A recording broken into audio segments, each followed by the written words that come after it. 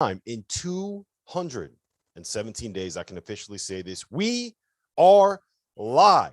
Right now, it is the Field of 68 After Dark live stream. It's not After Dark just yet, Jeff Goodman, but we are going to be going for 9 hours today. By the time this stream ends, it will officially be dark outside. We're in New York City. We're in the same hotel, in different hotel rooms. What's going on, man? How you doing? Yeah, I mean, thankfully, we're not in the same hotel room. So that at least has me feeling good for the next 2 hours that I don't have to be next to you in a cramped little New York City hotel room. But listen, nothing better than right now, college hoops starting up today in New York City at Madison Square Garden, Kentucky Duke, K's final season, Kansas, Michigan State, 4 heavyweights. And again, the Garden should be filled. So it's going to be awesome. There is nothing more on brand than spending a month putting together a live stream only to have Goodman start blasting out notification bells in the middle of that stream. Nothing better than that. Before we get into what is actually happening today in New York City, can we just talk a little bit about what this show is going to end up being, Jeff? Just every night during the season, we're going to be doing a Field of 68 After Dark live show, live stream, live reactions to everything that you saw in college basketball that day. Yeah, I mean, this is going to be the place to go because, frankly, there's nothing else like it. Every single night after the games, we're going to have a variety of people talking about the games. We're going to bring on, guests, whoever has a big game, whether it's a coach, whether it's a player, whoever it is, they're going to be on this show every single night from 11 to 12 Eastern time. We've got a roster that, Rob, you've assembled, star-studded, right? Robbie Hummel, the Millers, Sean and Archie Miller, Doug Gottlieb, you name it, we've got it. Terrence Oglesby, Shelvin, Mack, Randolph, Childress, Shelvin, Mack, Ashton Gibbs. It's going to be fun. It's going to be a lot of fun. It's going to be big time. I mean, it's going to be big time. And again, there's a need for this in college basketball because frankly, there's nothing like this. I worked at ESPN. Those halftime post-game segments, they're 2 minutes. And frankly, the people that are supposedly watching those games, you can't watch all the games. You absolutely can't because you're sitting there and you're watching kind of one game. You've got a few screens, but you're on the air. The difference with this is we're going to have people that are watching these games that can break it down, that are living college basketball. They're not just regurgitating what other coaches are telling them to say. They're actually watching. I mean, listen, are you going to have 2 more successful coaches anywhere right now talking about college basketball than Archie and Sean Miller? Hell no. 5 Elite Eights between the 2 of them? No, you're not. You're not. And I love how you always make sure to get your little shots in and your little digs in at the people that we will not name on this live stream. Yeah, no, I'm not going to name them, but people know. Every time you do it, it's funny to me. The regurgitators. You know who you are. And look, before we kind of dive into everything else, I do just want to give a shout out. One of the best things about being able to build this platform and develop this platform is to be able to give a voice to some of the young talent coming up in this industry. We have a lot of those guys on the show with us today. 3-Man Weave is coming on at 3:00. I will be with Sean Paul and Kevin Sweeney at 1:00 this afternoon talking mid-majors. We're going to have a mid-major top 25. The official college basketball mid-major top 25 is going to be unveiled on this show today. We have Sleepers Media taking us into the Champions Classic. It's going to be a happy hour. Make sure you bring your beers. Make sure you probably got to get some whiskey or tequila or something a little stronger too. Those guys are Michigan State fans and they are going to be getting after it. Jeffrey, you mentioned it earlier. We have a big pair of basketball games tonight. The Champions Classic. Duke and Kentucky is the nightcap. We're going to get into that in a second. First and foremost, we got to break down Kansas and Michigan State. It is the opening game. That line right now at Bet Rivers is Kansas -4. That total is 149.5. Talk to me about this matchup, Goodman. Well, I mean, listen, it might be a little high for me without Jalen Wilson, who's suspended because of suspicion of DUI.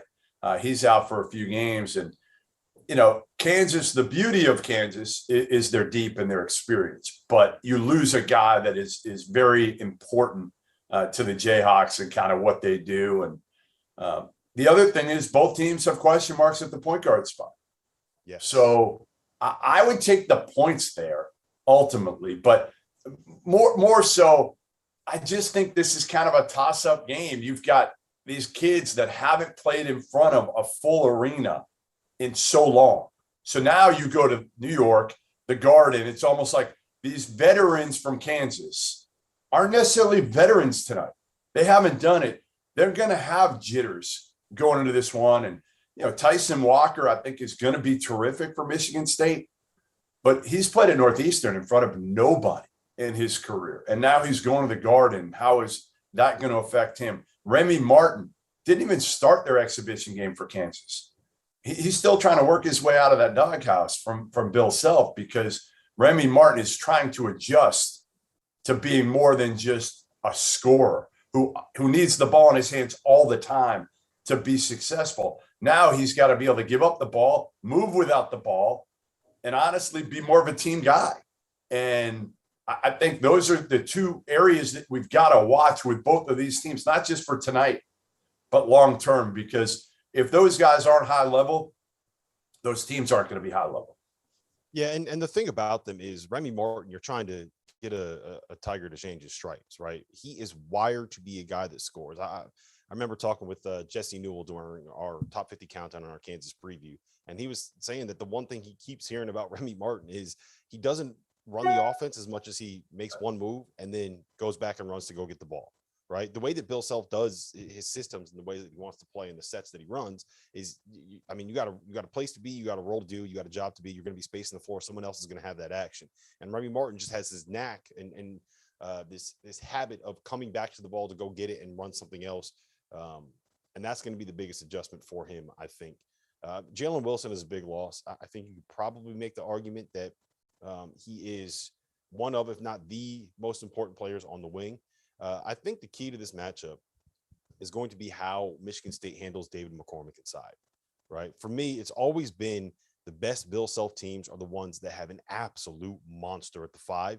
And Bill is better than anybody else in college basketball at scheming ways to be able to get that guy a post touch and a seal where all he has to do is catch the ball and dunk it or lay it in or go through somebody or have a little jump hook. And we're going to get into some of that stuff later on when we have Steve Prohm on the show. He's got a breakdown for you guys, but that's going to be the key to me.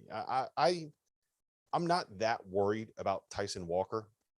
I think that how can you not be? How he came? I've seen him in person, and I like him, and I'm worried about him. How could you not be worried about their point guard situation? It was a mess last year. You're taking a guy from the CAA and AJ Hoggard, or however Izzo can't pronounce it right, so I'm not going to pronounce it right. Those two guys, we don't know. So of course you have to be worried about it. Well, it's I don't think that they're going to have somebody that needs to go out and get you 19-8 like they did with Cassius Winston. The thing because they have so many other guys up front. He is a guy that's going to be able to set the table for people and kind of get you into your actions and be able to get you into your sets and be able to get you to run your offense. The problem that they had last year with Rocket and with Foster Lawyer is those dudes were not on the floor to be able to create something and be able to get you into your sets and be able to get you into the stuff that Tom Izzo wants to run. Michigan State's got a deep playbook. They're going to be able to manufacture good shots just because of the actions that they run, the sets that they run, and the way that Tom Izzo wants to play. I also think having a guy that's willing to make those hit-ahead passes for Tom Izzo's transition game is going to be something that's really effective. And I think Tyson Walker is going to be able to do that. So I don't think he's going to be asked to be able to have to do all that much beyond what he's capable of doing. Like you're not asking him to be Cassius Winston. You're basically asking him to be a guy that keeps things moving, that gets you into the sets that you want to run and can occasionally initiate offense. And to me, I think that he is going to be able to do that. Now, it's never a guarantee when you have point guards moving up a level.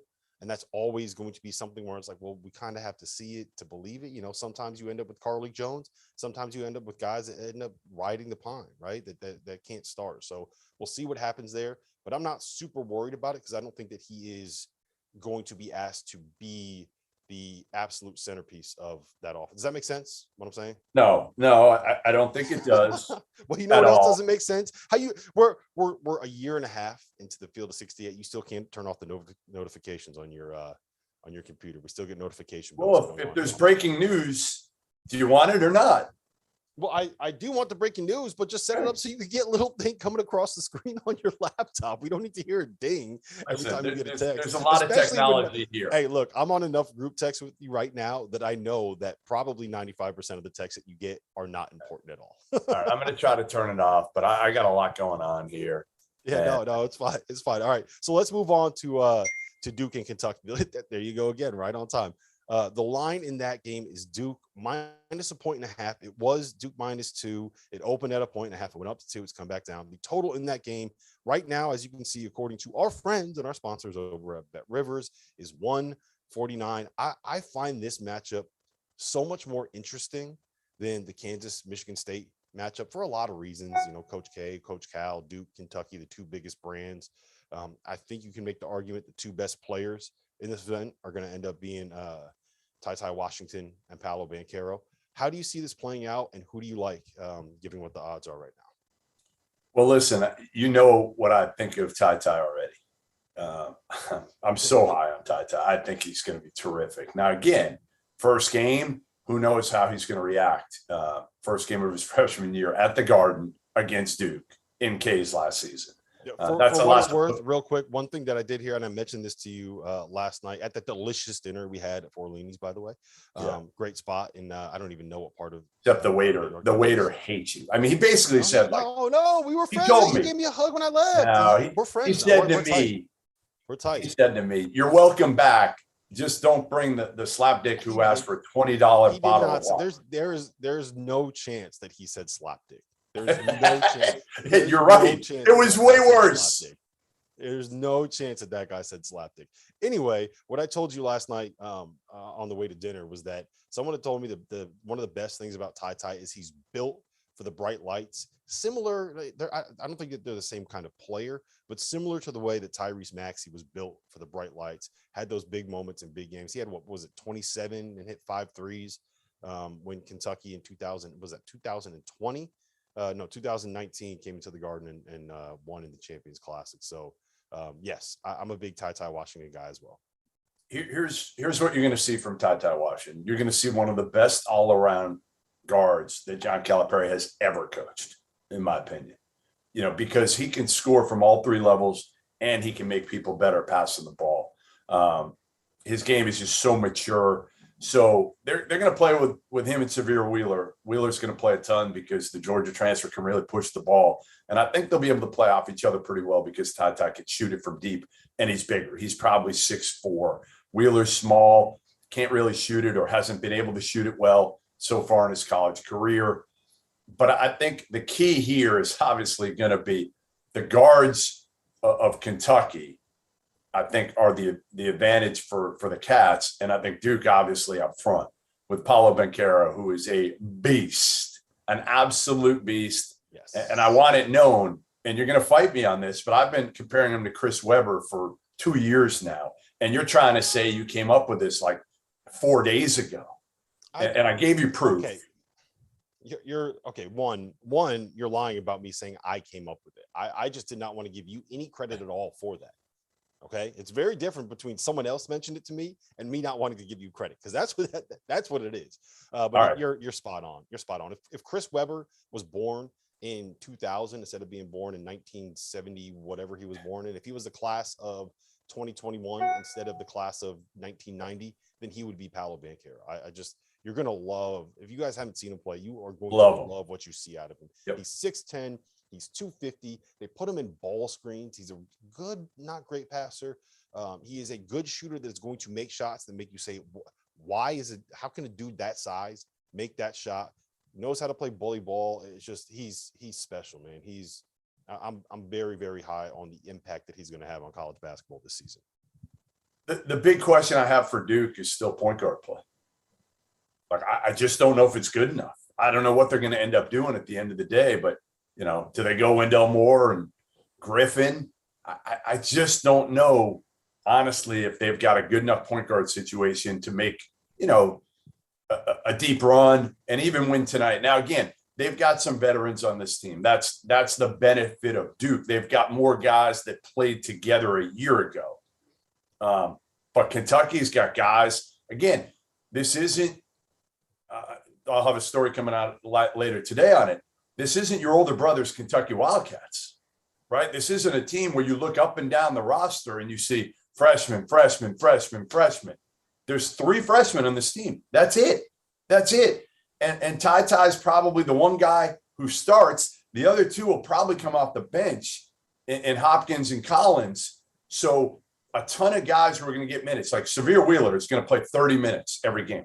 Oscar Sheboy is going to play 30 minutes every game. Well, both of those guys have played 2. They're in their 3rd year in college. Kellen Grady, honestly, might be older than Robbie Hummel. I mean, think about it. He's been at Davidson forever. You know, Davion Mintz has been in college basketball for seemingly forever. Keon Brooks has been there. He's in his 3rd year at Kentucky. So they've got enough guys back with enough transfers who have played a ton of high major college basketball with a few freshmen. It is the perfect way for Kentucky to try to cut down some more nets and get to the Final Four. And I asked Calipari about it when I was in Lexington last week. And I said, like, this is the way you're going to go in the future, right? You're going to go transfers. And he looked at me and he was like, not necessarily. We'll see how this goes. And I was shocked because to me, this is natural. And he said, Kentucky's going to benefit. We're going to benefit more than anybody from this one-time transfer rule in which guys don't have to sit when they transfer. So if that's the case, wouldn't you just do this every single year and go pluck some top transfers with a couple? They've got 4 freshmen coming in next year. We'll see if this is a 1-year thing, but it might be the way it sounds from Cal. The one thing I will say about this Kentucky roster is it's built in the way that you would want a modern basketball team to be built, right? Like they got a guy at the 5 that is just a monster in Oscar Sheboy, and they have a perfect balance for kind of another 5 in terms of Damian Collins. Like one guy's big, physical, defensive presence, going to block shots. You're never going to back him down anywhere. The other guy is like super springy, super athletic, can probably be a little bit more switchable, can do a lot of different things that modern 5s are going to want to do. I mean, I don't know if there's a better kind of like vertical spacing, rim running big in college basketball this season than Damian Collins. That dude's going to catch a lot of lobs and dunk on a lot of people. They have shooting. Kellen Grady, you mentioned him. CJ Frederick, I'm not sure that he missed a shot last season playing for Iowa. I think that Ty Washington is a guy that can be a lead guard that you can put on the ball. Good shooter. One of these dudes kind of gets to his spot, rises up, makes the shot that he needs to be able to make. Not super athletic. Like he's not De'Aaron Fox. We actually, the other day, we tried to figure out who he is on this Kentucky Jamal roster. Murray. Jamal Murray's the closest guard that Kentucky guard. Yeah, I mean, I can see it's the closest. He's got a little like Tyrese in him too, in terms of the way that he can kind of make shots off the bounce and his pull-up game. But I don't think either of them are perfect comparisons. One guy someone mentioned to me was he's got a little Chauncey Billups in his game, where he's kind of big and physical, can post people up a little bit. But my issue is, you mentioned Severe Wheeler. I am not convinced that Coach Cal is going to use these guys in the way that he should be able to use them. If you want to get up and down and you want to run and you want to make this be a full-on transition game and you're trying to play 77, 78 possessions per game, then I think Severe Wheeler can shine. I'm not convinced that Cal's going to do that. I'm also not convinced that he's going to play 4 guys around the perimeter, try to create space, put people in ball screens, take advantage of the fact that he finally has a lot of shooting on his roster. I'm not convinced of that either. I think we're going to see the same old offense and the same old running off and staggered on the baseline. Same old, we're going to try to get this guy in one spot off one action and see if it works and hope. No, he said he said he was going to revolutionize spacing. I will.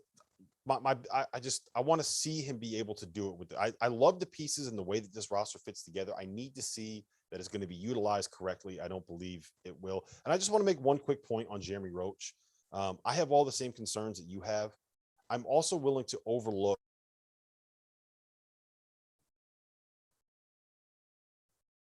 Yeah, I mean, listen, Jeremy Roach is a guy that honestly has to take a big step from his freshman to his sophomore year. That's the biggest thing for Roach.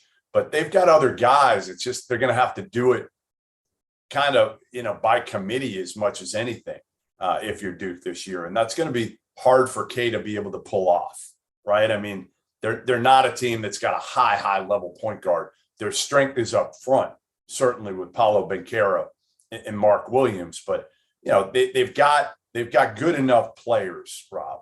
They're not loaded at that point guard spot. They don't have a ton of options at that point guard spot. So it's going to have to be something that I think Kay's going to have to adapt with and maybe take some of the pressure off Roach and have somebody else in addition to Roach with Roach, right? Whether it's Griffin, whether it's Wendell Moore, somebody like that. Yeah, I'm not sure where my internet ended up giving out in that moment right there, but I do think that Jeremy is I'm willing to overlook like a bad freshman season and kind of buy into the idea that he's going to be able to get this done. All right, let's get into predictions for each of these teams coming up this season. Jeff, let's just start with contender worthy. Are they the best team in the ACC? What do you see coming from this team? What'd you say, Duke? Yes, Duke. Duke for overall. I think Duke is a team that, again, the crazy part of Duke, I mean, the ultimate stat for Duke, think about this. They haven't won an ACC regular season title since 2010. They haven't been to a Final Four since 2015. So when we rank them, and I ranked them like 15 this year in the preseason, everybody's up in arms. And I'm like, why? Like, why? What have they done to deserve being a top 5 team at any point over the last 5 years? They haven't. And I think this team, although Banchero might be the number 1 pick, might be my favorite player in college basketball, he's an absolute stud. I just don't know if they've got enough around him to be able to take him deep. Now, again, the ACC is better this year. It's not overpowering.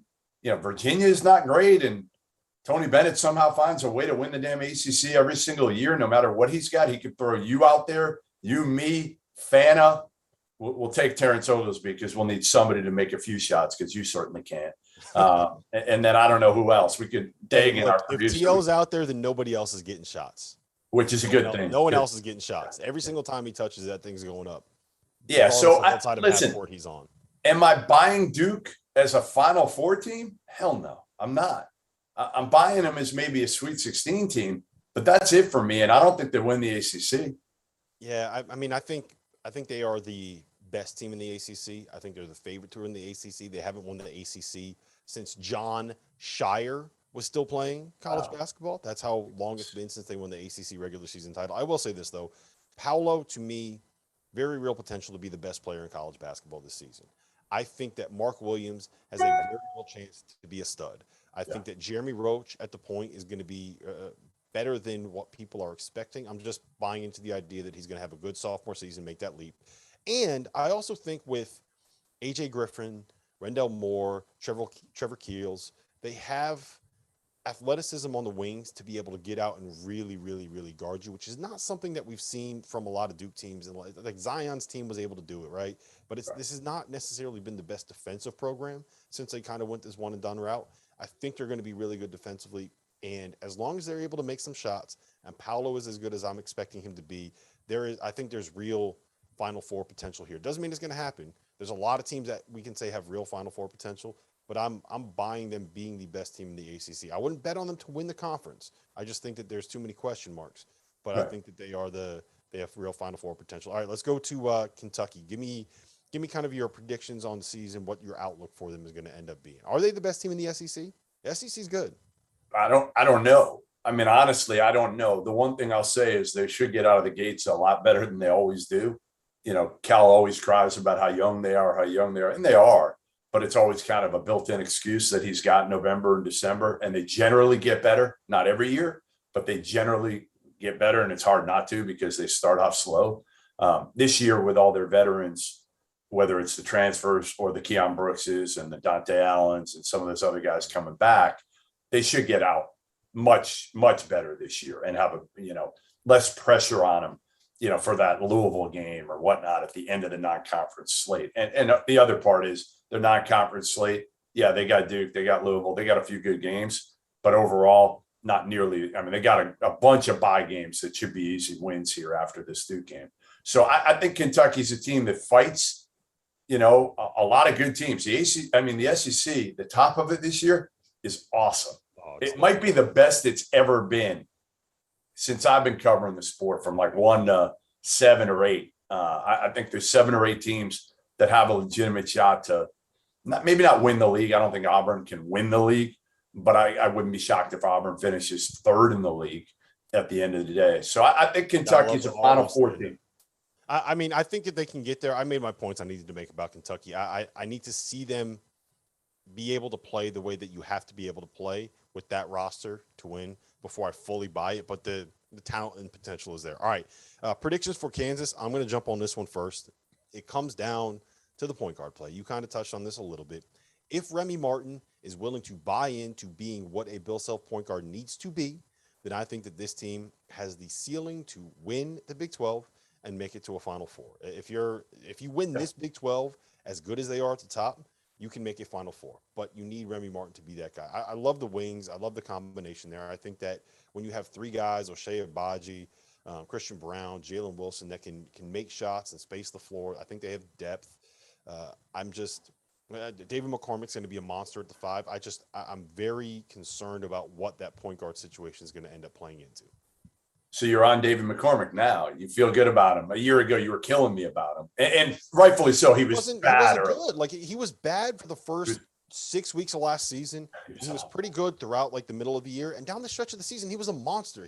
I think you can make the argument that he was a top 3 to 5 big man in college basketball last season over the course of the last month. Once he realized, hey, I'm 7 foot 250, I'm going to go through you to lay the ball up at the rim instead of taking these turnaround jumpers and playing. It was amazing.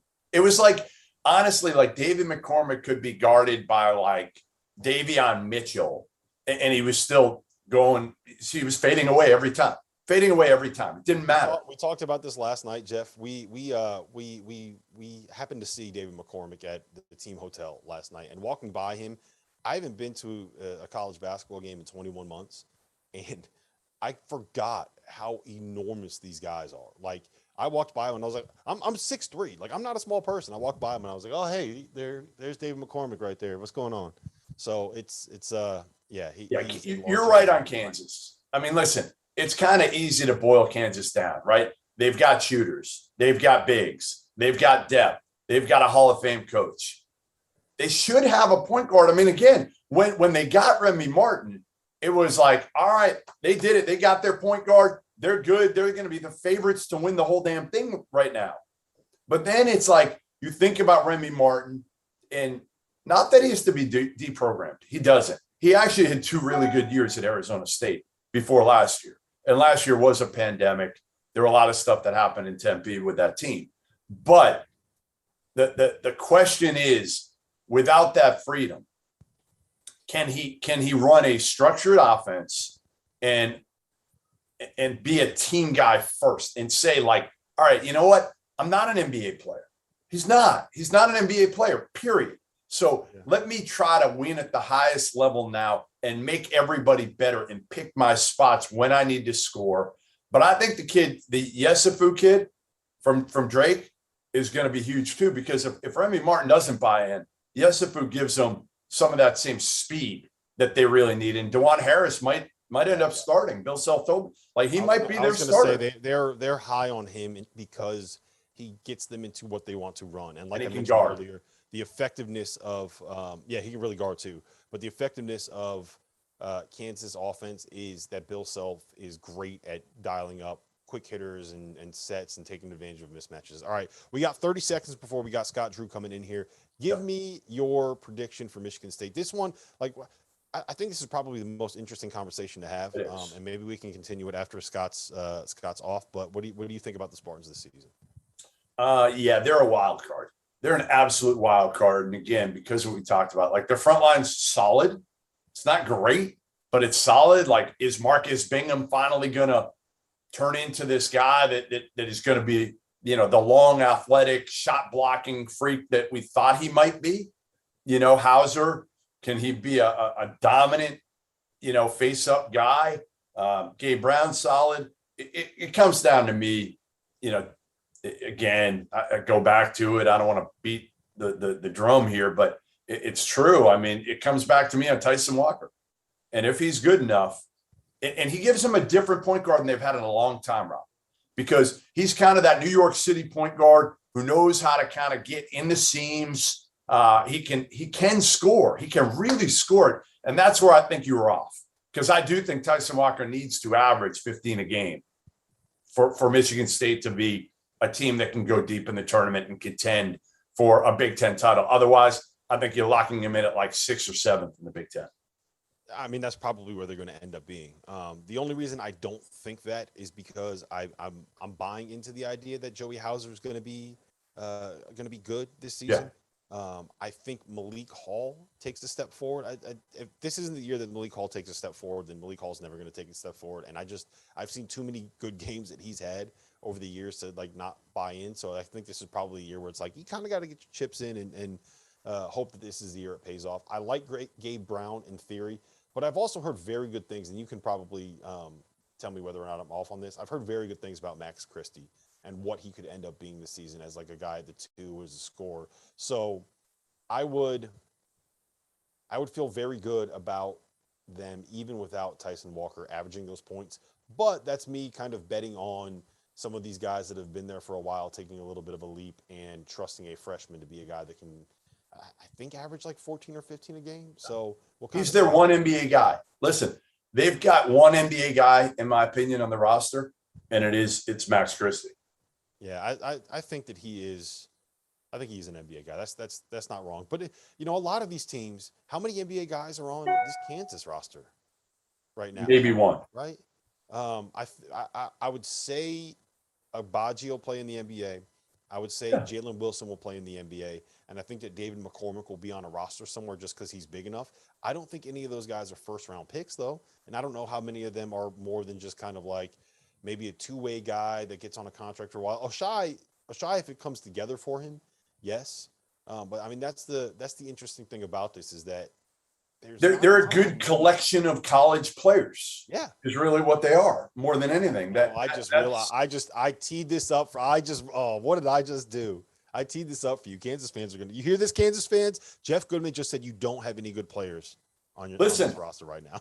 Can you clip out Bill Self's reaction when I asked him the other day if recruiting has taken a hit because of the NCAA investigation? And he said, absolutely, it has.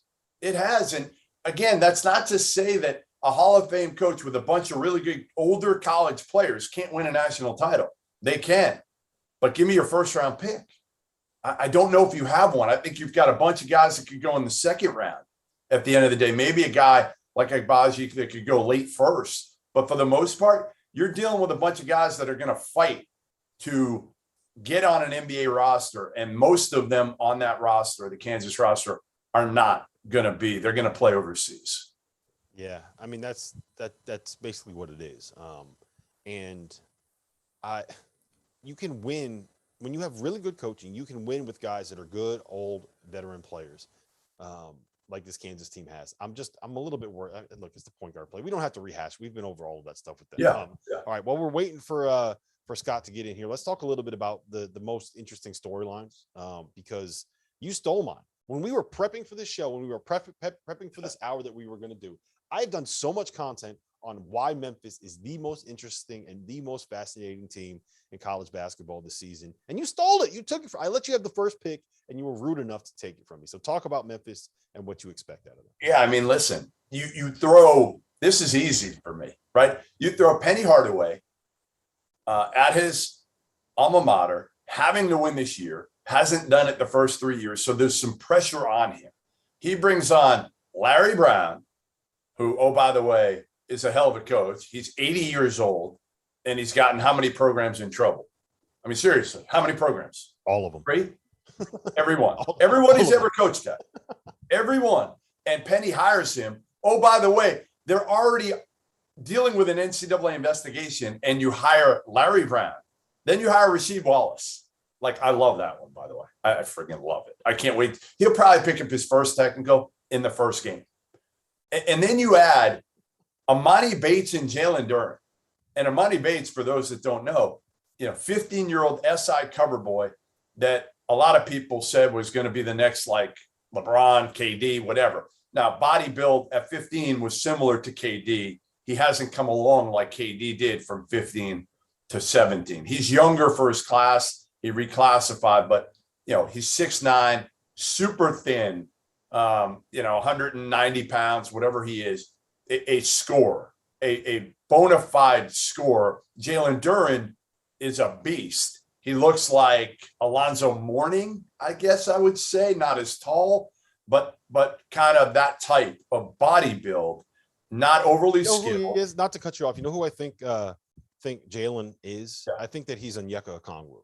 And I think that he's going to have a similar kind of freshman season to Onyeka in terms of 15 points, 9 boards, blocks a couple shots, has some ridiculous dunks, but it also leaves you kind of saying, okay, like, great athlete overwhelms people. What else is he doing out here beyond being a great athlete that can kind of overwhelm people? So, yeah, I mean, listen, just when you look at everything with Memphis, the pressure, Penny, Amani, Rashid, Larry Brown, you got these transfers that have had a year under their belt, the Landers, Nollies of the world. How do they react to Amani?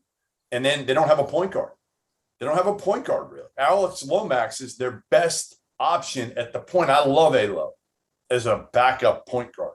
I don't love him. You love Alo. You love Alo. You want to know who I love? I love the guy that was able to get you to lose 15 pounds in 3 weeks before the season started. Yeah. Megan, we got Scott Drew here, the man, the myth, the legend, the reigning national champion. How about that? The reigning national champion, Scott Drew, is going to be. Oh my God! Look at this guy. We got a frame. Hear him. Yeah, turn your video on, Scott. What are we doing? We hear him. We don't see him yet. We don't see him yet. We're working on it. Scott is not the most technologically advanced human being. Hey, wait, who is that? What's up, Slim?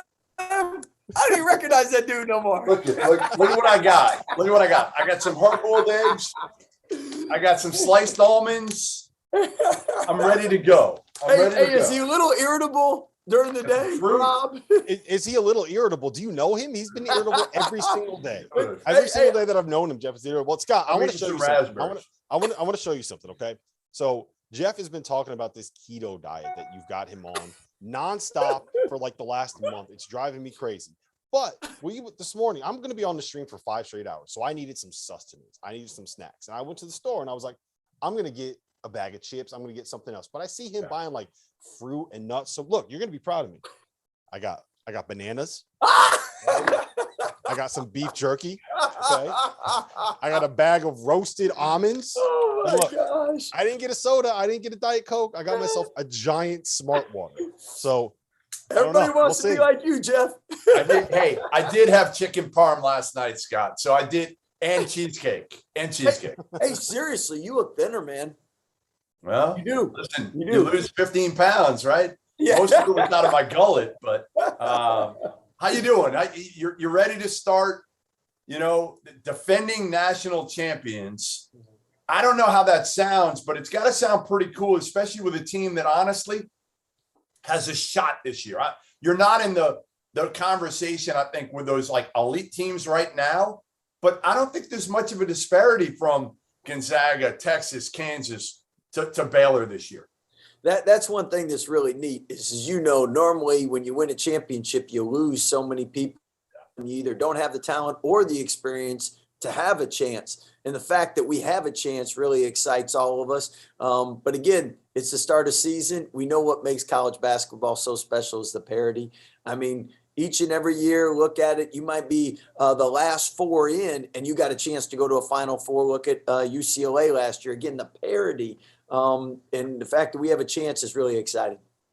So you're the reigning national champion. And whenever you have that kind of a title and you've won the Big 12 and whatever it is, you're going to be the team that people are gunning for. And I think that this is the first time kind of in the Baylor's since you've been there that teams have really going to be coming after you at this level. Are you ready for that? Are you prepared for that? And how is it different in terms of getting ready for a season when you know that you're going to be the team that is always going to have the target on your back?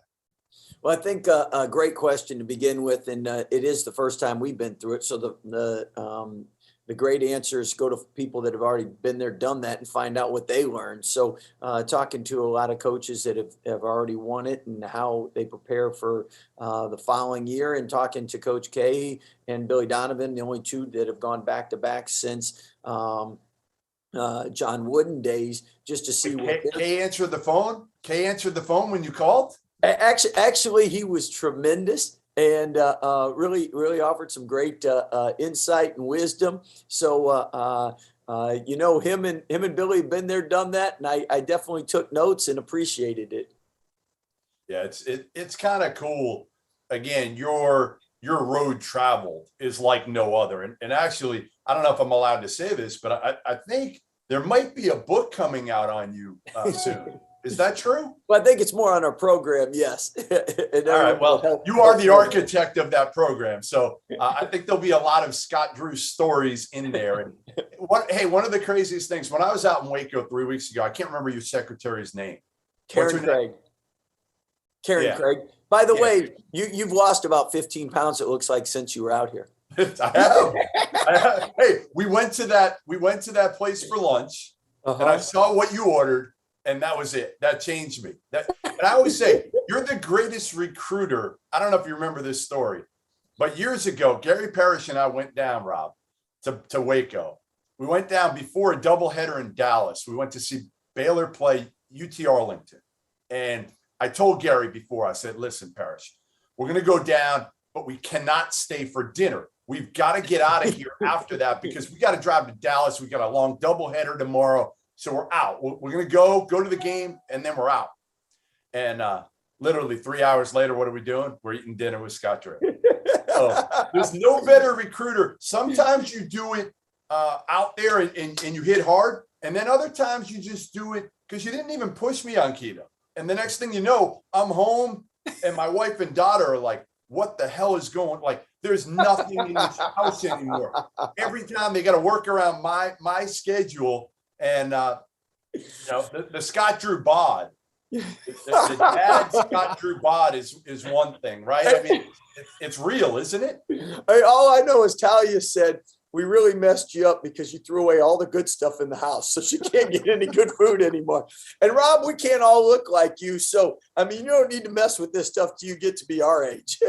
I'm trying, man. I'm trying. All right. Back to the basketball. I do want to ask you about James Akinjo real quick, because I have him as a preseason first team All-American. And the reason that I have him as a preseason first team All-American is I think that he is a guy that needed to be in a program that had the culture of winning and the culture of expectation that you guys have right now.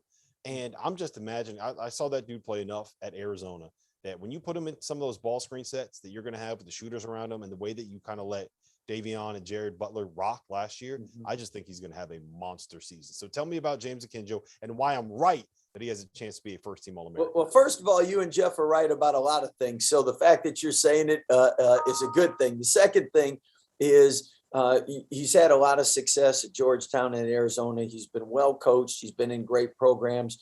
But probably one thing that's a little different is you look at Arizona and they had a lot of young talent around him.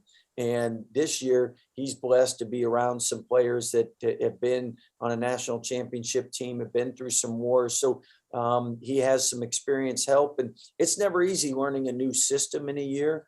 But the fact that he doesn't have to do it all on his own. And James is somebody that he really can take care of the ball. In our two scrimmages, his assist to turnover ratio has been unbelievable. I think it's like 15-1 or something. So he's somebody that can pass. He's a willing passer. He just likes to win. So he wants to know when he makes those passes, can it lead to winning basketball? And he's really grown a lot since he's been here. And then the other thing that I think, and why I say grown a lot is, again, he's been really coached well, but player-led teams are always the best. And having guys like Adam Flagler, Flo Thamba, Matthew Meyer, people have been in a program, have a chance to explain and tell them what we do and how we do it, and him listen and learn from them is a great thing, better than us coaches. And then the other thing is defensively, he had the ultimate teacher, Davion Mitchell, and watching film and seeing how he impacted the game on the offense and defensive end. And sometimes players don't realize you can have as big an impact on the defensive end as the offensive end. I think he's really bought into that as well. All right. So I just got a question sent in from our producer, Dagan. It's George in San Diego. He wants to know about Matthew Meyer and kind of his development and what you're expecting out of him this season. Well, Matt's somebody, first of all, from a physical strength standpoint and aggressive standpoint, each and every year he's gotten bigger and stronger. which has helped him on the glass and helped him defensively. And that's a big area of his improvement. Also his driving ability to get into the paint. Matt's somebody that can really score at a high level. And now with the physicality he's able to be more effective and efficient around the rim, which is a great thing. So Scott, how are you not playing tonight? How are you waiting till Friday to play your first game? Like, this has got to be killing you. Yeah. Well, so actually it really works out well though, because on Friday night we'll drop the banner, we'll get the rings. And then on Saturday you have Baylor OU football game. And what a great atmosphere for all our Baylor family, boosters, alums to come in from Houston, Dallas, all over the state to see both happen this weekend. I'll be watching TV tonight, though. Don't worry. There's a lot of good games. Oh, well, two here in New York in New York that are going to be really good. And I know your former assistant, Paul Mills, has a huge one in Fort Collins tonight against Colorado State. That's on Stadium, by the way. So that's a hell of a game as well. What is going to be the biggest key for this Baylor team, Scott? What if there was one thing that you're going to point to that will allow you guys to have a season where you can fight for a Big 12 title again and go deep in the tournament? What is that one singular thing? And don't tell me health. Don't tell me health. Give me something else. Okay. So I think, first of all, health is always a given. And I'll give you a perfect example, and then I'll get you to the answer. The last 2-3 years, we haven't had a lot of injuries in the preseason practices. And this year we've already had 4 long injuries. And what I mean is 6 weeks, 8 weeks, 4 weeks, players out. And going into the season, we're behind from the standpoint we really don't know who's going to play well together yet, because we haven't had all the pieces to put together yet. So we're going to learn in the first month. I think what would equal a good year, what separates good and great years is how you close games. And it's the last 5 minutes of the game. And you look at last year and the year before, 4 of those guys that were usually on the court aren't around. So now I know we have talented players. I know we have a good balance of experienced players, but really you look at the last 5 minutes of the game. That's when you play great teams, when it usually gets decided. How will we finish? How will we execute? Will we get stops, rebounds? Will we take the right shots? And will we be able to make free throws under pressure with this group? You like that different answer? It's a good answer. It is a good answer, because you think about it and you have these guys that right? You've seen them already make plays, game on the line. Jared Butler was like this, and you knew you could trust Davion, especially last year, to shoot the ball, and Maceo, Mark to get a stop. Yeah, right. You knew. You don't know James Akinjo yet.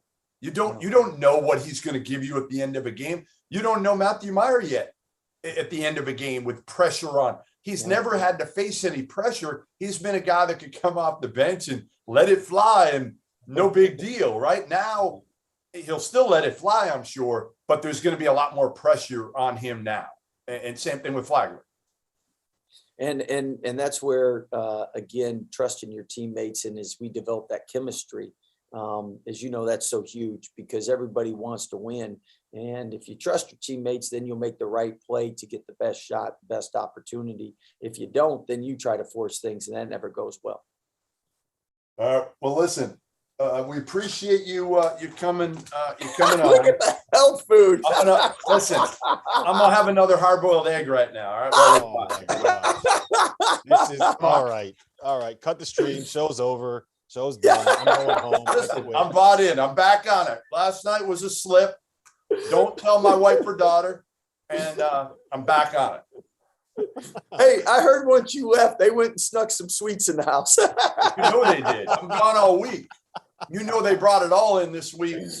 But again, listen, thanks for joining us. We appreciate it. Good luck this season. You know I got to get Talia down to Waco once we see her grades from the first trimester. If they're good enough, we're getting her down to Waco in January. Hey, appreciate all you two do. By the way, Jeff, you know, me and you, when we grow that beard and it comes in all gray, and then you look at Rob and it's all nice and black and grew so well. Jealous. I mean, to be young, man.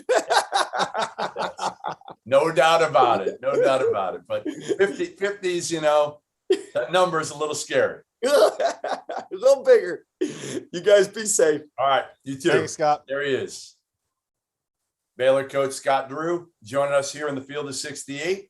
Rob, listen, I say it to everybody. Scott Drew, I've never seen the guy in a bad mood. That's what I was trying to get to. I was talking to his secretary about it, and I'm like, everybody always wondered, like, is this real? Everybody who's ever met him, coaches, players, you name it, you talk to him, the first thought is always, is this real? And his secretary, who's worked for him for I don't know how long, said, no, this is him every day, all day. Like, he is the nicest, most, glass, not half full. That thing is like overflowing full. And honestly, it's worked. It's worked. The guy won a national title at Baylor, Rob. In perhaps the greatest, not rebuilding, the greatest building job of all time. In any sport, anywhere, what he's been able to do is just insane. Yeah, you hit the nail on the head right there. It's not a rebuilding job. Right. There was nothing at Baylor in the first place. It is Nothing. a building job that he's done. All right, we're going to do some quick hitters here, 1 minute in and out on buy, sell, or hold. And the first one that I have for you, Jeff, and I think I know what your answer is going to be here, but are you buying, are you selling, or are you holding Texas as a Final Four team? Come on. I mean, is this even a question with me? Is it even a question? Like, has there been anybody who's touted a coach more than I've probably touted Chris Beard of the last, like Texas Tech fans despise me now. Mm-hmm. And I don't really understand. Well, I do understand why, because he left to go to kind of like the big brother, right? Like so yes, to answer this quickly, because we got to get through a few of these before the end of the hour, I will say absolutely buy, because nobody has more experience dealing with new teams, dating back to his days in the ABA, to McMurray, to Angelo State, to Arkansas Little Rock, to Texas Tech. He has done it every year. He's got to bring in 6 transfers this year, I think 5 of which averaged in double figures last year. All impact guys to a group that already has a few guys back, Courtney Ramey, Andrew Jones. Got to figure it out chemistry-wise. It'll probably take a little while, but I think he's got more overall college talent than he's ever had on any team, including Texas Tech. Does he have the NBA talent? Maybe not. But yes, the answer is absolutely. So the only thing that I'm worried about with Texas, and I don't think it scares me off from them being a Final Four team, but it's something that I think we need to mention over and over again, are lead guards and initiators are so important to what Chris Beard does when he has his best teams.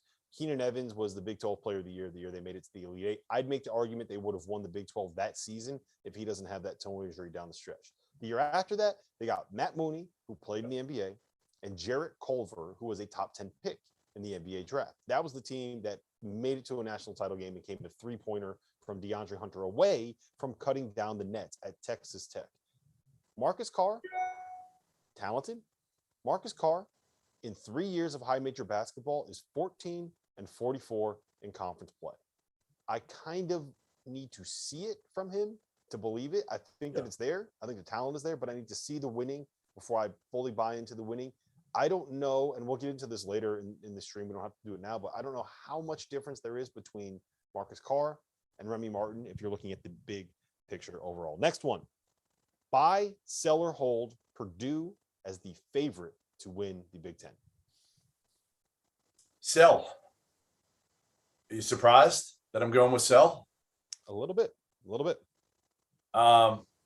Love their big man duo. Zach Edey is awesome. Absolutely awesome. He has wrestled the starting job away from Travion Williams because, frankly, he's better. Jay Navi's a stud as a playmaking, really more of a scoring wing. I just don't know if I buy their point guard play being good enough to win that league when that league is loaded at the top. Like Illinois, Kofi's going to miss the first 3 games. Who cares? Like, he'll be fine. Once they get to Big Ten play, and he's a veteran. With Io gone, Curbelo and Kofi are going to be one hell of a point guard big man duo. right? We're gonna Michigan. get into that in a second. We're gonna get into Illinois in a second. But I want to make one point about Purdue before we move on. I'm going hold here. I'm going hold here with Purdue as the favorite. I think it's a hold for me as well, simply because I need to see the shooting. Right, the last couple of years when Matt Painter has had a team built around big guys, whether it was Isaac Haas or AJ Hammonds or Caleb Swanigan, he had elite shooting. I'm talking about in 2017, they shot 40.3% from three. That was 7th nationally. In 2018, the year that they had that best team with Isaac Haas, Carson Edwards, Vince Edwards, Dakota Mathias, Ryan Klein, they shot 42% from three as a team, taking a ton of threes. I think like 37% of their three-point attempts were from beyond. They don't have that. This year, Jaden Ivey has always been a good three-point shooter at every level he's been at until his freshman year. He shot 26%. Eric Hunter shot 27% from three. I know they got the Newman kid coming in. I know some of these freshmen can shoot. I know Sasha Stefanovic is back, but they need to be able to make threes to create the space for the big guys. And it's always a concern for me when you can't have your 5 best players on the floor because of the way that the roster shakes out. I don't know how often you can play Trevion Williams and Zach Edey together. That's 2 of the 3 best players on that team, and that's 2 of the 3 best big men in the Big Ten. To me, that's a red flag. All right, buy, sell, or hold. We got to go quick on these ones. Illinois as the top offense in college basketball this season. No, I don't know why you threw this one in there. I don't think they're going to be the top offense. I mean, I think they're going to be good. Want me to talk you through why? I mean, again, Curbello's not a great shooter. He's a great creator, but he can't throw the ball all over the gym. I like Kofi, and I love Trent Frazier and some of their other guys. Williams coming back as veterans. I like him. I don't know if they're going to be the best offense in the country. Well, this is why I think so. It's kind of similar to what I was just saying about that Purdue team in 2018. I think they were 2nd nationally in KenPom.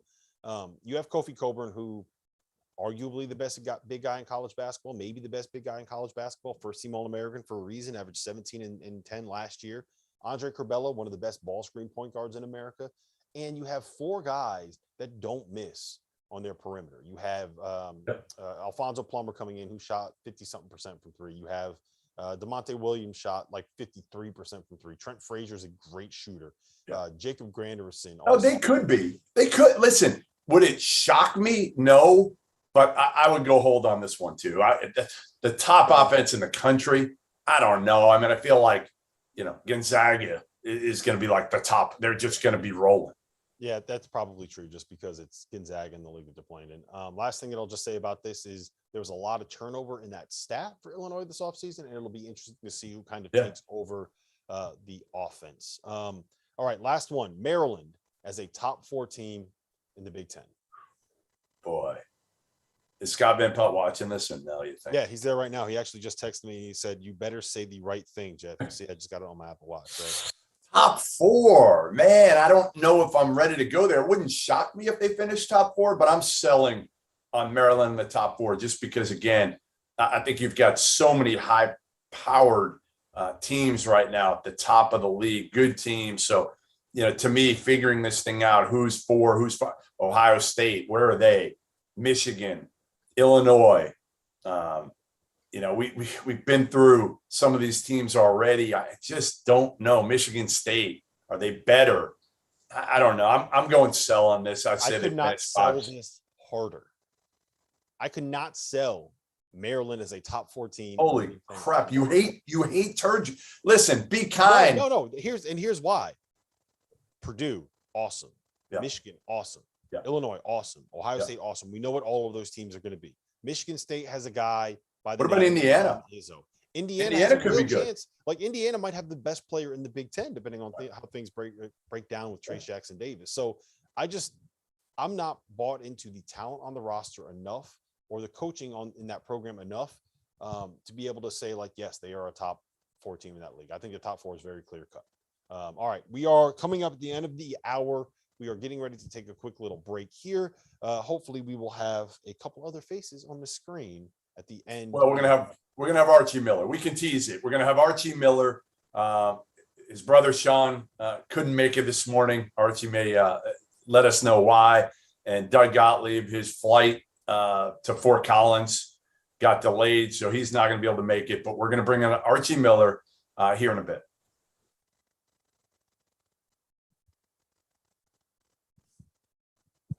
Place your legal sports bets at BetRivers.com, your new home for sports betting. Millions of betting options a year on the sports you love. We offer live in-game betting on major sporting events worldwide. We have tons of bets available during games, from money lines, point spreads, prop bets, play-by-play bets, and many more. BetRivers.com offers live streaming of events worldwide. That's right, you can bet on the game as you're watching. Sign up now, and we'll match your first deposit up to $250. More bets, more action, more fun. Place your sports bets at BetRivers.com.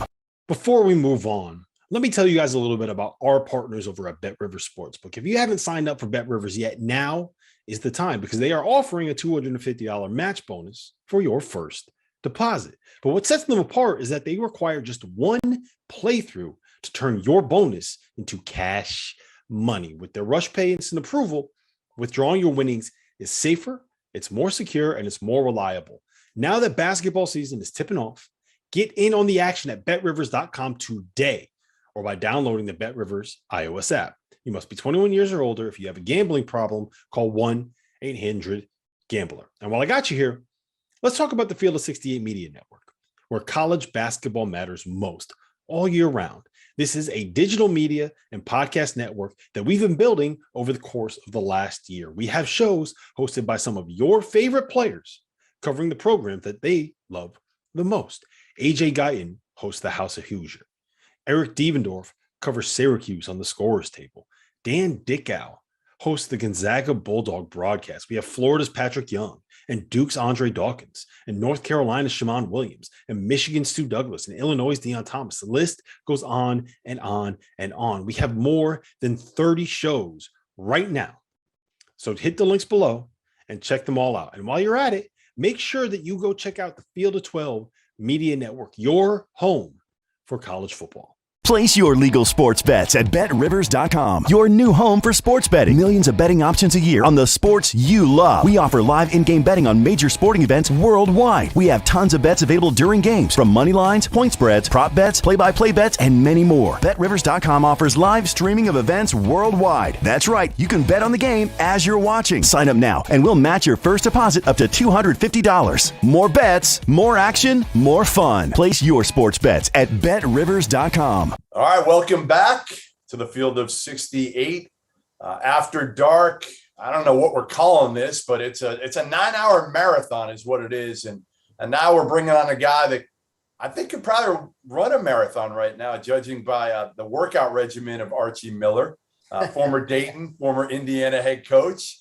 Arch, good to have you on. You excited Good to be here, man? Yeah, this is new territory on the first day of the season here. I don't have that sick feeling in my stomach for the next 12 hours before we jump ball, so it'll be good to watch. There's some good ones on tonight, even other than the Champions Classic. I mean, there's some really good matchups, and just exciting, I think, just for everybody to see the crowds, the players in the environments, the coaches back in their element, and it'll be a good day.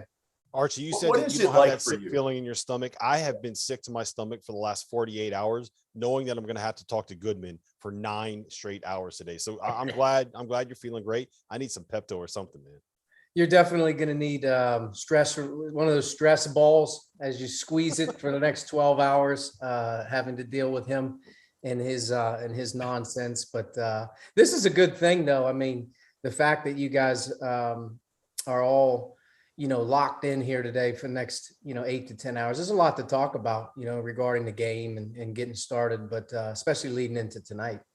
So let's start on that. You mentioned kind of the nerves almost. I don't know. Did you really still get them, Arch, even going into, the last few years when you were a veteran head coach? You had already been doing it for a while.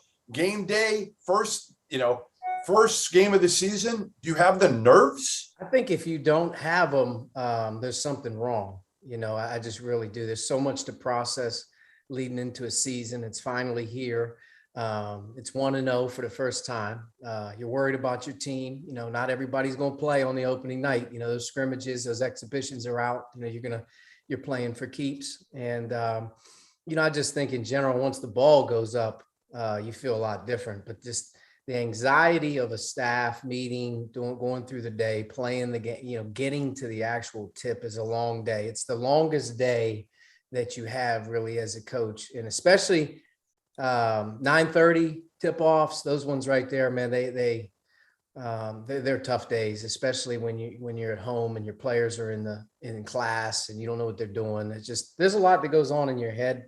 The noon games are actually they're on you so fast, you don't have time to think, but no question about it. It's an anxious time. Every game feels the same. What do you think 74-year-old Coach K is thinking going into tonight in his final season, opening night, Champions Classic, right. New York against Cal. Like, seriously, it would be interesting to get in the mind of Coach K today. And are there nerves? I would think that, even a guy at his stature, because he cares so much, there's so much pride that goes into his program, that there's anxiety on game day. There's nervousness about your players being ready. Were they prepared? I think those are the things you think about. I don't necessarily think he's probably going to be sitting there saying, this is the last time I'm going to coach a game in the Garden or whatever it is. But I'm sure he has his game day routines with his staff and his players, and he's preparing and getting ready. And I'm sure he feels the same right now as he did, a long time ago. But there's no question, if there was a guy to ever walk in the arena and feel good, it's him. Do you ever reach a point during the preseason where you're like, we've installed all of this offense, our defense is good to go, and you have days of practice left before the season started, and you're like, I can't do anything else. We can't get ready. All we're doing is just biding time and waiting for the start of the season. It feels like you kind of reach that point as a staff at some point, right? Yeah, I think you and your players, you go through two different realms. There's the excitement of the start, and then there's the soreness and the tiredness of an preseason practice regimen. You start to head into those exhibition games, and you start to see another opponent, and you get some feedback, real feedback. So you start to adjust and do that. But as you lead into the home opener, it's time. Your players are tired of practicing against one another. They're a little banged up. Your staff is trying to get every ounce out of them that you possibly can, because as a coaching staff, you always are on a quest to get better. But at the same time, there's that balance of being fresh and ready and excited to start. And it's definitely time. I think once the opening tip gets going here, and you have feedback from post game, and you start to get ready for another game, then that takes on a whole nother element. But the preseason and then heading to practice and the long awaited opening game, it's a long time, and there's a lot of practices. And there's a lot of pent up energy from the players to play somebody else. As a coach, I think that as a staff, you hope that you did everything you can to prepare your team along the way to be ready for whatever it is that's coming at you. And, a lot of times in this opener, you don't have a lot of feedback. You could be playing a completely different team from the year prior, a new coach, whatever it may be.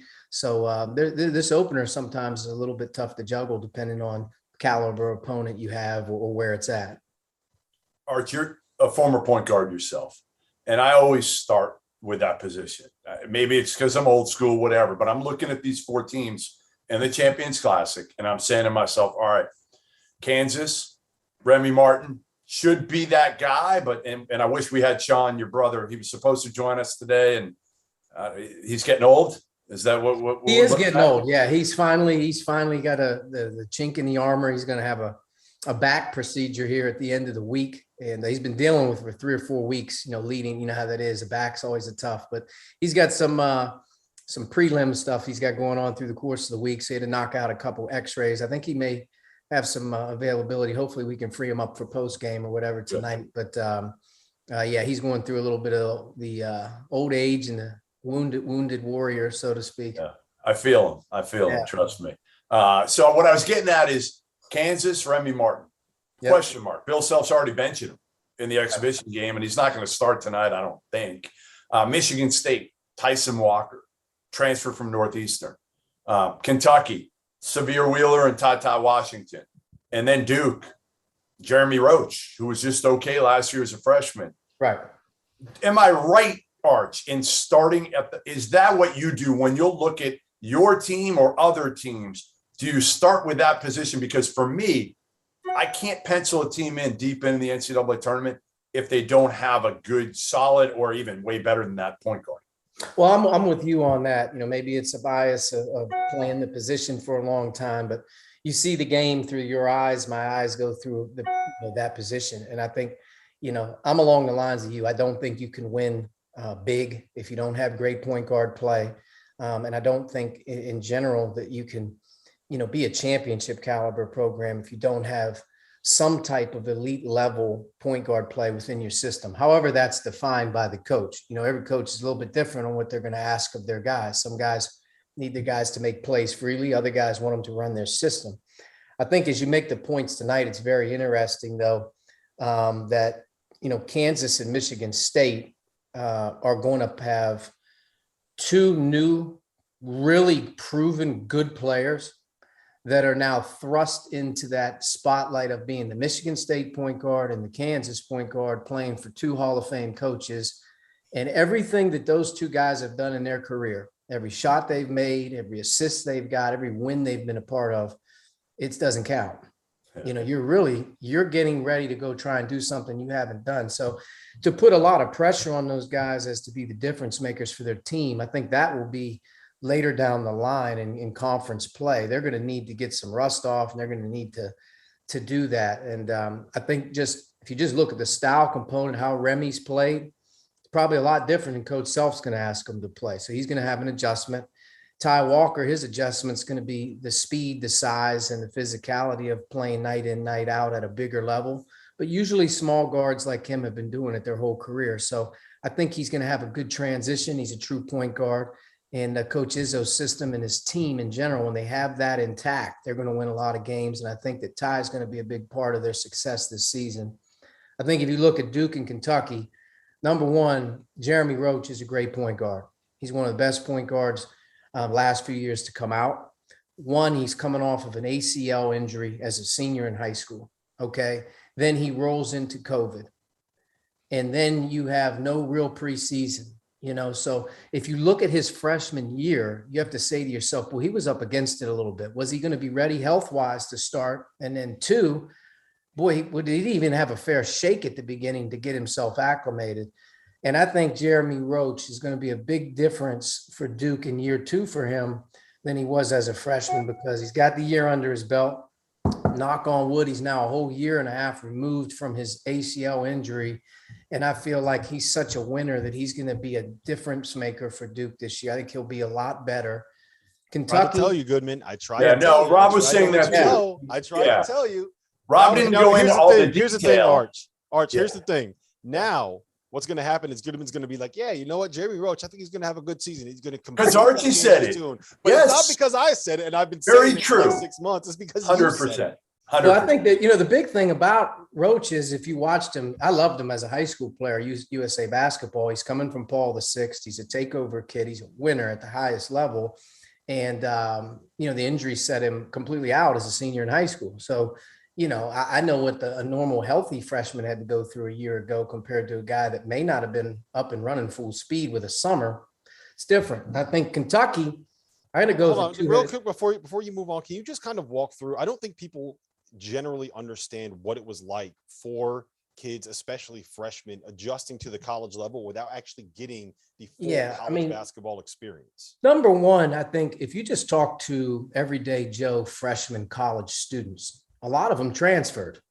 A lot of them didn't enjoy the freshman year experience as a regular Joe student, and they left. They went somewhere else. Like, that was not what they signed up for. Imagine trying to do that. Not leave your room, not go to class and interact as a freshman on campus. Don't take any in-person classes. Really never leave your apartment complex or the facility. I know the freshmen that I was around a year ago did not get a fair crack at it. When you come to a place like in Indiana or North Carolina, part of why you go there is the environment you're in, not just in basketball, but when you go to class, when you're on the campus, how you interact, who you meet. And, it felt like you're taking 17, 18-year-old kids, telling them they have to stay in their room, do your in-person class, Zooms, your meetings. And then, hey, when you come over to the facility, you're going to get tested every day. And for an older player who's had a little bit of sense of I'm an adult, I can live on my own, I think it was hard. But I think for a young player in general, very difficult to stay with it mentally, in terms of, we're asking you to be ready to practice every day for 2.5 hours. That's hard enough when there is no pandemic, every day. Now we're asking you to put all the constraints on yourself. You're away from home from the first time. Things aren't maybe going as well basketball wise. And then it doubles up. Wow, I don't have that outlet to even go to when I'm not doing great in practice. I don't have fun off the court either. And it was like, constant battle to just keep the spirit alive. So I think last year's freshman class, rising sophomores in college, I hope to see a lot of these guys, enjoy the year a lot different, because their freshman experience wasn't anything like any other freshman's ever had. It wasn't. So this year's crew will have it different, but I think that's a big part of Duke. They have a lot of returners, first year, second year players, Kentucky as well, guys from a year ago. But I look at that as being a big pickup for a lot of kids this year, is not having to deal with it. No, it's interesting. Duke has juniors on their roster that have not played in the NCAA tournament. Who's that? Duke. Wendell Moore is a junior. Right. He's not played in the NCAA tournament at Duke. When has that ever happened for a Duke basketball program? Never. Well, they don't miss it very often. The pandemic threw a monkey wrench in a lot of programs, with some guys that are chomping at the bit, I think, to experience what it's like to play at a lot of these places in general. There's a crew of seniors that are probably super seniors right now that are just stuck around just so they can have that opportunity to get back to it as well. I mean, when you play in college, it goes fast. It really does. I mean, it goes fast. And I think, for you to experience it and max it out, part of that is getting to the tournament, playing in the tournament, winning in the tournament. Those are the things that stick with you the most. And I think if you haven't had that yet in your career, it's something that's going to be a driving force for a lot of kids. So, Arch, you're close with Cal, kind of grew up. I don't know what the relationship is exactly. There's a Pittsburgh connection there, correct? Yes. Cal's a longtime friend, family, relative, so to speak, who grew up with my dad's family across the street. And there's an age difference there between my dad and Coach Cal, where my dad's a little bit older than him. My uncle Tim is the same age as Cal, and they grew up together. And then if you kind of look at Sean, he's probably about 10 years younger than those guys, and I'm 10 years younger than Sean. So there's almost like that stepping where every stage that kind of everybody went through with the game of basketball, somebody saw the other guy do it, and then they did it, and then the next guy did it. It's kind of funny, but Cal's he's a great guy. A lot of people think the basketball side of things is the thing that people revolve around or sort of really want to be around Cal for. That's not really the case. The things that he does for people back in that area that we grew up with, or the family and friends that he's helped along the course of the way, he's a very giving person. Take the basketball component out. If there's a guy that you want to have a conversation with that you think is going to make you laugh, I mean, there's no question about it. I mean, he's got a unique ability to just gravitate people to him. That's why he's special at what he does in his professional world as well. All right. So you know him well. Did you ever think that he would go this route? I'm writing a story today that I'll put out here afterwards on how I think this is the perfect mesh for John Calipari at Kentucky, right? We've seen all these older teams win championships lately, and Duke and Kentucky haven't been able to since 10 years ago for Kentucky, since 15 for Duke. And now he brings in 4 transfers. And he told me it was out of necessity. It wasn't like he wanted to. Right. And necessarily Kellen Grady and Oscar Tshiebwe and CJ Frederick and Severe Wheeler, but it was more out of necessity. Is this good? Is this the way he's going to have to do it from here on out, Arch? Because ultimately it's the only way he can win titles again. I don't necessarily think I can speak for Cal or his model, because I think the one thing that's probably a little bit more unique at Kentucky is the revolving door. You just don't know how many you're going to lose, how many you're going to need. And I do think that's where the new transfer rules are a little different in regards to a guy doesn't have to sit. They have 4 transfers on their team right now. And of the 4, only one of them would have sat, which would have been Oscar. Oscar didn't play break time. He sat, he got in. Usually those transfers kind of get into your flow and you work with them. these guys that can play right away kind of changes the game. So at Kentucky, not only are you going to have the opportunity to recruit the best of the best, there's no question that the transfer portal now goes to a different level for them, probably a lot like an Alabama football or an Ohio State football, where it can only take so many guys that can play at Kentucky. I mean, you can only take so many guys that you think could fill a hole at Kentucky. And on a given year, maybe it's more than 2 or 3. And then on a given year, maybe his recruiting class is so loaded, it's so big that he can't afford to bring in an older player that's going to play over somebody right away that is a lottery pick or first round pick that's going to need to play a lot of minutes early in his career to get there. So I do feel like, though, this will be a component to their puzzle every year. I don't necessarily know if it'll always be, hey, we're going to go 4 or 5 a year. I don't know if that's the case, but I do think that select right one upper echelon kid that can impact the team or is a right fit. To me, I think he'd be crazy not to. And I think as you look at his team right now, he's gotten older. He's got more experience all of a sudden. He adds in the Ty and the Collins of the world. All of a sudden, it's a little different blend. There's not as much pressure on those guys, which is tough to handle. It's tough. You got Kellen Grady, who's scored 2,000 points in his college career, has probably played more minutes than anybody in the SEC. If you take his years at Davidson, it's a lot different to ask that kid to handle things that come with playing on this stage so early, in your first game of your college career, your second game. So to me, it's a blueprint and a model I think he'll tweak, but I would be shocked if there's not a piece to that puzzle every year coming from the transfer portal. Arch, I want to ask you about a situation at Purdue, because I think that it's fascinating, and I don't know how Matt Painter is going to go about dealing with this. Trevion Williams is a guy that was an all Big Ten player last year. He is one of the best players in the country. I believe that he got votes for All-American teams. He is not expected to start for them this year because Zach Edey has kind of beaten him out for that starting spot, because Zach Edey's awesome. So how do you handle that? How do you manage the egos? How do you make sure that you have guys that are completely bought in? If the guy that was supposed to be the star that was expecting to be able to play 30 minutes coming off the bench, like how do you manage feelings and make sure that everybody is still bought in a situation like that? And have you ever dealt with one like that? I think every coach deals with I don't want to say politics, but the personalities a lot different. I want to give Matt a lot of credit on this. This is a good problem.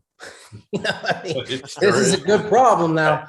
I mean, there's a lot of different types of problems you could. You'd love this. You would have loved this at Indiana. Yeah, I mean, at the end of the day, I'd argue with the two guys on share and be nice as much as you possibly can. But I'd tell you this much, there's foul trouble, there's injury, there's all things considered during the course of the year.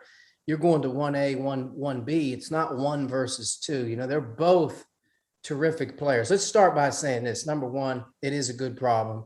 Matt's going to handle it. One, I think the experience that both guys play internationally will help the cause. Trevion played on a world championship team a few years ago. When you're on that team, you're not going to play every minute, but you want to go. That feeling doesn't go away. Zach this past season plays in FIBA. At the end of the day, when you're playing for medals and things like that, it really puts perspective on a player on how much you have to sacrifice. Purdue's goal this year is to be a Final Four team, Big Ten championship team.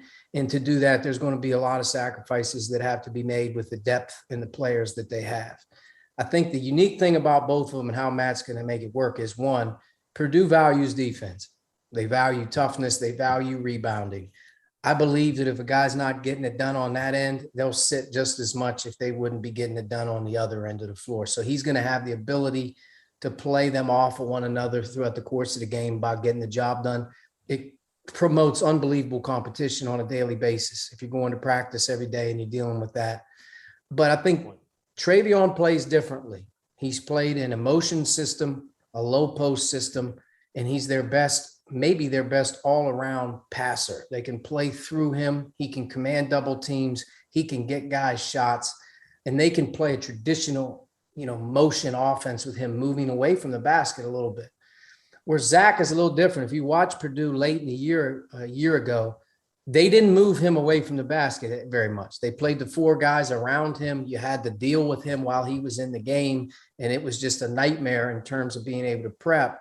So I think Matt can play a couple different ways. In some cases, there's going to be some games where one guy doesn't have it going and he can go to the other guy. But I think in general, if Purdue's going to try and do what they want to do, that's probably been put on the table long before this first game is this week. And these guys know the circumstances. Number one, you compete every day against the best of the best. You have a chance to compete for a Final Four, which is why you came back, Travion, and Zach, this is why you came here.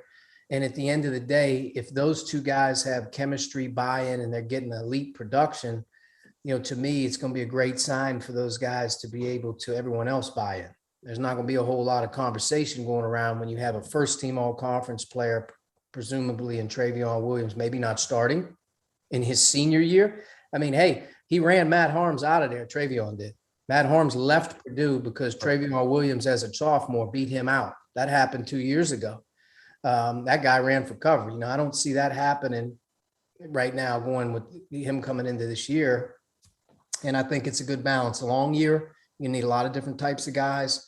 You're going to play against a lot of different types of teams. One guy may be having a lot more success in one area in that certain game that allows it. Foul trouble, injury, it happens. But they got a lot of great problems. A lot of times, good problems.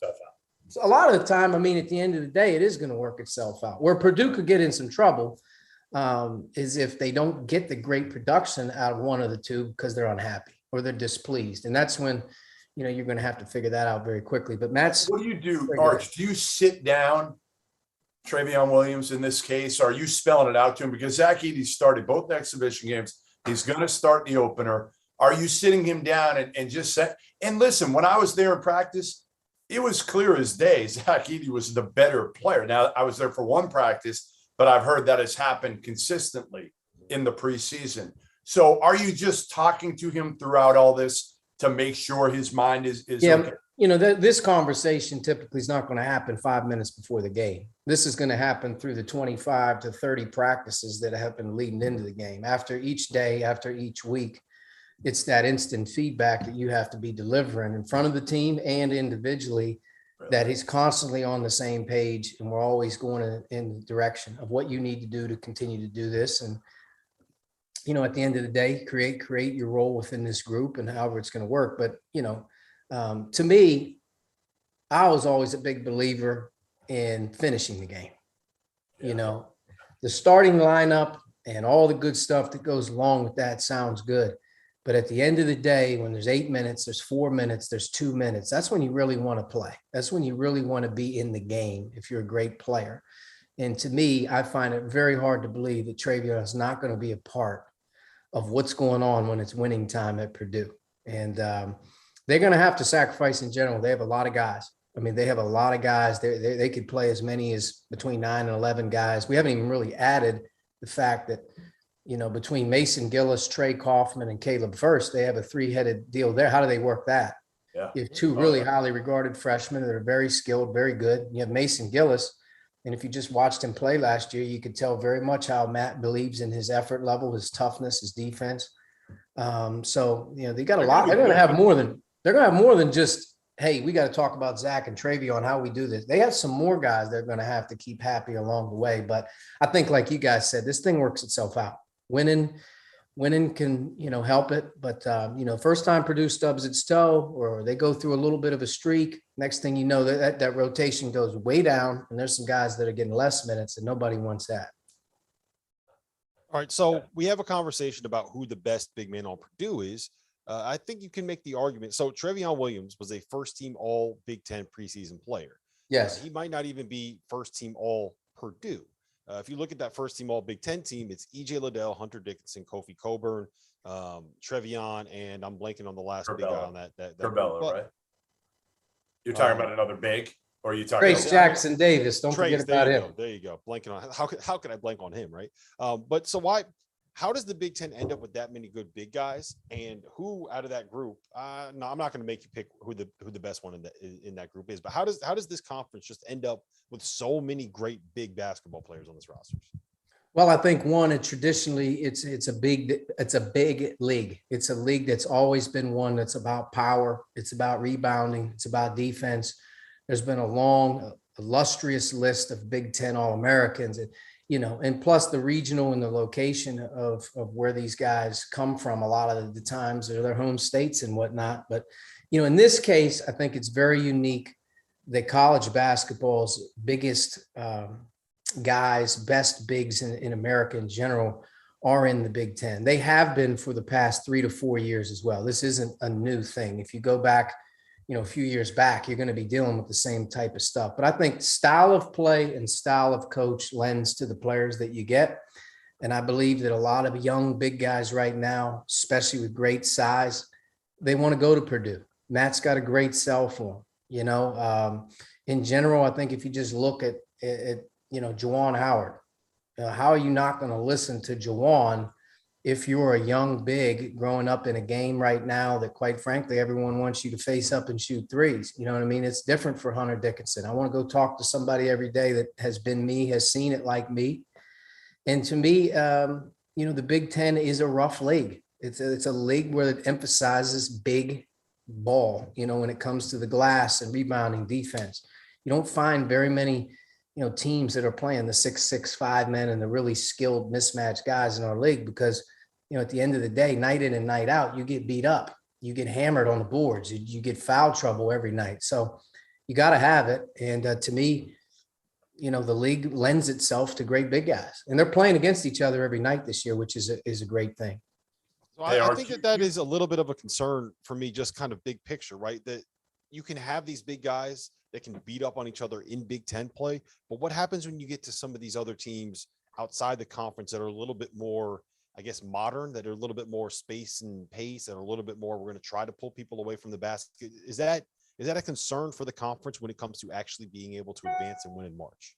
In my opinion, style of play is different in the Big Ten than it is in other leagues. One, officiating is different. The league is officiated like it's 96, 97, 98, 2000.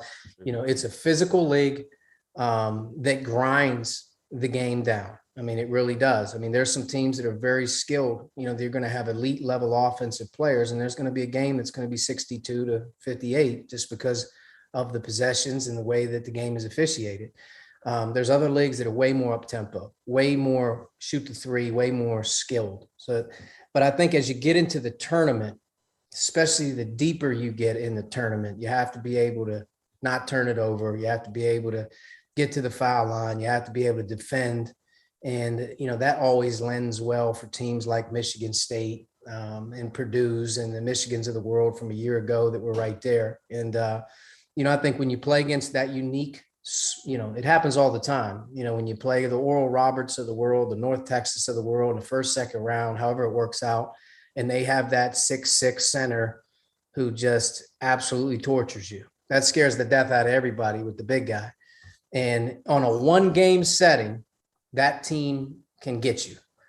But if they're to play you over the 18, 19, or 20 games in that league, that team wouldn't win 3 to 5 games. That's just the way it works. But on that 1-game setting in the tournament, that matchup, that small ball lineup stuff can really hurt the teams with the bigs that are going to stick with it. But I do think that the Big Ten this year is as good as any. I think that, a lot of the Big Ten success in the tournament and winning the national championship drought, however you want to call it, there's a lot of luck that goes into that. There's some teams that could have won it. Being Wisconsin could have won it. Michigan State's been right there a few times. Michigan was there a few times. But I just feel like the tournament is such a crapshoot with the matchup. At some point that matchup happens, but definitely the game is different in conference play, I think, for Big Ten players than it is in non-conference play and in the tournament.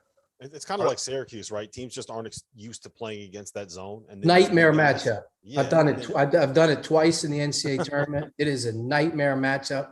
And I'm telling you, their seed has been one of which here recently that they're playing into a 3 or a 4. And it's just like, you don't want to play those guys on a 1-day turnaround. You've never seen them. And they just won a game in the tournament. I mean, they've advanced into the tournament in the last 3 to 5 years as much as anybody into the second weekend. A lot of it has to do with they win the first one, they feel great. You got to catch them on about 18 hours to play them again, and you had no chance just because how hard they are to deal with. And nobody could play against the zone, man. that's not a zone. You know, as much as anybody wants to say that thing right there is its own animal. It has its own definition. It has its own language. It's very, very hard to play against. And I think sometimes, you get caught up with, you do see them in the league a few times. And then after the course of a career or a system, you build your system to play against Syracuse in your league. You have to, there's going to be coaches and players that are familiar with it. But I remember saying, I think it was San Diego State drew them last year.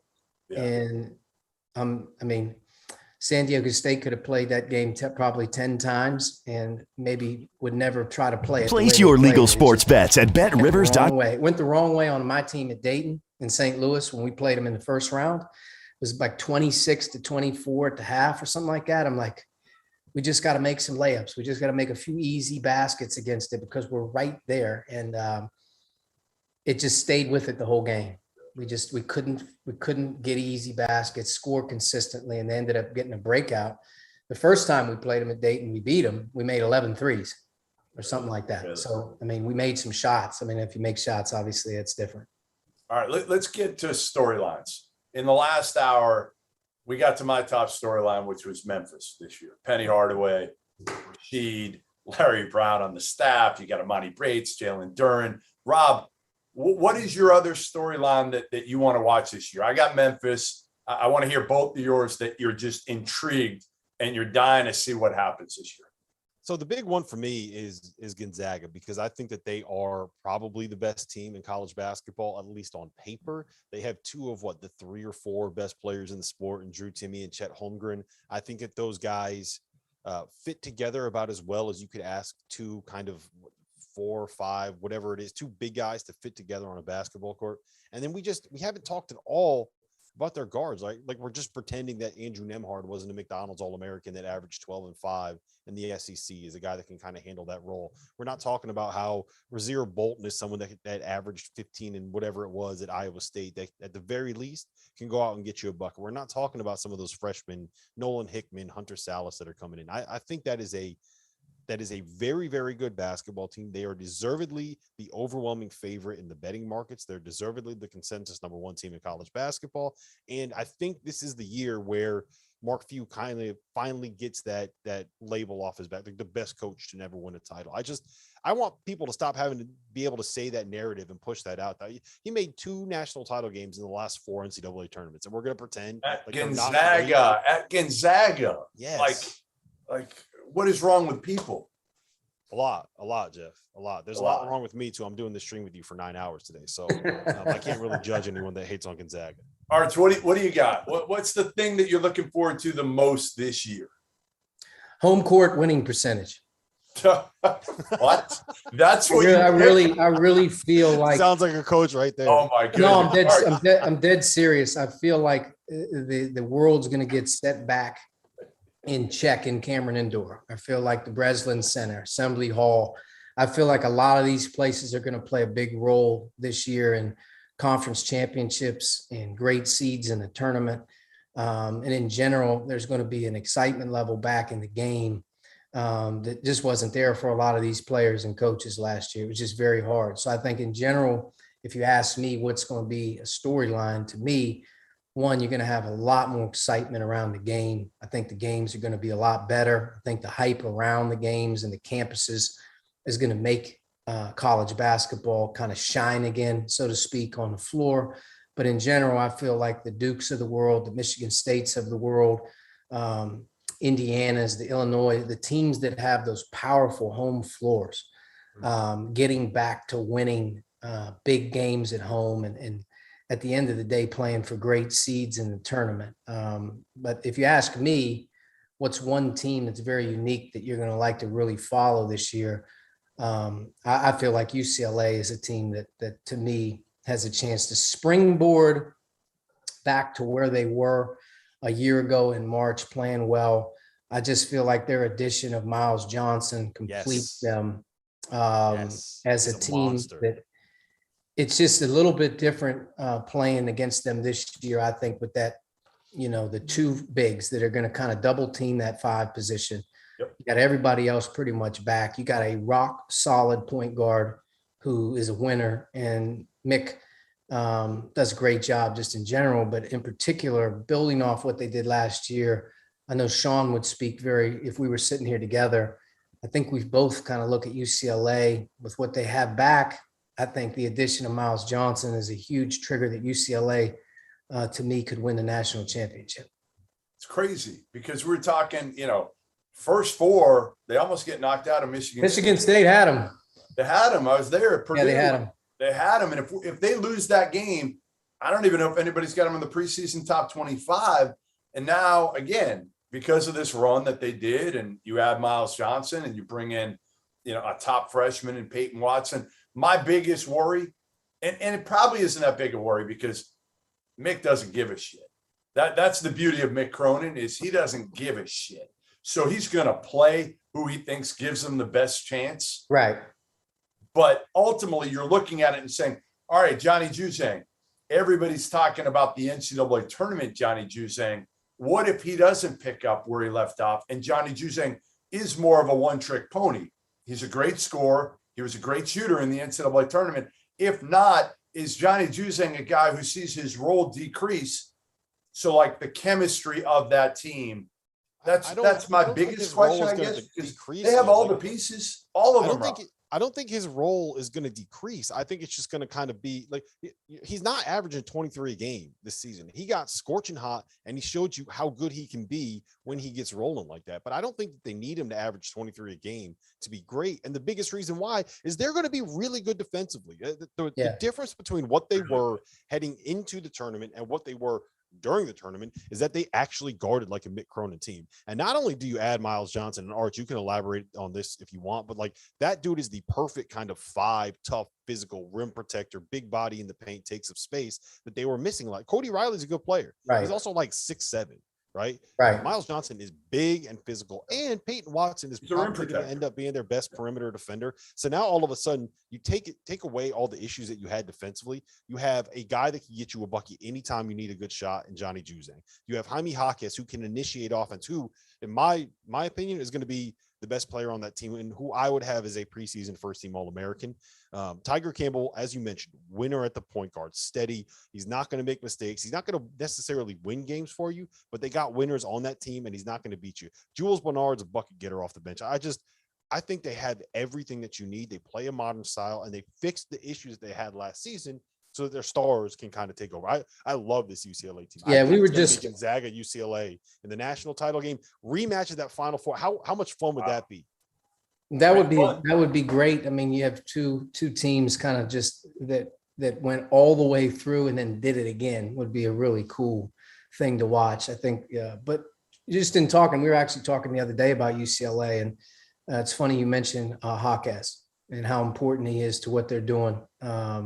There, and what a key piece he is to how they're playing. Mick's playing a different style than he played at Cincinnati, and that's a big reason why. But I will go on record and say this, that the best individual defender in college basketball, maybe he won't get the credit or whatever, is Miles Johnson. He's the most dominant individual one-on-one defender that I've ever seen, that I've played against. Really? Especially inside. I mean, I think everyone has the defense, and you watch the guards, you steal the ball, you pressure the ball. But I haven't seen a guy defensively with the length, the timing, the knack, the hands. Give Steve Pikiell some credit, please. He's smart too, man. He's very smart. Understand where he needs to be. But you can't score. Arch, this is another example of something I've been telling Goodman for like 3 months, and now he's actually going to believe it because it's coming out of your mouth instead of me telling him. One-on-one, he will change he'll change UCLA's team. Staying out of foul trouble will be a big deal, but it will change UCLA's team in terms of being able to defend the paint. No question. So my other question was always when UCLA hired Mick, I just wasn't sold on it. I was like, Mick, what type of players he was getting at Cincy, those hard-nosed, tough, under-recruited guys that just played hard, weren't the most skilled guys. And I'm like, is it going to work out at UCLA? But I think once you get that momentum, it's different, right? And he hit it, and now he's able to get it and mix mix those tough guys, because he's got enough of them at UCLA, with some skilled dudes that he could never get at Cincy. You know, the Juzangs. He could never get Johnny Juzang to Cincinnati. And there's enough of those soft dudes out on the West Coast. And I said, like, Mick's got to get a few of them. And mix like half and half. And I think that's kind of what he's got on this team right now. And it's the perfect scenario for him.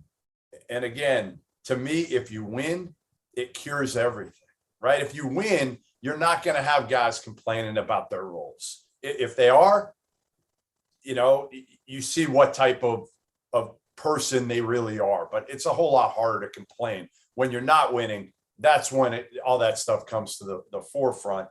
Is Oregon capable? Are they capable because they have Dana Altman and they've got these transfers, Quincy Guerrier and Young from Rutgers, and obviously Devion Harmon's really good from Oklahoma. They have scorers. That's the only thing I'd say. They have scoring guards. Do they have guards that can kind of make life easier for some of the other guys on that team? That's the only question I have for Oregon. But Dana's got talent, and if Dana's got enough talent, shit, he's capable of going to a Final Four. No question. I think just Sean being here, not being here, kind of hurts this conversation, because no one can speak to what you just talked about with UCLA and Mick's method of building and how he's doing it. No one's been more high on how he's doing it and how smart he is. But in listening and just talking about Oregon, number one, Dana Altman's used to building the teams late. He's constantly bringing in an influx late, their transfers and whatnot, and they're older guys, and he knows how to deal with them. So there's not going to be a concern there. Oregon does not turn the ball over. You know, if you just study how they're successful, because they're so skilled and they have so guard. He's the one guy that, like, you don't want to play if you're a Big Ten team. Like, he could play Quincy at the 5 and have 4 small perimeters around him last year. Yep. And like literally just torture you all game long. You can't take the ball off them. You can't speed them up. And then they can slow you down with how they do things defensively with their matchup and their pressure. Oregon will contend UCLA in the Pac-12. I would add USC in there as well. I think Andy Enfield's doing an amazing job building off what they've been able to do. But to me, it's UCLA and Oregon in the Pac-12. Arizona 3, Rob? I like the upside for Arizona. I kind of have to see it before I believe it. I think that there are NBA players on that roster with Benedict Mathurin and Azuolas Tubelis. I think some of the transfers they got coming in are going to be good. And I think that Umar Ballo just fits what Tommy Lloyd is going to try to do, assuming that he's going to try to do what Mark Few did. It's going to be Koloko. It's not going to be Ballo. I don't think it's going to be Ballo at all. I think it's going to be a lot of Koloko, and Ballo is going to be, I could be wrong, but I think my thing is, I don't think he's going to play like 35 minutes, but I do think that what Gonzaga wants to do is they want to push the ball. They want to run all these ball screens, and they want to try to find a way to get post seals for their big guys. And Drew Timme was great at that. Shemek Karnowski was great at that. And I think Umar Ballo, in theory, is a guy that can do all of that. Now, there's a reason why he never really got minutes at Gonzaga. So we'll see if that ends up working out. But I think if it hits, he's a very, very good player for Tommy Lloyd in that system. If Benedict takes a jump, if Azuolas takes a jump, if the who's the kid they got from Utah? I'm blanking on his name. The guard, Pell Larson. Yeah, Pell Larson. Yeah. If he ends up being a guy, the key is Kerr. The key to me is Kerr, and whether he can be a top 4 or 5 point guard in the Pac-12. If he can, then I think Arizona, they've got enough around him, especially on that front line. You want to know who I love? You want to know who I love in the Pac-12? Washington State. How weird is it for me to say that?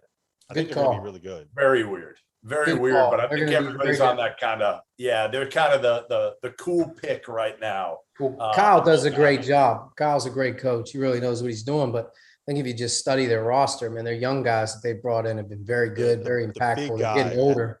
And they're getting older. Abogidi, the big guy. Noah Williams is really good. They transfer from South Alabama. Michael Flowers, that kid's a stud. They're going to be good, Goodman. Just wait. Just wait. No, Archie just confirmed it, so that means that you have to believe me now.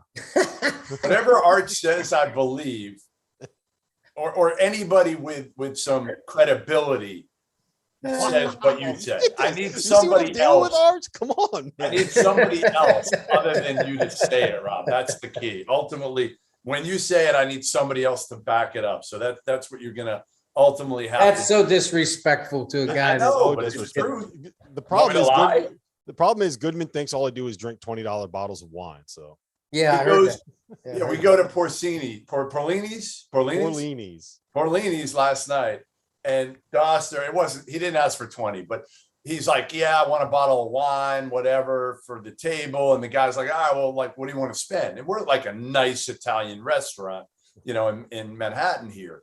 And Rob's like, $30. The guy laughed at him. The guy looked at him. I said, like, what? $30? I said, like, what does it cost? Like 30, 35? Like, what is it? And he's like, $30. But yeah, you know how the Italian guys, they start talking $30 a glass. Yeah, I got one of those, and I was like, my bad. Didn't mean to offend you. Food's delicious. Man. All right, what's the team, Rob? What's the team that probably, and I know these are the questions that when you ask them, and we haven't prepared for this at all, but I'm going to throw it out there anyway. Kind of like a Washington State a little bit, a team that maybe is under the radar in a league that people aren't really talking about, that you think, might have an opportunity to surprise some people, sneak up on some people this year. So I have two that I'm going to mention. The first one is Wichita State. I think that Tyson Etienne is really, really, really good. And I think that, like, as you mentioned, veteran lead guards are kind of what you want.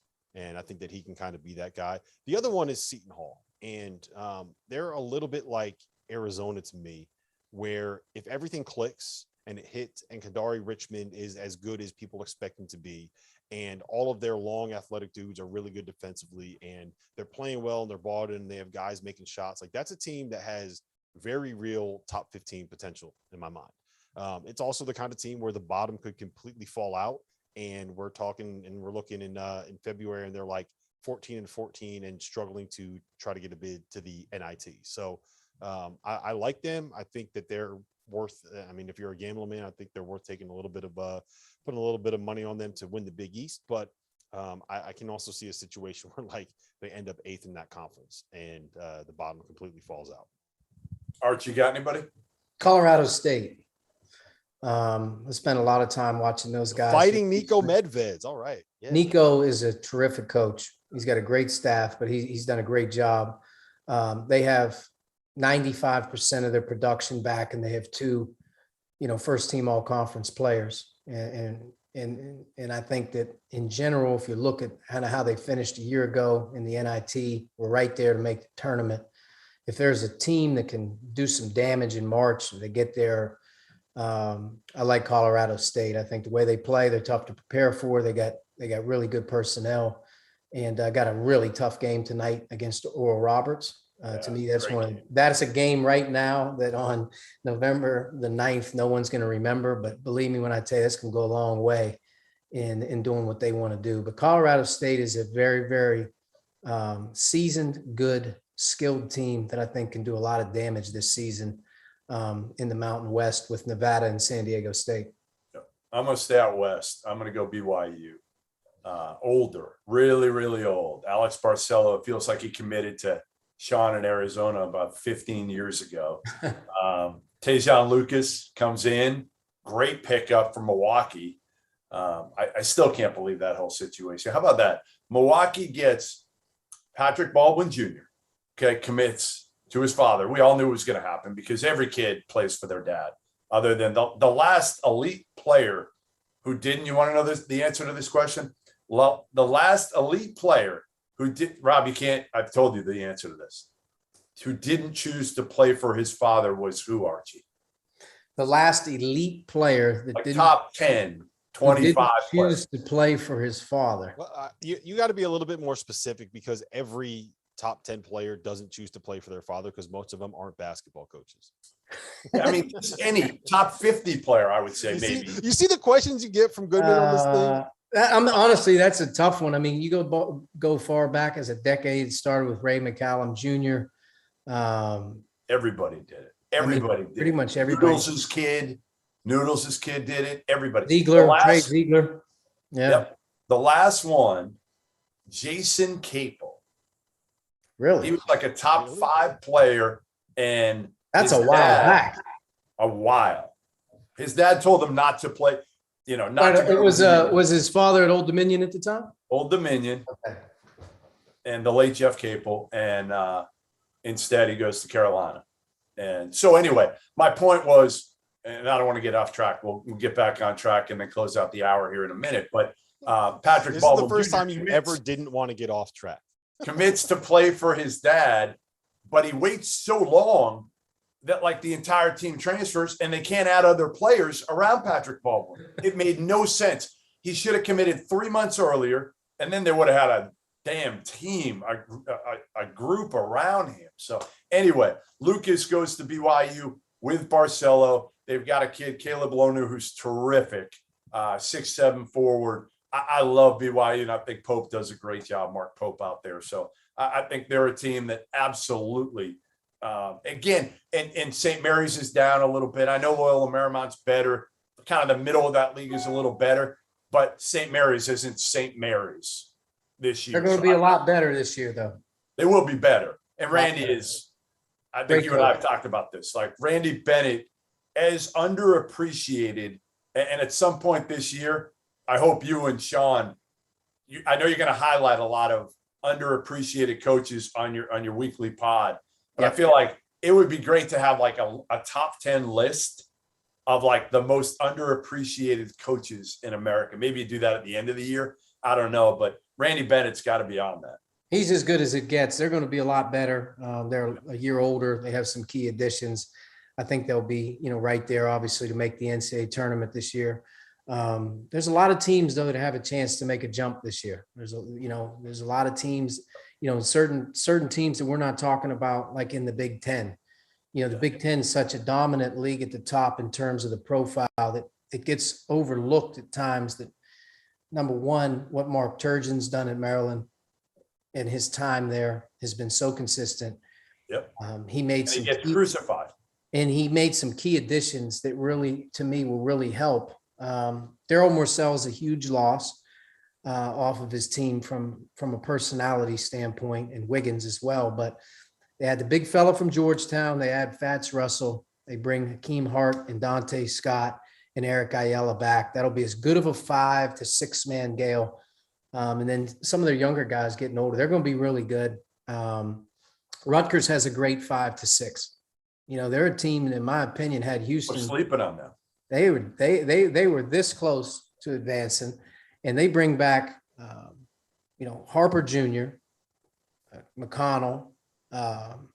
Geo Baker is one of the best guards in the country. They have Big Cliff, who's now going to play all the minutes because Miles Johnson left. So, you put another starting 5 out there for Rutgers, I think Steve Pikel's got a heck of a squad there as well.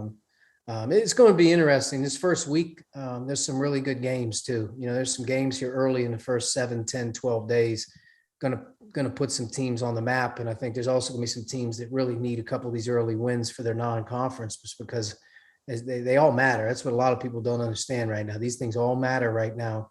And there's certain teams that have spent years on this non-conference schedule that they need to get some of these wins. No, so I just want to say one thing, Goodman. I just want to say one thing. I'm very nervous about what you just said right there, because I do have a bet where if Maryland is ranked in the top 12 at any point this season, I have to do an entire show wearing a hot dog costume. So get it ready. Get it ready, baby. Hey, Maryland is going to be very, very good. Very good. I agree with you. Arch, you're killing me, man. You're killing me. You're breaking my heart over here. We got about a minute left. The player that you can't wait to see, not just tonight, but this year, that you are just so geared up to see, about 30 seconds for each of you. I would say in general, and I've been watching this for the last few years while he's been in high school, but I think that Chet Holmgren, if they are to win the national championship at Gonzaga, he will have a similar effect. Not the same player, and don't get it twisted up here, but he will be the defensive presence that Anthony Davis was for Kentucky the year that Anthony Davis was there as a true freshman. He's one of the elite shot blockers that you're going to see in the game. He, to me, is playing alongside a guy that's going to command all the attention in Drew Timme, because Drew Timme's the best offensive player on their team. in terms of being able to throw the ball to. But if they were to win it and do something very unique at Gonzaga, could Chet Holmgren be, that national defensive player of the year type of a guy like Anthony Davis was, where you just can't score on them in and around the rim when he's there? Could he be something that they haven't really had in those games in terms of that elite defensive presence? Gonzaga is known so much for their pace and scoring. Could they be a team that becomes a problem, having to deal with this one player? We're going to have a conversation about Chet's defense at some point, because I'm very intrigued that you compared him to Anthony Davis. Rob, who do you got? 30 seconds. I'll give it to you in 5 seconds. Paolo Banchero. I've seen this guy make the plays on the perimeter. I've seen him run ball screens in the grind session. I think, look, the craziest thing about him. 5 seconds. You're out. I'm done. You're out. For me, it's Amani Bates. There you have it. Arch, thanks for joining us for the hour. You're going to get Dauster and Arch right after the Champions Classic later tonight. So make sure you stay tuned. Did you pick your winners? Did you pick your winners for the Champions Classic? I got Kentucky, and I'm going Kansas. Kentucky, Kansas for me. Rob, who do you got? I got Duke, and I have Michigan State. So I'm going completely against you. Well, I'm going with Sparty, and I'm going with Kentucky tonight. All right. There you have it. Stay tuned. Up next, Dauster, Terrence Oglesby, Randolph Childress, two of the best shooters and one of the worst shooters that you've ever seen. So stay tuned.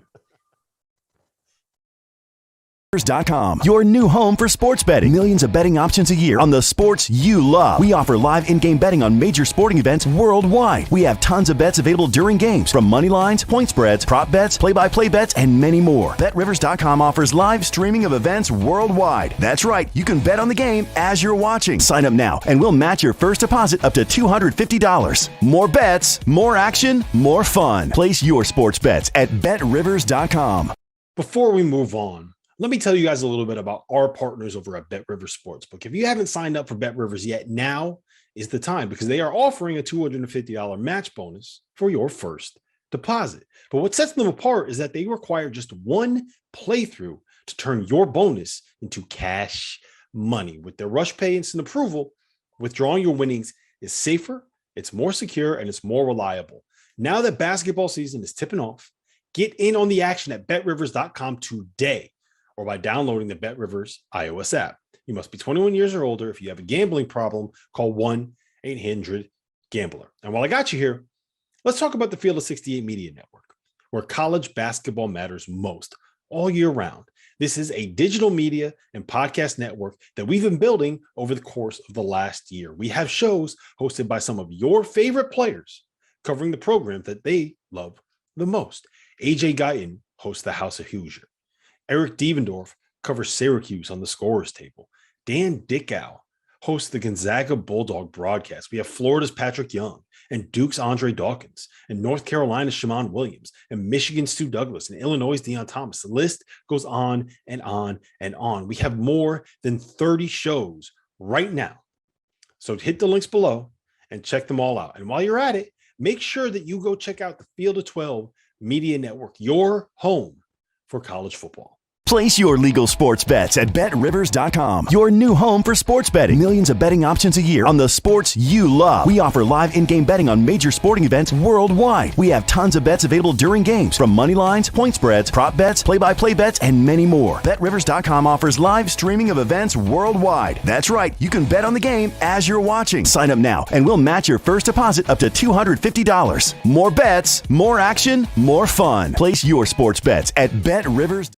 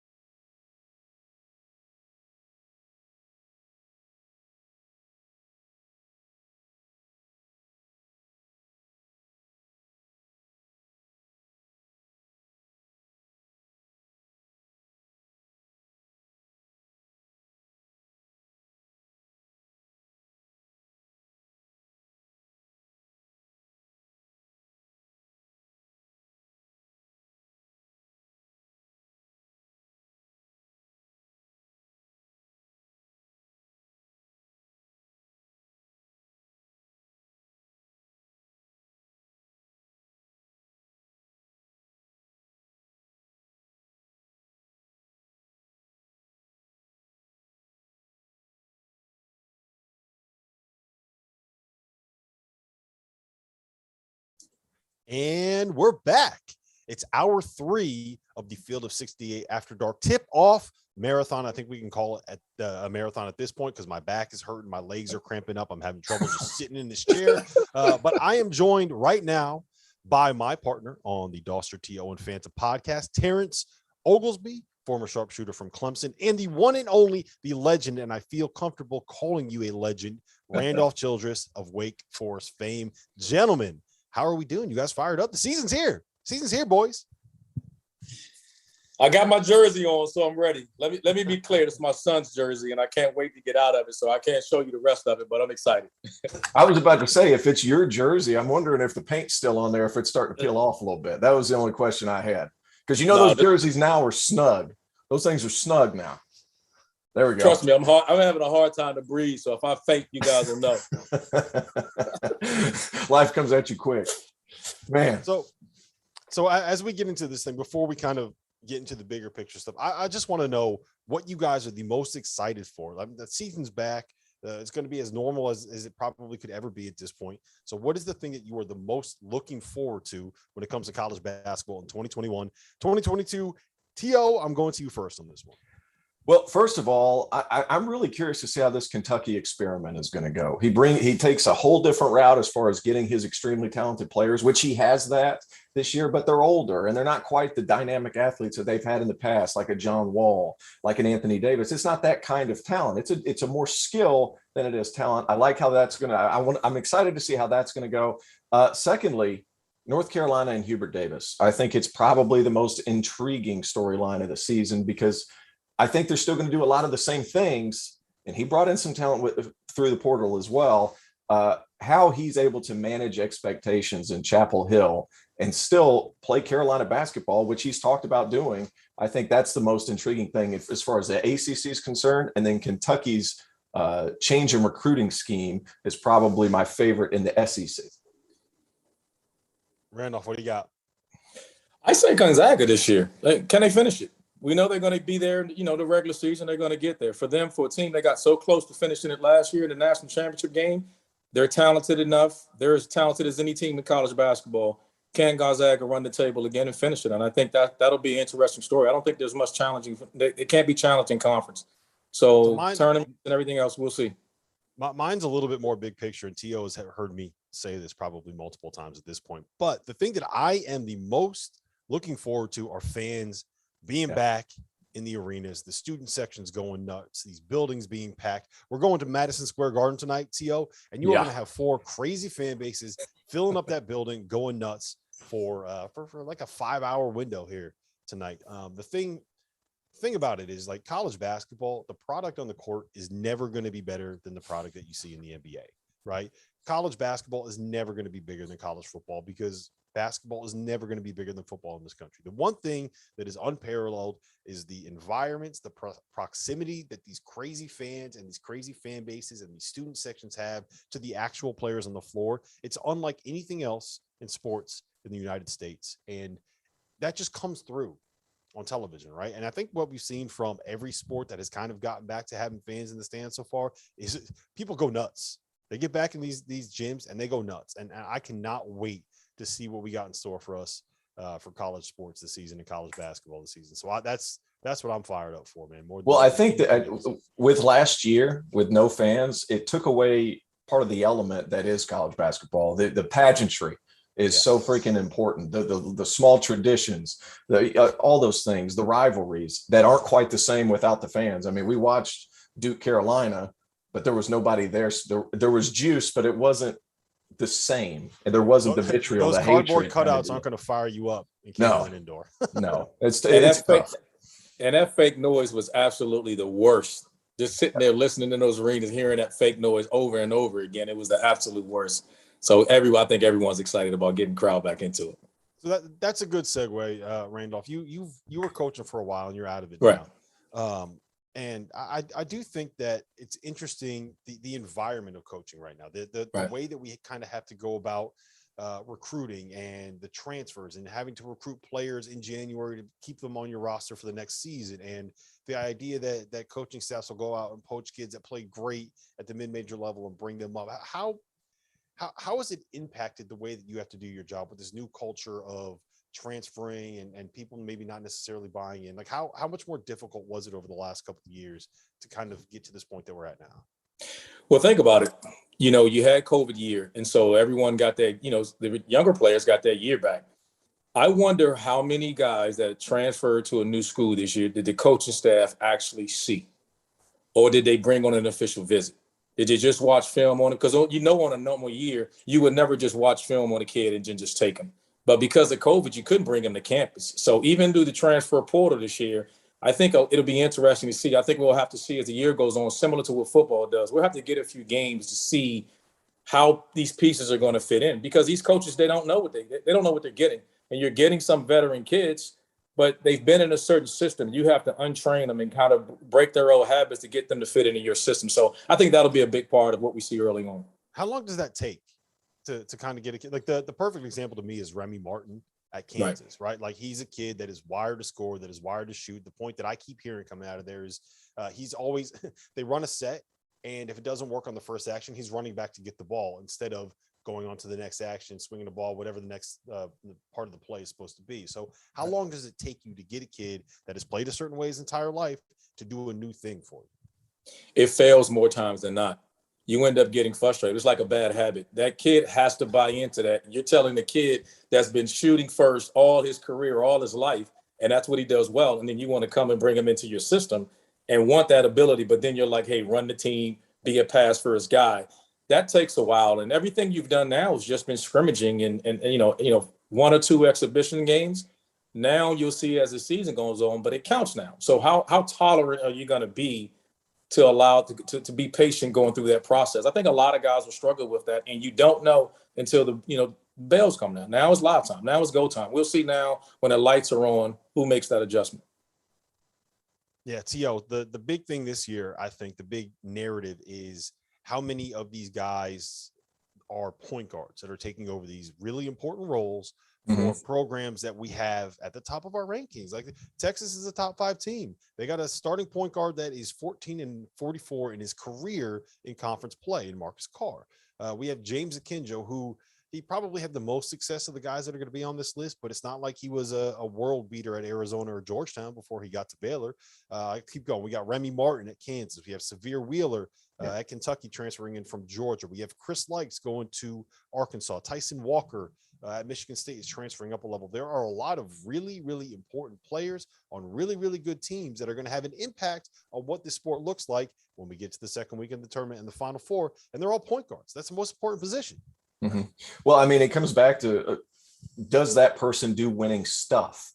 Because a lot of those point guards that you just mentioned, whether Marcus Carr, Remy at Kansas, Akinjo, they haven't really been part of winning programs. So are their habits winning habits? And they also have to understand too, you're going from a losing program to most of these guys going to a winning program. You're not going to be able to do a lot of the same things, because the level of accountability is probably going to be a little bit higher, because the level of success that you're transferring up to has been higher in the past as well. I think the most intriguing one is Marcus Carr, because he has been a stat stuffing guy wherever he went.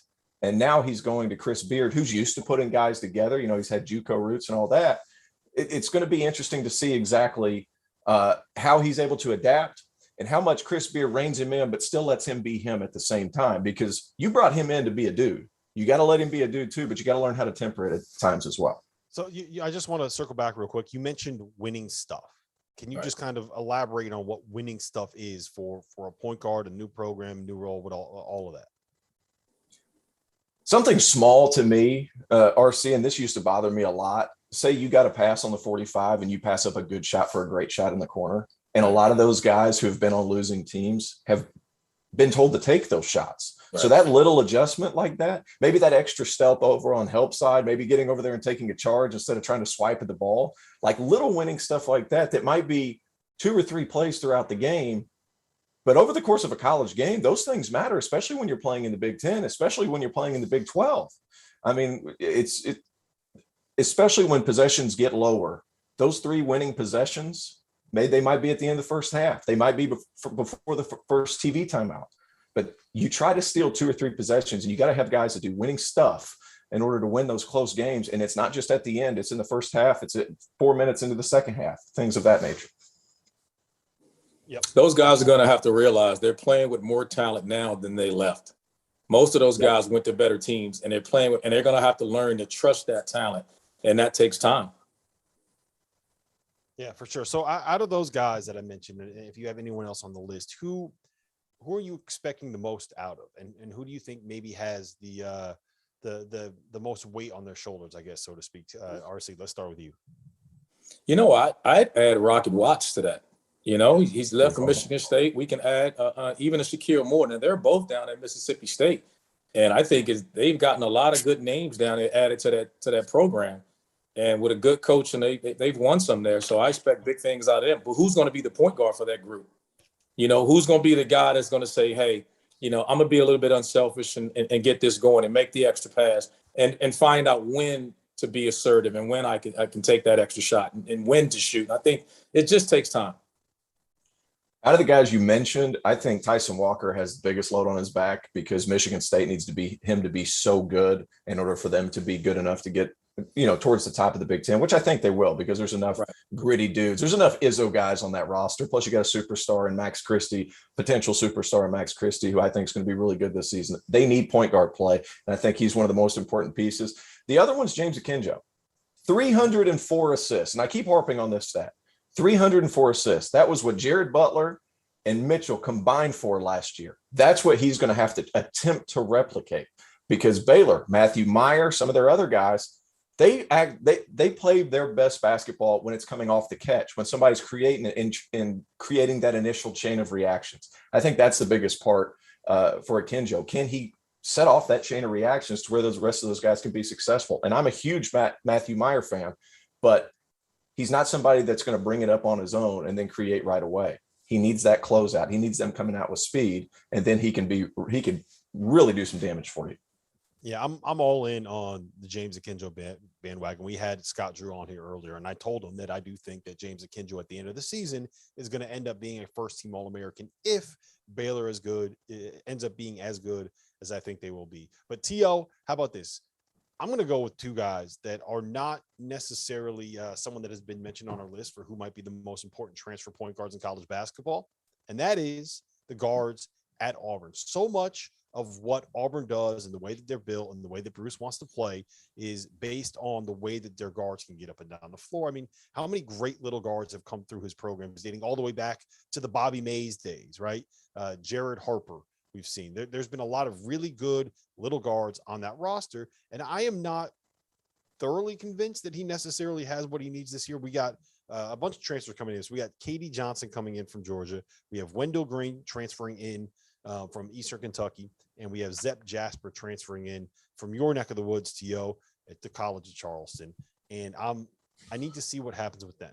And if one of those guys can step up and be someone that can take the reins, hey, you pick them to the Final Four, right? You nervous? Are you worried? Are you concerned? I'm a little worried. Just after, Alan Flanagan, I think, is one of the more talented scorers in that conference. And if you're one of the more talented scorers in that conference, you're probably one of the more talented scorers in the country.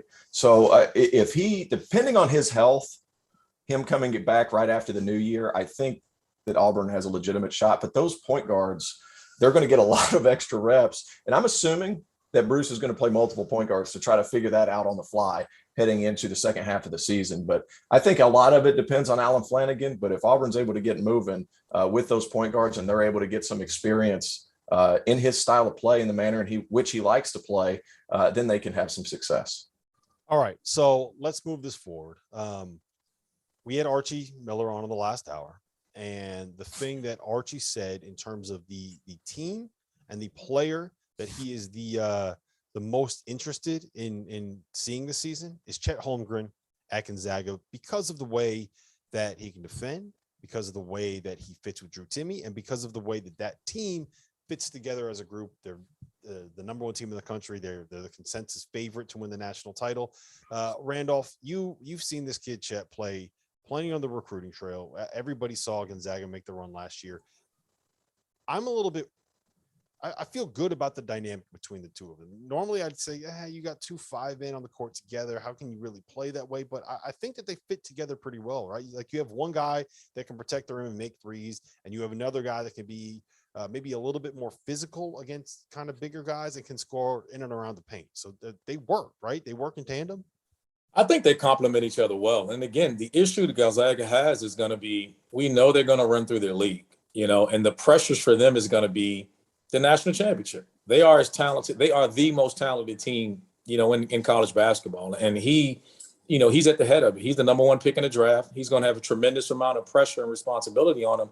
But there's other guys on the team. The guard play is going to be strong, and he and Timmy together are going to be lights out. I don't think the closest to them would be Pacello and Williams. And I still give the edge to Gonzaga in the front court of that one. So I think that the sky's the limit for these guys. If they just don't put too much pressure on themselves, I think the early part of the league schedule will allow them to kind of grow. And by the time they hit the tournament, the motivation that they've gone through last year, I think they'll finish it out. Tio, where do you stand on Chet as a player? I really like him. Do you remember that block that Zion had a couple of years ago? They were playing against Virginia, and he comes across the lane, and he was just an amazing athlete. I think that Chet is going to be capable of blocks and defensive possessions like that. He's not going to be as explosive. He's longer. So I'm trying to make sure that people understand what I'm saying here. He's so athletic and so quick at that size, and his wingspan's incredible. He's going to be able to guard perimeter players and still be able to protect the basket. I think that's a big thing. Timmy worries me a little bit defensively. They're going to be able to put him in some ball screen stuff. So, but I just have so much faith in Chet Holmgren defensively around the rim that I think they're going to be okay on that end. And obviously they have guards on that end that are going to be able to guard as well. Offensively, I actually really like the fit together because I think Chet is more of a perimeter-oriented player. He's a good shooter from the perimeter. He can handle the ball. You can initiate some offense through him and swing the ball. He's not somebody who's going to get it down on the block. I think they fit together because, one, Timmy's a great passer, and you get him up around the elbow, that's where he's dominant, and you get him on the block, and it's like he's playing chess. Everybody else is playing checkers. His footwork's amazing. Like, it's so much fun to watch. He's like a ballerina out there, a tap dancer. Yeah, it's incredible. Up and under, spin moves, left hand hook, right hand hook.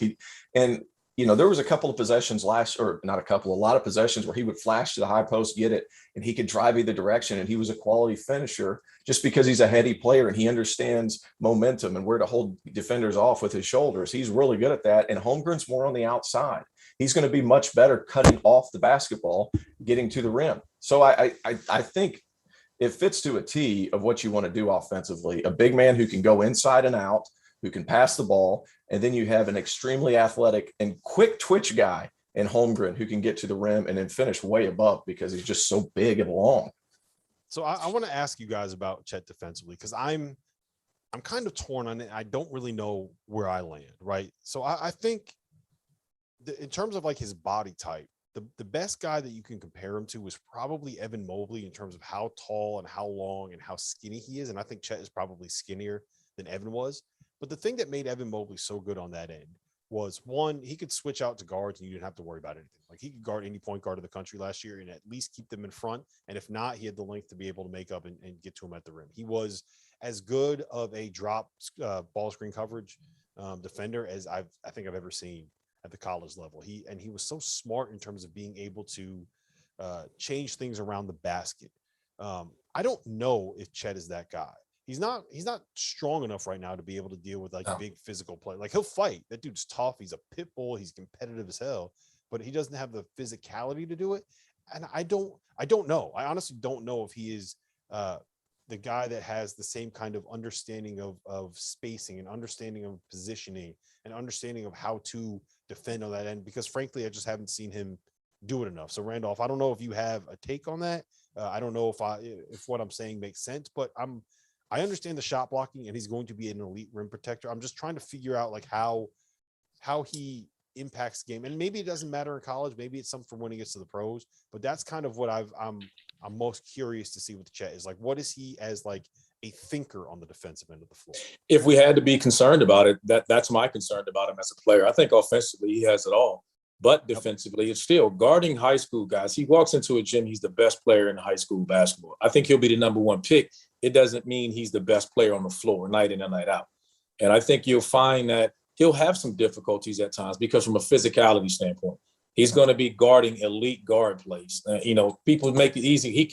He's going to have to find his niche. He's not going to be actually being drop coverage, right? In drop coverage, you're just keeping the roll man in front of you and the guards you got to get through and contest the shot. I'm just stopping layups. Well, if he's switching, he's out there on an island and he's got to guard these shifty guards and keep his team out of rotation. So him learning how to use his length and the athleticism that he does have.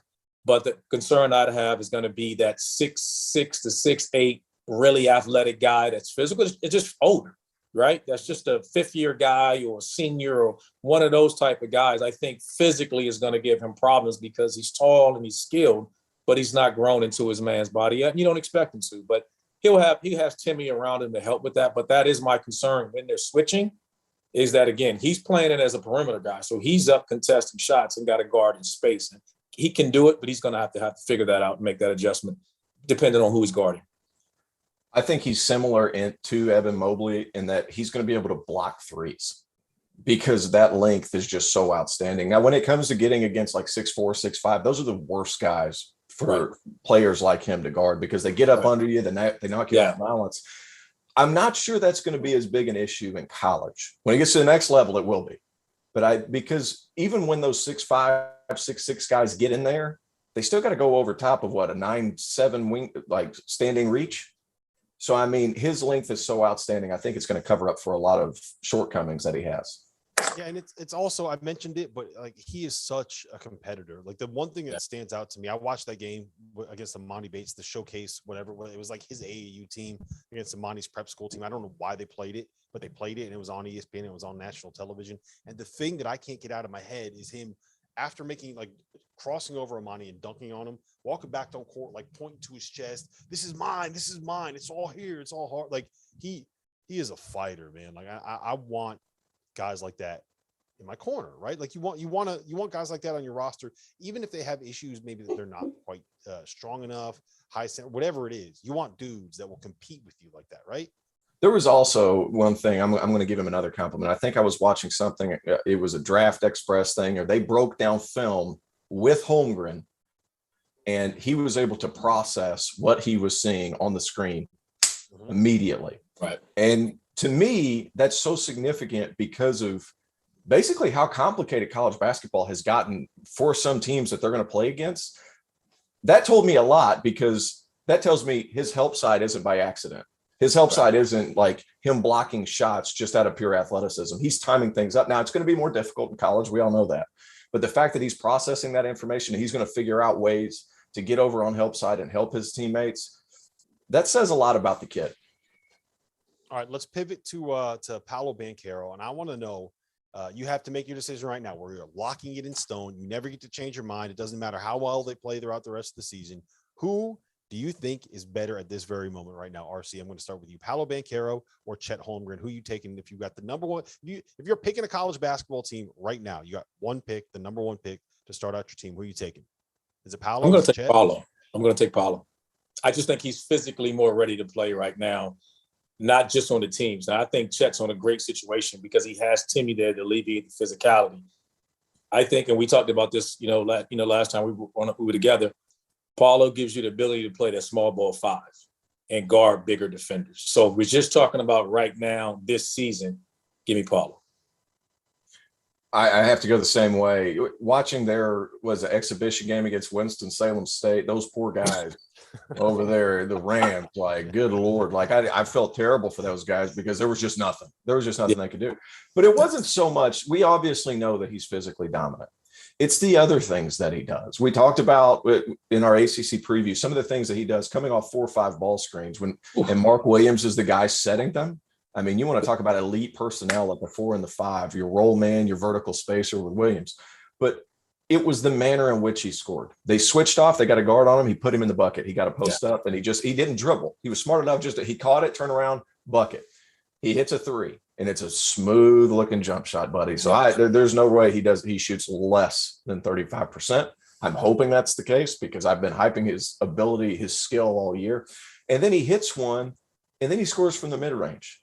And it's off the catch. He's reading closeouts. He's doing this at 6'10", however many pounds. Right. Like, this is a physically gifted individual. And I just think it's so funny when we had him on the All-American show, what was it, a couple of months ago, Rob, like, it's like this huge body, his baby face. He looks so young, but man, is he special, and man, is he gifted. And a lot of that comes to, I was reading a story, whenever he's playing in Seattle, they make him run the point.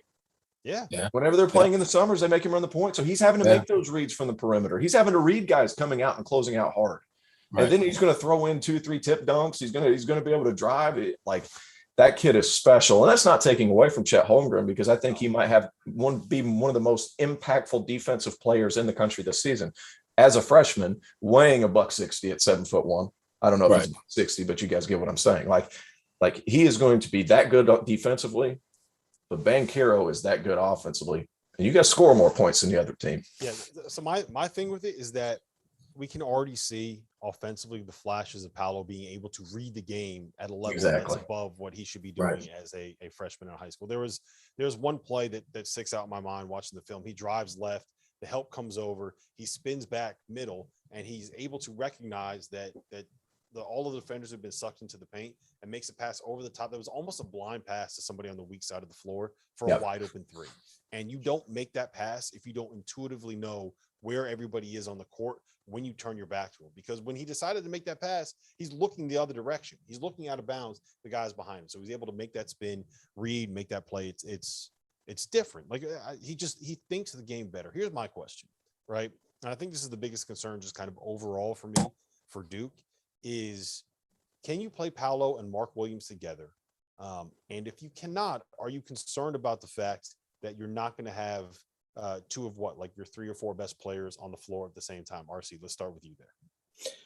Well, we just said the same thing about Timmy, about Gonzaga. When they're that skilled, yes. When you have that piece in play, we talked about these 2 freshmen. They're 2 of the most cerebral players out there, regardless of class, right?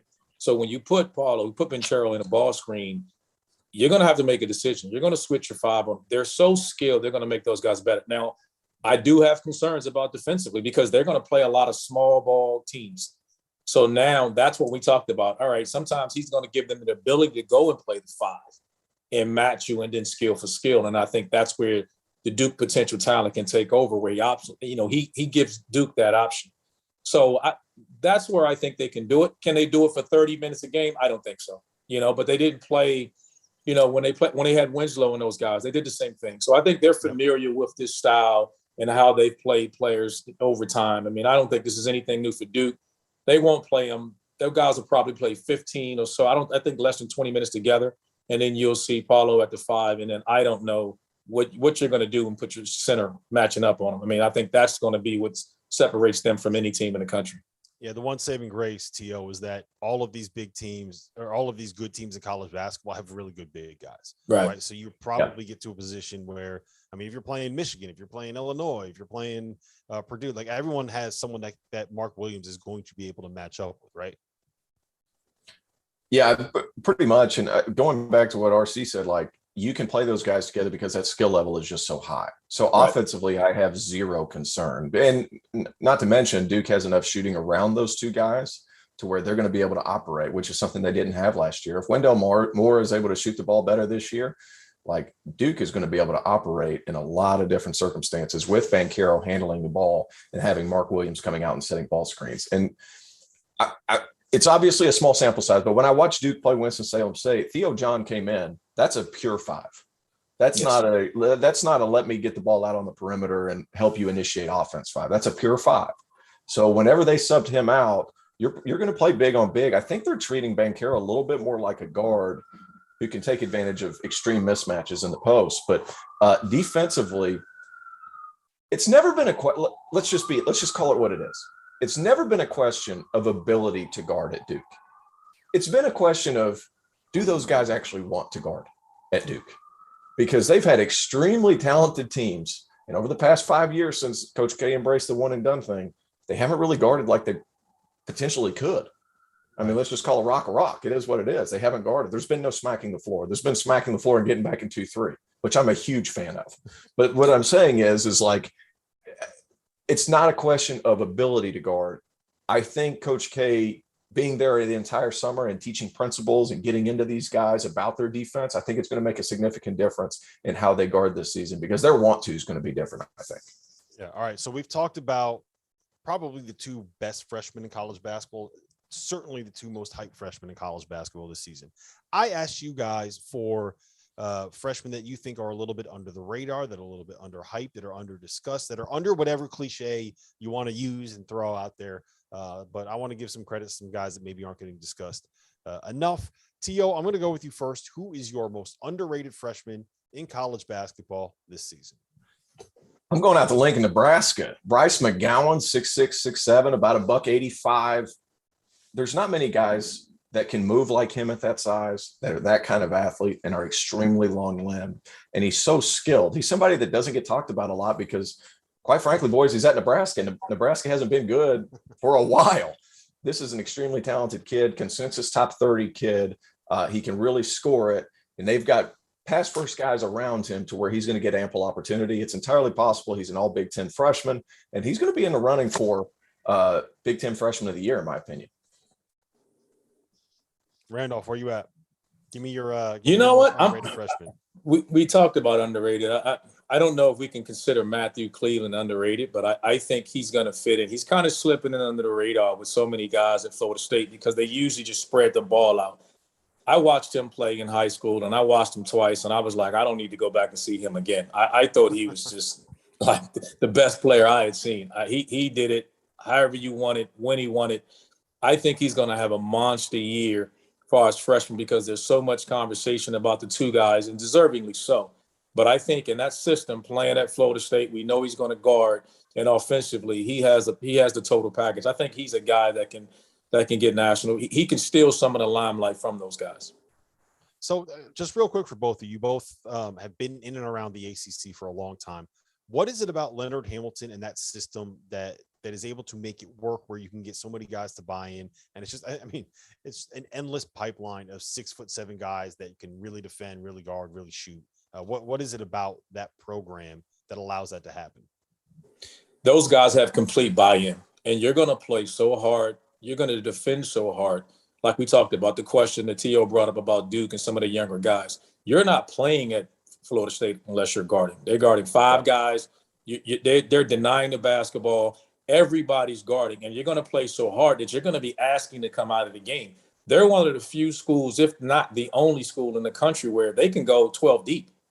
And you're going to be okay, playing 12 to 15 minutes because you're going to play so freaking hard during that time that you're going to ask to come out of the game. And I think that's the model, the buy-in that they have, and that's the culture that they have now. And now that it's taken off, they're just changing the parts and different pieces are coming in, but their culture is set, and they make it tough. I think a lot of it has to do with how they're recruiting kids, as opposed to, and this is just hearsay, as opposed to saying, this is what we're going to do for you. They're bringing these kids in and they're saying, hey, you can fit this style. This is how we see you fitting with us, because they're bringing them in to do a certain thing that Florida State's already been doing. And when it comes to a lot of kids like, well, I need more minutes. Leonard Hamilton can turn around and he can say, well, look, proof's in the pudding. Scotty Barnes came off the bench. Patrick Williams came off the bench, and not just and turn into top 5 picks. I mean, we're talking, paid dudes, and they're able to keep some longevity. We got Anthony Polite, Malik Osborne. They've got guys like that who have stuck around for a little bit, and they can provide culture from the elder classmen. So I think that has a lot to do with it. And it's, Coach Hamilton's got a certain type of guy, and he doesn't care if they're ranked in the top 10. If he doesn't care if they're ranked in the top 100, if he fits the profile of the defensive guy that he wants, and he has just enough offensive ability, they'll coach the offensive ability. And his staff, CY, Steve Smith, all those guys down there have done a fantastic job of getting that kind of player in Tallahassee. All right, so I want to switch back to the underrated freshman because I got to talk my guy up a little bit. Peyton Watson. You guys know how high I am on UCLA at this point, and I'm convinced that he's one of the missing pieces for this group. Last year, one of the issues they had was on the defensive end of the floor, and I think adding Miles Johnson is a huge fix there. I think adding Peyton Watson is really going to help. Not only is he going to be someone that is athletic and can kind of take away maybe your best perimeter player. I do think down the road, maybe by the end of the season, he's someone that can initiate offense a little bit. And I think you're going to get to a point where you have an old school veteran winner of a point guard in Tiger Campbell. You have a big physical 5-man. Archie Miller called him the best defensive 5 that he's ever played against and ever coached against last hour.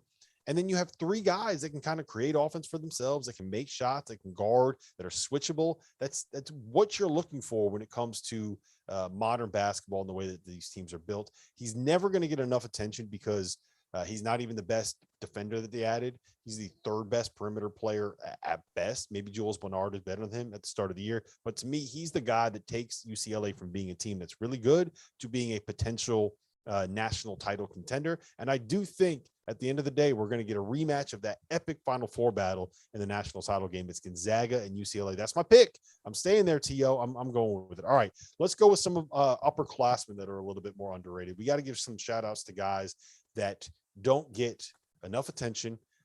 Randolph, I'm starting with you. Some of these bigger name guys, these upperclassmen that are coming back and that are looking to succeed this season. Who you got? How about Keegan Murray? At Iowa. I think he's a guy that I think there's a couple of guys. I think Keegan Murray coming back this year. I expect a monster year out of him. And he I don't know how deep a run or how far they'll go, but I expect a big year out of him. I think another name I'll go with is Jalen Tyson down in Texas. I just expect these guys, they've gotten their feet wet. They've had a full year of development, after their freshman year. I'm expecting a significant jump out of those guys. I think it's the biggest jump you find. It isn't coming in as a freshman. I think it's your freshman and sophomore year when you've had a year to kind of, you have a full year of off-season programming. You're comfortable with what's being asked of you. I expect those 2 guys to have outstanding years this year. T.O., who you got? Well, you told us to pick one. I did the same thing as RC. I picked 2 because after dealing with you and Jeff Goodman, I realized you guys don't fight fair. You guys don't play fair. So, I'm just going to make sure that I get 2 guys in there. So you see, I did the same thing. That's it. So I'm going 1. There's a guy at Indiana. Not many people are talking about. You've got Miller Kopp coming over. You got Trace Jackson Davis. You got all these guys. And the person that's just kind of slipping under the radar is a guy named Parker Stewart. 6'5", 200 pounds, 19 points a game 2 years ago. Didn't play last year when he transferred up because he transferred at Christmas. But 4.5 rebounds and 4 assists.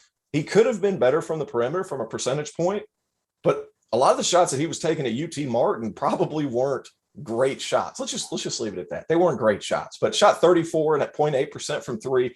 He is excellent, and he can really, really score the basketballs. Was on that 0-18 Pitt team. I'm not gonna hold that against him because I'm not sure it was his fault because he was a freshman. He was thrown into a lot of minutes.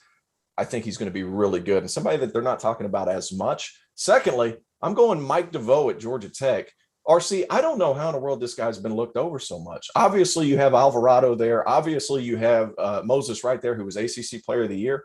But Mike DeVoe, after that slow start last season, he's been a 40% three-point shooter for the entirety of his career. He runs the pick and roll well. He's 6'5". He's a big 6'5", too. I mean, broad shoulders. He can hold guys off.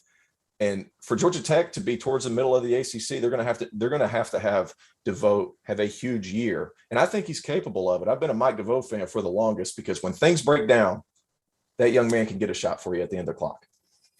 I absolutely love him. I loved him. I'm in high school. I was a fan watching him play. He's so Bad smooth. boy. You can't speed him up. Lefty, 3-level score. But I think they lost so much. With Alvarado and Wright last year, I don't know if they have enough pieces to keep you from scheming him. That's the only thing that I think that'll hurt him. I don't know if they got enough pieces around him to stop you from saying, hey, because you're going to go into the game saying, we can't let Mike DeVoe beat us. T.O., I got to give mine here.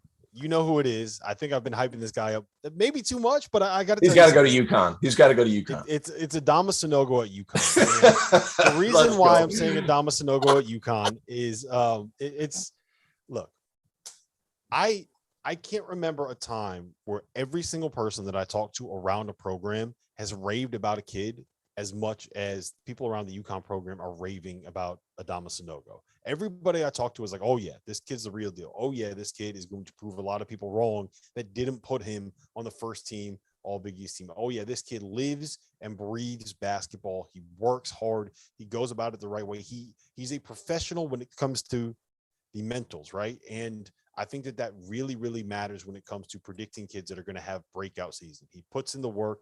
He's what, 6'10", 250, big physical, great rebounder. And I do think most importantly, UConn is going to understand that they kind of have to run through him, right?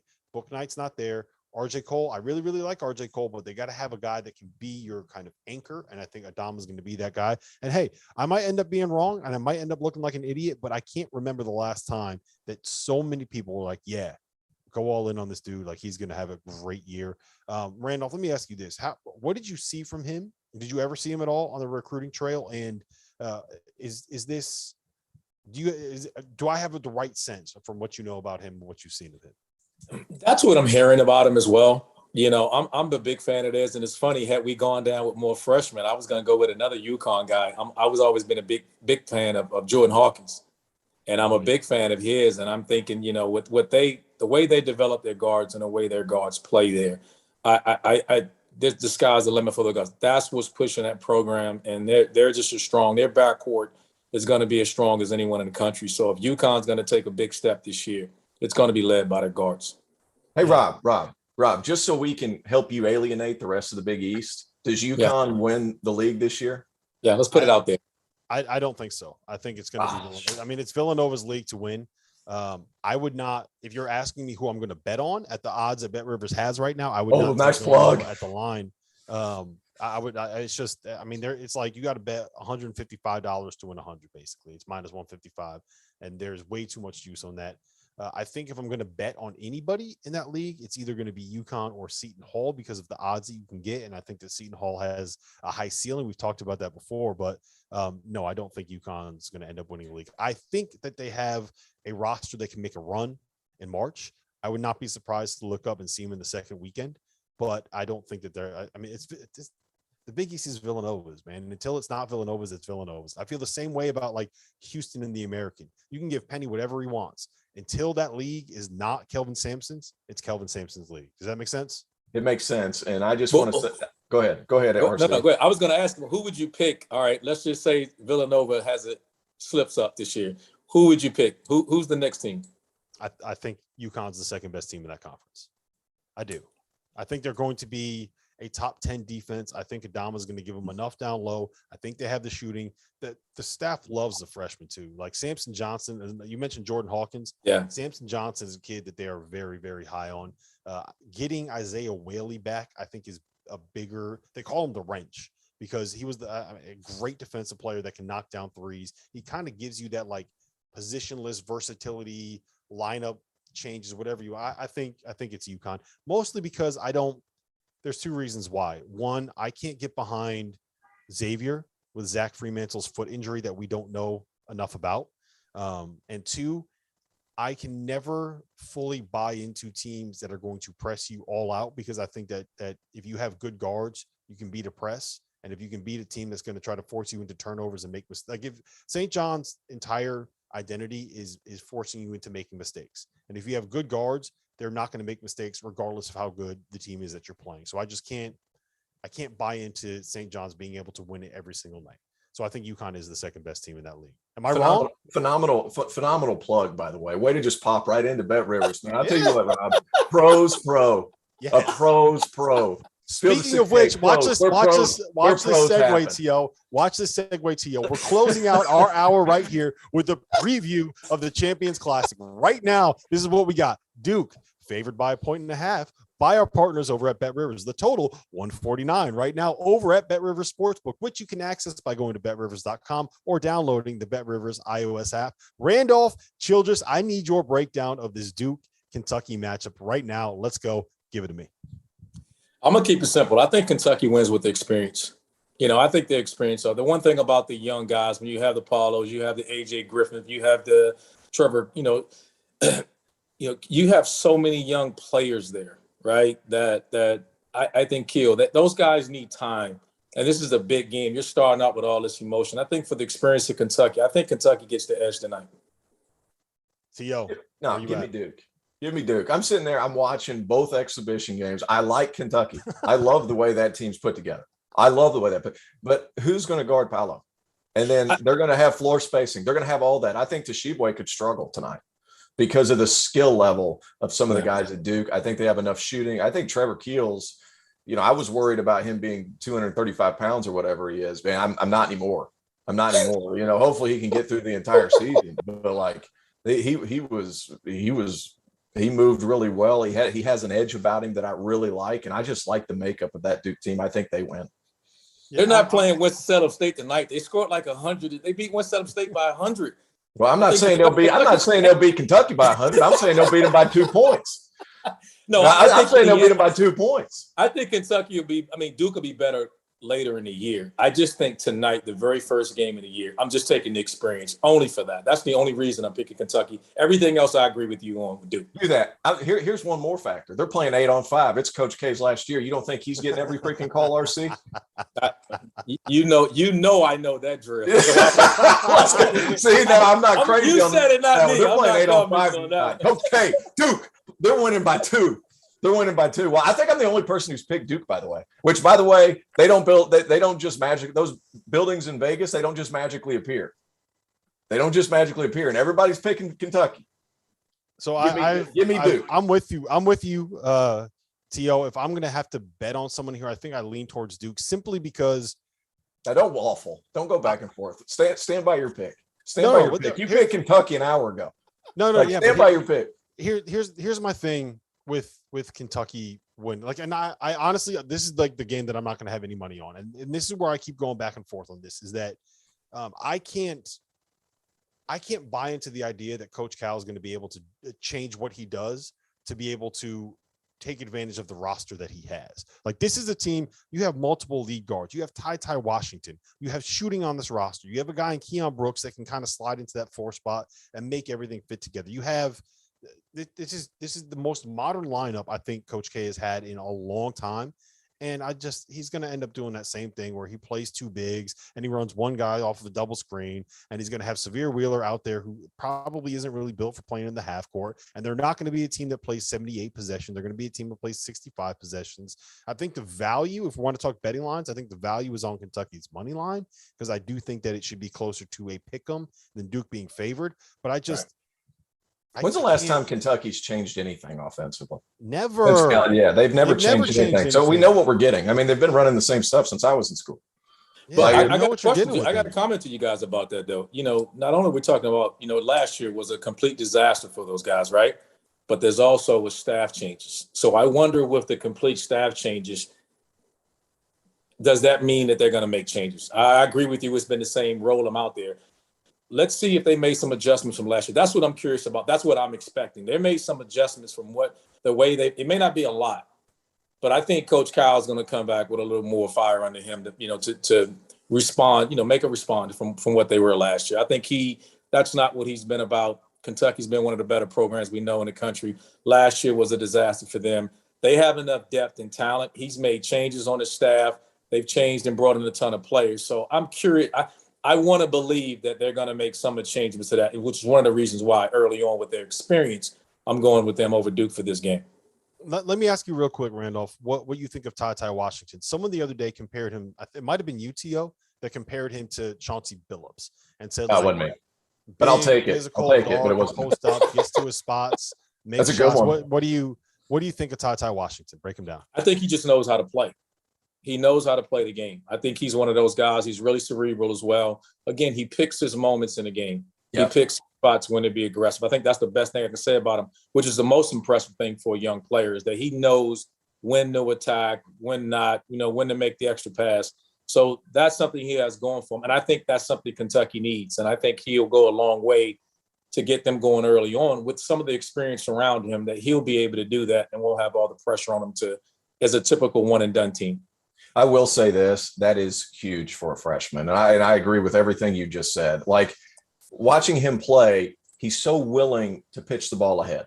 Right. And that's not something that like a lot of freshmen are willing to do, because they've been the best player on their team their entire life. Like, his ability to pick his spots, to make that extra pass, he just knows that, like, hey man, I'm going to give this up early. I'm going to give this up early in the game, because later I'm going to be open. But I'm going to let the game flow a little bit. I'm going to feel it out, and then I'm going to be really good in the second half. I want to throw one bone real quick to Severe Wheeler.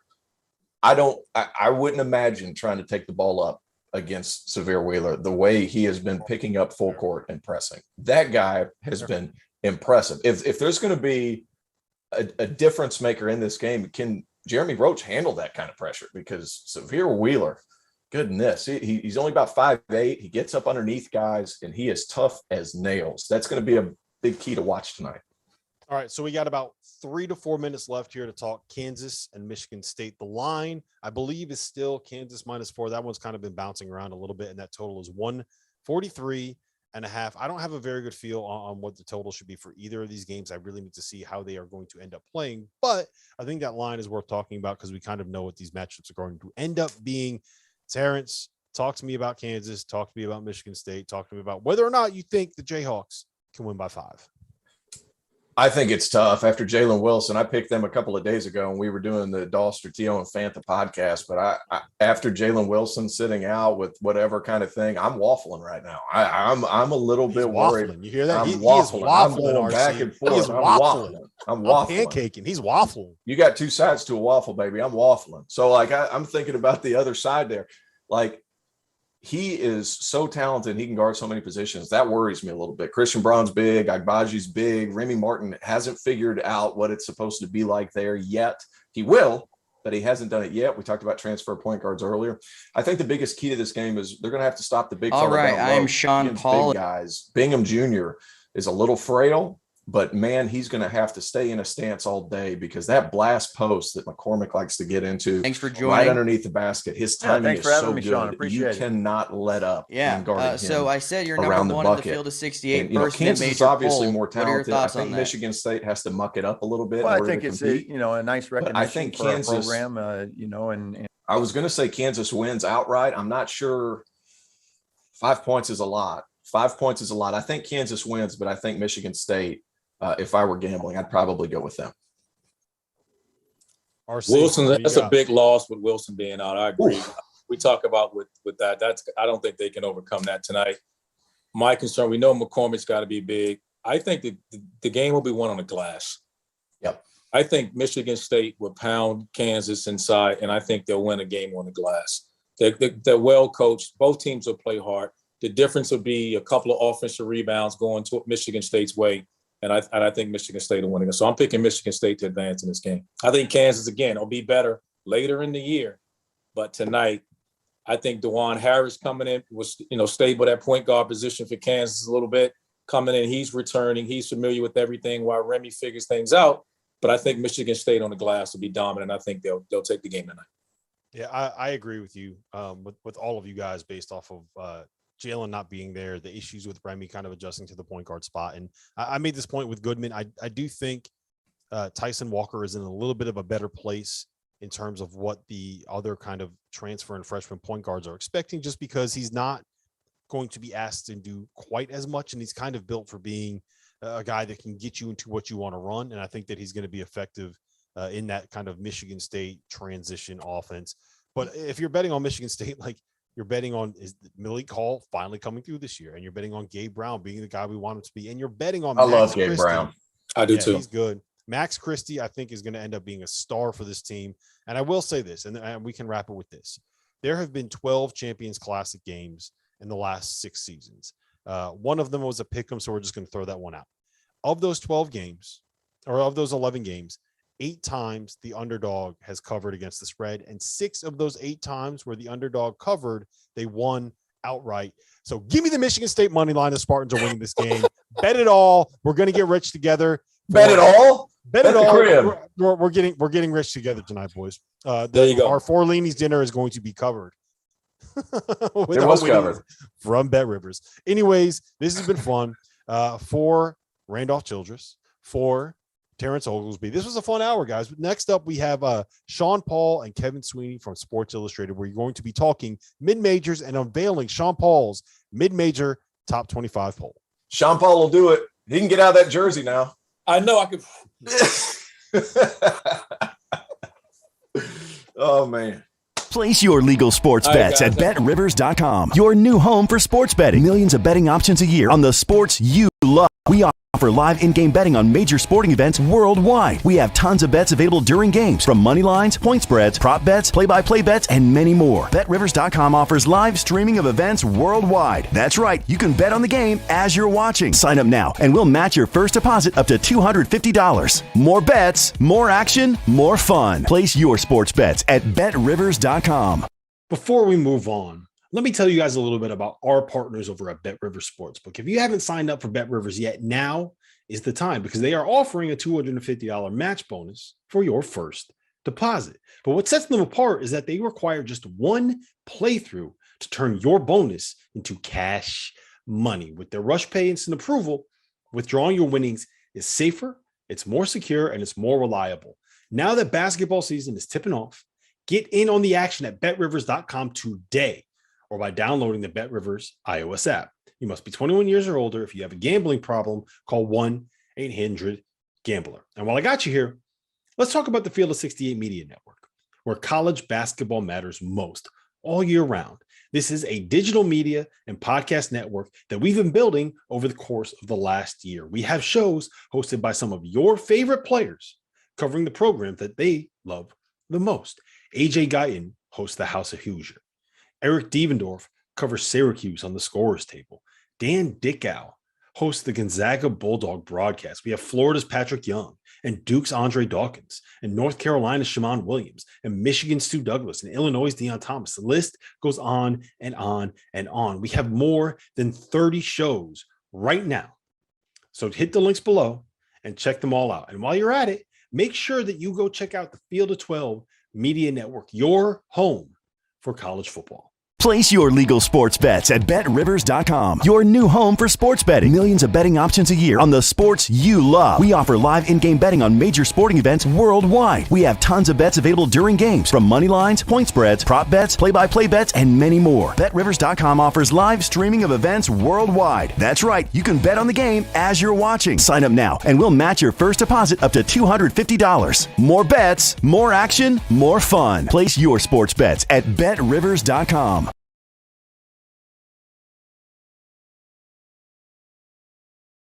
Of the Field of 68 After Dark live stream, marathon live stream. It is hour 4. I am joined right now by Kevin Sweeney from Sports Illustrated and Sean Paul from Making the Madness, our resident mid-major expert. He's going to have a show every week breaking down his mid-major top 25 poll. Gentlemen, how are we doing? You guys fired up? We got basketball back today, baby. Let's go. Yeah, I'm ready. I mean, who's not ready for Alcorn State and Washington State on the Pac-12 network? I mean, there's nothing better than it. I mean, obviously everybody's going to watch the Pac-12 network, so. I'm fired up, man. I can't, this is Christmas morning, and woke up with no Wi-Fi. Was worried we were going to go down with the ship, but we're back, and we're fired up for college basketball, so pumped up.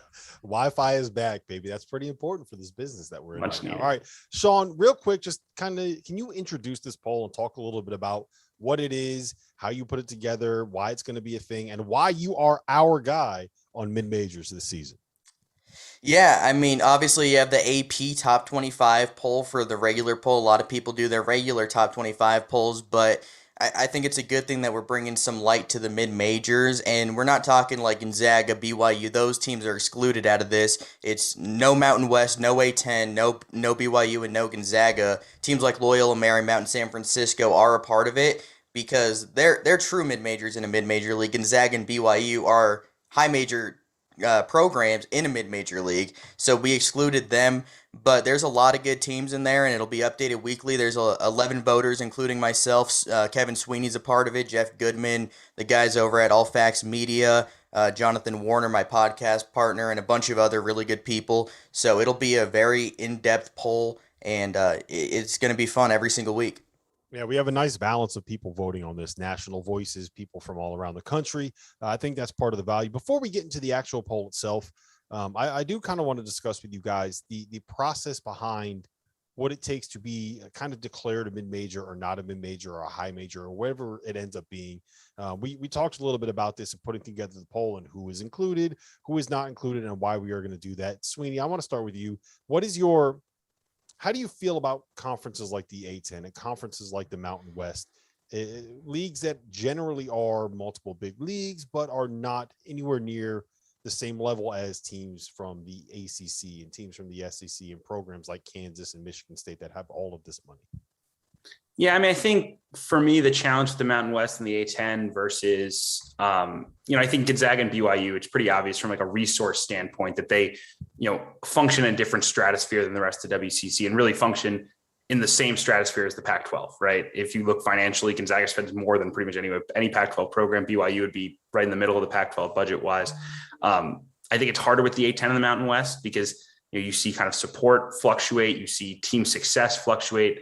But I think it's the right move to exclude them because, like you said, Rob, these are multi-bid leagues on an annual basis, and the gap between them and say the American, which most people would consider a high major league, is really not that large, if existent, I think at points. So, I feel pretty good about the way we came down. I think, certainly at times I've called the A10 a mid-major. I got chirped by it by George Mason head coach Kim English over the summer for saying it. So I think you can define it however you want, but I think from a resource standpoint and from a success standpoint, it makes sense to divide it up because I think A10 schools are generally a little bit closer to, a true high major than they are to a Mack school, a CAA school, an Ivy League school that we're really, trying to rank in these polls. Yeah, I mean that the last point you just made, they're the teams that we're trying to rank in these polls. The point, Sean, is we want to be able to give the due to some of these teams that aren't necessarily getting the coverage,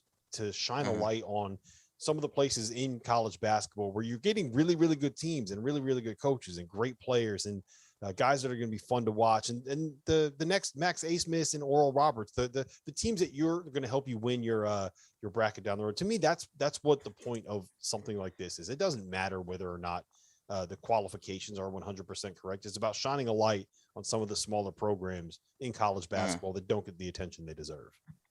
Yeah, definitely. I mean, you look at a team like Chattanooga in the SoCon, they'll never be ranked in the real AP top 25, but in this poll, they're going to have a chance to be ranked pretty regularly because they have some really good players, Malachi Smith, David Jean-Baptiste, and Kansas transfer Silvio D'Souza. So they're going to have an opportunity to be ranked a lot in this poll and get some of that shine that they wouldn't get in a regular top 25 poll that features all the high major teams. So I think that's a big part of it. And one thing, when you talk about resources, I know the guys at 3-Man Weave did a really good piece about this a couple of years ago, talking about all the finances between the leagues and all that. You have some outliers in some leagues like Belmont and the OVC. They spend a lot more than every other team in that league. But when you look at like the overall league standings of things, the OVC is in the Missouri Valley are lower than the Mountain West and the A10 and stuff like that. So even though those conferences are a little bit up, I guess the OVC a little bit up at the top this year, and the Missouri Valley is just really good this year, they're typically going to be one-bid leagues.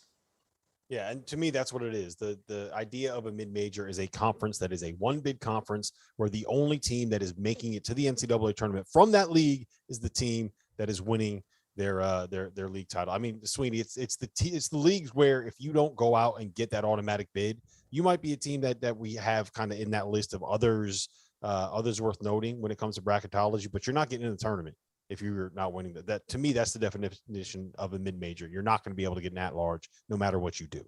Yeah, it's the no margin for error group, right? It's the teams that, you have to run it perfectly through the regular season. And even if you do everything right, you're still probably getting left out. Like that's the reality. We can go all the way back to Monmouth's like 28-5 or whatever they were several years ago. And, dancing on the bench and, still getting left out of tournament. That was kind of a flashpoint moment. There've been plenty over the years of teams in this kind of tier that have gotten left out. And I think that is a clear divider because we've seen a Mountain West school like Utah State, sneak into the field last year, despite not winning the conference tournament, despite not winning the league in the regular season. So there just is a bit of a larger path for the A10, the Mountain West schools, and certainly for Gonzaga and a BYU. And I think that's why it makes sense to divide it the way we did. And, certainly looking forward to being able to showcase all of these great teams from these one-bid leagues because there's certainly a lot of them. It's funny that we just kind of set it up like that. And now we're going to go talk about the two top teams in this poll who happen to be from the Missouri Valley, who happen to have a very real chance to end up getting at-large bids and who were both in the NCAA tournament last year. So good on us for being on brand and being completely inconsistent. Sean, you put together this poll and correct me if I'm wrong, but it really kind of came down to Drake or Loyola for who would be the best mid-major team in college basketball, correct? Yeah, pretty much. Belmont was third. They received 2 first-place votes. Drake received 5 first-place votes. That's who I voted for as my first place, and then Loyola Chicago had 4. It was tied until the last poll. So that's how close it was between Loyola Chicago and Drake. Like, it was super tight.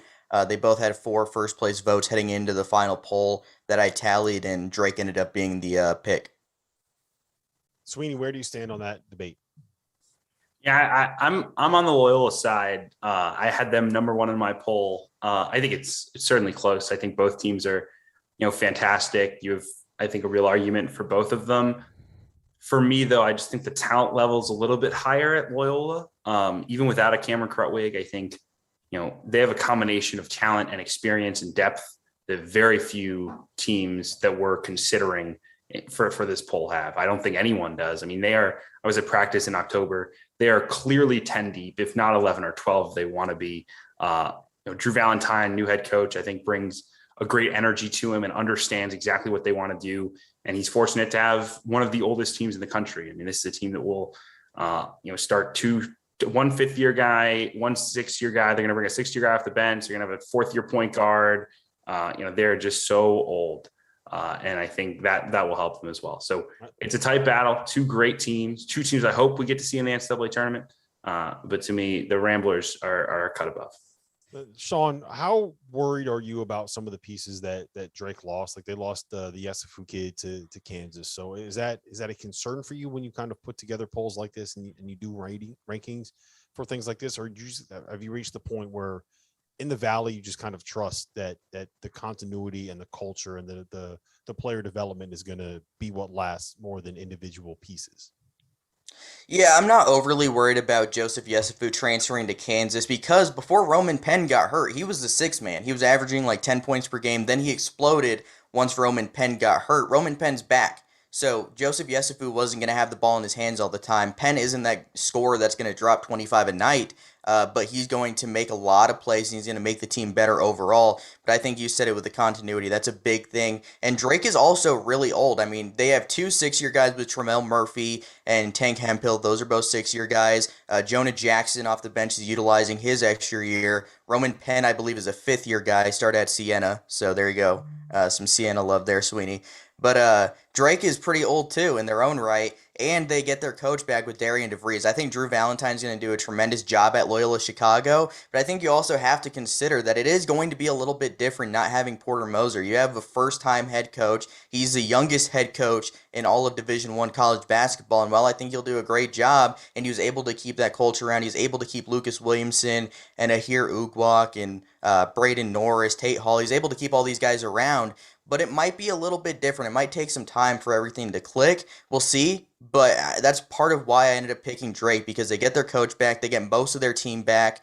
Both teams really only lost 1 key contributor. Loyola lost Krutwig, Drake lost Yesufu. I think Krutwig's a bigger loss, so that's part of why I ended up picking Drake. Yeah, Krutwig's a bigger loss. The coach is a bigger loss. But I got to ask, man, like, do we have anyone fact check Sean, or is this just the kind of situation where he picks Drake and he's going to say, no matter what these numbers look like, I'm sliding Drake into that number 1 spot? I have a theory. What Sean wanted to do was get a chance to interview Darian DeVries, which we have coming up right now. Drake, the number 1 team in our poll in the preseason in the mid-major. Sean got a chance to catch up with their head coach, Darian DeVries. All right, I am Sean Paul, and this is the first Field of 68 mid-major poll. I'm joined by Drake head coach Darian DeVries, who's number 1 in that poll. Thanks for joining. Yeah, thanks for having me, Sean. Appreciate it. Yeah, so I said you're number 1 in the Field of 68 first mid-major poll. What are your thoughts on that? Well, I think it's a nice recognition for our program, and for our, really probably the team we had last year, and with all the guys returning, I think it kind of simplifies, who we have back. Obviously, doesn't necessarily mean, success this year. You start all over, but it's certainly nice to have a group of guys back that have the amount of experience that we have. Yeah, and you mentioned that team last year. You guys made it as an at-large team, but another question is, you guys had a lot of injuries down the stretch. Your top scorer, Tank Hemphill, went down with an injury, came back in the NCAA tournament, but only limited minutes. And your starting point guard, Roman Penn, got hurt. How were you guys able to fight through that adversity and be able to still make the NCAA tournament despite losing two of your more valuable players? Yeah, going down the stretch, when you have two of your all-conference guys not out there for you, it certainly presents some challenges. But I thought our guys were really resilient in the way they filled in for them, the amount of fight they had to finish off that season, especially during the conference race where we were playing back-to-back nights. And our depth really got, kind of hit pretty hard there those last 8-10 games. So. I thought the guys did a great job of finishing out the season and being able to finish on a high note, getting a at-large bid and then getting our first NCAA tournament win in 50 years. So there was, a lot of excitement around the program and in the community right now. Yeah, and obviously one of your more valuable players from that team, you do return most of your team, but one of the few you do lose is Joseph Yesufu, transferred to Kansas. He was one of your big scorers, your top scorer down the stretch, and had a big game against Wichita State in that first 4 game. How do you replace his scoring this season? Yeah, I think, we just do it collectively. Prior to Roman Penn getting hurt, Joe was coming off the bench for us and had some really good games. And then when he filled into that starting role, he really took off as a scorer for us. So we're certainly a little different without him out there. He had the ability to get to the rim, really about any time he wanted it because of his speed. So we have to rely a little bit more on some ball movement and things to kind of get into those seams and create, close out and advantages where he had the ability to maybe do it all on his own. So, but I feel good about, you got all their guys returning. We had a few new pieces. So, I like the group we have and the way they fit together. Yeah, and another thing this year, you get the free COVID year, and you guys have a number of players utilizing that extra year coming back and trying to make more history at Drake. How early in the season last year did those players let you know that they were interested in coming back? Because they announced before the season even ended that they were coming back. Yeah, we had talked briefly before the season, when that was all announced, kind of where guys were at and what they were thinking, and we felt pretty good about where everybody was, and then after the season, we had in our postseason meeting, so we knew pretty quickly, everybody that was coming back, and guys were finishing up degrees. A lot of our guys are finishing up master's degrees. They had already started last year, so this was an opportunity for them to be done and have their masters all completed as well. So for a lot of them, it was a pretty easy decision for them, and certainly excited to have them all back. Yeah, and one of the biggest storylines about your team this season is that your son, Tucker DeVries, is the -- 1 recruit in Drake program history. And was there ever a thought in your mind that he was going to go somewhere else, or was it always Drake? No, there was certainly a few nervous days during the recruitment process. Now I know what all these parents feel like. I was on the opposite end of it for once. And I was like, hey, this is weird. This is weird for me, and kind of a unique feeling. But, certainly there were some programs that were recruiting them that I have a lot of respect for, and my son did as well. So, I don't think it was an easy decision for him at all, but I'm glad it worked out the way it did, and certainly excited to have him and get to experience this whole process with him, throughout his college career. Yeah, and what's it going to be like coaching him? I mean, that's something you don't get to do every day, and there's a lot of it now in college basketball. Currently, you look at the Boeheims at Syracuse, Antoine Davis at Detroit Mercy, Pat Baldwin Jr. at Milwaukee, and now your son, you get to coach him. What's that going to be like for you? Well, hopefully it's a lot of fun. I know I'm going to enjoy it, and I hope he will too. But we want to have a blast. Just not take any days for granted, and enjoy it. Whether either the practices, the travel, the games, all of it is what makes it kind of fun for me, and hopefully fun for him as well. Yeah, definitely. And then the last question I have is, what kind of expectations do you guys have inside that building heading into this 2021-2022 season? Well, expectations are high. I think it's hard to avoid it, whether it be from within or around the community. when you have a team that's returning, you know, the amount of guys we have, and you're coming off a good season, there are some expectations, but I think it's a great thing. It's a great thing for our program. It's where we want to be. You know, certainly a different position than maybe we've been in the past, where, you know, now we're the team on top that people are maybe chasing, you know, from a preseason standpoint, where in the past we've been, you know, picked maybe more middle of the pack, or even, you know, lower middle of the pack. So I think it's certainly different for us, but very excited about it, and very excited about the direction that the program is in and where we're at right now. Yeah, definitely. And again, as I mentioned, Drake is the #1 team in the mid-major field of 68 poll. So definitely stay tuned for that throughout the season. And thank you to Drake head coach Darian DeVries for coming on and taking the time to do this interview. Thank you, Sean. Appreciate it. That was Drake head coach Darian DeVries with our Sean Paul. Sean, how was that interview? It went well for you, man. That was your first on-camera interview. Feel good about it? Yeah, it was. Confident? Yeah, I liked it. I mean, I thought it went really well, and I think Drake's going to be great this year. DeVries, definitely appreciative of him coming on and doing that, and I think they're going to be very loaded this season, so might not be the only time he comes on and does an interview if they pull off some big wins. So yeah, there you go. You give him some pub, and he's going to come on the field of 68 in the mid-major top 25. For the people that don't know, we are going to be doing a show like this, unveiling the top 25 every week in the poll for the entire season. It's going to be on Monday afternoons. It's going to be Sean Paul. You're going to see his pretty face. You're going to see that big, beautiful beard. And we're going to have a lot of fun with this, shining a light on programs that don't get the attention. While I got you guys here, make sure we just tweeted out a link at the field of 68. We have our gear store set up. So you see these t-shirts, they're pretty nice, man. Nice little Nike. I'm wearing one too. Yeah. Sean Paul's got one on too. We sent Sweeney one. He was too cool to actually wear the gear that we gave him. He's got to look good in his button down. He probably sweat through it when he didn't realize he didn't have Wi-Fi when he woke up this morning. Anyway, so let's get into the top 5 that we got that we have up here right now. Drake obviously is #1. The debate between Drake and Loyola was an intense one. We have Belmont at 3.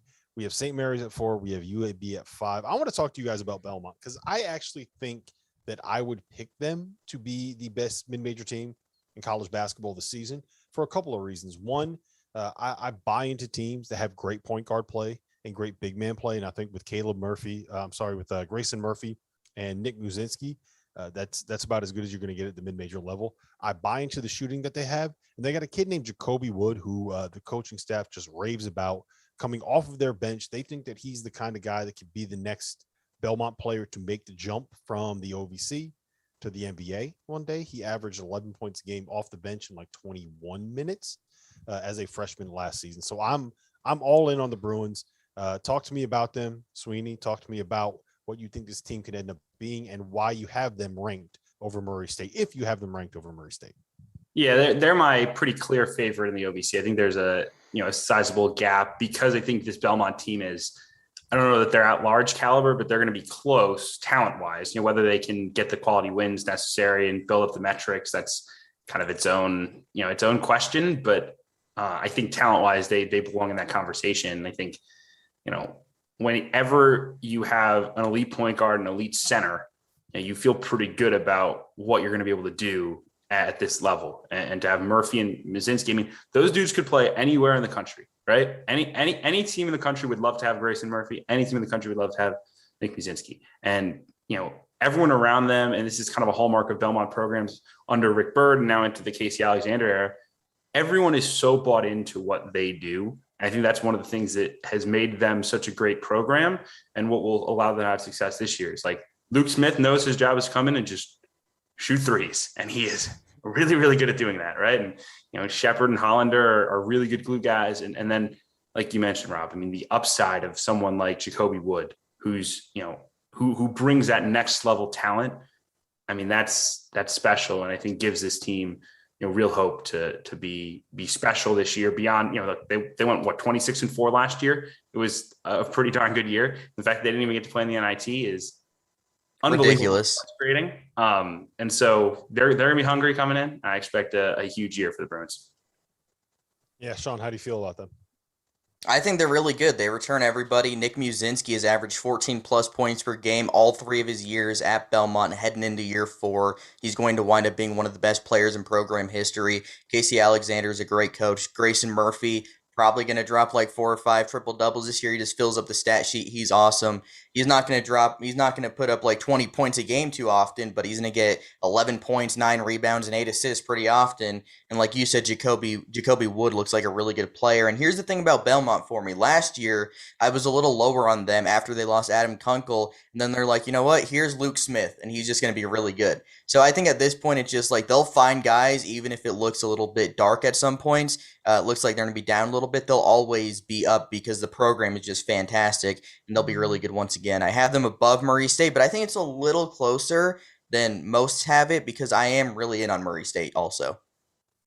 So I need you guys to talk me into St. Mary's because I just don't get it. I don't see it. I don't think that they are quite on the same level as some of these other programs. We have them 4th in our poll above UAB, who I think is going to be really, really good this season.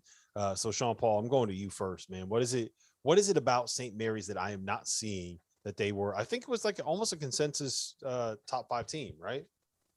Yeah, most had them in the top 5. I think I had them 6th or 7th. But here's the thing. They were bad by their standards last year. They still made the 16-team NIT. They were still top 60 in both Ken Palm and the net. So they were still pretty good, even though they weren't that good. And the biggest issue for them last season was just the inability to shoot the ball from 3. They had some injuries with Alex Dukas and Lemmet Bachler, who were the 2 best shooters before they got hurt. So that was a big problem for them.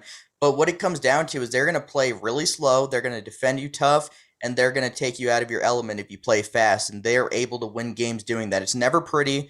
It's kind of like Virginia. It's never pretty, but they end up winning games. And I think this season, St. Mary's will be improved a bit, and I think they could wind up making the NCAA tournament because you get Tommy Kuzi back, who is just a really solid player. He can make plays. He can shoot the ball a little bit, and then you have Matthias Toss down low. He's really solid. He came back off an injury last year.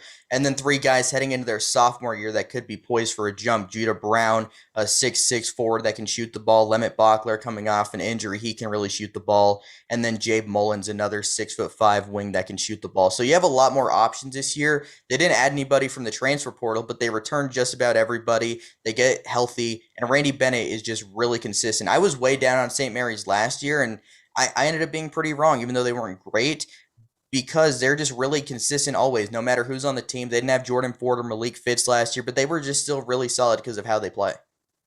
Yeah, I have trouble buying into a Randy Bennett team that doesn't have a great point guard. If you look at his best teams, they have great point guards that he can put in the ball screens over and over and over and over and over again. And I don't know if I see it with Tommy Kuzi, even though he has a great last name. Sweeney, let's round out this top 5. Break down UAB for me. Talk to me about them, and tell me why if you believe this, why do you think that they can make a run in March if they can get there? Yeah, I mean, I think I'm probably higher than UAB than pretty much anybody. I have them 50th nationally in my 1 to 3. I love it. All in. Yeah, I'm huge on them. I think, they kept adding good transfers even when there wasn't even a clear spot for them to play, right? I mean, I think it's easy to recruit a transfer coming down from the SEC when you're like, okay, you're going to be the centerpiece of what we do. You're going to be the star, right?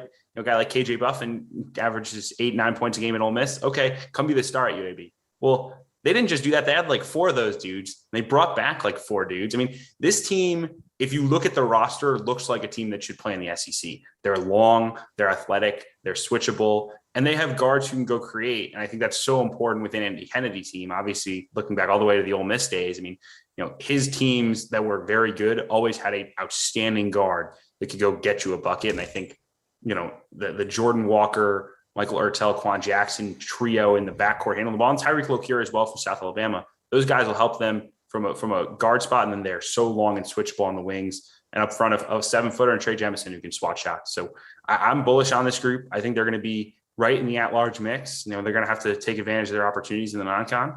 But in a tight top of the CUSA with some very good teams, I think UAB wins out. Yeah, I agree. And I also just always like to say for the record that Andy Kennedy made Ole Miss a relevant college basketball program, which is not an easy thing to do. I think he is always underrated in terms of how good he is at his job. Moving on to the rest of the poll. I think the most interesting team in the mid-major ranks is probably the Iona Gales, for no other reason than the fact that they have the one and only Rick Pitino coaching them. I'm curious because I would feel pretty confident without even looking at the rosters, without knowing anything about anybody on that team, and just simply saying Rick Pitino's been there for, what is it, like 18 months, 21 months, something like that now. Simply saying Rick Pitino has had a year and a half to get this thing figured out. He is going to win a game in the NCAA tournament. Book it, lock it, write it in stone, whatever you want to do, it's happening. Sweeney, how do you feel about this group? Are they the favorite to win the Mack? And how in the world can we put together a mid-major top 25 poll and have Rick Pitino tied for ninth? Yeah, I think they're clearly the favorite to win the Mack. The Mack outside of Iona is a kind of jumble of 2 through 11 that you could make a case for pretty much anyone. Iona stands above the rest. And look, I think they're well positioned to get to the NCAA tournament. I don't know that I'm considering them a lock to win an NCAA tournament game, but I do think in like a 5-12. They are. Just lock it in. Or a 4-13, right? It's Pitino. They're gonna have an opportunity to win that game. I think. Look, there's going to be a lot made this. They gave Alabama a fight last year. They really did. Yeah, they had a great game plan. And there's going to be a lot made about these transfers. Elijah Joyner coming from Tulsa, Ty Jolly from SMU, and Quinn Slazinski from Louisville.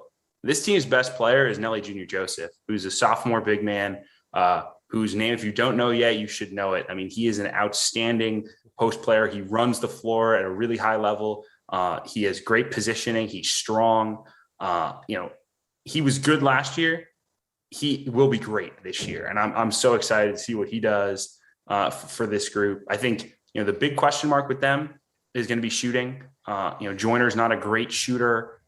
Jean-Louis on the wing is a fantastic wing defender, perfect for what Pitino wants to do, but not a great shooter. They're going to play Dylan Von Eyck a lot at the 4. He's not a great shooter either. So you might have some issues there, especially if Ty Jolly has some struggles, which I think he's going to. He's just been up and down in the preseason. And, talent-wise, again, this is a guy who could score 15 a game in the AAC. He could score 15 a game pretty much anywhere, but has not seemed to put it together yet at Iona. I think that's the missing piece that takes this from, 75 to 100 nationally, really talented group that could win a game to like, oh crap, we've got a top 50 team that could really do some damage on our hands. If Jolly lives up to that expectation, that billing from SMU, watch out. Yeah. Where do you stand on Iona, Sean, and why? I'm not sure. I don't have your poll in front of me, but where do you kind of have them ranked individually and in comparison with the rest of the teams that you could see on that graphic there? Louisiana Tech at 6, Buffalo at 7, Loyola Marymount at 8th, and Iona is tied with Northern Iowa at 9th.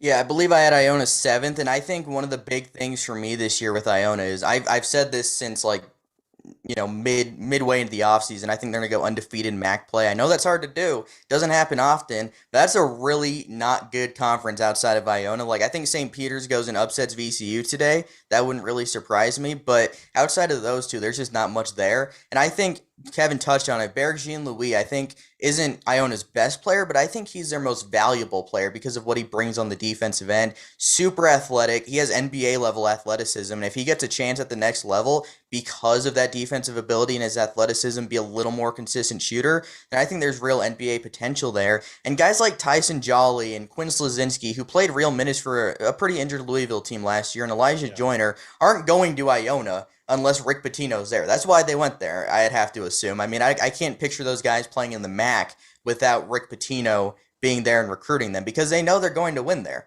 I mean, Iona has a way better chance of making the NCAA tournament than Tulsa this season.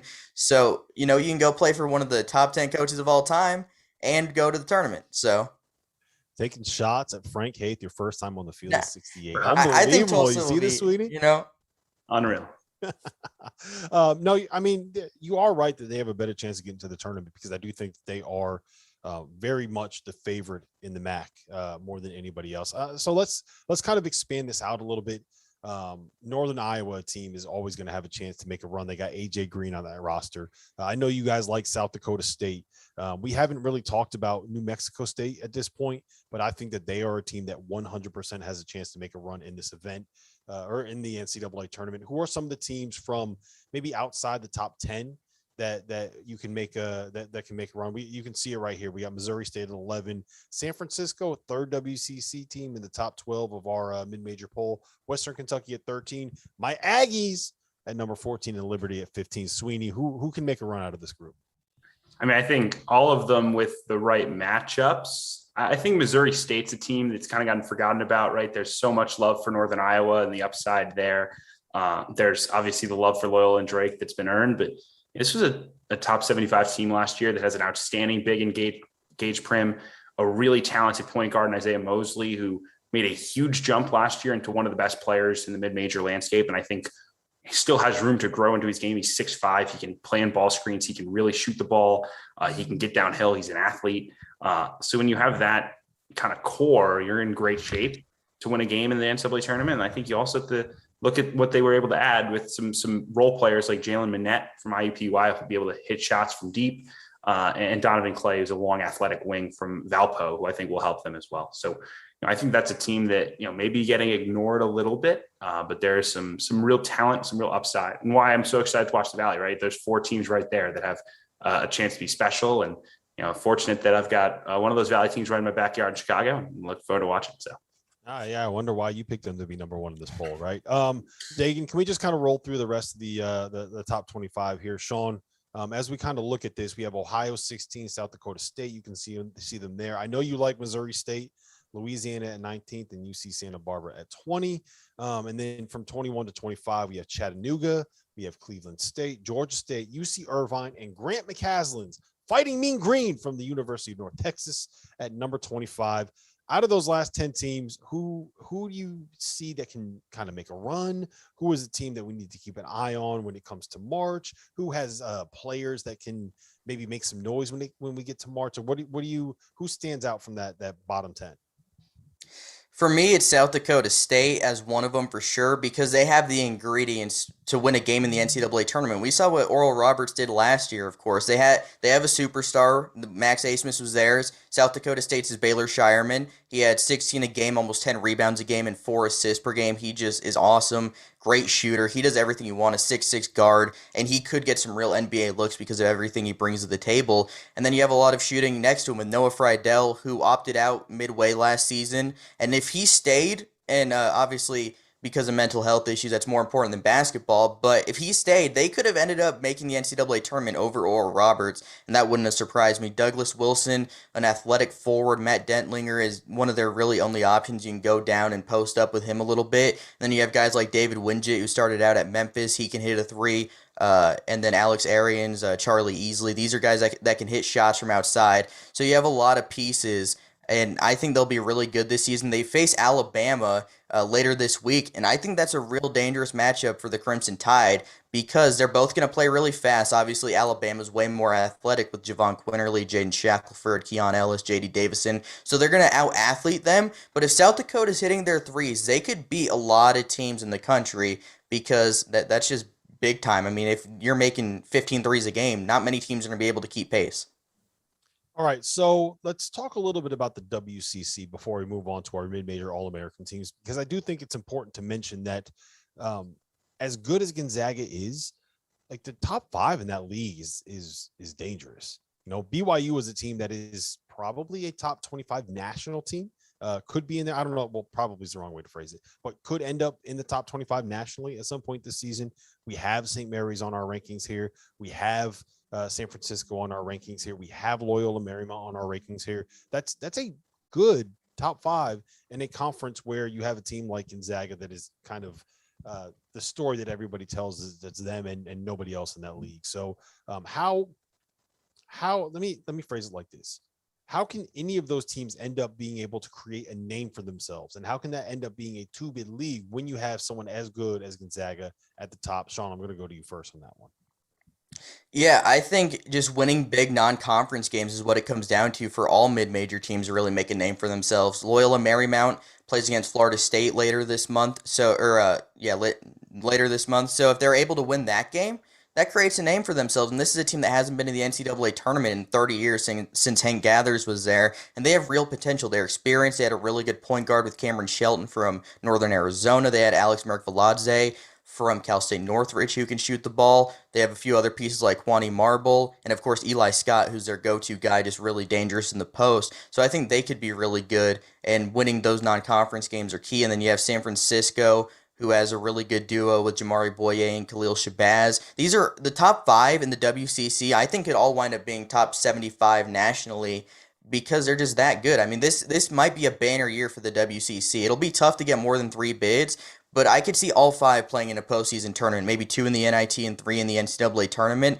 but you got to capitalize on your non-conference opportunities. You cannot drop home games against, teams from like the SoCon. I mean, Chattanooga's good and Loyola Marymount plays them today, but in general, you can't really drop games like that because that's going to hurt your at-large resume.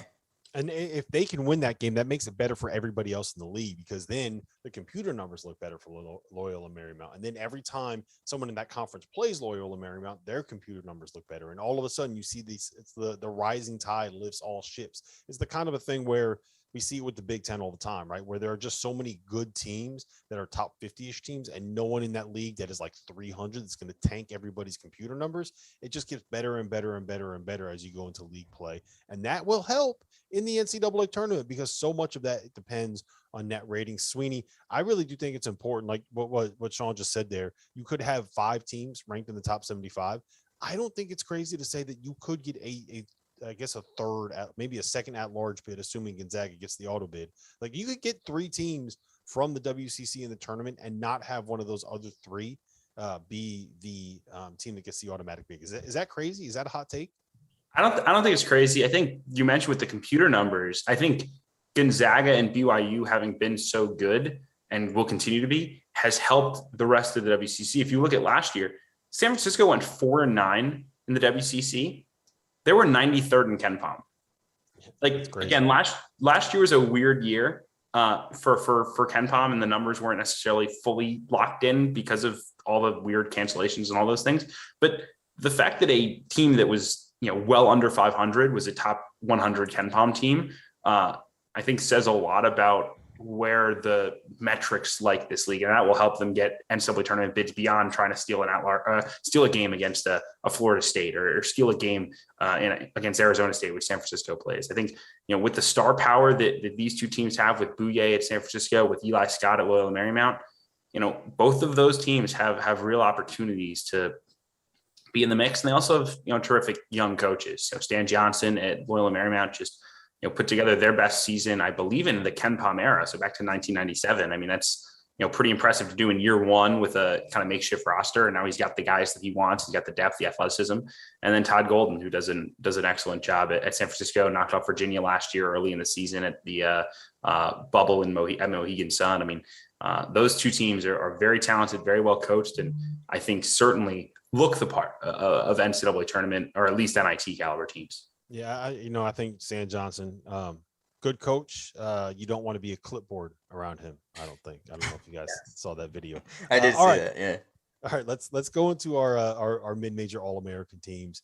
And the first guy that I think we have to mention here is a guy that was the superstar of last year's NCAA tournament, and we have not mentioned him or Oral Roberts when it comes to breaking down our preseason top 25. And that's Max Abmas. I thought for a while that he was going to end up being a guy that got picked in the NBA draft, and he kind of got into some of these workouts, and people were like, yeah, you know what? He's really small. And yeah, you know what? Maybe that there's a reason why he is at Oral Roberts instead of at one of these bigger programs. So, Sweeney, talk to me a little bit about him, where you rank him in terms of like actual All-Americans. Is he the best player in the mid-major ranks? And without Kevin O'Banner there, is he going to average 687 points per game this season? We might average 687 shots per game. They're going to let it fly for sure. I think the O'Banner departure is so interesting to me because as good as Abmas is, he's an unbelievable shooter. He's so quick getting downhill. One of the things that opened everything up for him was that O'Banner in the pick and pop had so much gravity that, you couldn't just blitz him in ball screens because Abmas would just dump it to O'Banner and it'd be a wide open 3. And he was the best stretch big man in the country. That weapon goes away. So I'm curious to see how Paul Mills, reshapes his offense to, build it entirely around Max and a better backcourt. They have more guard depth. They had Trey Phipps from Oklahoma and I'm blanking on the name of the kid. Isaac McBride. Yeah, there you go. Thank you, Sean. He's another guy who can really shoot the ball. So it's a different offense, but I think Smith is still going to be, I think there's a chance he pushes 30 points a game. I think there's a chance he does some Marcus Keene type things this year, and really puts up some crazy numbers. I don't necessarily think of him as like a national All-American. I think the buzz for that has been overblown by the kind of lack of guards, and people like, well, we've got Colin Gillespie here, and after that, who are we putting in? Everyone knows Max Smith. He's good. Let's throw him on there. I don't know that he's a top 15 player in the sport, but I think he's outstanding, and a guy who gives Oral Roberts a chance to be relevant in March. And that's all you could ask for at a mid-major, is to have a guy who can put you into any game, and Smith can do that. Sean, Antoine Davis has a chance to end up being the leading scorer in college basketball this season. I think, is he the best player in the history of the Detroit Titans basketball program? I think you have to say yes. He's going to be their all-time three-point leader this season. He's going to be the all-time scorer at Detroit Mercy. So you got to think he's going to end up being the top player in Detroit Mercy history. He's really good, and they have some tough upcoming games. They face Wyoming, which will be a very good battle, and they face Toledo later in the week. And Ryan Rollins at Toledo looks like someone who's really going to become one of the better scorers in the sport. But Antoine Davis is awesome. If he wants to stay for his 5th year of eligibility next year, he could wind up being like a top 3 scorer in the history of the sport. Nobody's going to pass Pete Maravich. I looked at Pete Maravich's numbers the other day. He averaged like 45 a game, and for 3 years, that's unbelievable. But Antoine Davis is great. Detroit Mercy has a little more around him. You do lose Bull Cool, who decided to go pro, but Noah Waterman, 6'11", and just absolutely lights it up from deep. Shot like 50% from deep last year. He's awesome. And then you had DJ Harvey, a former pretty highly touted recruit from Notre Dame, and then Vandy. He should be pretty solid. Detroit Mercy's a fun team to watch. Antoine Davis, when he's clicking, nobody can stop him. You can try to defend him, but he's going to make shots no matter what. And how about Prince Oduro? Let me just say Prince Oduro rounding out his 4th school in as many years with Siena, Mississippi State, South Florida, and now Detroit to round out his college career. I had totally blanked on the fact that DJ Harvey ended up at Detroit. Yeah. Like I would. That's a big time get at that level. Like, yeah, what a ride that dude's been on. I remember thinking he was going to be such a star when I saw him play for Takeover back in DC. All right, he'll be a star this year, though. Yeah, hopefully he will. Let's talk about Patrick Baldwin, because I think that one is fascinating to me. He's a top 5 kind of prospect, right? Like, he's a guy with the potential to be a top 10 pick. He's going to play for his dad at Milwaukee, but he waited so long to make his decision that there might not be anybody else on that roster. And like, I've seen people make the comparison to Klay Thompson with him. I can't go there myself. I think just as strictly a jump shooter, maybe, but I don't think that he has all of the other stuff that, like, Klay is an elite wing defender when he's healthy, an elite wing defender. And like, I'm not convinced that Patrick Baldwin isn't a 4. So what are you guys expecting out of him? And is there like any chance that a dude that at his best is like a stretch 4 jump shooter is going to be someone that can carry Milwaukee from, bottom of the horizon to an NCAA tournament berth? Any chance? Sweeney, what do you think? What do you got there? Yeah, I think I like a couple of the teams in the horizon more than them. I have them picked 5th in the league, but Baldwin's a special talent that gives you a shot. And I think, you said that they lack some of the talent around him because he committed late. And I think that's absolutely true, but they do have a guy in DeAndre Golston who can flat out score. That dude is a bucket. I'm excited to watch those two guys, work together. I will say with Baldwin, my concern here is, from the film I've watched, I don't think of him as like a killer, right? Like, I think there are guys out there who could walk into a situation like this and be the dude and just want the ball in his hands every possession and just go crazy. I don't think Baldwin's that guy. I think he's a guy who can blend in, play really smart team basketball, hit threes. I think his fit in college basketball would be better at a place like a Duke, where he's, the 2nd or the 3rd option, and he's this elite level, 2nd or 3rd option. I'm really curious to see what he's like at Milwaukee, because look, you can have the ball in his hands quite a bit. They bring in Jordan Lathan at point guard, who's formerly committed to Northwestern and went to UTEP, and winds up now at Milwaukee. Look, the ball needs to be in Baldwin's hands and not Lathan's, I think, for this team to succeed. And I just haven't necessarily seen him in that role a ton to have confidence that he can be like that truly elite playmaker that takes his team to the next level. I think right now he's better suited as like a blend guy than a a guy who's going out and creating for others. All right, let's roll through the rest of this these All-Americans really quick. We got Kenneth Lofton from Louisiana Tech, Nick Muzinski on our first team. Sean, what do you we talked about Muzinski a little bit, but talk to me a little bit about Lofton real quick. We got about 10 minutes left before we got to hit break.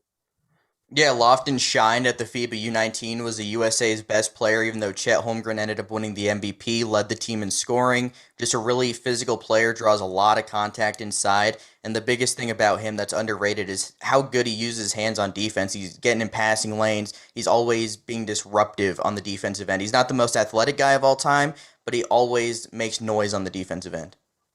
All right, let's get to our second team mid-major All-Americans. I think the biggest name on this list is probably Lucas Williamson. It's your guy, Sweeney, from Loyola Chicago.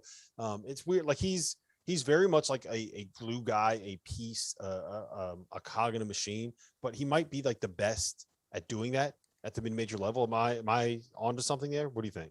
Yeah, I mean, I agree with you. I think, he finally earned the praise he has deserved for 4 years with the way he locked up Ayo Dosunmu. I mean, he's that level of impact guy. I think a lot of people credit the Loyola scheme on defense, but I think it's so much more, and it's individually elite defenders like a Lucas Williamson. And I think he's going to show off more of his kind of scoring bag this year. I think he has that in his game. I think in a faster paced Loyola offense, look, they're not going to be, chucking up shots in the first 10 seconds of the shot clock. This is in Alabama, but this is a team that I think will play a little bit faster, will free up its guards to create more. And I think you're going to see a more assertive offensive player in Lucas Williamson this season.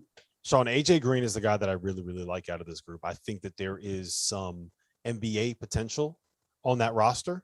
And I do think that with that player, and I do think that he is a guy that's going to put up big numbers, assuming that he is healthy. He's why you like Northern Iowa so much this season, right?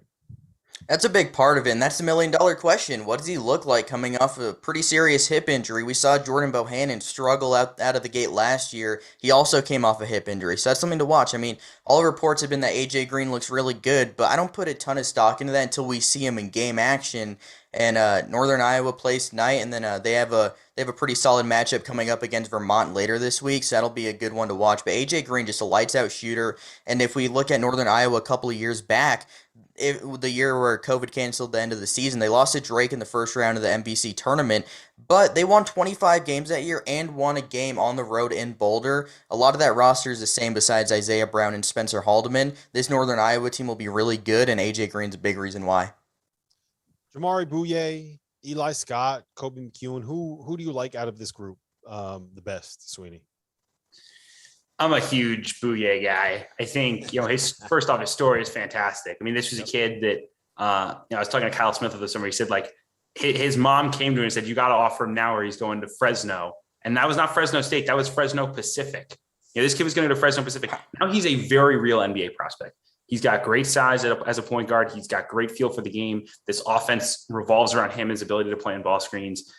I think he's fantastic and a guy that, everyone should know in the country because he's going to have a big game in some big moments this year. They're going to get Gonzaga twice. I think he's going to put, 25 on Gonzaga one of these games. And, he is a fun guy to watch. He's a bucket getter, but he is more than that. He can really lead a team. And I think will lead this San Francisco team to postseason.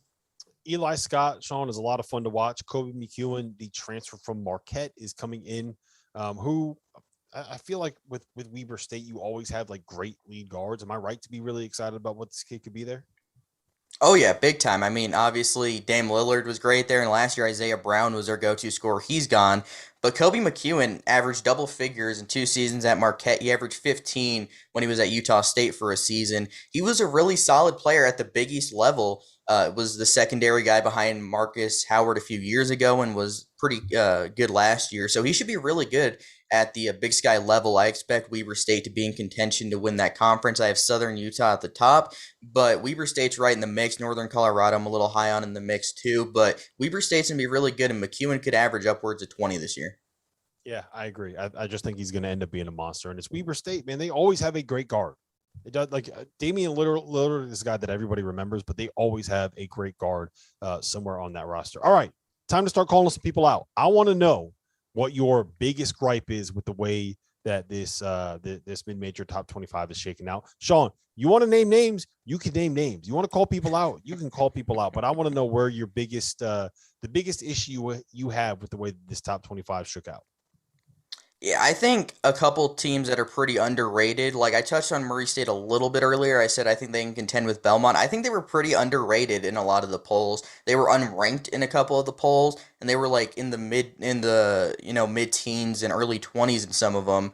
A few people had them about where I did. I think I had them 11th. A few people had them in that range. But last year, according to Ken Palm's luck rankings, they were one of the unluckiest teams in college basketball. They went 13-13, very disappointing by their standards. But you look at that roster. You return your 2 stars, KJ Williams and Tevin Brown. You add a really good athlete who can defend with Trey Hannibal from South Carolina. You add a really key contributor from Davidson the past 4 years with Carter Collins.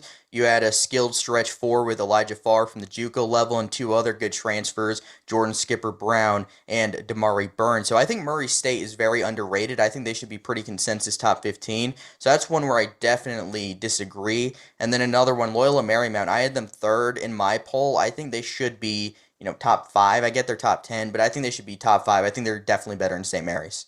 Call them out. Who had the worst ranking? I don't even remember, honestly. Is it all facts? They didn't rank any of the DMV teams. They didn't rank UMBC at all. So I was a little surprised. I was expecting to see UMBC like top 10, but they didn't rank them at all. So I'm a little props to them for that. Shout out to All Facts Media, Aaron Robinson and Andrew Robinson, 2 guys that I really enjoy communicating with and dealing with covering college basketball. Sweeney, what's your biggest gripe with the mid-major top 25?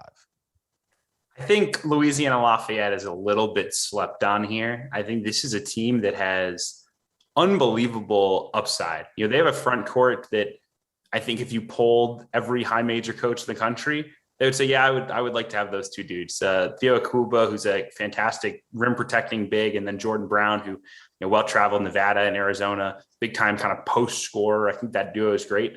And this is a team that also had Greg Williams at point guard from St. John's, who's, this is not a traditional down transfer. He was a 10-point-a-game guy at St. John's. He can really play. So this team has real talent. I think Bob Marlin does a really good job. And, to me, the Sun Belt's going to be really entertaining with them, with Georgia State, with South Alabama, who brings in a ton of transfer power, with Arkansas State, who I think will be, under the radar. App State brings back everybody from a team that made the NCAA tournament, has a terrific coach in Dustin Kern. So the Sun Belt's going to be great, but I think Louisiana Lafayette is a team that has tremendous potential, and a team that we should be watching as a team that will be dangerous come March.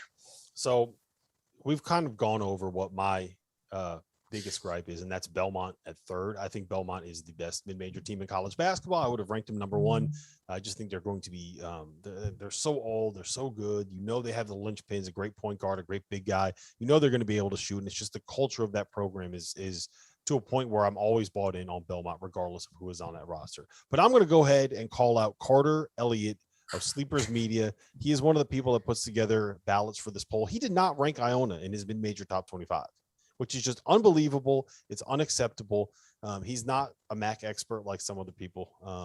He is, but he got that one wrong. I don't know how you could have Iona outside the top 25. I honestly, I think that they should be ranked in the top 5. You give Rick Pitino high major talent at a school like Iona. I'm all in. I'm all in on that team being able to make a run and get into the NCAA tournament 1 and win a game in the tournament 2. I feel as comfortable about that as I do about anything in college basketball this season. But listen, guys, this has been fun. I've really enjoyed kind of being able to join you 2 experts and kind of break down and shine a little bit of a light on the mid-major ranks and mid-major top 25s. Sean, tell people where they can find your work. Sweeney, tell people where they can find your work. Yeah, you can follow me on Twitter at SeanPaulCBB. I'm going to be tweeting about a lot of games, so follow me. If you want to see some live tweeting of Washington State against Alcorn State, tune in. Game starts in an hour. Let's go. Yeah, Sean's Twitter feed on a college basketball night is quite the adventure. You can follow me at CBB_Central on Twitter, and all my written work over at Sports Illustrated. We've got some great stuff ahead of the upcoming season. Check it out. All right, Sweeney, you got 30 seconds here. What was it like the first time that you saw your name in Sports Illustrated, the magazine? Man, the funniest part was someone like sent me pictures of it before I even got it, and I was pissed because I wanted to like open it up and be like, "Hey, look, it's me!" But it does not get old. It is so cool, and I'm unbelievably grateful that I have the opportunity to have my name. And like when people are walking by a newsstand or grocery store, and they're like, "Hey, look, who's got these top 25 rankings?" And it's like that idiot Kevin did. So that's me right there. All right. Well, anyway, look, we're about to head into our break. In hour 5, believe it or not, we have hour 5.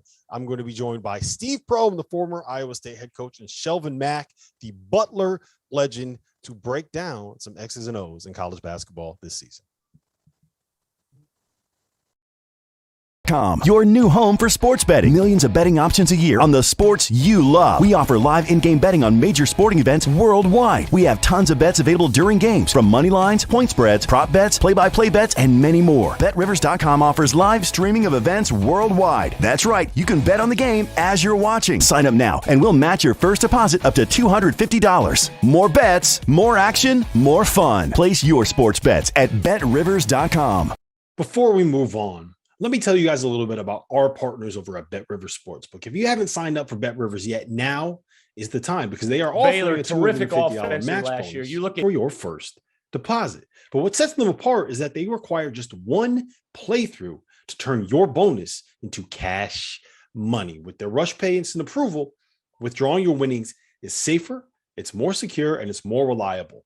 Now that basketball season is tipping off, get in on the action at betrivers.com today, or by downloading the BetRivers iOS app. You must be 21 years or older. If you have a gambling problem, call 1-800-GAMBLER. And while I got you here, let's talk about the Field of 68 Media Network, where college basketball matters most all year round.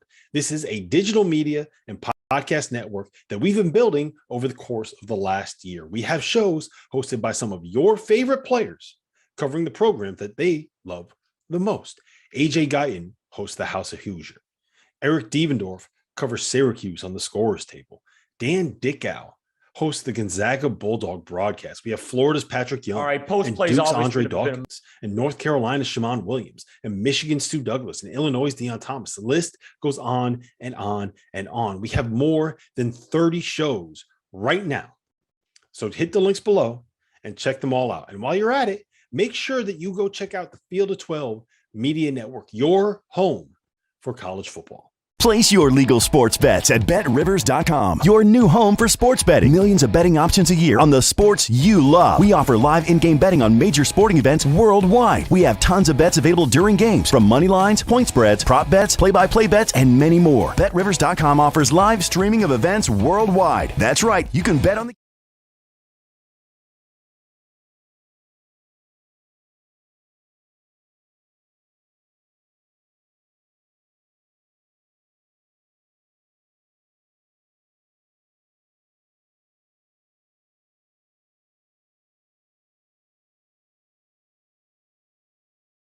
The first thing that you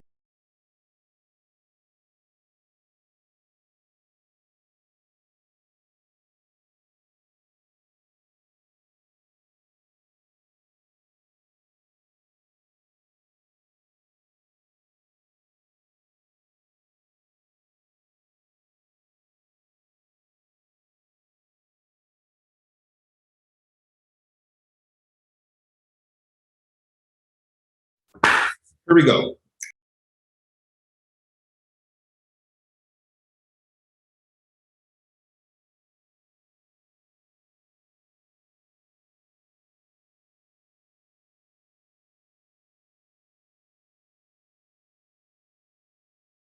Shooting is a key.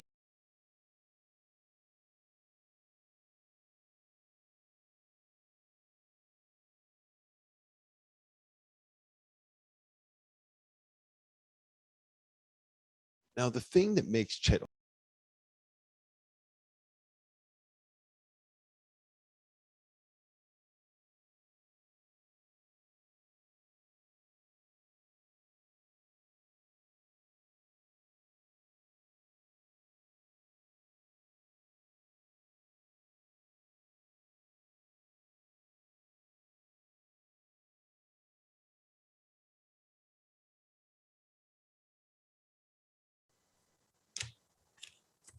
And we are back. It is hour 5 of the Field of 68 after dark tip-off marathon.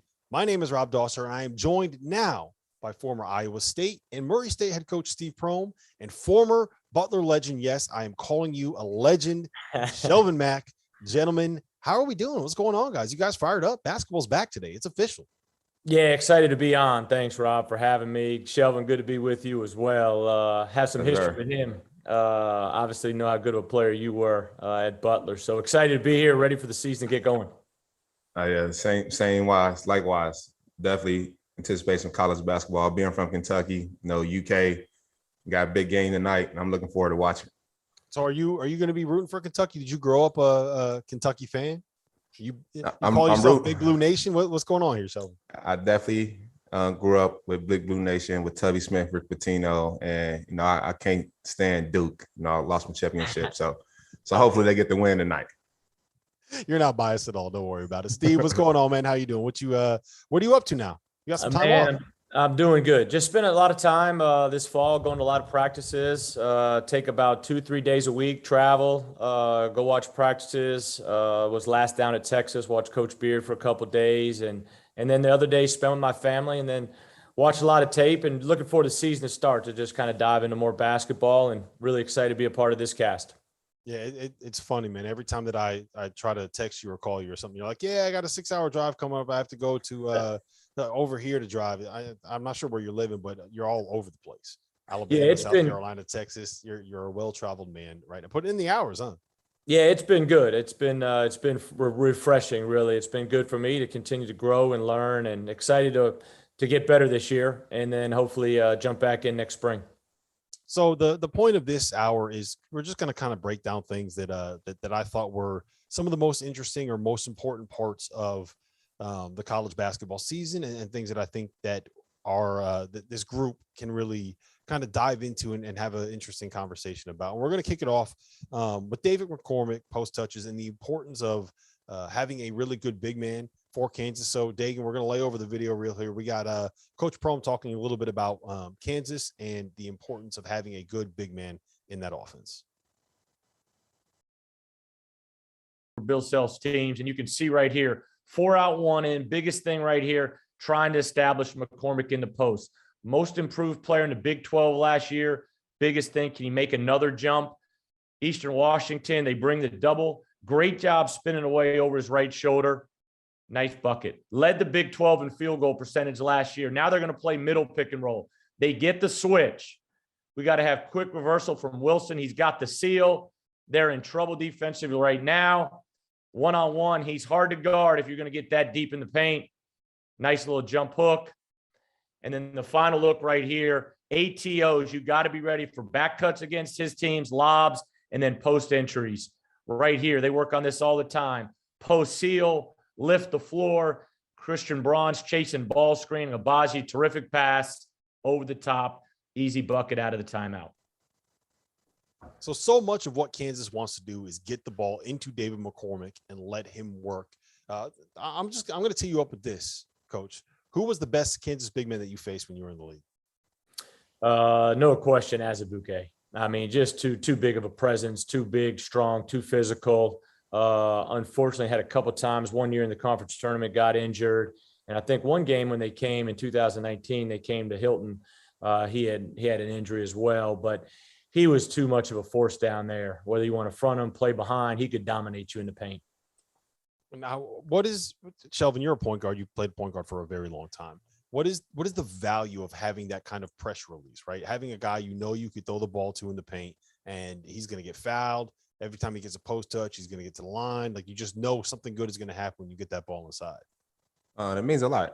At Butler, when we had Matt Howard, I think people give Matt Howard a lot of credit, enough credit for the things he was able to do in college. Whenever you got a chance to just throw the ball downside, be able to spot up, catch and shoot, you don't have to create and let a big create who's that good. If he gets double team or if he's one-on-one and score, it just relieves a lot of pressure, especially for a point guard with full court, playing defense, ball screen. Sometimes you just need a chance to just relax a little bit, and having a post man is very, very important. So, Coach, I've always contended that the importance of or the most important part of this Kansas roster and this Kansas team, it's not going to be Remy Martin and what he can do at the point. It's going to be whether or not Kansas is able to get into their sets and run their stuff and be able to allow him to be a monster, because with the shooting that they have and the way that they can kind of play 4 around 1 and the way that Bill's really bought into that idea, if McCormick can be the guy that he was over the last 6 weeks of last season, as opposed to the guy that he was for the first 6 weeks of last season, to me, that makes him a totally different team. They need, if Kansas is going to be their best, they need David McCormick to be their best player, right? Yeah, no question. If you look at him, most improved player in the year in the Big 12 last year, number 1 in field goal percentage, but you touched on the biggest thing. If you go back to the first game of the season against Gonzaga, really struggled, didn't play well. But his second half of the season, he was terrific. Some teams decided, do you want to double him? Do you not want to double him? But he's got great size. So if you do double, he can throw out of the post. He can make free throws. He shoots 80% from the line, averaged about 13 and 6. My thought process for David McCormick this year is, can you go 16 and 8 now? Can you continue to, grow your numbers and now grow on the glass as well? But when Self needs a basket, and I touched on this in the video, I don't care whether it was Landon Lucas, Perry Ellis, Azubuike, he's coming out of a timeout. He wants to get a paint touch, and he likes to go through the post to do that. Yep, for sure. Shelvin, when we talked about Remy Martin a little bit, right? And I think the key, one of the things that's going to determine whether or not this team makes a run, and I think we're going to get really a good taste and a good feel for what it's going to be tonight. Remy Martin is a guy that was built to be a shoot first guard. He wants to go back and get the ball. One of the things that that Bill and the program has been saying is the hardest thing they've had to deal with him is he'll run a set, they'll get that first action, and instead of getting to the second part of the play, he just goes, runs back and gets the ball, because that's what he's naturally inclined to do, and that's the way that he's played at Arizona State over his career. So as a point guard, how hard is it to kind of work yourself out of those habits and understand that you have to play differently? It's almost like a tiger changing the stripes, right? Yeah, I say the biggest thing, I think he's going to realize he's playing with better players being at Kansas and Arizona State. So if you're playing with better players, you realize you don't have to do so much at once. I think he's just used to not playing at a high level guys consistently all the time, that he wants to go get the ball. Now, a lot of guys have tendency to do that. But me, I'm more like a pass first point guard. In high school, I was probably the best player. I had to shoot all the time. So I understand if I give it up and it comes back, that means it's my chance to shoot. So I kind of understand where he's coming from, both sides. But playing with those guys is going to create him, let them do their thing. Then it's going to be able to get him the ability to shoot, especially if they double team the big fella down low. So I'm curious. I want both of your take on this. Last year, we kind of saw David McCormick change a little bit the way that he played. You touched on this a little bit, Steve, but there was a while where he kept fading away and kept trying to get a little bit cute instead of just powering through people and saying, hey, I'm 7 foot 250. I'm going to play like I'm 7 foot 250. And I think it took him about half the season to kind of figure that out. Remy Martin is going to be a guy that kind of has to do something similar this year in terms of buying into being a quote unquote Bill Self point guard, right? So how long, I don't know if you guys have, Shelvin, if you've ever been in that situation, or Coach, if you've ever had to work with a player that is kind of in a similar situation, but how long does it normally take to kind of get acclimated to this new role that you're being asked to play? Steve, why don't you take that one first?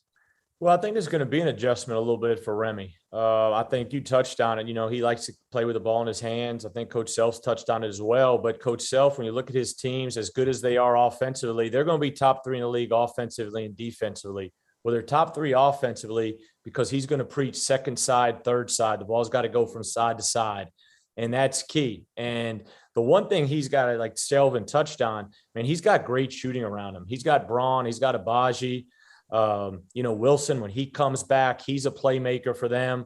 And then when you have a post presence and you can play pick and roll and they can get angles for McCormick, it's just going to make the game easier for Remy. But I don't see, he may play well tonight, but I think he's going to have some ups and downs in November, December, and to where, man, I think Coach Self's thinking, hey, let's get him ready to really take off as we move into conference play. Yes, Shelvin, how long, I don't know if you've ever had to be asked to play a different role. Maybe when you got to the NBA and you went from being like a star college player to being a guy that you got to do a job. I mean, not everyone's Kevin Durant. You got to do a job once you get to the NBA. So how long did that adjustment kind of take you? Yeah, it's very challenging. Been in the NBA for 8 years, playing on 7, 8 different teams. My role was constantly changing a lot. Sometimes it was quicker than others, but it takes a while. Like Coach said, he might play great tonight. Don't get too high, don't get too low. Just continue to improve each and every day. And when that happens, I think when conference tournament comes, he's gonna be playing, his best basketball. I don't know if you picked up on that nice little humble brag there where he said, yeah, playing in the NBA for 8 years. It wasn't just in the NBA. I played for 8 years. So yeah, we see you, Shelvin. We see you. All right. I want to move on to the next one. The next guy I want to talk about is Paolo Banchero, who I think, and I said this earlier on the show, I think has a chance to be the best player in college basketball this season. He's the guy that I'm most looking forward to watching. And if you force me to pick somebody right now as the number one projected prospect, however you want to phrase it, in the 2022 NBA draft, I think I'm taking Paolo. So Dagan, let's roll that video and watch some clips of what makes him so special. Understand about Paolo Banchero is his size. He's 6'10", 250 pounds. You let him get position in the lane, he's going to put you through.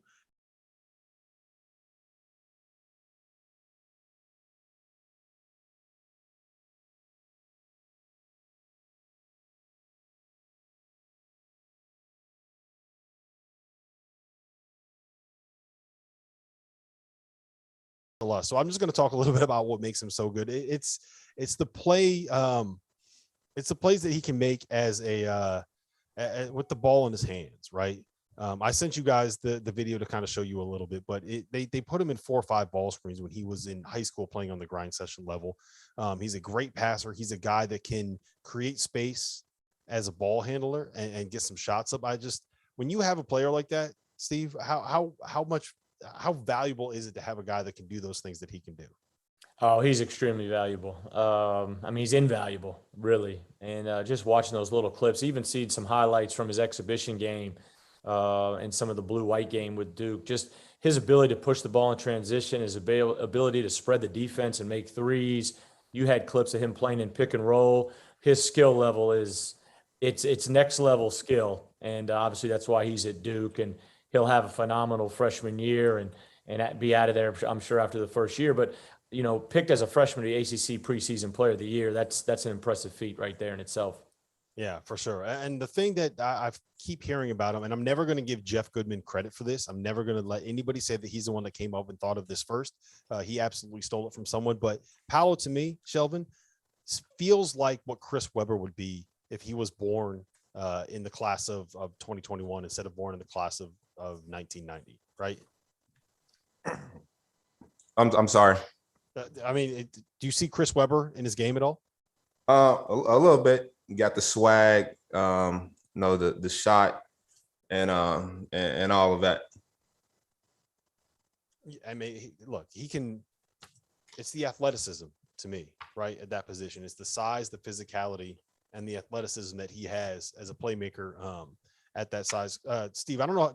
Do you see that comparison as well? Do you see Chris Webber in his game? Yeah, I text you, when I saw him coming off ball screens and playing in transition and pushing it at 6'10", 6'11", almost, jokingly Kevin Durant a little bit. But, as you could see, if Chris played in this era with his skill and his athleticism, his ability to play off the bounce some, you could see that. But to see him playing with ball screens at his size, that's skill level. People don't realize how impressive that is. Yeah, my big question for what Duke's going to end up doing this year is, one, how does he fit alongside Mark Williams, right? You have a guy who probably is at his best, Paolo, as a guy that would be like a small ball 5, and you're going to put him alongside a 7-footer that is going to be at his best when he's just taking up space in the lane. So, Shelvin, when you have 2 big guys that you have to ask to work together like that, how tough is that? How much of a sacrifice are you going to have to make, taking away maybe what Paolo can do best to be able to get another guy on the floor next to him? I think from my experience, a lot of big men like playing with big men. They understand sometimes they don't get the ball, so they like to pass to the other big instead of the guard having the ball all the time. But it also, like I said, it frees you up. It's not a lot of times you can get double, playing at the level that they play on. They always get double. It's never no one-on-one matchup. So when you have 2 bigs, you're able to get one-on-one matchups a lot. Right. So the other big thing is it's the shooting, right? It's the spacing. Is there going to be room when you have a guy like AJ Griffin and a guy like Trevor Keels and a guy like Jeremy Roach, will you have enough shooting, Steve, to be able to let those guys kind of do what they? I mean, if you're running a 4-5 pick and roll with Paolo and Mark Williams, you have to have people that will pull that defense out of the lane. Yeah, you're going to have great spacing. Now, there's no better coach, than Mike Krzyzewski to figure out what to do offensively and to tweak his team year to year.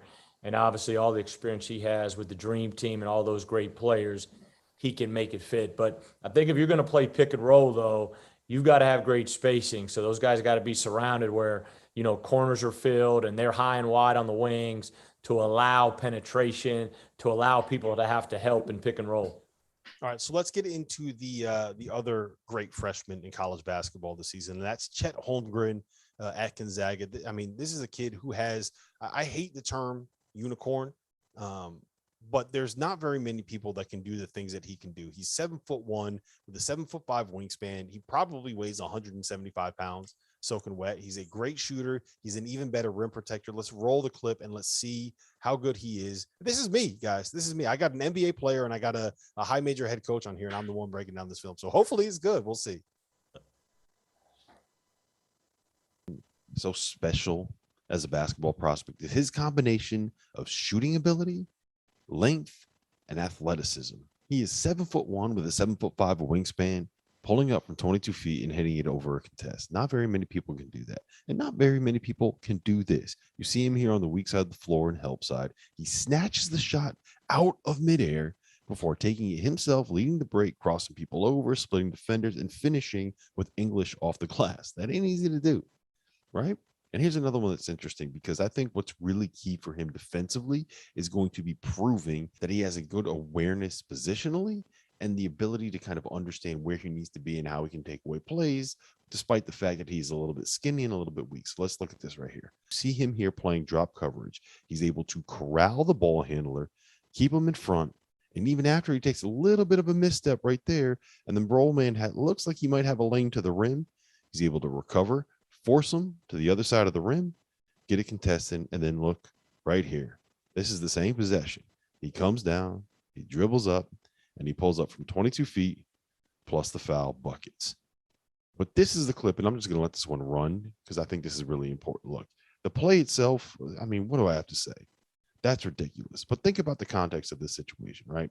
This is a nationally televised basketball game coming off the back of a pandemic. It's one of the first times that we've had a chance to see Chet play in a setting like this as an elite prospect. He's doing this against Amani Bates, who is the most hyped player in high school basketball at the time. This is a play, late fourth quarter, close game. He makes that play, has that dunk. The reaction, though, this is what I think is so important and so fascinating. He's saying that's all this. It's all heart. This is what I have. The thing that makes me want to buy into this dude is that he is an absolute pit bull and an absolute warrior that is as competitive as anybody on the court anytime that he steps on the court. I want him in my corner. And I know he might be 180 pounds soaking wet, but it's hard not to love dudes that are going to play with that much passion.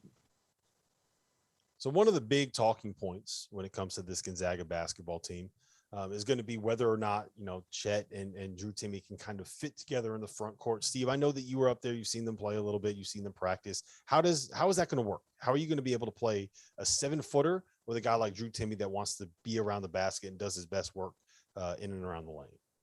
Yeah, I think it'll work good. I think the thing about Chet, obviously that city and that high school has been really good to Mark Few the last 2 years with Jalen Suggs and now Chet Holmgren coming out there. But Chet, the one thing getting to know him a little bit and following his career a little bit, he's got a swagger and a toughness. People can talk about his size and different things like that body wise, but he's got a toughness and a skill set that at 7 foot is phenomenal. And so I think, some of the stuff that Few's done over the years, and I haven't seen him play this year, but over the years with some of the European ball screen motion, keeping the bigs lifted, letting Timme play down there one-on-one, and then Chet playing off of him because his basketball skill and IQ is high, is very, very high. I think it's going to be exciting, a lot of fun to watch, and it's going to be a great opportunity that Texas Gonzaga game is going to be really, really fun to watch Saturday. Yeah. While that video clip was playing, Shelvin, we were just kind of talking a little bit, and you mentioned Giannis in terms of a guy that started out that skinny. How Giannis is obviously not skinny anymore. The dude's put on a ton of weight. I think you could say the same thing about Anthony Davis, right? Like he was a guy that was that skinny and then ended up filling out, and his body's a lot stronger now. I think Kevin Durant is the only guy I can think of that is anywhere near that size, that has that is that thin, that is playing at that level in the NBA. How important is it for someone to kind of put on that mass and put on that bulk? It's very important. You go from playing 40 games, they played 32 games last year at Gonzaga, to playing 82 no matter what, whether you make the playoffs or not, you're playing 82 games. So you need to build that muscle mass for the wear and tear throughout the season. But also it's gonna help his game a lot more when he's that. He'll be able to post up a lot of smaller guys, being able to bang down low, because he's a unicorn. He's gonna always have a mismatch, I feel, and then having that bulk is gonna be able to give him a lot of success. How worried are you about things like, not being strong enough to deal with some of the bigger guys? Like we look at it in the NBA now, and everything is kind of like 5-out spacing, right? And if you have a big guy, for the most part, unless you got Nikola Jokic, it's someone that is setting the screen, rolling to the rim, and trying to catch a lob, and someone that is doing things like switching on defense. So is it as important still in the modern NBA to go and get a player that kind of has that bulk and physicality? Or is it just kind of like, look, Chet can shoot, he can block shots, we can hide him on the weak side defensively, we can put him on the worst player on the other team and just hope that he can kind of play free safety? Like, is there ways to make it work for someone that is, I mean, I think his shoulders are so skinny, man. Like, I don't even know if he can put on the weight. That's the thing. He can have small shoulders, but what coach is talking about with his wingspan, it makes up a lot of error from mistakes for everybody else. And also coach is talking about how he competes. I think the biggest thing is him just competing. If he's competing, he's always gonna have a chance, and they're gonna love that. So I wouldn't focus too much on the weight. I think he's a pro. Everybody else think the same thing. And I'm looking forward to seeing him playing this year and continue to grow throughout the years. I mean, yeah, Steve, that's the one thing about him, right? Is that he might not have the strength, but you're going to get every ounce of strength that he has on every single possession, right? Like that. I mean, that kid, you just want dudes in your corner that are going to fight for you. And I have no doubt that Chet Holmgren is going to fight for you no matter what team he's on. Yeah, he's playing with a purpose. He's playing with an edge. He's had a swagger to him. But the one thing you can't overlook, I mean, everybody talks about size, physicality, gain weight. And I was fortunate to coach Tyrese Halliburton, and, they got this question and this question. I'm like, hey, man, he can play. Basketball skill and basketball IQ, to me, it starts with that. And then if you've got the competitive edge Chet has, skill and IQ, the other stuff will come. I think skill and IQ, if you've got that, you can play right away at any level. Right. What's crazy? He played on the same high school team in Minnesota as Jalen Suggs. Shelvin, you think that team won a lot of games in high school basketball in Minnesota? I hope so, especially playing in, no offense, but in Minnesota, I think they won some game. Yeah, pretty much. All right. Next up, we have on our list of guys we're going to be talking about is Andre Curbelo. And we have our NBA point guard, our 8-year veteran NBA point guard, is going to jump on here real quick and break down Andre Curbelo's game and the value of having shooting around him and Kofi in those ball screens. To win a championship. This play right here, this angle pick and roll, going to the basket by having shooters on the court. This guy in the bottom right-hand corner cannot help, and you never want to help off the strong side. And whenever you have a rim rolling big, which he has, who's great at it, he's behind his defender, throw it up every time, 2 points. Another middle screen, pick and roll. Single side tag, bottom left-hand corner, his job should be help the helper. It's a big theme that we have playing basketball, help the helper. But the shooting they have put everyone in a bad position all the time. You have to make a decision. I want to stop the ball, I want to stop the roller, or I want to give up the three-point shot. Sometimes when you're in that position, it's hard to do. He doesn't decide to help at all. And the pass that my guy does right now, between the legs, straight to him, unbelievable. Another play. Dude started low, is the play developed. The pick and roll is coming up. He was a low man, not at first. Now, by the interchange, the guy who was guarding the low man still think he's the low man. But the interchange, he's not the low man no more. He should still be at the top. So he's trying to point to the other guy to take his man. When he do it, Curbelo does a great job of finding the corner, finding the weakness. Fortunately, it didn't go in. Same situation, same thing happens again. He's still trying to tag and do trying to help, but being a great point guard I think he's gonna make it to the next level is being able to pass with one hand, fast, get it to the spot. Straight to his pocket, count it, let's go. So I think the concern that I have with Andre Curbelo is he's not a guy that's known for being a shooter. He shot 5 for 31 from 3 last season. According to my sources, that's not very good. I think there's ways that you can kind of not focus on him defensively and kind of try to take away everything else. Shelvin, if you are a point guard and you're coming off a ball screen and they're playing that drop coverage that we saw in those clips that you just played, what's the thing that you're looking for? And if you're not able to make that shot, how much does that hinder what you're trying to do offensively? Yeah, so the first thing I always try to look for and make sure my big is setting the pick on my man. If I get him to go over, I think we won the possession.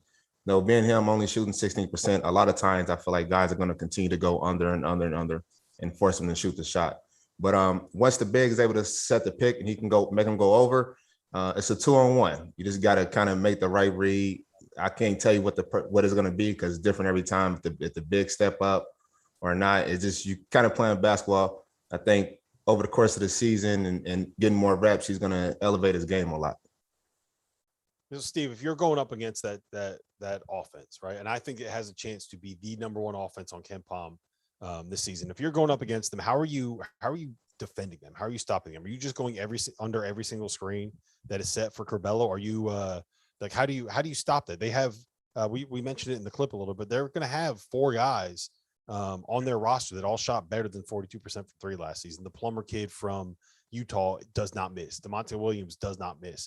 Trent Frazier misses some shots, but if it's a big shot, I don't think he missed a single big shot in his entire career. So Jacob Granderson, Austin Hutcherson, Coleman Hawkins is a guy that I think has a chance to maybe play in the NBA one day. How do you go about trying to defend Illinois this season, especially with some of that ball screen offense? Well, I think if you're going to go ball screen offense, like we were touched on a little bit, is where do you want to get the help from? And if you're putting shooters out there and the best pick and roll teams are able to spread the floor, and that's why Baylor, and we'll touch on them in a little bit, that's why they were so good to where now you look at Curbelo's numbers and you touched on it, how well does he make threes? And so what opportunities do you have where you can slide under ball screens? I think that's going to be number one. Can you slide under ball screens? And then number two, late shot clock, can you switch? Okay. And obviously Kofi's a big presence down there, but can you switch and say, hey, we're going to live with Curbelo, 17-foot pull-up, 15-foot pull-up, and like Shelvin touched on in drop coverage, let the big just get a contest late and make Curbelo score everything in front of you. The great point guards, they're trying to get paint touches. They're trying to put you in rotation as quick as they can. If you can slide under when ball screens are up high, or even if you really break down people, a lot of people send you uphill on ball screens, and that's a great time to go under. The most success we had against Baylor last year is when we slid under ball screens just to stay out of rotation. Yeah. So, Shelvin, how important is it to try to get the defense into rotation like that? It's very important. That's the main reason why you set a pick and roll, to get everyone to move their feet a little bit, whether it's help or fully rotate. Once you're able to do that, you can drive and kick to start the drive and kick game, or with the shooters they have, it's a catch and shoot. It's not you don't put them in bad positions, and that's why having a point guard like Curbelo is so important. He makes everyone else's life easier. So, Steve, I want to ask you this, and it's something that I've heard quite a bit about Illinois this offseason, is that they changed over basically their entire coaching staff, right? Like I think it was they had the 2 guys go to Kentucky, and then Gentry, who I believe had their offense, is at Gonzaga now. So yeah. How you've been a head coach, you're a head coach for a lot of years at the college level. How important is that coaching staff? What kind of impact is? I know it's different for everybody, but just kind of, can you take me through a little bit what that process is like in terms of how is it going to be different when you're installing offense? How is it going to be different when certain things are the way that program runs on a day-to-day basis? Yeah, I think it's really important. And obviously, talking to Brad, and I know Brad a little bit from competing against him when he was at Oklahoma State and knowing him over the years, but he has to probably do a good job this year from a standpoint of really being more into the defense a little bit, more into the offense until he feels comfortable. The great thing is he was able to hire the guy, Jeff Alexander, who was his operations or support in a support staff role to where he can step in. Now, I'm not sure if he's doing the offense or the defense. The other great thing is he got two people that are really connected to that state and that university. He got Chester Frazier from Virginia Tech, but he's a diehard Illinois former basketball player. And then the assistant, Tim from DePaul came over, who's Chicago guy, Illinois guy. So he's got the right people around him, but he's probably taken this past off season, spring, summer, early fall, to really get them acclimated to how he wants to play defensively, how they want to play offensively. Because if you really look at Illinois now, they changed the drop coverage last year when they started having the really good big kids with Kofi. From that standpoint. The one thing we didn't touch on, Curbelo, I know he shot 16% from three, but what's an impressive stat, he's 55% from two. And at his size, that is a high level number. And so I'm sure Curbelo spent a lot of time this summer from threes, putting the time in. Yeah, I hope so, man. Like 16%. That's not going to end up get it done. I want to hear from the player's perspective as well. When a staff changes over that much, what kind of impact does that have? Like I know for a lot of guys, it's the relationship that you have with the assistant coaches. That is why you kind of go to a school, why you make a decision for where you want to be, all of those different things. But just I don't know how. I don't think you guys at Butler had a ton of turnover with the coaching staff while you were there, Shelvin. But what kind of, how does that impact the team and the roster and the players there? It definitely impact the guys. Everyone at Butler, we all had our own guy, our own coach. I had Brandon Miller. I don't know if y'all remember him, Coach Miller. He was at Ohio State. So when I first went to Butler, he's the one that recruited me when I went to Butler on campus. He left a week later to go to Ohio State. So it kind of had things a little shaky at the very beginning because I didn't talk to any other coaches besides Coach Steven. The funny part is when I left to go to the NBA, he came back to Butler like 2 days later. So, we missed each other. It impacts you because it's, it's like you're kind of like a parent, father figure there on campus to help you guide the way because it's a big transition for everybody. So a lot of changing, it's tough. Right. All right. So let's move on to the next team that I want to break down. It is James Akinjo and his impact on the reigning national champion Baylor Bears. I'm gonna give you guys a little insight into how high I am on James Akinjo. I had him as a preseason first team All-American. I think getting him into Baylor's culture is big. I think getting him into Baylor's system is even more important. And Coach Prohm broke down why James Akinjo fits in this Baylor offense so well. We got the video right now. Last year, you look at teams, you want to shoot 50, 40, 90. That's big time for a perimeter guy. They almost did it as a team. 41 from three, 49 from the field. Here's Mitchell, pick and roll, spacing. Four guys that are almost 40% or better three-point shooters. Where are you going to help from? Villanova, they're in drop coverage, and you can see right here, Davion Mitchell, lottery pick, playing well for Sacramento right now. Splits it, snakes the ball screen, but then don't forget Chachua right here does a great job of screening his own man, almost what the NBA people refer to as a Gortat screen. Mitchell's able to get down here. Again, spread ball screen, spacing's really good because who you're going to help off of, Flagler, Teague, or Meyer. Middle pick and roll, great hesitation right there by Mitchell. I love the 15-foot pull-up. And then lastly, Jared Butler, another NBA guy now. Terrific year last year for them. Again, they bring Abaji to the screen. He gets him underneath the screen. He goes under. Money three right there for Jared Butler. The biggest question, how are you going to replace that? I think the addition of James Akinjo is huge, and you can see a lot can translate in his game and pick and roll. Right here, you see him right there. He comes off the ball screen. He snakes it, and same thing right there. Good Gortat screen. You can see pick and roll. Great job reading his defender. He brings him to the screen. He sees Cal's defender jump. He knows the big is on the opposite side. So what's he going to do? He rejects, pick and roll, nice little pull-up jump shot. And then the final clip, three-point line. Akinjo shot 40% from three last year at Arizona, all Pac-12 first team. They go under, rhythm three. was Baylor's offense and the fit that James Akinjo has with it. And Coach, we were talking about this just a little bit while that video was playing. It's what Baylor runs is really kind of like an NBA heavy offense, right? And it feels like that is what Akinjo needs to be able to thrive at the college level.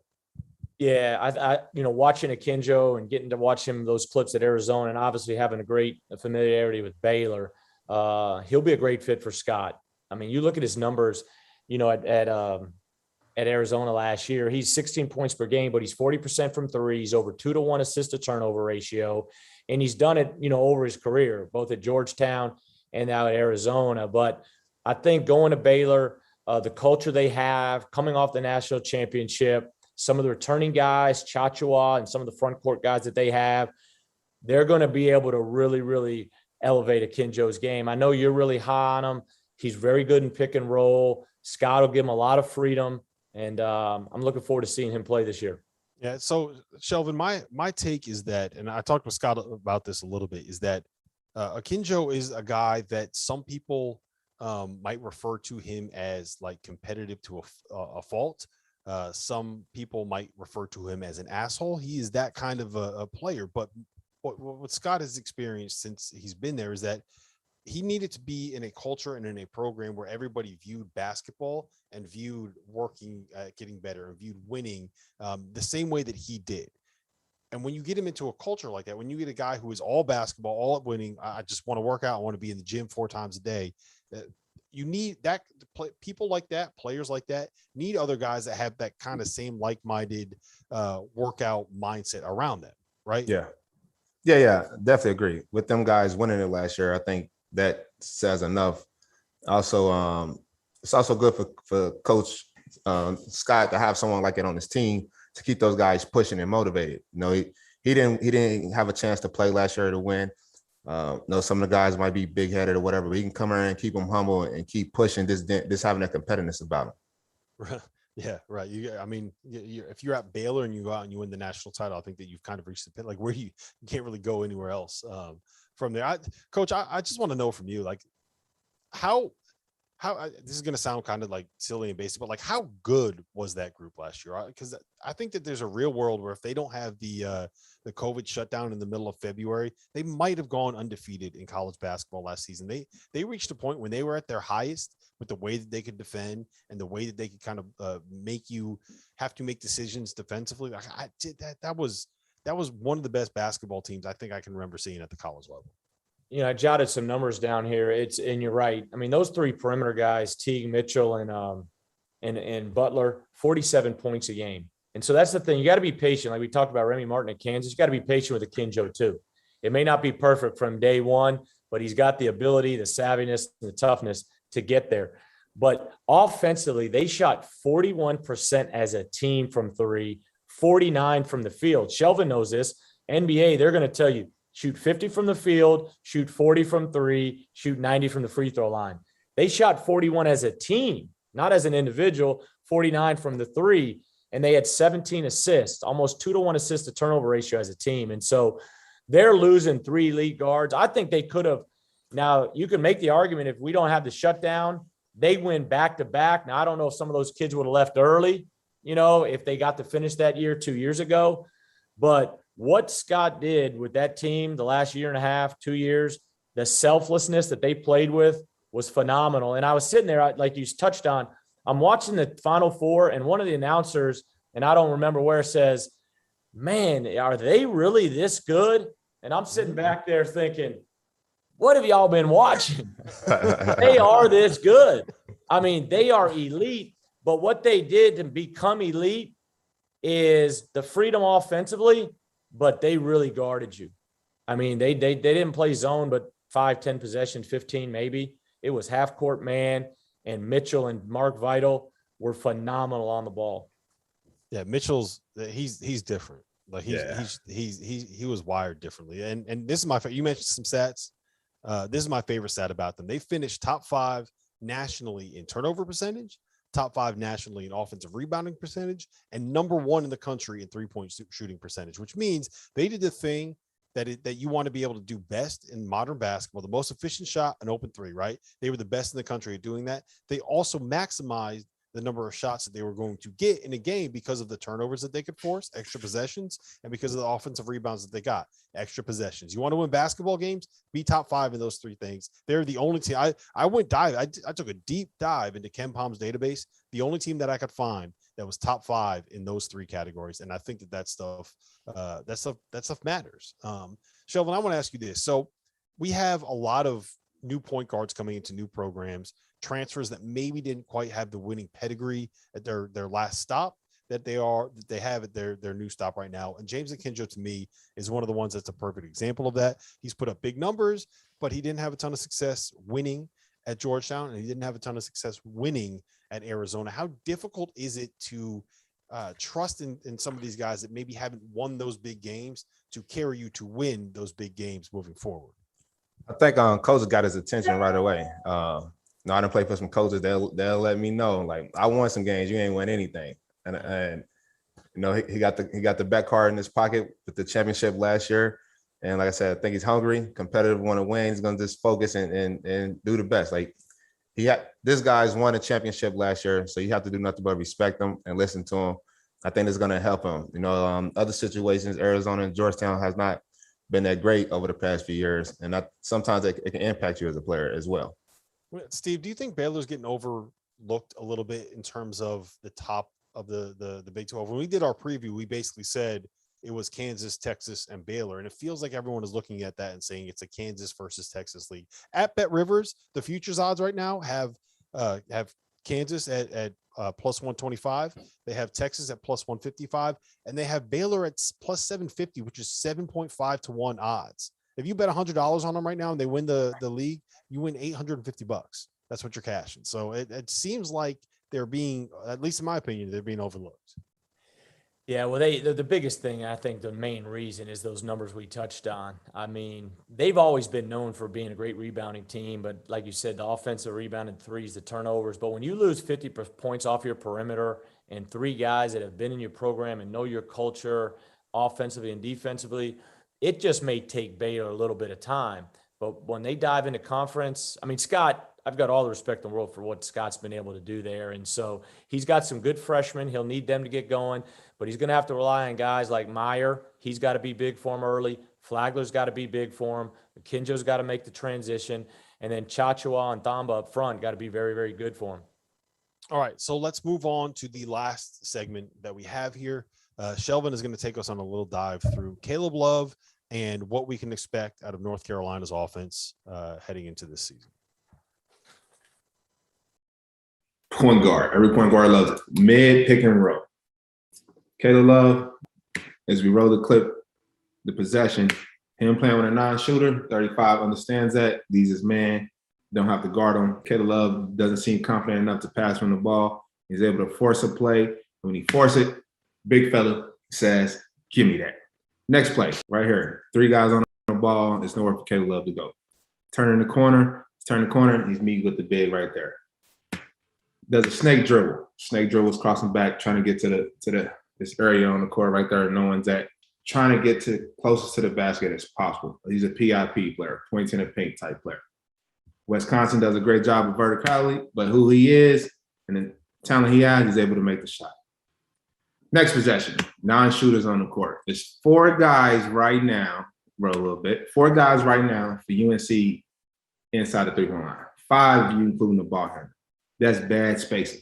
Me playing with a guy like Caleb Love, I would love to space the floor and let him do all the work so I can catch the shoot. That's the best way to play when you're playing with a guy like that can just beat his man off the dribble at any given moment.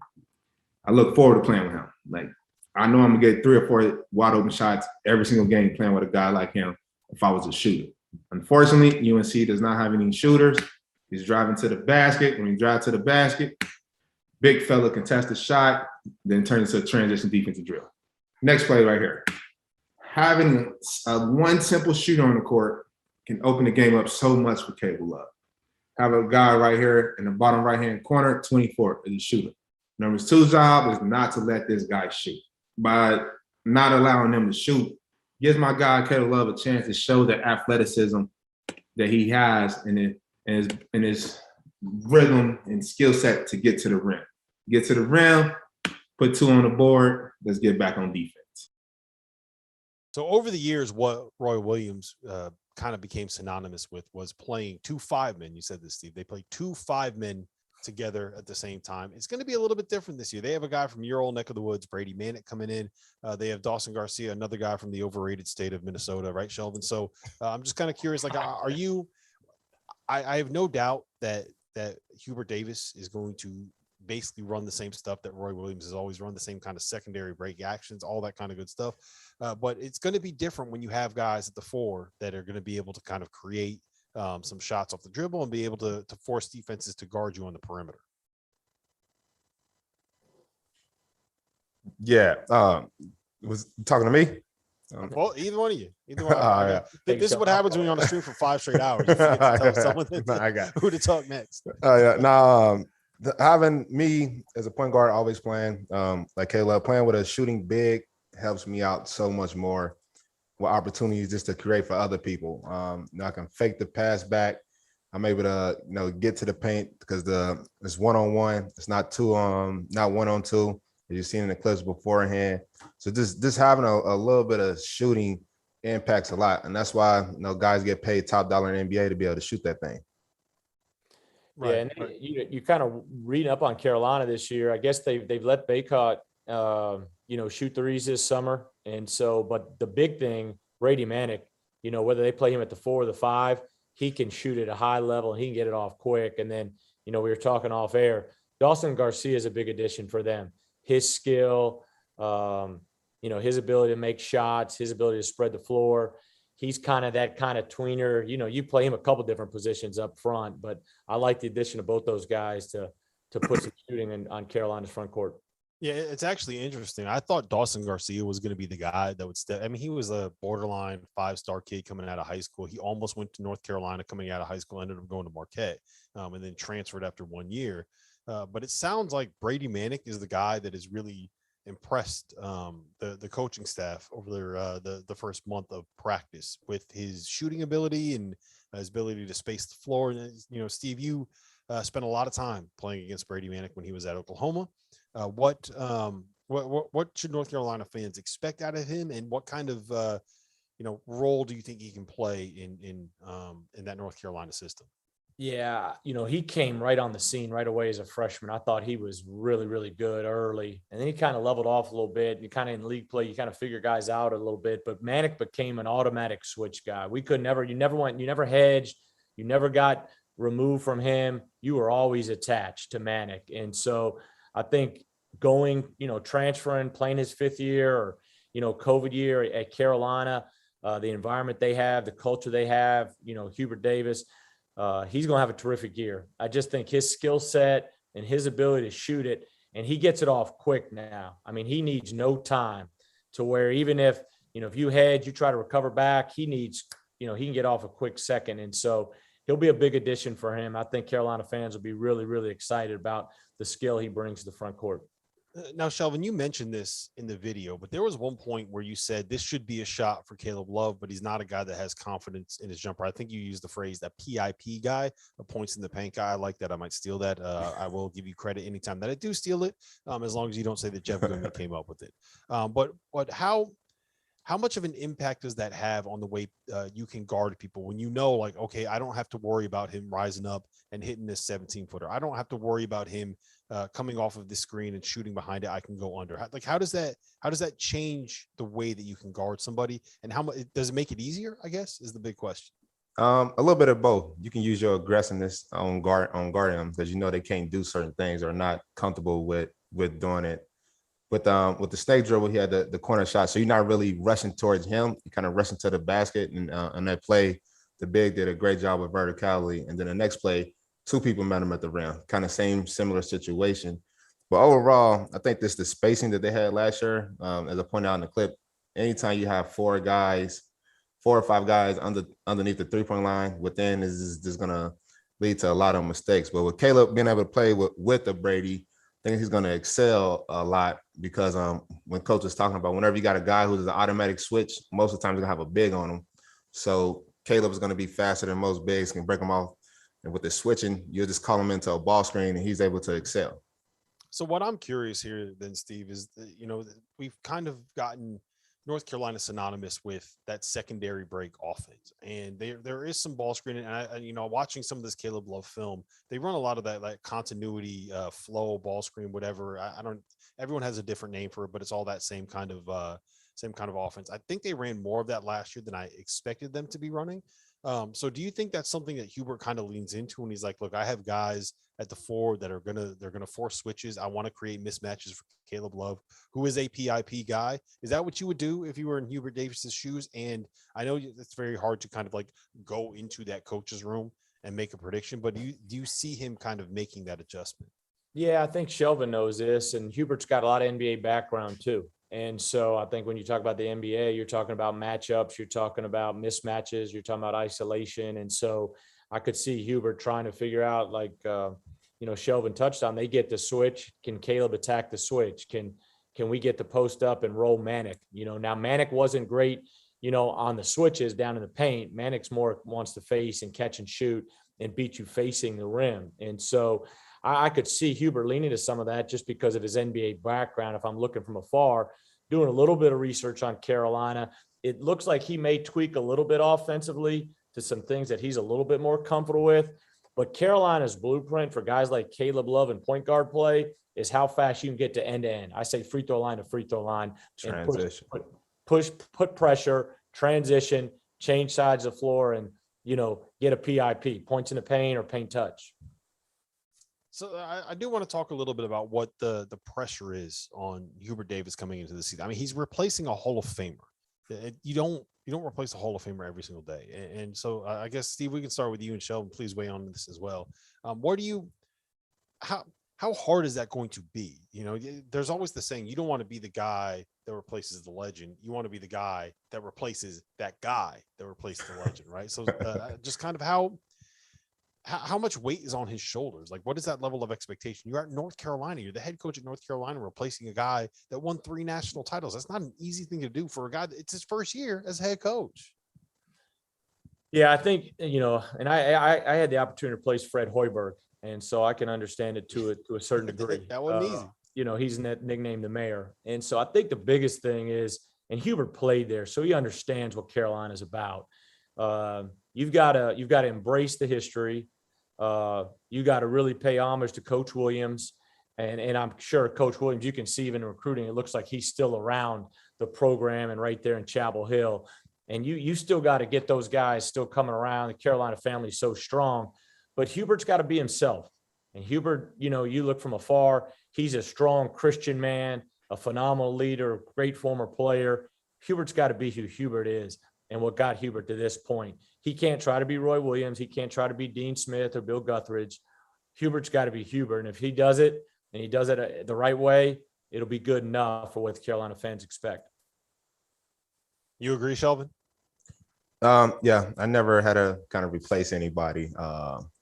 I've got replaced a lot being cut, but just be yourself. I think was going to help him out a lot too. He won't have Twitter, Instagram, and people nagging him. So I think he's going to do a great job. Looking forward to watching him play and getting back to that high level. So it's the Champions Classic tonight. We have about 2 minutes left before we have to wrap here. So I'm putting you guys on the spot. I need your locked in picks on who's going to win. Let's start with Kansas and Michigan State. Give me it. Who you got? Shelvin, who's winning this game? I'm going Kansas. Kansas? Steve? Some of my former players may kill me, but I'm going Rock Chalk. So I think it's Michigan State. But yeah, I think Kansas. I think it's Michigan State. I like I have trouble with Jalen Wilson not being there. I'm concerned about Remy Martin's impact at the point. I don't think that's going to be an easy thing to replace. All right, last thing we got, Duke, Kentucky, and then we're going to get out of here. Steve, I'm going to you first on this one. I'm going with Duke. Obviously, a lot of hype to this game. A lot of freshmen that a lot of people are calling on or transfers, but I like Duke to beat Kentucky tonight. Shelvin, do I even have to ask? It's big blue nation. I can't pick Duke in anything. Yeah. Hey, the one thing I'll add on Hubert Davis, but I heard him speak at an FCA banquet one time. He is a phenomenal motivator and speaker. And so I'm sure he'll do a phenomenal job on Chapel Hill. Yeah, I'm sure he will as well. I mean, it's North Carolina. He's going to get the players that he wants as long as he's able to get them into positions that he needs them to be able to get in. Well, listen, look, I'm done. I did my 5 hours. I am tapping out. We have the guys from 3-Man Weave coming in next to get you all the betting and gambling advice that you could possibly handle for Shelvin Mack, for Steve Prohm. I'll tell you who I said. I almost said off the air. You'll laugh when I say it. But for Steve Prohm, I'm Rob Dauster. This was the Field of 68 After Dark Marathon. Man, I'm done. I'm tapping out. See you later, Dagan.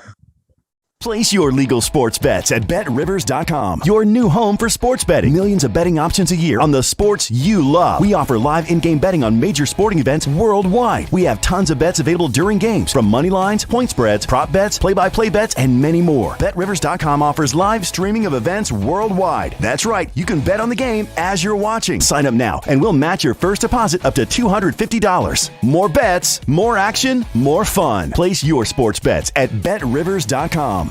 Before we move on, let me tell you guys a little bit about our partners over at Bet Rivers Sportsbook. If you haven't signed up for Bet Rivers yet, now is the time, because they are offering a $250 match bonus for your first deposit. But what sets them apart is that they require just one playthrough to turn your bonus into cash money. With their Rush Pay instant approval, withdrawing your winnings is safer, it's more secure, and it's more reliable.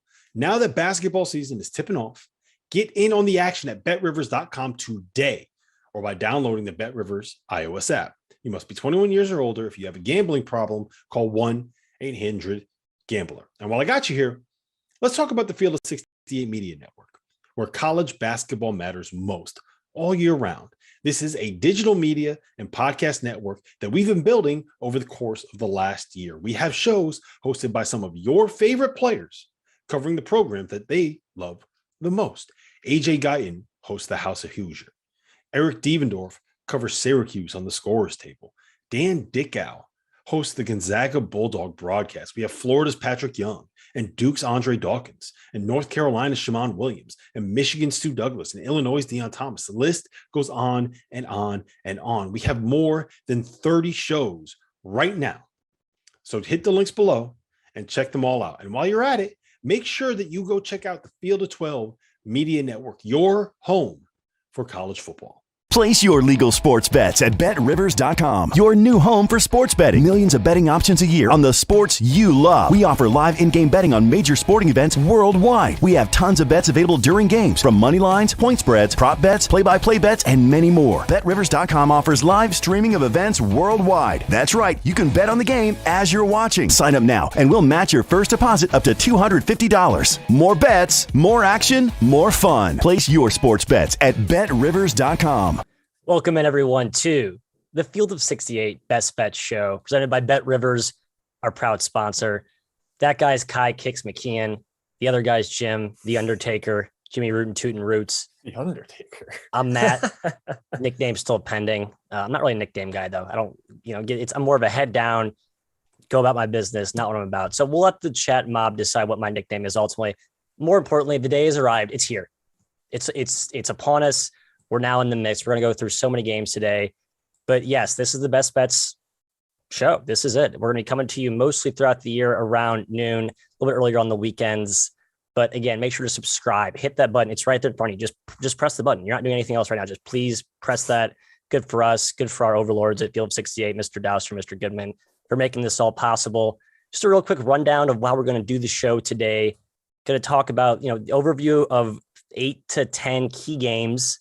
We're going to get to your questions that can be submitted through the online YouTube chat forum, as well as, I believe, through Twitter. Is that correct, fellas? We kind of have two different dueling chat mobs. Is that right? I'm not positive on the Twitter, Matthew. Okay. We just funnel those chat questions to YouTube. That's better. I'm dialed on 2 separate YouTube chats. So yeah. Spend the games there. I will try to keep track of them. I'm sure there's going to be a lot because, hey, Matt, there's 120 games today. Too many games. Yep. Too many games.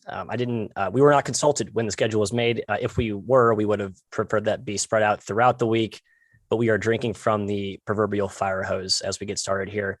So yes, again, we're going to talk games, get to chat mob questions, get a whole hour with you. So you're stuck with our mugs until 3 p.m. Central, 4 p.m. Eastern. Well, do you want to spotlight some of the overnight market moves? It looks like we weren't the only folks that were getting to bet right when the openers drop. So we'll talk about what that means for any potential bets from now until tip off, which is yikes, in 2 hours. It is quite literally upon us. So Wazoo's tipping right now. Yeah, man. Oh, I'm 2 hours off. Time zones are tough for me. So I'm still working through that. Pacific is west and central is central. So great. So yeah, got it. Okay. Carry the 3. Shall we get into it, fellas? Any other opening thoughts? Opening season statements? Happy to be here. Yeah. That's so humble. College basketball. All right, let's get into it then. Kentucky Duke, the Champions Classic. We got blue bloods and then the token green blood. We'll get to them in a second. Kentucky Duke starting us off though tonight. Man, this line opened at Duke -1.5, -1. It's up to Duke -3. People are all in on King Rat, the King of Kings, as he goes about his farewell sayonara tour. We are obligated to mention that this is his last season coaching Duke basketball. So I want to check that box there. Got that out of the way. Kind of going to you here first. You look at the historical matchups in the Champions Classic. Coach K has been pretty dominant. 3-0 in his last 3 for throwing out last year. They didn't have a true Champions Classic last season, but 3-0, and he's been dominant in these games. Feels like a typical Duke team, the teams that we've used to the new age of care assembling, talent laden with a few sprinkles of experience. What are you looking at in this matchup? Well, Matt, I liked Duke at the opener -1, leaned that way. I should say there's value on Kentucky now at +3. It seems like everyone and their mom is on Duke, which is fair, Jim, because Duke my mother is on Duke, I believe. She told me this. Your mother is my mother on Duke. Yes. It's fair because they have just an incredible amount of athleticism on this roster. Size, Jim. These guys walk off the bus. It's like, holy crap, I don't want to play them. And even Kentucky might say that, Jim. Their guards are a little smaller this year than normal that we've seen from Kentucky. Paolo Banchero could be the real deal. I do lean towards Duke, but if we're talking from a pure spread value, I think there's value right now on Kentucky, Jim, if you want to bet the Cats. Kai, it's the classic debate. It's my gut, my sense of the matchup against my number right here. And at this point, I don't want to jump in the way of either narrative, I guess I would say, because at 3, man, I think Kentucky's within a basket of this Duke team just on paper, but there's some matchup things that do scare me. I think the bigger Duke guards, like you mentioned, will be a bit of a problem. The perimeter defense for Kentucky looks shaky. I know Miles College went absolutely bananas from deep, but Kentucky was hot in that game too, and they still only won by 9. So I think we have some worries there. And Banchero, Matt, is just like a total generational force. I mean, what he did to, was it Winston-Salem State, was outright rude, I would say. Yeah, it was. Just some of the most disrespectful post-ups, and he can maybe do that against Brooks. And they need a lot of minutes for Toppin, and that hurts Kentucky's offense. And that's a good ball club they have down there with some Salem State too. So they put their pants on the same way we do.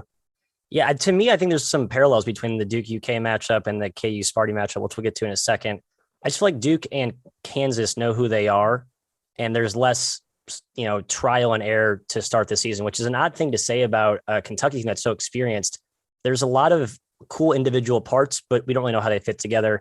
We saw some of the offensive chemistry disjointedness emerge in those exhibitions against Miles, despite the flamethrower shots that Miles was putting in. Just to put a bow on the Coach K dominance in the Champions Classic, he's 4-1 against the number. Last 5 bouts, covering by an average of 10 points a game. A little bit skewed by the demolition. I forget what year that was. They beat was Zion and RJ in 2019. RJ, that's right, 2019. They beat Kentucky by a bajillion points. By 50. But still, they've been dominant. And so Coach K has a track record of preparing his guys well for this matchup. So I would lean Duke, but it got smashed up to 3. So, I'm going to stay away. I'll start the best bets season off with a fence rider, as I will do so commonly throughout the season. It's on brand, Matthew. On brand. Yes, Matt, we in the chat, John Mitchell said it feels like Wendell Moore's been there for 9 years. I believe he has 3 more years of eligibility. Yeah, so he could go 12. He's a true junior, and last year didn't count. He could stay 3 more years if he felt like it. That is nuts. Yeah. I mean, Duke just looks like a bunch of grown men. That's just like, if you haven't seen Duke play this year, you'll watch them for the first 5 sessions and just be in all of their size, strength, athleticism. So we'll see how that plays. Next matchup here, Kansas, Sparty, Michigan State. The line opened and has not moved, -4.5. Kansas. The total, however, has been bet down to 140.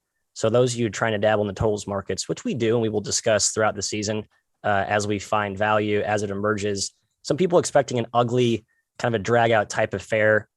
Jim, I'll go to you here first. The big note here, Jalen Wilson not playing for the Beakers. I don't know what to make of his injury in this matchup. He's obviously one of their better players. I'm sorry, not injuries. Yeah, sorry. He is mentally, he's sorting through some issues as he, comes off that bed. Whatever, you know what I'm saying? I'm confused what I make of his absence here in this matchup. I think they're going to miss him, obviously, but KU's deep. They know who they are. They're unselfish. David McCormick is the guy I'm looking to dominate this matchup. Yeah, it's weird. Like Michigan State, we think of things very much on terms of like the range of a program, right, guys?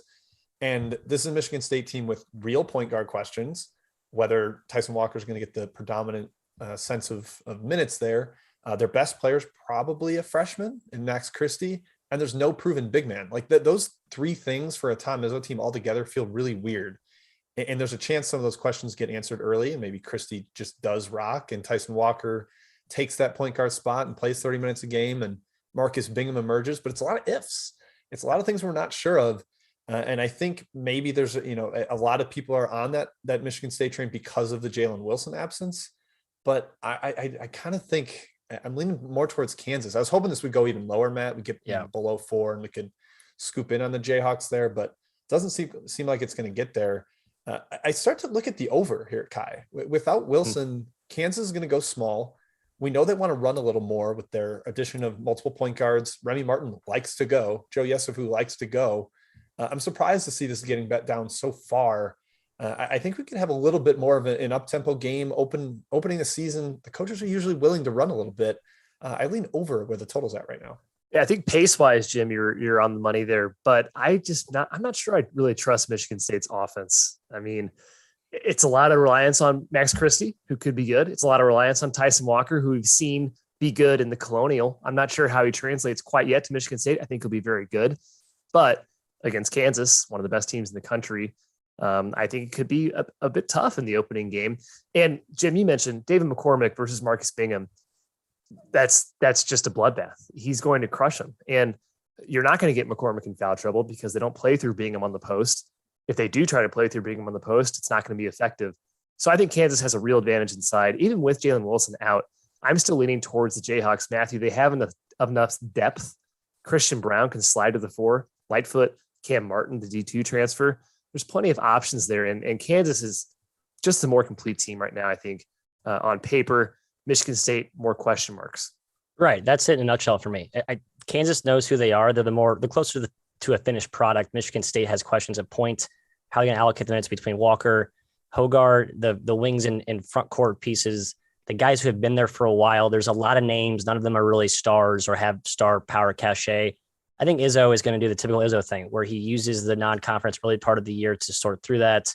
They don't look as dominant, but then I think the switch flips on February, March, and the Izzo March thing is a tale as old as time. So that's, I think, how we see the story arc play out for Sparty this year.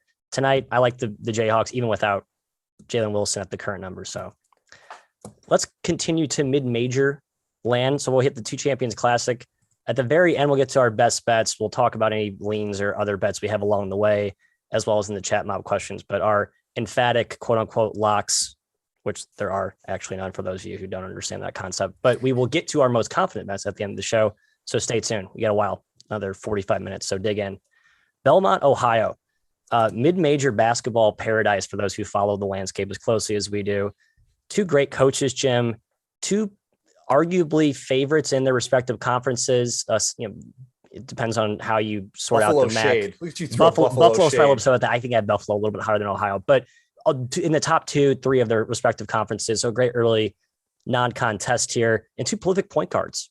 Mark Sears for Ohio, a name that no one really knows because everyone knows Jason Preston, the guy who just left. And then for Belmont, Grayson Murphy, who I call mid-major Russell Westbrook. He's basically a walking triple-double, despite looking nothing like Russell Westbrook. It's incredible how he puts up the numbers that he puts up. He's so unassuming, so in command of the offense, a tenacious defender. A lot of moving parts here. Where do you see this shaking out? Yeah, I just feel a little more confident in what Belmont is right now, and they kind of know what they are because of everything they have back.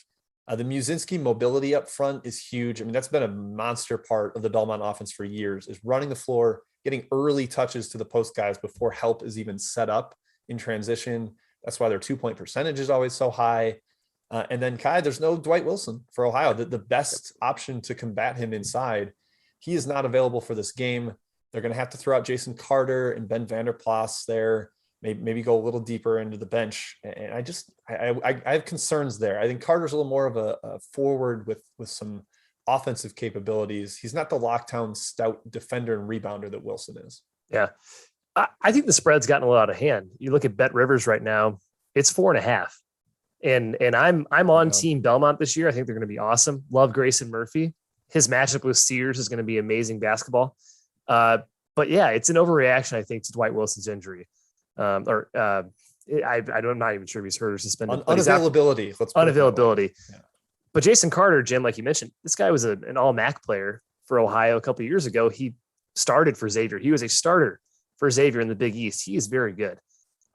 This Wilson being out is not going to be as impactful, I think, as many assume. Ohio kind of had an issue with who are they going to start beforehand. And now the pecking order is pretty clear. So I think Ohio can stick around in this game. I think they can win this game, even without Wilson. At plus 4.5, I'm leaning their way against Belmont. Yeah, if this started to tickle 5, Matt, I might look at Ohio. Yep. I made it around 2.5, even without Wilson. That's where I've got it. And it's, they're good enough to hang around. This is closer to a coin flip to me than it is like, oh, Belmont might have to run away to win this game. Yeah, I would lean towards Ohio where it's at. I agree. I have my number at 2. The early money, it looks like we might have to counterpunch against some of the sharps that came in to bang it up to 4.5, but that's fine. We can box in that ring. Not scared. Next mid-major matchup, game number 4 on our slate, UC Irvine, New Mexico State. Similar narrative as our past game. 2 of the creme de la creme in their respective leagues. Irvine out of the Big West, New Mexico State out of the WAC. And I think the big story here is both teams sort of sinking bounce back years, Kai. You have Irvine, who relinquished their stranglehold on the Big West last year, finally to UC Santa Barbara. They're always going to be good under Russell Turner. We know what they do. They have that defensive-minded identity. New Mexico State, always perennial heavy hitter at the top of the WAC, but they had maybe the most ruinous season last year because of COVID, didn't even have a home, practiced in multiple gyms around the country. It was a throwaway year by all accounts. They have some early injuries, but they're always deep. Are you putting any stock in that as they're laying, I believe, up to 6 points against the Anteaters right now?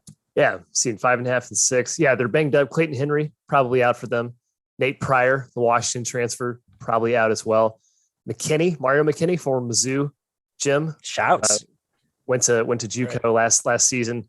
Presumed starting point guard for them. He's banged up. He has an ankle injury. I think he'll probably play. Yeah, like Matt said, these are 2 favorites in their respective conferences. Irvine is an experienced team, man. This is a tough matchup for the Aggies in their first home game in a long time here. It's a tough test for them. They always have a bunch of transfers. Chris Jans is a master at meshing new players together. I'm not sure he does it immediately in game 1 against an Irvine team that's always around the top 100 in the country. They certainly will be this year with almost everyone back. Colin Welp is a beast. It's going to be an awesome matchup with him and Johnny McCants inside. So this is actually my best bet of the day. I'm taking UC. Coming in at 12-17 Pacific, Kai with his best bet. Look at this kid. Yeah, UC Irvine. Plus, I don't have the Bet Rivers line up in front of me, but whatever it is, Anteaters, Jim. Yeah, 6 is where I would step in on Irvine as well. I think New Mexico State is excellent. I thought I was going to be higher than the market on them this year, but the market just bet on the Aggies. And at that point, it's a little too high. Irvine, like you said, really well coached. They lose their center, the big man in the middle, Brad Green, but they just print out centers. It's like they have a lab on campus. It's an assembly line. You want a 6'10" to a 7'1" guy that can block shots and has actual mobility? Well, we've got plenty of them for you. That is Russell Turner's specialty. And they had a ton of young guards last year. Freshmen and sophomores manning the entire backcourt. Got a lot of valuable experience. I think that's going to show through today. As they age up, they have a little bit more of upside from where they were last year. So yeah, Matt, I think Irvine is a dog here. This should be a back and forth battle. I mean, giving me 6 points, I'll take that one. Mm-hmm. The boys going back-to-back counter punches against the early steam. Love to see it. I'm with you both. I think New Mexico State Jans is all about stacking his deck for WAC conference play. And I think now that he's behind the eight ball with some of his early injuries, it's sort of a feel out type period. Irvine, similar to what we said about Kansas, more of a finished product. They know who they are. Love those sophomore guards too. I think they could really pop this season with that inside out balance. I will co-sign, make that a 3-man weave trifecta. Not an official best bet for me, like my boy Kai here, but I think that's the right play at 6. This one is basically the gym special, number 5 on the slate. Louisiana Tech against Alabama, the Fighting Nate Oates. But Louisiana Tech, man, they have one of our favorite mid-major players in the country, Mr. Lofton. We call him the Big Easy. He was the star over the summer for the US U19 Do we call roster. him the Big Easy? I call him the Big Easy. I just right now. Matt is I gave you nicknames It's nicknames right everywhere. Everyone who comments in the chat mob will write down nicknames for them too. So I want to make sure we have everyone's sort of aura laid out and nailed down here. 11.5 is the current number.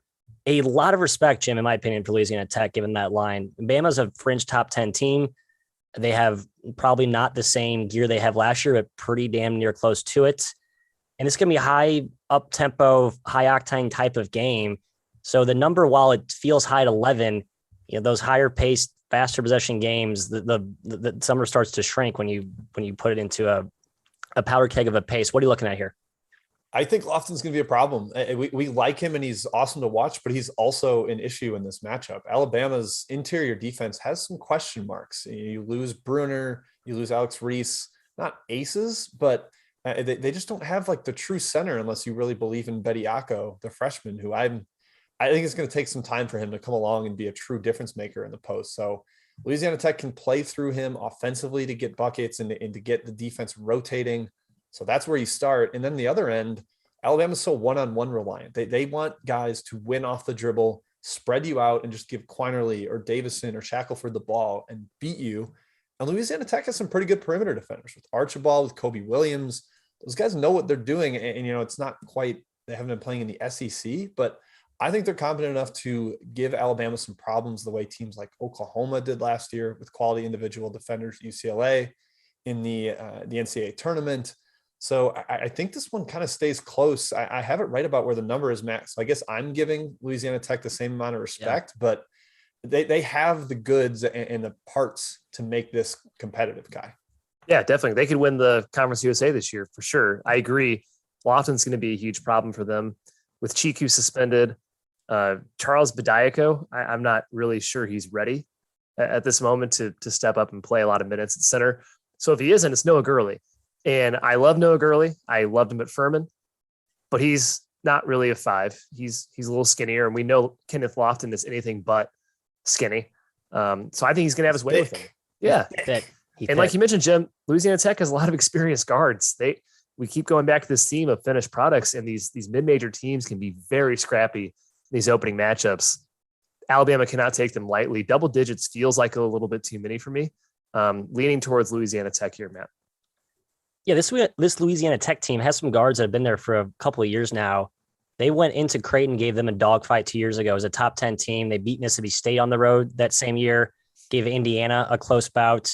Last season, they got blown out, I think, by LSU, but they played one other team pretty closely. They proved they can go on the road and play a high-tempo game and still run with the Power 6 caliber athletes and talent. So, yeah, Louisiana Tech, top 100 team with a bullet. This is not going to be a layover. I'm glad to see Nate Oates challenging his new roster with such an early test. Schedule is no brutal. Joke. Alabama is in a gauntlet. Yep. All right, we will pause for chat mob questions. We'll hit those and we'll do a quick scan of some of the major market moves and then get back to the rundown here with our final 3 games. I'm going to Kai here for chat mob. Ooh. Alphazar, or is Jim? Who I'm not sure who it's took the man. It's Jim. It's me. I gotta admit, I'm a little rusty on the getting the names of who asked the questions. I've got some games in here, but I apologize, folks, that I don't have your names immediately written down. We're gonna start with Florida Elon. I did see someone ask about the under for the Gators there. We love the Florida defense this year, fellas. They're multiple shot blockers. They've got a lot of length, versatility, a little bit small in the backcourt, but the 2 of the transfers they brought in are defensive players of the year in their league. I kind of like that. Kai, I know you're kind of eyeing this one a little, maybe more from a side perspective, but what do you think about the total? Yeah, trying to stay hesitant, Jim, on these bigger double-digit dogs for this first week or two. We've seen favorites tend to do better, at least anecdotally. I have no stats to back that up, so excuse me if it's not 100% accurate. But yeah, I kind of lean towards the Phoenix in terms of spread here. But Jim, I think the under is actually kind of a good play. Like you said, Florida, we think is going to be much better defensively than they've shown last year in particular. Yeah, I think the chat mobber has a good lean there with the under.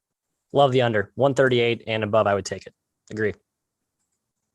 All right, next game, there's a whisper for St. Peter's VCU, and this total is pretty low, but man, both these teams are much better defensively than they are offensively. St. Peter's brings back Casey Ndefo, the defensive player of the year in the Mack, and VCU lost a couple of weapons this offseason to ACL tears and an Achilles issue for Ace Baldwin, the point guard. Matt, is there a reason that this one would go over? Do you think the tempo is going to be a little bit faster? What are you looking at? The only reason to go over is because the number is just so low that by default it does. It's down to 129, opened at 133. I have no appetite to take the over and counter punch here. This is the immovable object meets the immovable object. Offense will be challenged, points at a premium. Just don't watch this game. A lot of other games. You can watch something else. I think that's going to be a common St. Peter's theme this year. It's hard on the eyes a little bit. Yeah, super gross, Jim. All right, let's see. Next game on the chat mob section. Who is Rhode Island playing? I can't remember off the top of my head. Boston. Rhode Island. Boston. Yeah. There you go. Yeah. I kind of like BU there a little bit, guys. I think that team got really undervalued last year because of the weird Patriot season schedule. They've got some veterans. You're both nodding. You agree with me. Matt, you're on board? I'm not going to take it. The number's been, it got bet down to 9, open at 10.5. I think it's a little bit too low. Too low. Rhodey's still pretty good. They've got disrespected in a lot of the offseason stuff.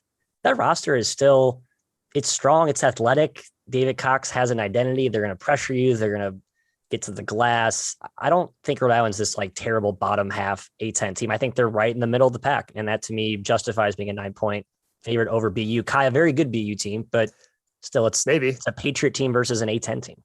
We think they'll be good. Last year was a disappointing year, chalk it up to COVID, whatever. But yeah, it's not a lot of travel. They should be good. They bring everyone back. Walter White, not the Breaking Bad Walter White, but the player.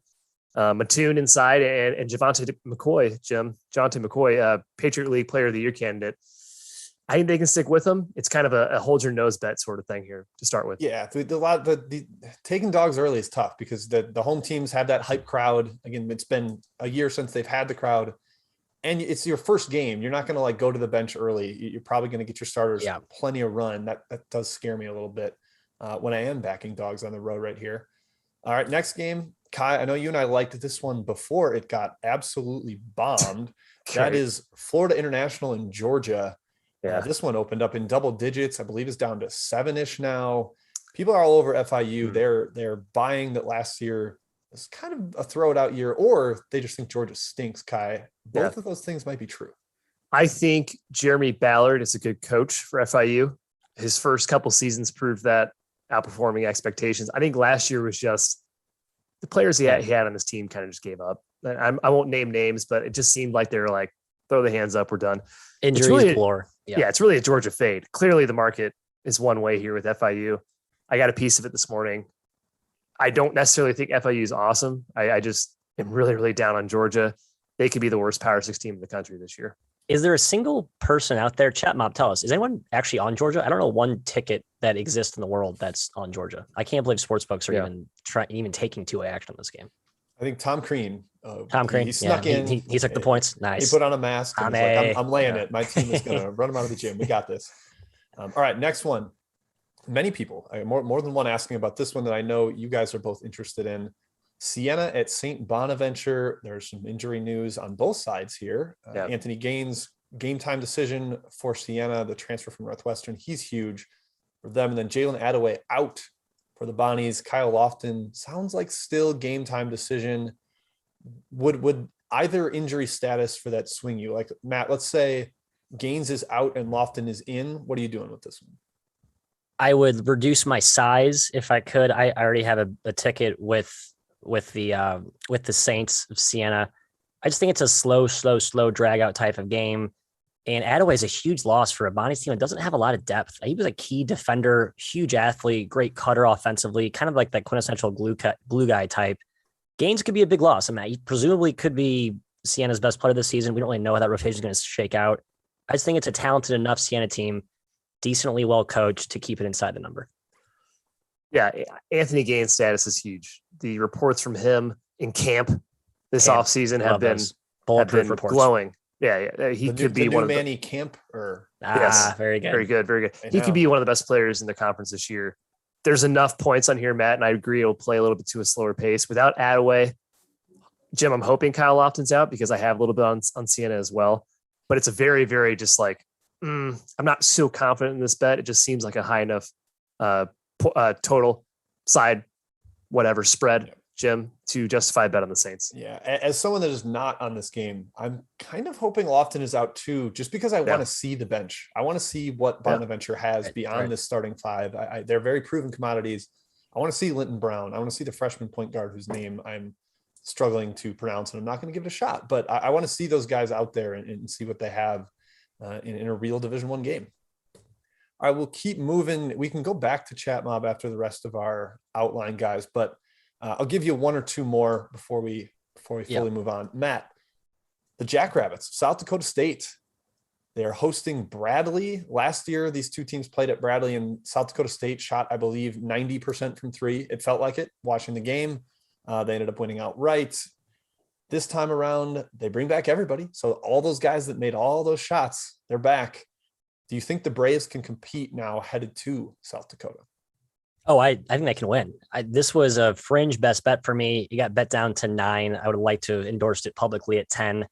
So I apologize for the tardiness and projecting that out there. But Brian Wardle has just an amalgamation of size and length. It is one of the longest rosters you'll see amongst mid-major teams this year. They brought in a kid named Leones, a stud JUCO top 10 player, looked awesome in their exhibition. I think Bradley, we saw this last year in the non-con before they had those suspensions and the injuries, and they almost took down Mizzou. We saw them at Mizzou, whatever your stadium's called. I don't care. No one cares except you. The Mizzou Arena. The Mizzou Arena. Can you remember that one? Mizzou Arena? Is no, that's too complicated. They almost beat Toledo or Xavier, I think. This is a feisty underdog DNA type team. I love catching double digits in a game that I think they can actually control the pace, keep possessions down, and give Doug Wilson up front their saying their South Dakota State's meal ticket inside some real problems. It's just not the same team for me. I don't think they're going to be very good this year, honestly. I lean towards the Bunnies. I've had issues back and forth with Bradley thinking, I really buy this defense. It's going to be awesome. And then also, I don't know. This roster doesn't excite me. So it's a little back and forth. I lean towards Bradley like Matt. If the 11 opener was still available, I'd recommend it, but not at 9. All right, one more before we go back to the outline. Villanova, Mount St. Mary's, two teams that made the NCAA tournament last year. One of the few matchups of that in the opening day slate here. The Mount, a very big front court team. They can actually give some. They probably have the better front court here. Which is the bigger front court almost. More size, yeah. Yeah, more length. Surprising when you're going against a team like Villanova, but the backcourt tilts way towards the Wildcats. They've got Justin Moore. They got Colin Gillespie. They've got shooting. They can spread you out.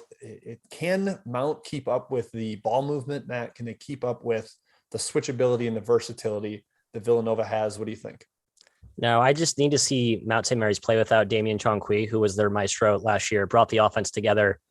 Some of the advanced stats paints a pretty dismal outlook offensively when you remove him from the equation. I don't think Mount St. Mary's scores more than 45 points today, and I think Nova gets to 65 or gets to probably to 70. I would lean Nova. I have no play in this game. I certainly am not looking to back them out, even though it should be a slow under. It's a low number. Into the under? No, it's 129. Okay. Number's so low. No, I'm out. Stay away. Add this to the VCU don't watch list. Don't even watch this game. Right. I'm leaning towards Villanova. I just worry about the pace because Mount St. Mary's plays at the slowest pace in the country. So there might not be enough points for Villanova to win by 20 or more. Well, every year Engelstad says he's going to play faster, so I'm surely this will be the year he finally. He begrudgingly was like, I don't think I'm down. going to get to this year because my roster is built for this crawl ball. It's At some point, he's going to have like a 5-guard offense, and we're going to be like, over, Mount St. Mary's, over. But it's not this year. All right, let's go back to the outline, Matt. I'll continue to collect chat questions. We've got another half hour to fill, boys. Yeah, we do. I know. Back to the outline. We've got plenty of games to talk about. There's 120. Don't you worry. Let's talk about them all, Jim. Let's hit all 120. Let's do it. Rotation number 301001. All corners. No, we're not in. I do want to talk about quick hitters from the market scan section. I wrote these down. Major line moves up until about an hour and a half ago. So there may have been some late action that I have missed. Apologize if I have stale lines here. Please call me out if I do. Mm-hmm. But a big one, notable one, Cincinnati, Evansville, a game that all three of us had interest in. But man, everyone and their mother, including my mother for this one, is on Cincinnati. Opened at -8. Now it's up to 11.5. Kai, is there any way you can endorse the Bearcats to that number, or where are you at? No, it's pretty high. It's very, very high. And Evansville can be scrappy, we'll say. Do we know if Newton's playing for Evansville? I think Newton is supposed to play from what I most recently read, but I don't know. I still think it's, even with him, I think this is a tough matchup for Evansville. I just think they're so brittle up front, and Cincinnati should exploit that. Yeah, Matt, it's a junior version of what we were just talking about with Mount, because Evansville is the slowest team in the entire country. They will crawl the ball up the floor, and that's tough to cover as a favorite. Cincinnati, we don't know about the offense under Wes Miller yet, so I still like it at 11.5, but it's definitely into precarious territory at that point. I agree. The pace does concern me. Here's a two for, I know both of you have action or potential interest in this game. UT games, I should say. UT Arlington, Oklahoma State, UNC Wilmington, Illinois State. Jim, I'll go to you for the Arlington, Oklahoma State. Here's my take. We saw these two teams play pretty damn competitively last year. Arlington gave the Cade Cunningham-led Pokes all they could handle. I think Oklahoma State sort of has that in the back of their mind and does not take Arlington lightly, but Arlington's really good this year. So I don't know. I've gone back and forth. Where are you? Yeah, I'm leaning towards Arlington and over, but neither one kind of official. I think Arlington's going to run a lot more this year. The coach has basically said that, Greg Young. It's like, we're going to go back to the way that Scott Cross used to play. He assisted under both Ogden and Cross, and he's been very adamant about going back to the up-tempo, do things offensively the same way Cross did. But you're going to be playing a lot of zone against Oklahoma State, or against a lot of zone. So that's tough to deal with. Cisse in the middle, taking things away in the paint. Likely's a terrific one-on-one defender. Nothing official for me here, Matt. Yeah, so it opened at 21. Now it's down to 18. It's just kind of another fence rider for me. Kai, UNC Wilmington, Illinois State. This line opened Illinois State laying 6.5. Yes, the dumpster fire that is Illinois State last year was laying 6.5 to someone. Yeah. You got bet down to 4. Seems like that was the wise money, and I think you sided with that, but 4 is awfully low for a Valley team here. It's a bit low. Colonial in general is better this year, so we'll just start with that. I think it was like historically bad last season, or one of the worst Colonials we've seen. Basically, every single player demolished by COVID last year. Yeah, and basically every player is back for this league, including UNC Wilmington. They lost 1 or 2 guys, but for the most part, they're back. They have very good experienced guards. They even got a guy who transferred from their school previously in Jalen Forns. He's back from Nicholls State. Boomerang. We like boomerangs. I think it's better. Yeah, it's a better team this year. Takayo Siddle gets his first real full season at the helm there. And I just don't really trust Illinois State. I used to bet on them quite a bit last couple of years. But Dan Miller has kind of fallen out of favor with me. Ooh, I lean towards Wilmington in this one. The direction the line is going is correct in my opinion. Yeah, the Illinois State good years align pretty directly with when Luke Yaklich was on that staff. Matthew. There you go. The defense has really fallen off in the time since. I also kind of lean towards Wilmington. I also think Siddle's going to run faster than they did last year. They almost ran out of depth. They had so much injuries. That's a team that wants to play fast. It's a Kevin Keats guy. They want to press. Yeah, exactly. Right. I think they can give Illinois State some problems with that. Speaking of new coaches, I'm going back to you. This is one near and dear to your heart. Minnesota. No respect at all from the market. No. Kind of like in the Georgia cut from that same cloth, bottom of the barrel power conference team that everyone thinks is somehow worse than the market thinks, which arguably with the openers were priced in pretty disrespectfully. Yeah. -10 to the UMKC Fighting Roos, our Roos, just on the other side of the state where me and you hail from. Opened at 10, down to 7. Minnesota's at home, laying 7 points to UMKC. How do you make sense of this? And this is Homosota. They dominated at home last year, at least the beginning of the season. I mean, throw Minnesota in the conversation with Georgia for worst power team in the country. This roster is like a mid-major team. And UMKC, they have some pieces there. There's some physicality. It's more so about Billy Donlin's style. He just scraps. He plays defense. He makes the game ugly, slows it down. I do think UMKC can probably hang with them. Minnesota beat them by, I think, 19 last year. Minnesota was a much better team then. I have no lean here. I think it's funny it's down to 7. I certainly wouldn't take UMKC at that price, but I have no interest in betting the Gophers currently. Yeah. It's a little low, Matt. I mean, Minnesota was -17 last year in this exact same matchup at home against UMKC. Obviously, this is a much worse Minnesota team than Marcus Carr and Liam Robbins. But I think this UMKC team's a little bit worse. They lose McKissick to Florida, obviously the best player, defensive player of the year in the Summit. It's a little too low for me. It's too low. The Gophers, I don't feel great betting on Minnesota. It's a team I'm probably or thought I was going to be lower than the market on, but 7 points. They should win by 7 points, shouldn't they? I don't know. To me, Billy Donlin is the ultimate underdog. Like that's a team that just is built to play with, back against the wall, catching points, slow the pace down, defensive minded, manufacture points on offense with smart plays, just play harder than the opponents. It's like just a thorn in the side. It's a trip to the dentist every time you play UMKC. Yeah, and they're not severely out talented here. Like that's normally what they're dealing with. And Minnesota's like I said, a mid-major all-star team. It's a mid-major. Yeah, exactly. So however you contextualize that, this is a stay away from me. Maybe not even an all-star team. Just a really good, solid mid-major team, like a solid Colonial team. Yeah. Hey, there's another boomerang here. Peyton Willis. Peyton Willis. That's right. He's back. And Eric Curry on his 10th year. Hopefully he can complete the season healthy. And like one leg and one arm and whatever else he's dealing with. He'll get through it. Persevere, Eric. Let's get 2 more here. We'll get back to our final 3 questions on the outline. Rice. Holy owls. Kai. Rice opened 4.5. They're now up to -8 against Pepperdine. And I believe everyone caught wind of the fact that Pepperdine lost by 27 points to Point Loma Nazarene. I believe I'm getting that school correct. Apparently it's a pretty good D2 program, I think. It's like a top 5. Like a top 5. Okay, so legit really D2 program. Losing to them is in no way shameful, honestly. Like D2 programs at the top end of the barrel are capable of beating the bottom 100 caliber teams. But 27, are the Waves going to completely plummet this year?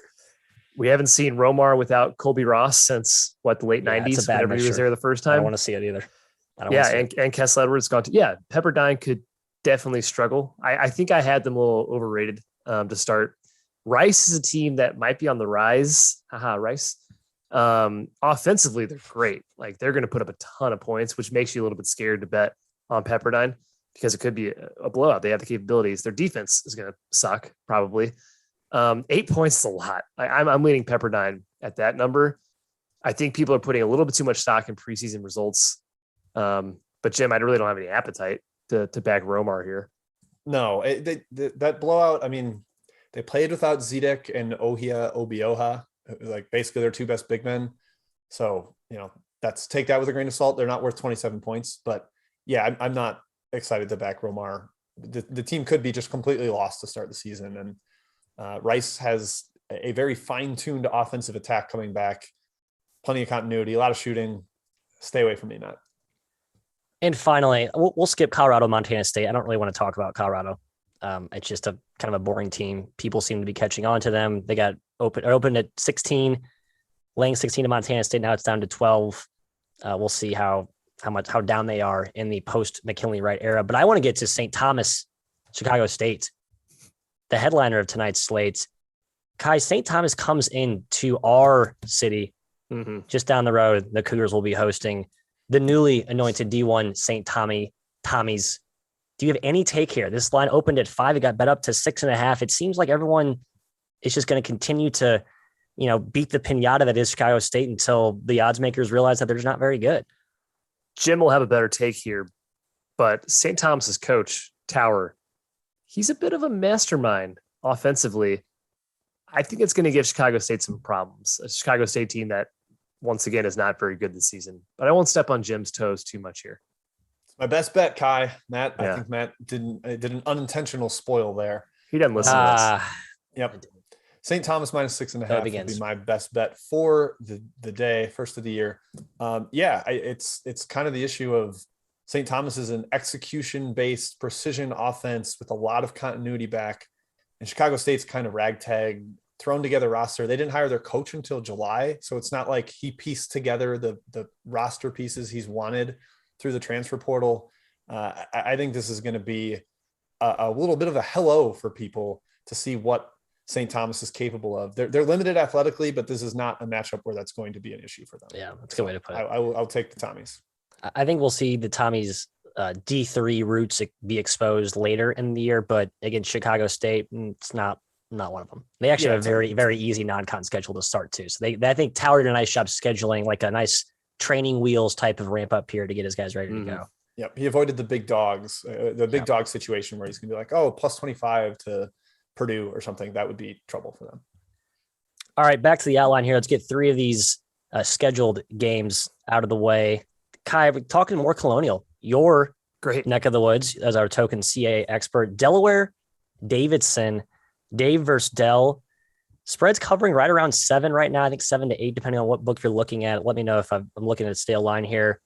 Kai, in general, Delaware, as you mentioned earlier, it's a microcosm of the Colonial. 7 at Bet Rivers, man. 7 at Bet Rivers. Thank you. We're a team that just last year was, you ignore it. Never happened. It was a figment of everyone's imagination. A good coach that we like. Davidson loses some key players as well. It feels like a big number to cover for Davidson, given the lack of proven perimeter firepower they have coming in. Yeah, I think general consensus out there is Delaware is probably the way to go in this one. They bring everyone back. Their 3 best players are all 5th-year guys. They have a lot more depth this season, which is something Oglesby has lacked severely in the past. But Bob McKillop is an offensive wizard. He's going to put Delaware, I think, in a bit of a headlock here offensively. Brajkovic versus Dylan Painter is going to be awesome. There's enough size, Jim, on Davidson to deter Dylan Painter, who Delaware plays through a lot and relies upon to grab rebounds to score. Maybe there's an athleticism advantage to Delaware here, but Davidson's still a very, very good basketball team, executes very well. I lean towards the Hens if you had to put a gun to my head, but I don't think it's a sure thing as what a lot of people seem to think heading into the game. Not at all. I mean, the big veteran backcourt will give Davidson problems, but Davidson can guard Dylan Painter in the post. They've got a little bit of size, and I think Hyunjung Lee is going to be a matchup problem in the way that he's big. He's bigger than Kevin Anderson. He's bigger than really any of the wings that Delaware can throw at him. He's got a super quick release on his shot. He knows how to use screens in that offense. It's very intricate and tough to defend. So yeah, I very much a stay away from me here, Matt. I'm just excited for Foster Lawyer's revenge. The chosen boy, Michigan State, flamed out. Now he gets his own team to run, and more, I think, his weight class. If we can be honest, I think he'll be great for Davidson. I actually lean Davidson here. I'm not going to take it, but that's where my gut is telling me. We got Andrew Carr in the chat saying my team. Yeah, let us know how your squad's going to fare today. Please. We need the Delaware roster. Yeah, we need some crystal ball gazers. That would be much helpful. Next game, staying in the Colonial. Actually, a lot of Colonial love in today's outline. Hofstra versus Houston. Sorry, it's okay. Hey, you picked it. When I pick next outline, I'll go all SWAC teams. We'll do all SWAC outline. There you go. Kelvin Sampson hosting the Pride of Hempstead, New York. Man, it's just a tough one to analyze. Houston's going to be without Trayvon Mark. I think nursing a shoulder injury. Key loss there. They already lost some firepower from last season with Quentin Grimes, DeJon Giroux. It's still Houston. It's still one of the most, I would say, personnel agnostic teams in college basketball. You can almost preview the team on an annual basis without even looking at the roster. So, Kai, given that, what do you look at with Houston, who's hosting a Hofstra team under a new regime? Speedy Claxton will be on the sidelines. Hofstra's small for me. It's scary to fade Houston. Termo Mark being out is kind of what sold me on Hofstra, at least leaning that way. Taze Moore is a good replacement for him, especially offensively. He's a Bakersfield transfer for Houston. But Hofstra's defense was brutal last year. And Houston's defense gets a lot of attention, but their offense is very good as well. It executes. I don't see Hofstra really stopping them. Maybe Speedy Claxton Jim has something up his sleeve, brings out a little bit something better than what interim coach, I actually forgot his name, the guy who took over from Mahalik last year, had to offer. Fairly. Thank you.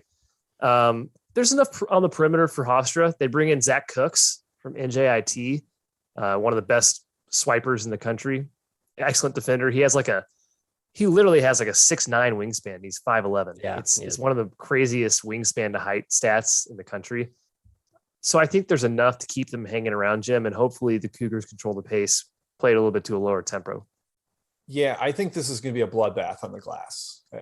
For sure. Houston could have like 25 offensive rebounds here. Isaac Kante leaving for Hofstra really, really hurts. Their interior rotation is a lot softer now. And that's basically why Houston's offense is so good. It's because they get to shoot until they make one. That's how the offensive rebounding works. But yeah, I think maybe tempo helps you out. I would probably lean towards Houston here myself, though, man. I think this could be a blowout. Yeah, line open at 19 seems to be hovering right around there. So at least some respect, some gravitational pull from Hofstra in the betting markets, or potentially reluctant Houston backers with the Mark injury. We'll see who wins that tug of war. All right, last game here on the outline, Mercer versus Arkansas. Jim, going to you here for your opening takes. I'm just excited that it's the we versus the Arkansas Pig Suey fan base. The Twitter joust now gets to take center stage in the arena. Like, we have been branded as the anti-Arkansas conglomerate on the Twitter sphere. So that's kind of who we are. That's the brand we have to own. And I don't know if I agree with it. I like Arkansas. It's not a top 10 team. And I'm looking at this number, Jim. It seems like they're being priced pretty damn close to 1. What do you make sense of this matchup and opening number? I have negative interest in betting against Eric Musselman, hype home team, debut, Arkansas, run up the score. They won by 80 in their home opener last year. I know it was Mississippi Valley State, but they won by 80 points. Like, they are not going to get up by 20 and say, all right, let's take the rest of the day off.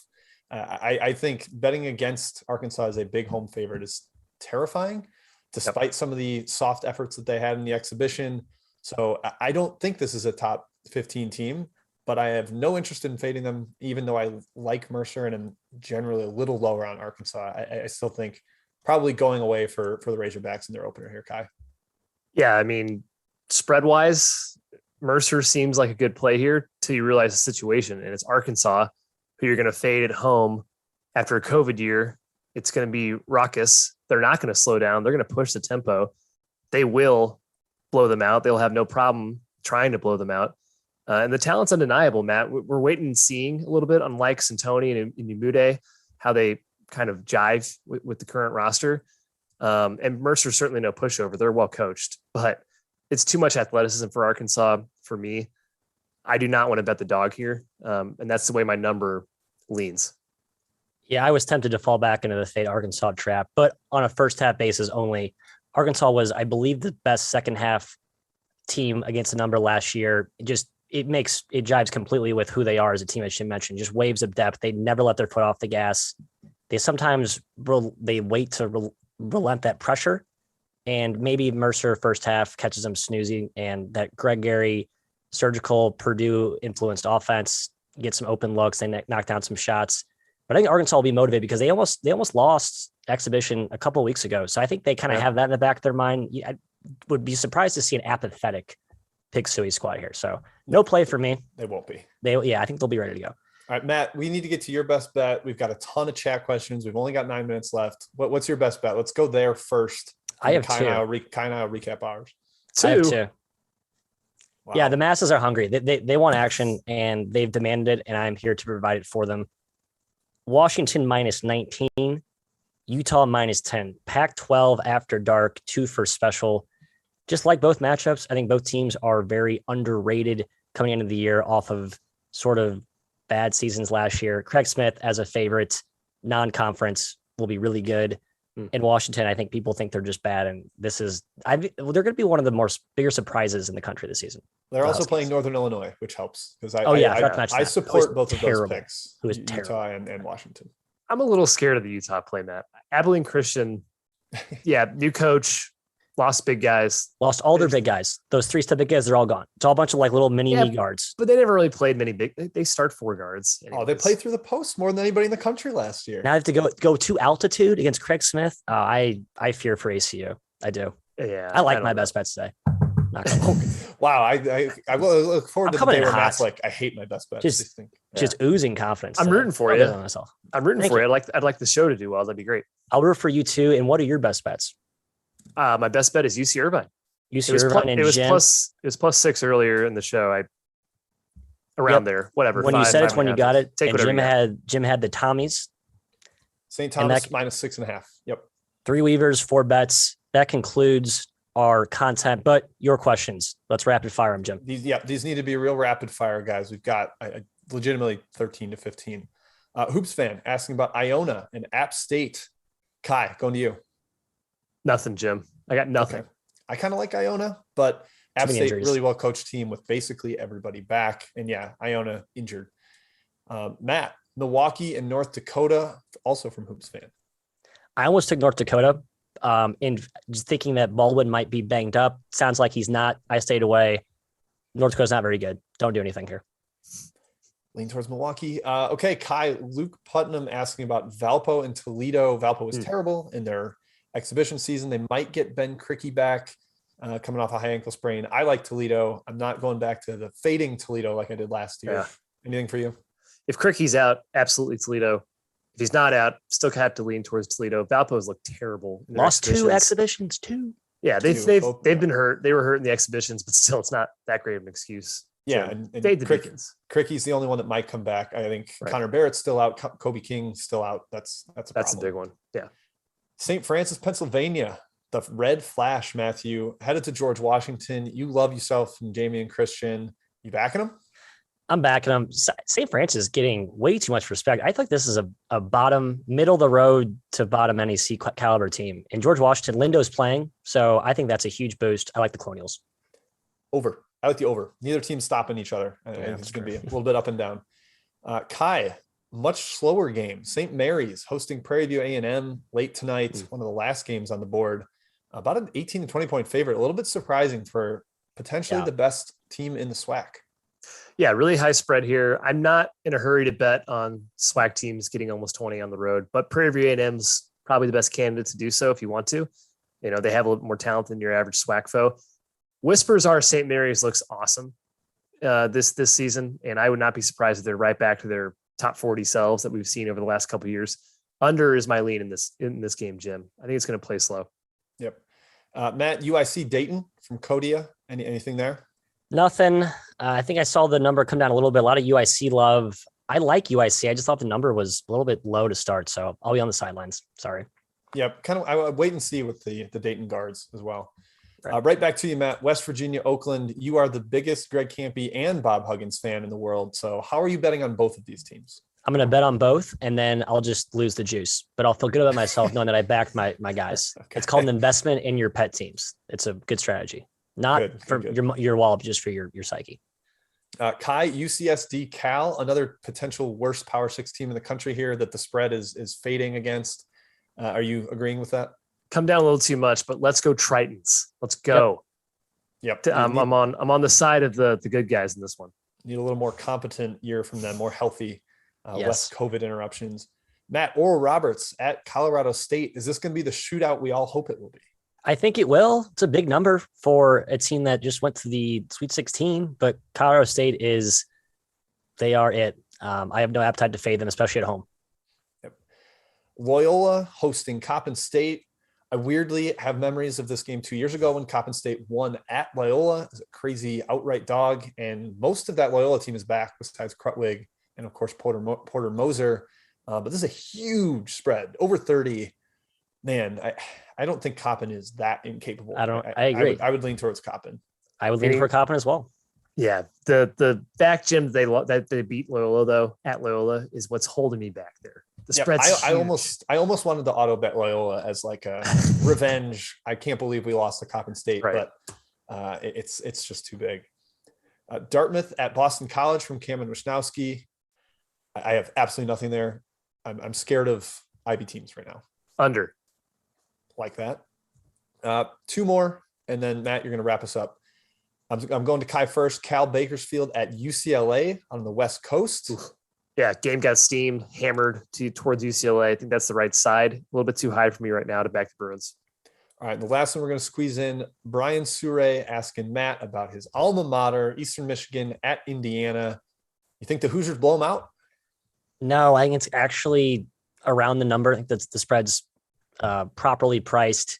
Eastern Michigan's got some shot makers. Saw them play Oakland, was fairly impressed with Stan Heath, new era there. I don't think this is a cakewalk at all. Yep, that's about it. That's all I got for chat. There's more coming. Feel free to tweet at us at 3MW_CBB. We are going to be coming to you guys with 5 to 6 days a week on the Field of 68 channel. We've got John Fanta and Terrence Oglesby coming up next. Correct, Matthew? Yeah, that's right. Coming on in 2 minutes. Stick around. They run a real polished program, unlike our herky jerky fly from the seat of our pants, shoot from the hip type stuff. So you'll like what they have to offer you.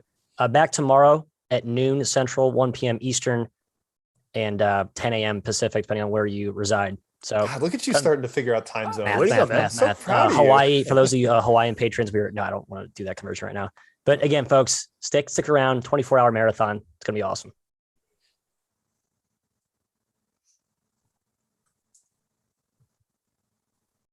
BetRivers.com, your new home for sports betting. Millions of betting options a year on the sports you love. We offer live in-game betting on major sporting events worldwide. We have tons of bets available during games, from money lines, point spreads, prop bets, play-by-play bets, and many more. BetRivers.com offers live streaming of events worldwide. That's right, you can bet on the game as you're watching. Sign up now, and we'll match your first deposit up to $250. More bets, more action, more fun. Place your sports bets at BetRivers.com.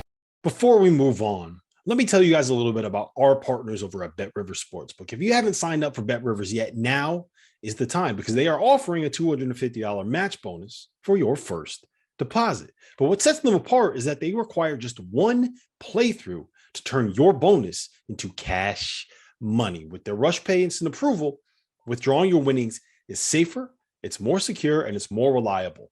Now that basketball season is tipping off, get in on the action at BetRivers.com today, or by downloading the BetRivers iOS app. You must be 21 years or older. If you have a gambling problem, call 1-800-GAMBLER. And while I got you here, let's talk about the Field of 68 Media Network, where college basketball matters most all year round.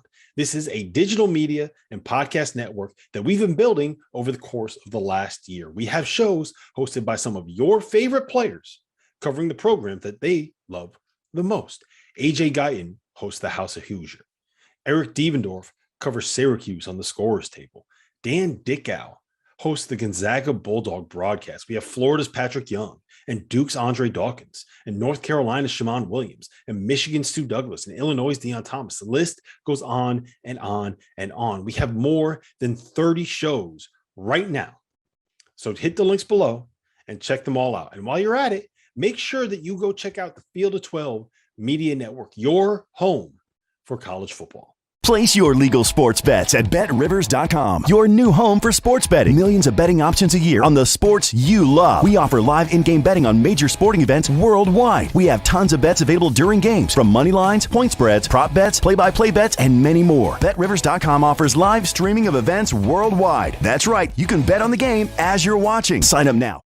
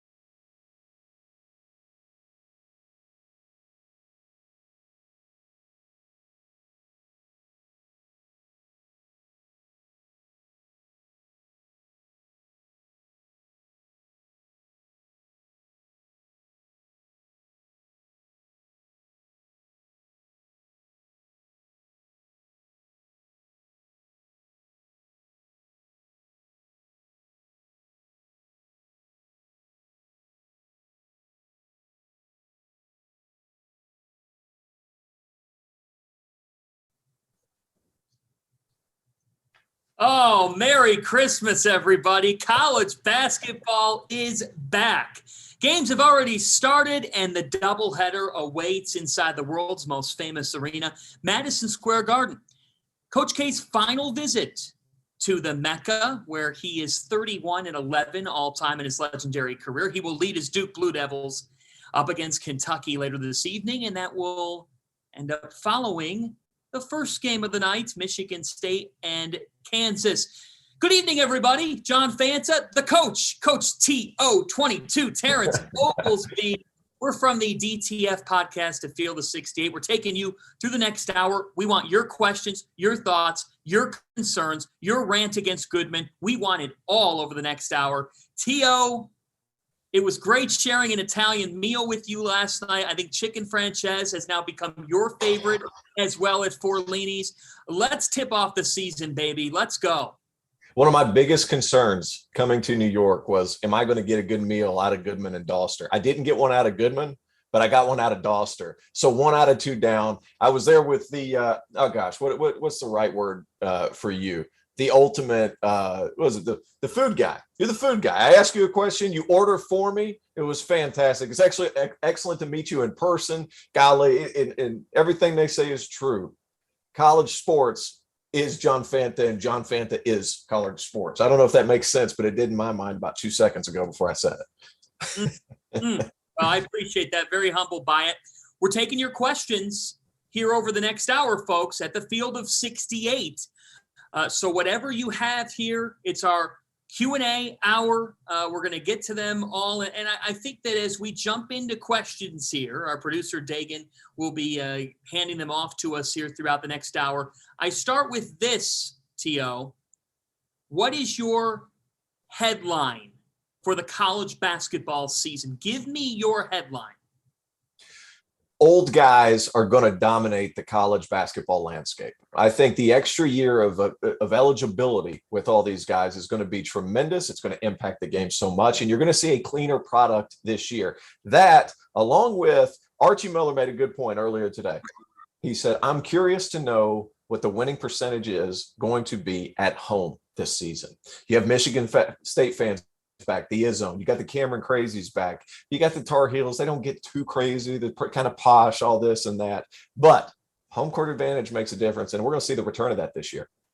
We are going to see the return of that. Madison Square Garden sold out tonight for the champions. My first game at Madison Square Garden. My first game. So I'm excited. You've talked about the energy. You've talked about how everybody's just in there piled on top of each other, and it's fans from everywhere. There's not one specific seating assignment. That's what I'm most excited about. The general energy tonight has finally returned. One of the questions that we got was, who is the player that you're most excited to watch this season? Just a flat out, who are you most excited to watch? There are several names, but I'm going to give it to you first. Go ahead. There's just so many. There's so many intriguing storylines between point guards who have been successful at losing programs per se, and they transfer up. And when I mean transfer up, I mean transferring from Minnesota to Kansas, transferring from Arizona State to Arizona State to Kansas, or Minnesota down to Texas. That's going to be intriguing. But if you want to talk about one player, Paolo Banchero is the answer. I mean, this kid is truly special, truly unique, 6'10", about 235, 45 pounds, whatever he is. But some of the things that he does on the floor, Fanta, you've seen it in their exhibition game. He is flat out impressive, whether it's putting the ball on the floor, attacking the offensive glass, making skip passes, reading the defense from the perimeter. This guy is something special. He's something to behold. And I think Duke fans, there's a lot of reasons why Coach K announced his retirement early and decided to stay one more year. Paolo Banchero is one of those reasons, and it's a good reason too, because he might be the best player in the country. Wow. It's big praise. It's praise that's been handed out. When you watch him in the Duke scrimmage, folks, and you'll see it tonight, you can see why he is that centerpiece for the Blue Devils right off the bat. He is that typical NBA potential all-star wing who's a 3-level player. He could beat you from anywhere. I want to see him penetrate tonight, drive it to the hole, because I think that Kentucky, we think that they found backcourt ability. It'll interested to see what happens when he drives it through the lane and goes at Oscar Tshiebwe, who's hanging down there protecting the rim for the Wildcats here this season. I'm really looking forward to that. I'll tell you who I am most excited to watch. I'll go right off of Paolo and I think the fellow freshman. I am so intrigued by Chet Holmgren. Yes. And the reason why is you're talking about a 7-footer who can beat you on the perimeter, handles the basketball. Yes, his frame, I'm interested to see how that plays against bigger guys who have just more muscle, more leanness to their bodies. That's not Chet Holmgren. But Chet Holmgren is the modern day basketball big man times 2. Like in terms of he is a multifaceted player. Someone said to me, T.O., yesterday, well, I don't know how Holmgren and Drew Timme coexist. Look, it's a key question, but folks, you're talking about one of the best coaches in college basketball, Mark Few, and you're talking about a mix of Drew Timme and Chet Holmgren. They don't have anywhere near the same skill set, and that's Exactly a good right. thing. That's a good thing here, right? Mm-hmm. Absolutely. Well, you look at Drew Timme, he's best on the block. He's like a tap dancer down there when it comes to drop steps, hook shots, up and unders, any kind of footwork thing. That's where Timme thrives. Not to mention Chet Holmgren, he's more of a perimeter guy. He's going to do most of his damage whenever he's backdoor cutting, looking for lobs. He's going to be able to shoot the ball at a high percentage. He is a really special talent. And with his level of length, he's going to be an elite help side defender. Now, we talked about this earlier a little bit with Randolph, Childress, and Rob. Is he going to have trouble sometimes with these big, strong 6'5", 6'6" post players that go into his chest? Yeah, maybe. But at the same time, they still have to go over a 9'6" standing reach or whatever it is. His length is incredible. His help side instincts are what really makes him special. And he's not going to be guarding a whole lot of beasts in that conference. And they're going to be able to put him on some 4-man. And let's be honest, Fanta, a lot of what college teams are doing right now, 4 guys who can shoot the ball. They're going to be able to guard him on the wing and on the perimeter, and then he's going to be able to roam whenever he's on help side, and that's what's going to make him special. It will. And you got Hunter Salas coming in as well to this program, another big-time recruit. Mm-hmm. You have a couple interesting transfers. Gonzaga, by the way, will open the season 9 Eastern time tonight when they welcome in Dixie State to the Kennel. And then they've got Texas on Saturday. By the way, Field of 68 After Dark will be a pregame show leading into Texas Gonzaga, like we'll lead into Villanova UCLA on Friday. So we have some questions here. Let's get to that first question here of the night from our producer, Dagan. We're asking you for your questions here over the course of this hour. Let's see what we've got here coming in. Okay, aside from RJ Cole and Adama Sanogo, who do you think could make or break the season for UConn? It's a good question. Comes in from Prescott. So here's the thing. For me, it's Tyrese Martin, the Rhode Island transfer who came into the program last year, was a guy who averaged around 10, 11 per game. He's a versatile wing who they are going to be counting on to score and to score at multiple levels. Cole, of course, is going to be relied upon to be that backcourt guy, but they need Martin to have a really good year. They need Tyler Polley to hit perimeter shots every now and then, but on a somewhat consistent basis because he changes the complexion of UConn's offense. And then what are they going to get from their freshman class? They have a couple of 4-star freshmen, one of which is Jordan Hawkins, a kid out of DeMatha who I think could be a really talented asset for them. I think that this Connecticut team is interesting, T.O., because they had to play without James Bouknight for a portion of last season. So this isn't like it's uncharted waters for them. They've already had to play without Bouknight. But for me, like, they need Martin to score the basketball well. They need Adama Sanogo, the sophomore center, to take the next step in his career. Because if he's taking the next step, then UConn's physical, defensively oriented style, if he's scoring the ball, that just fits Dan Hurley. The Huskies are an NCAA tournament caliber team. Just how good will they be? That's determined by their offense. Yeah, and you're going to need Sanogo to obviously, like you said, take the next step. But Dauster picked them third. I was shocked. He has UConn second, obviously Villanova first. But Hurley gets those guys to play defense. I haven't been able to watch as much UConn as I want. I'm not the Big East guy. John Fanta is the Big East guy, so I'm going to trust what you're saying on this one.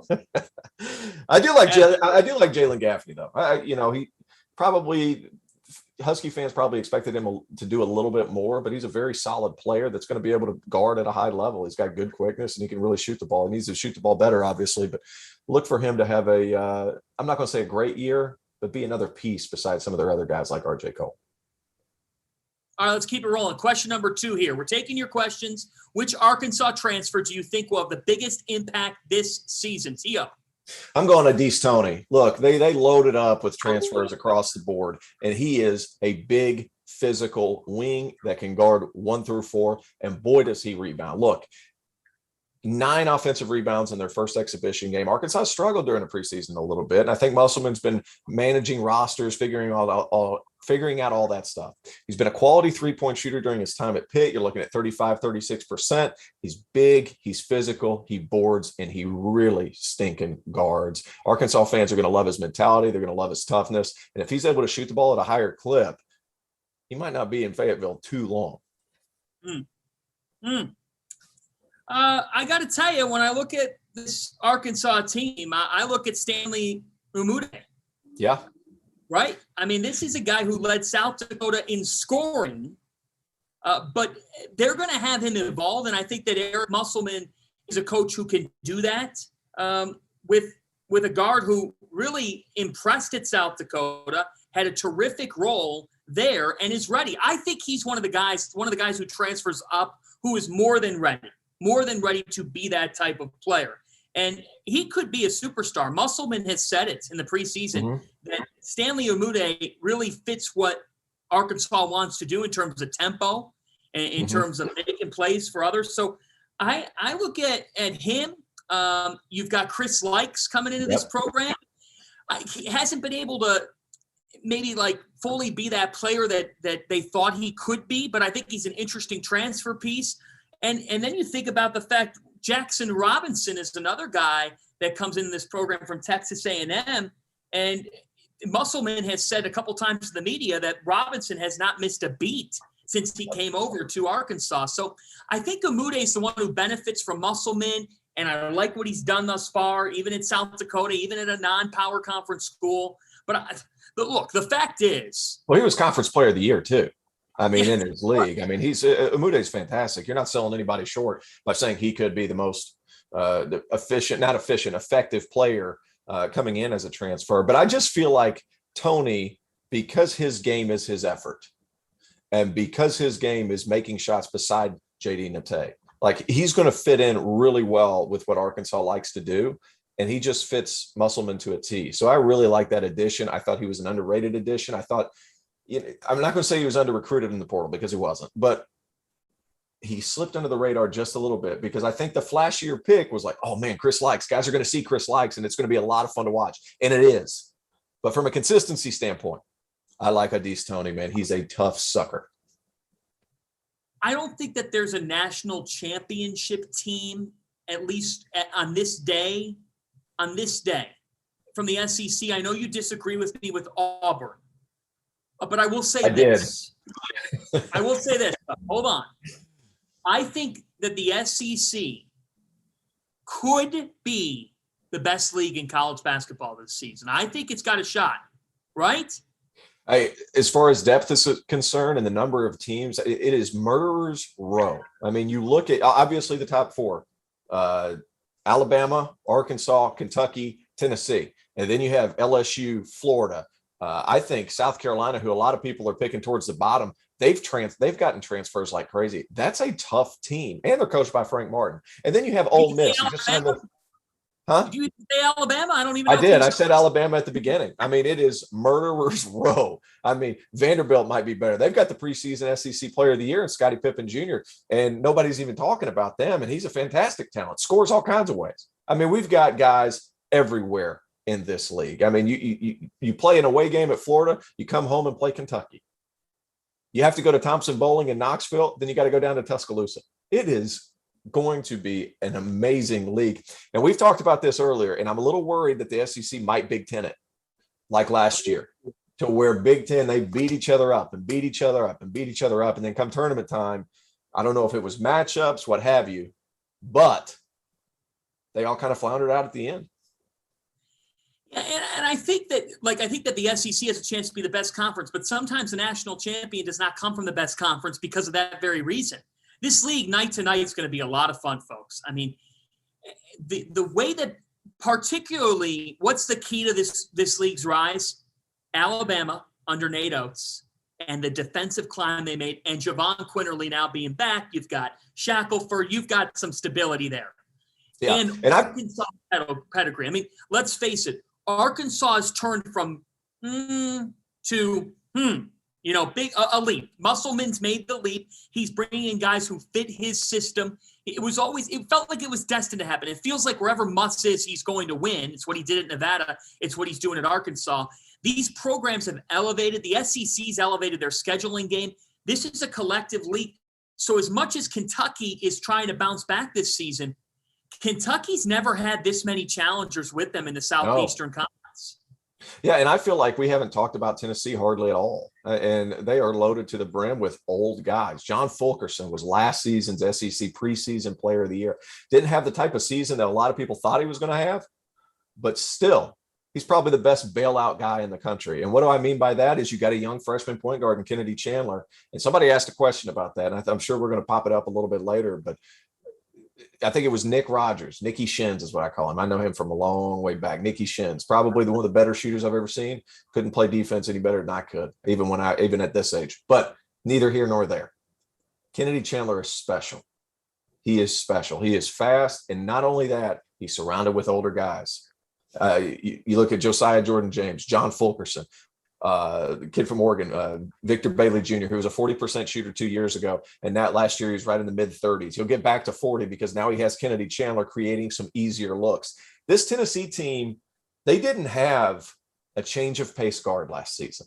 They had Santiago Vescovi. He's kind of a set-it-up point guard. He's not a get-downhill point guard in the mold of Josh Bone 3 years ago, but he could be somebody that sets up your offense when Kennedy Chandler needs a break. Kennedy Chandler's going to get in there. He's going to create closeout situations. And you wait and watch. John Fulkerson's going to have a heck of a season because of that change of pace. Well, and I think to your point, when you have a player as talented as Kennedy Chandler, that now makes Vescovi a lot more comfortable. Like last year, he was being asked at times to do things that, frankly, he's not particularly outstanding at. He's not particularly great at. Now Vescovi can be a spot-up, pull-up type of shooter when Kennedy Chandler is able to create. And then you think about guys like a Victor Bailey, Justin Powell coming in this program, coming over from Auburn. I love that kid. Why do you love him? Oh, well, you know what? He's a triple-double threat, and he handles the ball so well. He can play some backup point guard. His numbers at Auburn were outstanding, especially when Sharif Cooper got injured. I saw him play down in Memphis at the Hoops Giving, down in Atlanta at State Farm Arena, and he controlled the tempo of that entire game against a Memphis team that was the #1 defensive efficiency team in the country, according to KenPom. He controlled the game. He's big. He's strong. He can guard multiple positions as well. Not to mention he shot 44% from the three. What more does Kennedy Chandler want to have an All-American type season? We did get a question from Rob Dauster, who asks us, these are the important ones. This is for T.O. How many sides does a waffle have? Do you know what this comes from? No. I was playing devil's advocate. I was like, don't start. He was playing devil's advocate. He was going against his own pick in our show. And I told him he was waffling. And he was like, I don't know what waffling is. I was like, there's always two sides to a waffle. You can't go back and forth. You got to pick one. He was waffling. Oh, God. They're on so many hours today that the takes are changing every 15 minutes. He can't remember what he said. He said Dauster's at a chiropractor right now trying to get straightened out. He's been sitting in the same spot for 6 hours. I feel bad for the guy. The field of 68 is unfair and imbalanced. Okay, that's who we are in November. We've had takes changing. I've seen so much preseason stuff. I am so ready for – I'm even watching Manhattan and Manhattanville. Goodman even went over there just to watch some real basketball, and enough with all the takes. Let's keep the questions rolling. I'm so sick of the hypotheticals. hypotheticals. Yeah, exactly. Let's break in. can the Big Ten actually win it all? Okay, I'm going to say yes. This year, I believe that they can win that the Big Ten can win it all. And I think that there are clear tiers in this conference. Yes. I also think that with the amount of returning players, particularly at Purdue, at Michigan with Dickinson and Brooks, Michigan has to – we'll see how these freshmen – this is an outstanding recruiting class. It is a lot of new pieces. Right. And with Illinois, Andre Curbelo is the guard who is most poised to have the breakout sophomore season after what we saw as a freshman. Big shot Trent Frazier, Kofi Cockburn hanging down low. Like, for me, all three of those teams could win the national championship. Are they going to be battle tested? Of course they're going to be. But don't let one major underwhelming performance in the NCAA tournament now cause you to believe that the Big Ten can't have a national champion. I understand the drought. That's all in the past. Are there national championship caliber rosters in the Big Ten? Yes, there are three of them, in my opinion. I think Purdue and Illinois, and I love Illinois because Curbelo is fantastic with the ball. They've got a vertical spacer with Kofi Cockburn, who's a fantastic athlete despite being 7 feet, 290 pounds. He runs the floor unbelievably well. He's a freak of nature. But that's not what's most intriguing. The most intriguing part is how much space Andre Curbelo is going to be able to function with. Because you look at their roster, Utah transfer Alfonso Plummer, shot maker. Trent Frazier, shot maker. DeMonte Williams was the best percentage three-point shooter in the country with more than 2 attempts a game. This team can shoot it. They guard. They've got big-time size inside. And I feel like Kofi, he got exposed a little bit last year when he played against Cameron Crawford. I think that's going to fuel him this year. And I think it was the exact wrong matchup for them to play against in the NCAA tournament. And one person, I'm calling it a breakout candidate. I haven't mentioned him before, but I love Coleman Hawkins' game. I think he's a future pro. He's got big-time size. He really shoots the ball well. He's a fluid athlete. He handles the ball on the perimeter. This guy is 6'10", can shoot the ball. Look for him to explode on the seed, play some backup 5, maybe some 4, but he could be a high percentage shooter for the Illini as well. Yeah, when you have the facilitator that is Curbelo, and when you have someone like Frazier and the complementary players you just listed hitting perimeter shots, and oh, by the way, you have arguably the best big man in the sport. Kofi Cockburn is going to be ready. I understand he's got that, the suspension with the NIL thing. That's going to be a blip, folks. That is nothing. This kid is going to be big time this season. I'll tell you what, Purdue to me, heading into this season, is the team out of the Big Ten that absolutely you have to love a lot of what you're looking at here. You have to love the fact that Zach Edey is an absolute tree. He is an absolute tree for this Purdue team. They're going to bring Travion Williams off the bench. Which is nuts. Which is nuts. That is the best reserve in America.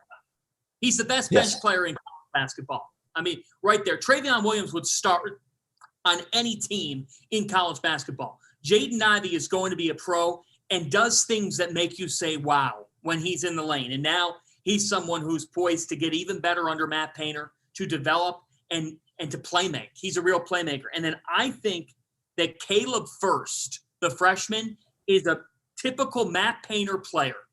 Knows his role, stays within himself. This kid's going to play hard for Matt Painter. Caleb First is a guy who crosses off every Purdue Boilermakers box. Watch out for this kid right from the get-go. He's efficient. When you have star power, you need efficiency around it. Caleb First is going to epitomize that, folks. I'm telling you right now, remember the name. Well, Caleb First for sure. But I think people are forgetting Brandon Newman's a pretty good player too. I mean, kid played for Mean Streets Elite out of Chicago. He's from Northwest Indiana. Excuse me. I get my Midwest confused a little bit. Sorry, Kev Sweeney. But hey, look, my man, he reminds me a lot. This is a deep cut comparison, but he reminds me a lot of a young man that played at Clemson during their Sweet 16 run. His name was Gabe DeVoe. Kind of the same, big, strong body, kind of struggled, and then it took off on him. I think Brandon Newman can be that guy because he's going to have a lot of open shots this year. And I think Sasha Stefanovic is a good player as well. And I think he's going to be able to shoot. I mean, what did he shoot last year? 40%. So, I mean, the big thing has been, do they have enough floor spacing? You know, people don't play like this anymore, but you're going to have plenty. You're going to have Newman, Stefanovic. I think Jaden Ivey has worked on it. Obviously, he's not a great shooter. That's not what he does. But at the same time, you look at all those pieces are intact. And I just have so much faith in Coach Painter. I feel like he's just going to be able to figure it out. Yeah, I have to agree with you. And I think we had a question that came in specifically on Purdue here. Let's flash that back up. How do you see Purdue working all the depth they have into playing time, especially with Williams and Edey in the post? Well, we're already seeing it at the start of this season. You're going to bring Travion Williams in off the bench. Here's the thing. Purdue foul trouble should never be a major issue with how talented those two are. They're different in the way that they play. But I think when you play for Matt Painter, you understand that there's sacrifices that have to be made to a degree. I think Edey and Williams understand that, or else Williams wouldn't be coming off the bench. And that's just part of, like, great programs in this sport. They have coaches who figure out ways to carve out roles for guys, but also to get an acceptance of those roles from those players. They understand who they're recruiting, and the recruits understand what they're getting themselves into. Yeah. And when you get recruited by Matt Painter, you know what you're signing up for. Travion Williams is going to come off the bench. That right there answers your question from the start of the season. The fact he's okay with that, there's other guys who are not okay with that, and as a result, problems end up being caused on a roster. We'll see how it works, but I'm buying the whole idea that Williams and Edey, it's going to be a dynamic duo. They're sugar and spice, and the fact that Williams is okay with coming off the bench to start the season tells you everything you need to know about the program and Painter's abilities. Absolutely. And this time you don't have a potential All-American, which I'm going to go ahead and throw Edey in that conversation because I think physically he's just so dominant. It's going to be crazy. And then you have a potential All-American and Travion Williams coming off the bench. You don't have that general reserve to where I don't want to foul. You can go out there and you can play Purdue basketball. I mean, that's hard-nosed, in-your-face defensive basketball that he coaches, Painter coaches. I mean, it's going to be, it makes for an interesting dynamic. And I know you said it. Well, what a gesture by Travion Williams to be like, okay, I'll come off the bench. And you see videos of Purdue where they're saying, need a better hype man than him. And he's over there going crazy. Says a lot about the kid. Says a lot about the kid. It might end up making him some money. The fact that he's able to sit back and understand his role, understand, hey, we have a special human in terms of physicality, in terms of size. He might give us the best chance to win when he goes in there initially. But when you come in there, we're feeding a big dog. We're feeding a big dog. Travion Williams got to go to work. Yeah, look at a guy like a Matthew Meyer. You know, there's something he said about the college player who understands that you might not be in that 30-minute per game role at one point or time, but you might end up being that in a certain time. Travion Williams is going to have his time. And just because he comes off the bench 5 minutes into a game doesn't mean crap, okay? Because the fact of the matter is this. It's going to be what happens for Purdue when they're in the Sweet 16 or Elite 8 and they're in the final 2 minutes of the game. And the fact that they have Zach Edey and Travion Williams and you do not. Yeah, and keep in mind, it's matchup based as well. Absolutely. So, I mean, think about how big Zach Edey is. He's going to get in foul trouble because they're not going to be able to not blow the whistle because he's so big. Think about bringing off Travion Williams off the bench. When you talk about an embarrassment of riches at the 5 position, it's ridiculous at Purdue. I wonder if there's ever going to be times where they play together. I think it's going to be difficult because Travion's not a shooter. Zach Edey obviously is not a shooter. Yeah, right. It kind of could clog things up. But at the same time, I'm thinking like, hey, man, we're a little high-low, baby. We need something. Throw him in there at the same time. I got to see that type of size. I'm excited to see how he manages that roster. But like you said, Caleb First, I think he can have an explosive season. Zach Edey and Travion Williams, oh, man, embarrassment of riches. Embarrassment of riches. Yeah, and again, you have a situation where you have a playmaking guard in Ivy who can dish it off to Stefanovic first. There are others. And you have the trees inside. Purdue's a well-rounded machine. They're a well-oiled machine. Michigan, I'm very curious to see what Michigan looks like early in the season. I think that this recruiting class is exceptional. Dickinson, the fact that he was a freshman and he did everything he did after a COVID offseason, a lead up to his first year, is just crazy. And no one's done a better job in college basketball, taking a job and really even putting his spin on it than Juwan Howard. So Michigan's going to be right there too. Let's get to our next question here. Let's move on. Keep it moving. It's live Q&A. It's Field of 68. Will Brandon Slater be the most improved player in the Big East? Well, go double screen with us right now. Villanova just started. They're playing Mount St. Mary's right now. And for Brandon Slater, he's the guy that Jay Wright and his teammates said, Brandon Slater is the guy that is poised to be this type of player for Villanova. 6'7". He's a wing who's versatile. He defends, so he'll stay on the floor for Jay Wright. Everybody talks about offense with Villanova. Villanova wasn't good enough on the defense of the floor last year, and they know that. Slater's part of the spine of that defense. He fits the Villanova prototypical type of wing player. Can he score the ball effectively? That's my question here. He only averaged 2 or 3 points per game, guys. This is a player who hasn't been able to be that 12 to 14 point per game guy, and they're looking for that. I don't know if he'll be able to supply that offense to that level, but they certainly believe he can. We'll see if he is. For Villanova, the biggest key for them is Justin Moore. Justin Moore in his junior season, this is his time. This is his time to be that Josh Hart, Mikal Bridges type of player for Villanova. What do you think about Eric? What do you think? Hey, Big East guy. What do you think about Eric Dixon this year? He's going to be handed a little bit bigger of a role, 3 points a game, big, strong body, a little undersized, but good passer, skilled kid. He has to be in a bigger role because they lost Amir Cosby Roundtree for the season now and for his career. They need Eric Dixon to be a factor here because they don't have much behind him, much beyond him in their front court. They have a freshman named Nana Njoku. I think it's too soon to expect a whole lot from him in his first college basketball season. That's not really how Jay Wright operates. So they need Dixon to be good. I think he's around 6'8". He's got to play bigger than that. And I don't think he's that tall. I don't think he's that tall. Right. He's listed that tall, but he's not that tall. I don't know. T.O., they're going to have to play small. And if you're a team with size, like Villanova might meet Purdue at the Hall of Fame tip-off at Mohegan Sun. The opening round matchups are Tennessee, Villanova. I mean, you get it's going to be a great tournament. And then you get North Carolina, Purdue. It's an outstanding field of four. So Villanova is going to have to play small. It's who they are. But I would remind people, in 2018, Villanova won a national championship with Omari Spellman as their 5-man. And in 2016, it was Daniel Oshefu. Just because you play smaller doesn't mean you don't need a 5-man at some point. So for Dixon, the door is open. He's got to step through it. Yeah. What we got next? Yeah, let's do it. Here we go. Let's see here. What do you expect from Bryce Aiken? Man, we have more Big East questions. Now that he is healthy. Well, now that he is healthy, he still has had an up and down preseason. The Harvard transfer who comes to Seton Hall, he's a guy who he will not start for this team in all likelihood. I mean, it's Kadari Richmond. Kadari Richmond's going to start for this team at the point guard spot. The Syracuse transfer is going to be the guy for the Pirates. They were greatly missing point guard play last season. And Richmond will help answer that. Anything Aiken gives them is going to be an added bonus because he's been more hurt than healthy throughout his career. When you look at this Seton Hall team, if Aiken can supply scoring for them, it's a game changer. It's a game changer because he is an electrifying offensive weapon when he's going. For Seton Hall, the key question is, what do they get from the power forward spot? Alexis Yetna is a USF transfer.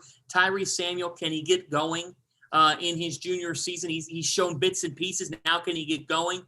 And then for the Hall, it's defensively, can they be a better team than they were a year ago? Let's keep it moving here. Let's get your questions in. We are a little more than halfway through. We've got Sleepers Media. I want to say something. Go ahead. I want to say something quickly about Kadari Richmond, because I think that kid is really talented. And I think he might have copped an attitude last year because he felt like he should have played more at Syracuse. And quite frankly, Fanta, he should have. That kid is really talented. He's an excellent passer, and he's got tools to be an elite defensive player. And I think people forget that he's got superior length, and he can really guard the basketball, but he was stuck in that 2-3 zone. I don't think you've seen the best of what he has to offer. And Willard's such a good coach. They're going to put him in. He's going to put him in the perfect spots for him to succeed. He will, and he's a New York City guard. Willard has proven himself with Isaiah Whitehead and with other metropolitan Northeast type of guards. Miles Powell, of course, Quincy McKnight. There are others. He's been able to groom that type of talent. He plays to those guys' strengths. All right, next question here on Q&A. If you have a question, just ask. We've gotten all kinds of them. What do we have? Having watched the scrimmage game, could there be a case that Marquette transfer Dawson Garcia is the best player at North Carolina? Hey, look, my man Zeke deserves some TV time. First of all, first and foremost, Carolina Zeke deserves TV time. Don't get too fired up with Dawson Garcia. Here's the thing with Carolina this year. It's going to be him one night. It's going to be Armando Bacot one night. It's going to be Caleb Love a lot of nights. And I think this team this season goes the way that Caleb Love goes, because they're going to need somebody to create at the end of the clock. And what does that tell you, Fanta? To me, that says that's your team's best player. But I will say this, Dawson Garcia is impressive. 6'11", can shoot the ball from the perimeter. You saw him space out to the corner a couple of times. He is fantastic. And he's going to be able to do it inside and out. And he's going to be able to provide spacing. Even though he's an interior threat, he's going to be able to provide spacing for Armando Bacot. And you were able to see it some. Him, Brady Manick, those guys are going to space the floor. Dawson Garcia is not the best player on Carolina, but he's one of about 4 that could be your best player on a given night. Folks, here's the deal. Here's the deal. This is the typical, I think he's our best player. Folks, in college basketball, you better have an interchangeability to who your best player is, but you better damn well have guard play. You better have consistent guard play. Carolina had these trees last year. They cut downstairs. Now this year they've got Garcia. They've got Brady Manick coming in from Oklahoma. So they even upgraded their front court. There's versatile pieces. Garcia's skill set is that of like a stretch 3 almost. Like he could be that type of player in your system. And he's a really good scorer. And I thought he played well last year on a frankly not a good Marquette team. But guess what? It doesn't matter how talented Garcia, Manick, and Bacot are if Caleb Love doesn't deliver for this Carolina team.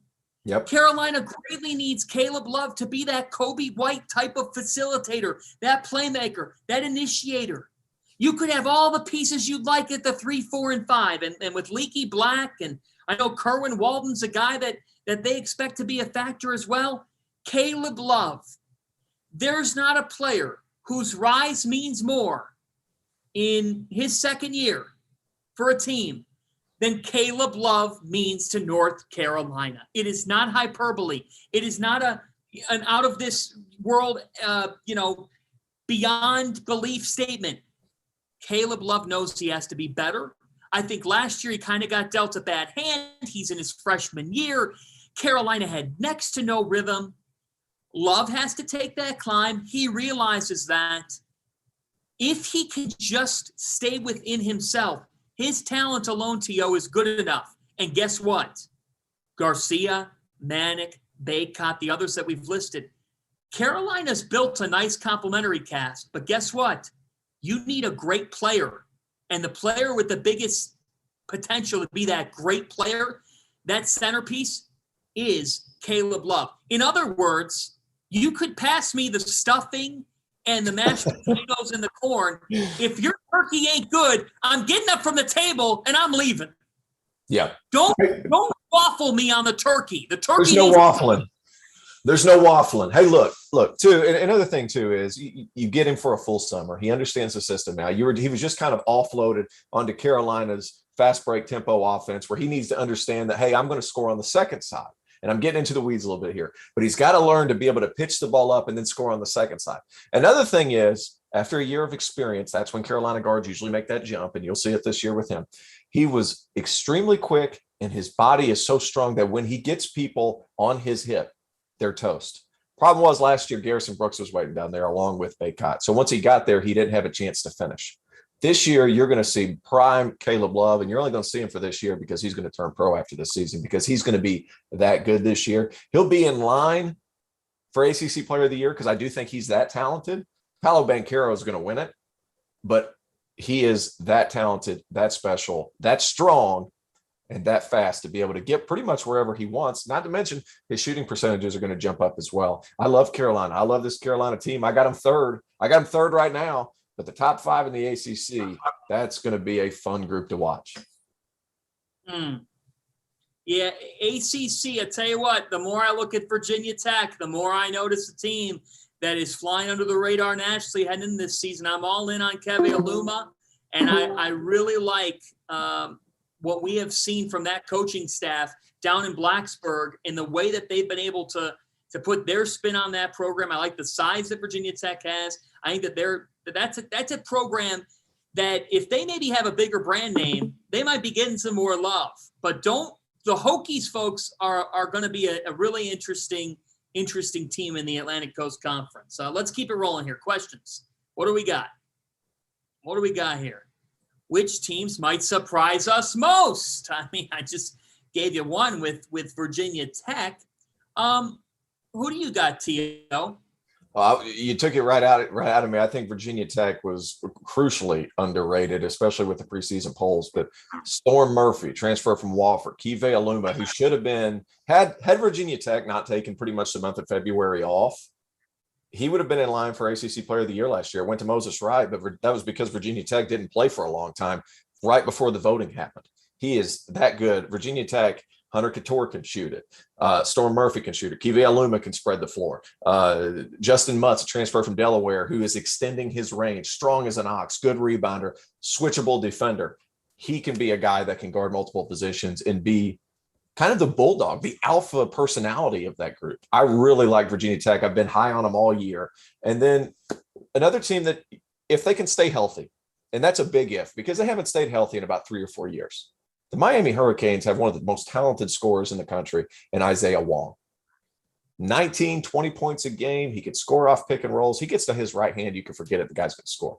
He is incredible in isolation situations. He can put a team on his back. If you're able to keep it close for until the last 3 minutes of the game, he can be that guy that can get buckets for you. They had injuries last year with Rodney Miller Jr. and Sam Wardenberg. Wardenberg's a big piece because he can space the floor at 7 feet. This Miami team could be good, but they've got to stay healthy, and they just haven't been able to do so. Yeah, I'm going to go to the Big 12, and I'm going to go with Texas Tech. I think that just because Chris Beard left for Austin does not mean that Coach Adams and the Red Raiders can't still play a factor down in Lubbock. You know, and I say that about Texas Tech because eligibility review happening right now with Terrence Shannon, who I think is a really talented player. Hopefully that all comes out okay, and he's good to go for Texas Tech. But you think about this team, T.O., and you've got Marcus Santos Silva down in your front court, average close to a double-double, but you bring in Kevin O'Banner from Oral Roberts. You've got Bryson Williams, a guy that comes in from UTEP. You have Kevin McCullough as well. This is a Texas Tech team that brought in some quality transfers and still has the parts of a coaching staff that under Chris Beard was very, very good, always overachieved, or at least it felt that way. So I think just because Beard leaves for Texas, I still think there's part of that DNA that is retained in Lubbock, and they're kind of flying under the radar because Chris Beard's no longer on the sidelines. But I like the talent that they have, and I think that they brought in quality transfers as well. Are you buying that Texas Tech is a tournament team? Yeah. Maybe a team that slept on as a 6 or 7 seed that could make a run? And we got to keep in mind, Mark Adams was the guy who basically ran the defense for the past 3, 4, 5 some odd years. I mean, he's fantastic. He's finally getting his first shot at coaching. And what does he do? He attacks the portal. And along with Obanor, the Oral Roberts transfer, who was tremendous last season, not kind of good, was tremendous. Sadar Calhoun, the transfer from Florida State, he was a big-time scorer at the junior college level. He goes to Florida State, has a hard time kind of getting in a rhythm. He's a guy that needs to be on the floor.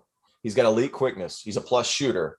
And with more minutes on the floor, he could be their leading scorer on a given night and give you 30 on occasion. I mean, this guy is really talented. He's really quick. He's got a big, strong body. They're still going to be able to guard. And once they get Shannon back, Texas Tech's going to be a tough out for anybody, including the top 3 or 4 in that conference. I would slate them at 5 or 6, right there with West Virginia. I think Oklahoma State's at 4, Texas, Kansas, Baylor, Oklahoma State, West Virginia, because I really like Taz Sherman and I have a lot of faith in Bob Huggins. Then Texas Tech's right there. I mean, it is a tough conference. They're going to be hard to beat, especially when you go down there to Lubbock. I mean, the fans down in Lubbock are insane. You got to love it. Oh, I think if you asked me for a college basketball game this year that I could be a fan at, Texas at Texas Tech in Lubbock. Ooh, that's is going to be a good one. Because they love Beard down there. They just love him. I mean, you want to talk about a thankful fan base. They're so happy that Beard brought them to a Final Four. They just love the man. They flipped on that man so fast that it's going to be so much fun to watch. I don't know if it's going to be a lot of vitriol, which it is possible that it is, because you do leave Texas Tech for Texas, kind of the proverbial big brother. I'm not saying, you know what I mean? You know what I mean, Texas Tech fans? Take it easy. Kind of the proverbial big brother as far as spending is concerned. Hey. As far as spending. So, let the fundraising talk. Fundraising talk. So, and then, you know, that everybody at Texas Tech hates Texas, and I get it, but I'm curious to see how that's going to go, because let's not forget, man, Beard brought them to a Final Four national championship. He got them to the game. So, I mean, let's not shortchange that either. All right, we have a little over 10 minutes left. What question do we have next here? Who's your favorite Twitter fan base? Oh, my goodness gracious. For me, there's nothing I enjoy more than Indiana fans going at Goodman, because that's a good one. It's just mad. It's brilliant. It's outstanding. St. John's fans are crazy. I can tell you right now, T.O., that the Johnnies should be pretty good this year, which means their fan base is going to be off the wall. It's New York, man. It's New York. It's why the Garden's going to be packed tonight. Like, not only do you have the Duke, Kansas, Kentucky, and Michigan State fans, New York, folks, is special, and the Garden special because the casual basketball fan is going to the game. He's probably going to put a little bit of money on the game, and now he's going to turn into a Kentucky fan tonight, or he's going to turn into a Sparty fan tonight. Like, that's what makes New York special. St. John's fans are like that, and they can get a little crazy. So Indiana fans at Goodman, St. John's fans, who's the craziest fan base on your feed? I love Arkansas fans because I'm not sure they're used to this type of success on the basketball team, except for 40 Minutes of Hell years ago, excluding that because there wasn't a Twitter. So I'm going Arkansas, one, because I think Musselman's kind of poking the bear a little bit. I think he's excellent at like kind of marketing to that fan base. But I'm going to go with you, and I'm going to tell you why. I picked Indiana 6th in the Big Ten. They haven't been to the tournament since 2016. That was the first year of the Trump administration. Okay, so it's been a while. Let's not go crazy and say we're going to the Elite Eight. And I think that Woodson has done a fantastic job. I think they have talent. I think Xavier Johnson is very, very good. And as I said earlier, I think Parker Stewart's one of the most underrated signees in the country. I think they did an excellent job finding talent to surround Trace Jackson Davis. I want them to get to the tournament before I start planning Final Four tickets for everybody from Bloomington. That's all I'm going to say. And I'm getting arguments about that stuff early. So you got to enjoy the passion. You got to enjoy how intelligent that fan base is. Them and Purdue as well. Like those two fan bases really know what they're watching. Obviously, you're going to have some fanatics that kind of stand out one way or another. But, man, Indiana, you got to love. Golly, I drove through Indiana. I went to a game when Crean was still the coach, Juwan Howard's first season. And Assembly Hall is a special, special place. And there's just so much tradition, so much rich history there. But regardless, you got to keep it in perspective a little bit. This is Woodson's first year. Yeah, you got to keep it in perspective a little bit. And I think that Mike Woodson has to prove that he can do it game by game at the college level, put up with the personalities. And that's what does that mean? You got to have a good staff, you know, and I think that what they've been able to do is built for Indiana to get on the right track here, but we'll see. Yeah. We'll see. There are natural doubts when this situation arose. We'll see how things are handled at Indiana. Hey, we got about 10 minutes left. I'm just checking Twitter here to see if I have any other good questions. Tell you what, looking at the slate tonight, you got the Champions Classic, but you also, folks, you have a really interesting game. Oral Roberts and Colorado State. I think that Colorado State is a team that is stacked to be a dangerous one in the NCAA tournament. David Roddy is a player that he's only 6'5", but he weighs in at around 250, and he averaged 16 and 9 last season. So you have Max Asmus on one side, you have David Roddy and company on the other. Colorado State, T.O., I find it interesting, right? They're kind of undersized. But yeah, they are. But when you have a guy as dynamic as Roddy, it doesn't matter because he's going to get up underneath some of these bigger. I mean, he's obviously going to be strong enough to guard a Travion Williams. Now he's going to have trouble with Zach Edey, but he's going to be strong enough at 6'5", 255 pounds or what have you to be able to guard so many different guys. He's switchable. He's athletic enough to guard on the perimeter, and you can facilitate offense through him. The Fighting Nico Medveds are going to get a win. I hate that it's tomorrow. I hate that it's not Thursday because I'm not going to be able to watch it while I'm over at MSG. But gosh, what an opening game! That's early qualifier for mid-major game of the year. Max Asmus. I mean, let's not even talk about NCAA Division I's returning leading scorer, who can shoot it from pretty much anywhere despite being small. But I mean, like, a lot of weapons on that floor, and I think Nico Medved will get it done. But gosh, it stinks that it's not being played tomorrow or at 4:00 today, rather. Mm-hmm. Mm-hmm. Hey, by the way, coming up a little bit this evening, Butler is hosting IUPUI. Butler is a heavy favorite in this game, but it does bear noting here that Aaron Thompson, Butler's starting point guard, is out for the first 3 games of the season. He is suspended due to a violation of team rules. It is important because Butler is not the same without him. They went 4-7 last season when they did not have Thompson, so he is suspended for tonight's game and the 2 others this week. His first game of the season will come next week when Michigan State come to calling to Hinkle Fieldhouse. Speaking of Michigan State, predictions time here. Michigan State and Kansas. Line has been hovering around 5. Who you got in game 1 this evening and why? You know what? The loss of Jalen Wilson's obviously going to hurt. He's suspended 3 games. I picked Kansas initially. I'm not as confident right now. I still think Kansas wins because they have a lot of shooting in there. I think Christian Braun's going to have a much better year. I think they're going to be a team that gets better as the season goes along. But in a night like tonight where everybody's opening up, you got to have guys that can put the ball in the bucket. So give me Kansas. The key for Michigan State, they got to try to muck this game up. They got to use their physicality. Malik Hall's got to be the guy. And then they also need Tyson Walker to step up and be that point guard that everybody thinks he can be, but he needs to get in there. He needs to be solid. He needs to set his guys up. And Max Christie is a freshman that we've talked about. Paolo Banchero. We've talked about Chet Holmgren. We've talked about a lot of these other freshmen. We haven't really mentioned Max Christie that much. And we're going to be able to see him on full display in game 1 tonight at Madison Square Garden. So I'm with you on that. I'm interested to see what Remy Martin looks like in his debut as a Kansas Jayhawk and how that all works out. I think that Kansas can overwhelm people between Agbaji and then David McCormick, just how efficient he was. Here's my question. Okay.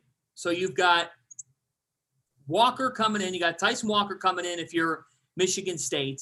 You have a team that last year, frankly, on the offensive end of the floor had little consistency.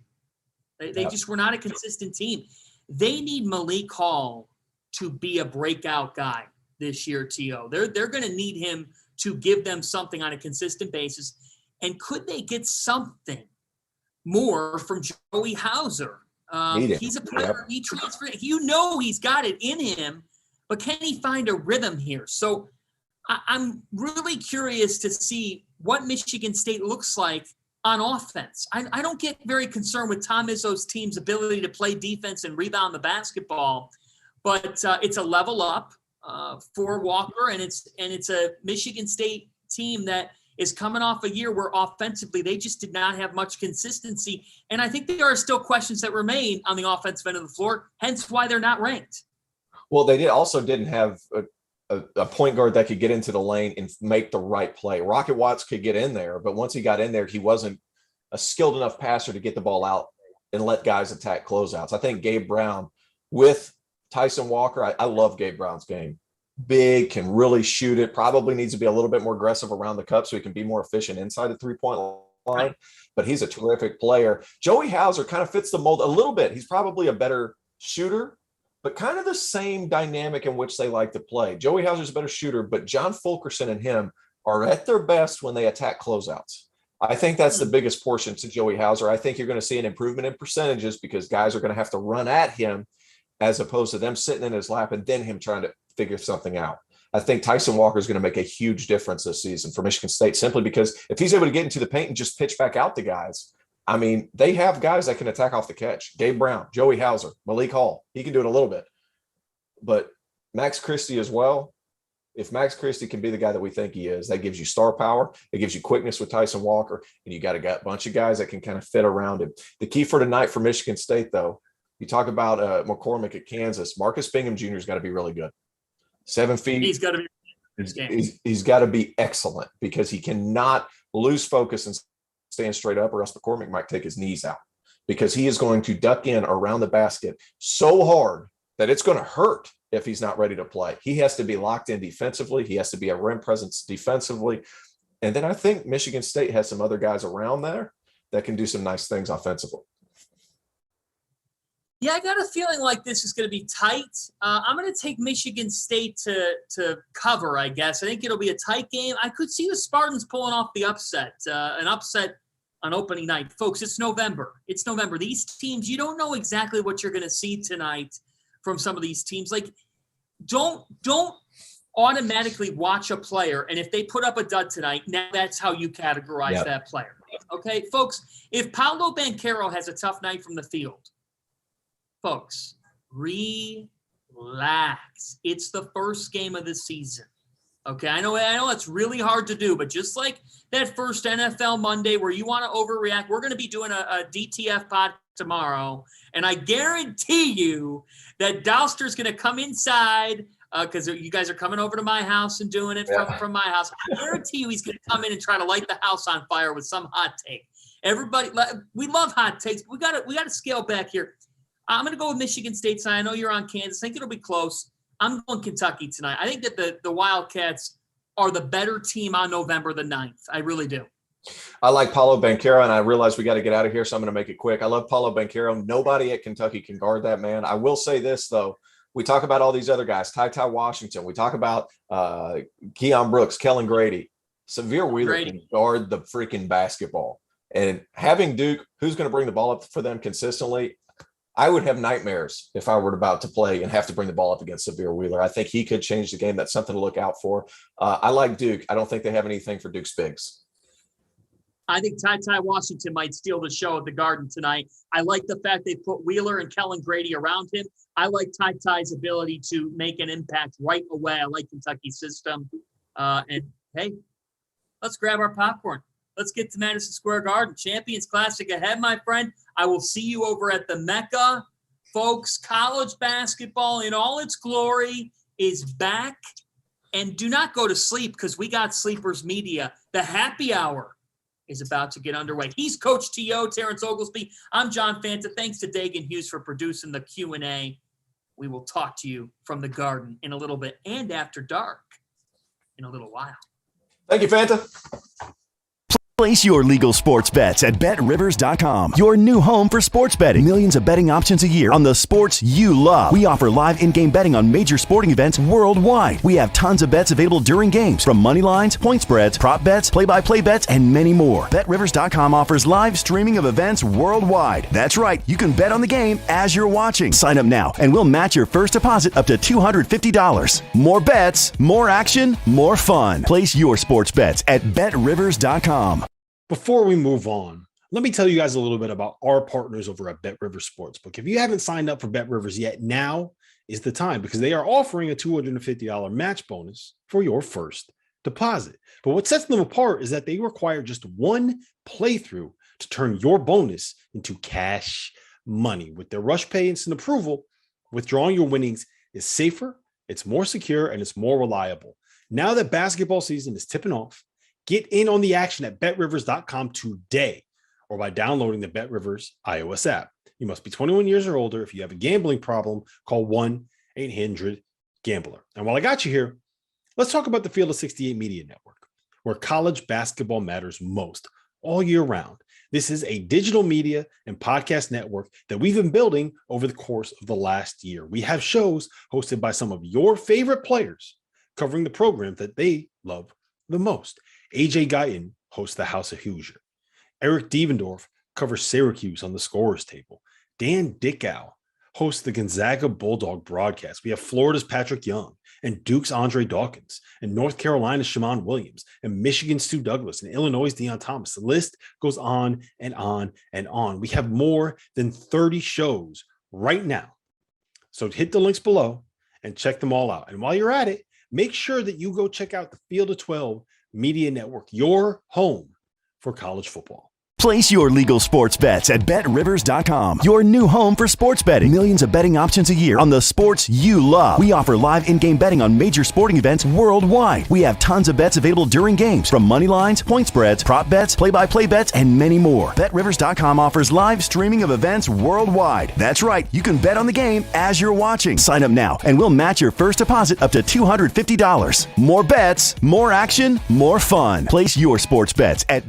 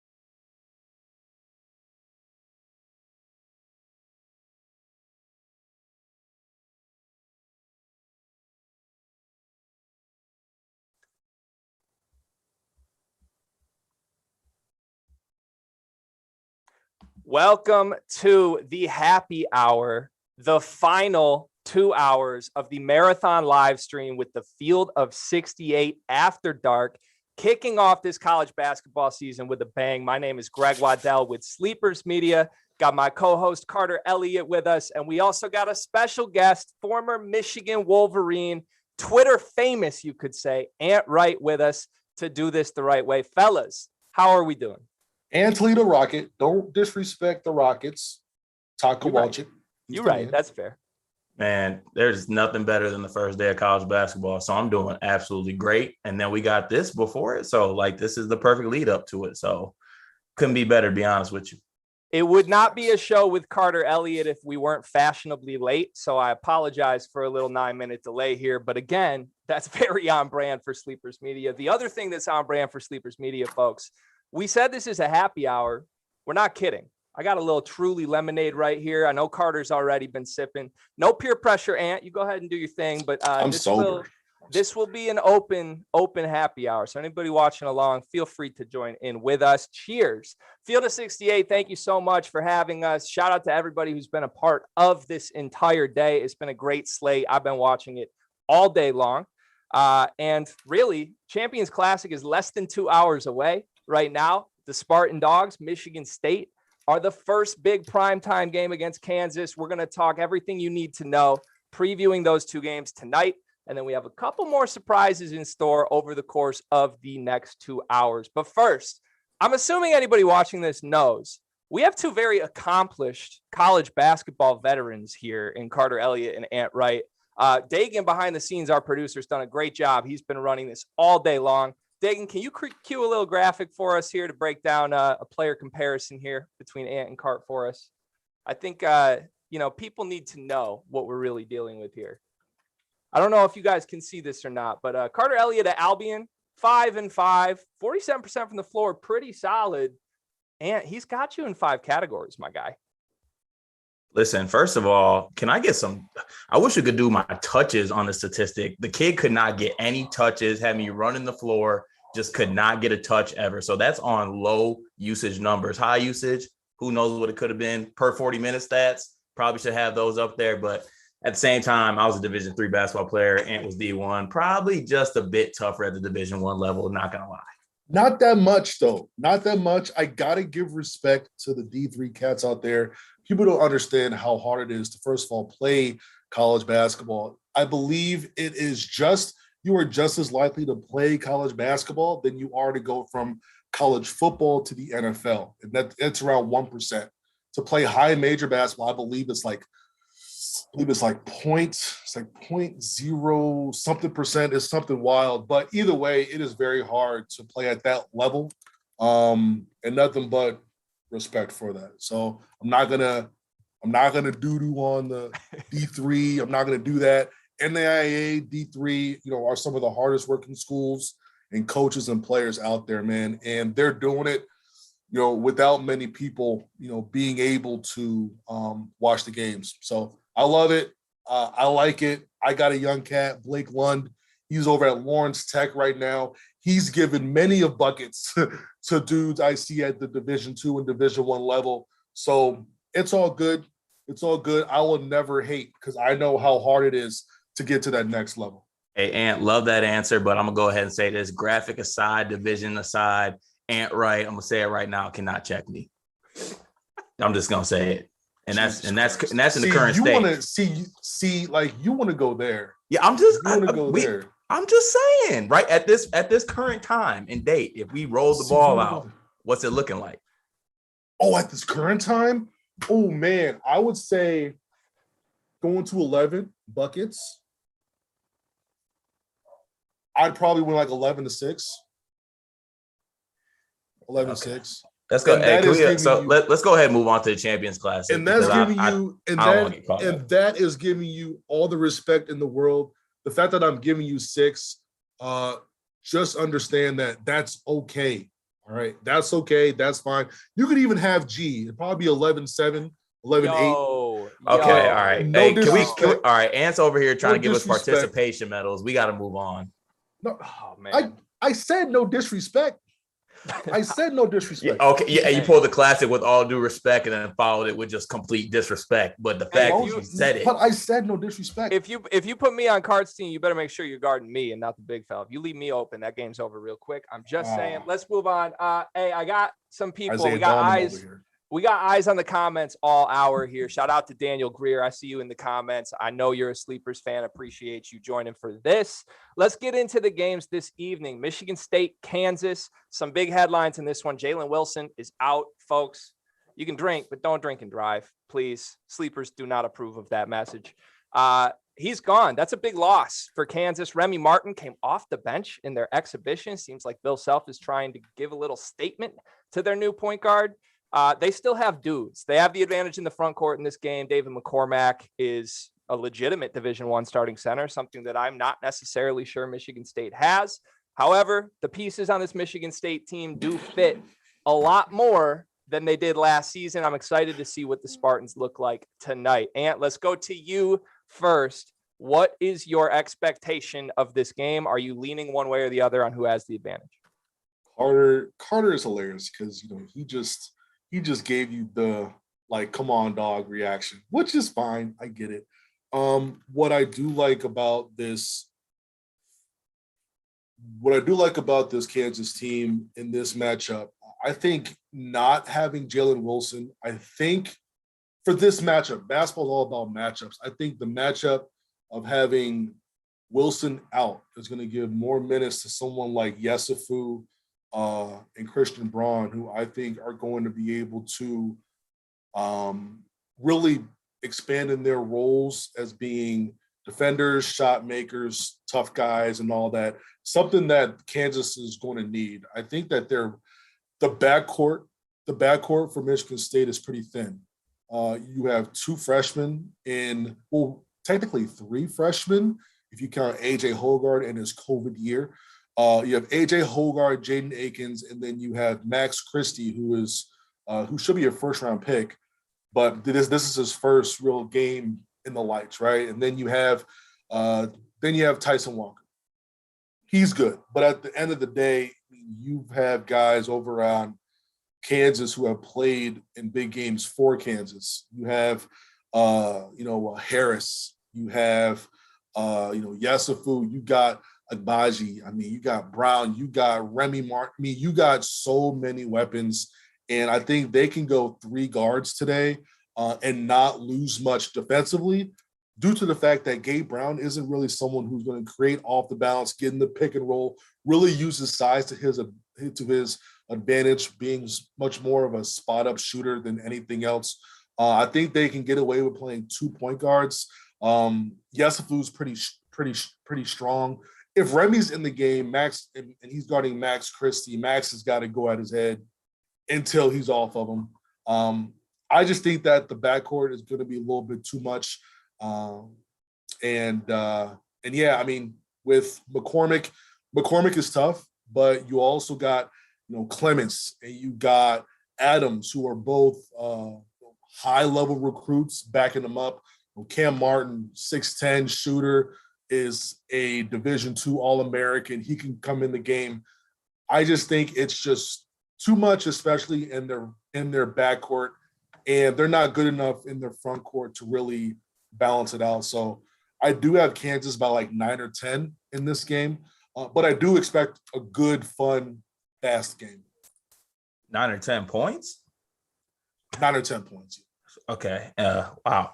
Didn't know we were going to get up in the double digits, but let me say this. I do love Remy Martin. Okay, I do. And everyone this whole summer and leading up to this year has been talking about all the questions at point guard for Michigan State. And I think that those same questions need to be answered of Kansas, even though they are bringing in a player like Remy Martin. Remy Martin is a stat sheet stuffer. You know what else he stuffs? The L column at the end of the day. All right. He's always taking losses. He's getting his numbers, but can he be a winning basketball player? There's been situations where transfers have been successful going to their new schools, adjusting in their previous roles. To shout you guys out in Michigan fans, Mike Smith did an unbelievable job of changing the way he played basketball for the betterment of the team. I don't know if Remy Martin can be that player. To me, he just seems like he's just someone who wants to stuff the stat sheet and go home and say he scored 20 and post sweet IG pics and, you know, do all that nonsense. But he's got to show me he can be a winning player. And also, I think the biggest takeaway from Jalen Wilson being gone is that last year when I watched Jalen Wilson play, he was crashing the offensive glass every single play. Him and McCormack on the glass together were absolute beasts. And defensive rebounding was one of the issues with Michigan State this year. And I think it's going to hurt us at some points this year unless we figure it out. And Marcus Bingham acts like he has an 8'9" wingspan and he can rebound like that. But, you know, without Jalen Wilson, I don't think they're going to be able to crash the glass as much. And I think that'll help us on the defensive rebounding side of things. And when you look across the matchups, I mean, are we really overwhelmed that much? Like David McCormack is a really good high-level Division I center, but I think he's more of a role player. He does extremely well in his role, but I'm not really scared that David McCormack's going to come out there and beat us. Like a Travion Williams or something like that. You know what I'm saying? He's not, but you could have stopped after he's a very, very good Division I starting center, because that's something Michigan State still doesn't have. And I'm sorry. I get Marcus Bingham is a great defensive player when he's playing Ferris State or Grand Valley State. He stuffs the sheet with a bunch of blocks. He's been good in moments when given opportunities in the Big Ten. He still has never played more than 12 minutes per game. And even through the exhibition games, he's not playing 20 minutes a game. And is that just going to randomly jump? Who is playing 20 minutes a game in exhibition games? We've had this argument though, Carr. I still think the center position breaks down at Michigan State this season, where Bingham's like 18 minutes a game max, and then you're getting like 12 from Sissoko or 12 from Marble and 10 from the other guy. And it's a carousel, and that's not good. Like, to me, if one of these guys can be given 25 minutes and play just competent basketball, it totally changes things for Michigan State. But when they do go up against a team that has a solid center, they're going to lose that matchup 9 times out of 10. To me, that doesn't mean Michigan State's going to lose this game, though. They just have to win it in other areas. They have to win what we have on our side, though, in this game? This is a battle of two damn near 7-foot centers who don't really play like they're 7 feet. Like, David McCormack's favorite shot and go-to post move is a fadeaway jump shot. That's not even true. Why are you lying? Marcus Bingham's go-to post move is, I can't say what it is because he doesn't have one. But I don't think David McCormack really has a go-to post move. He has a little fadeaway, but he doesn't have like a jump hook or anything like that. And am I wrong? Come on now. You're lying on video. You're lying on video. Back to the basket, he does have a right hook. Back to the basket, he can also go left. I mean, those are two things that no Michigan State post player can do outside of Joey Hauser. I mean, he does have a little bit of a jump shot, but not really. I just think that here's the thing with Remy. Bill Self doesn't have to play him. They have enough guards to where if Remy's in the game BSing around, he could just sit him down because he has viable guards at his position who will do the right things, and then he'll treat this as a lesson. Like, look, I don't have to play you here. This is how you can get on the court. That's why he didn't start him. Yes, he can score a lot of points, but if you really watch that game, it's really the same Remy out there scoring, not really there on defense. That's the whole thing with him himself. He's still playing Arizona State basketball. He's not playing Kansas basketball. That's the biggest thing. And if he's not going to play Kansas basketball tonight, he'll put in a guard who is maybe not as talented, but he's going to help them win the game tonight. That's the biggest thing. That's the biggest difference I see with like Remy, because I'm with you where I don't think Remy right now moves the needle with this team. I think over time he will, because he'll get better, become a winner, because at Arizona State he didn't really have to do that. Average 22, go 4-13. Who cares? Remy is so good, right? So I just think with Braun, Harris, Yesufu, Agbaji, even Pettiford, the point guard coming off the bench. I mean, he doesn't have to play Martin. Like where at Michigan State, you have to play Tyson, you have to play Hogarth. He doesn't have that. He doesn't have that type of situation there at Kansas. Carl, let me ask you a question. Are you taking Tyson Walker or Remy Martin if you could pick just one to play point guard for Michigan State? I'm taking Tyson Walker, and I'm not hesitating on that either. And that's not just because we got him. I think that Tyson Walker is a player that can get it done on the defensive end. I don't think Remy Martin is that type of player. And also, Remy Martin doesn't seem like a table setter for me at all. Remy Martin's just an absolute microwave scorer. Like I saw when he got hot last year with Arizona State, it's definitely fun to watch, and he can shoot from anywhere, and he can really fill it up. But that's about it. He fills the points column. Nothing else is really going to tick any boxes. I think Tyson Walker can tick more boxes. All right, so let's go around the horn just very quickly. And we heard your prediction. You've got Kansas maybe by 10. What was the official number? 9? Like 9 or 10. 9 or 10. Yeah, okay. Cart, what's your prediction for the game? I got State, but in a very close game. It's going to be like a 1 to 2 point game. Okay. I think Michigan State wins this by a possession. I'm aligned with Cart here. I think Jalen Wilson out is the big variable here. I think if Jalen Wilson was in the lineup, this is a Kansas by 6 or 7 game, but there's a lot missing and a lot of unproven guys to me with Bill Self's group. And also, we failed to mention this already. Scooter Braun, aka Christian Brown, all overrated Caucasian team. Okay, he's right up there with a couple other names. Like he's gritty. He's the all hustle guy. I get it. Whatever. We're gonna see how he looks tonight without Jalen Wilson. Oh man. Let's move to the nightcap, but I do have one quick familial shout out to make. The ball boy for the Michigan State game this Friday night is going to be my nephew. Shout out Carter. I believe he's watching Little Cat, not Carter Elliott, Little Cat. He will be the ball boy. So if you're in attendance at the Brez, keep an eye out for a future Spartan dog. Rebounding for the boys. What a name. What a name. Shout out Little Cat, man. Let's move to the nightcap. Carlos. Duke, Kentucky. Coach K's retirement tour kicks off. Paolo Banchero, a lot of people's preseason player of the year, potential superstar, potential first overall pick in the NBA draft. Kentucky's got some dudes too. I made a point in a video I made earlier this week that the Blue Bloods are back, and I'm really referring to Duke and Kentucky. I think both of these teams are top 10 rosters this season, and it's up to the coaching staffs to figure out how to unlock the highest quality of play from these rosters. But, you know, Kentucky struggled in their exhibition game. Miles College was leading them by 7 at halftime. That's not something you've really ever heard about a Kentucky program. To me, that gives the edge to Duke, but I'm curious where the two of you guys stand on this. Cart, let's go to you first.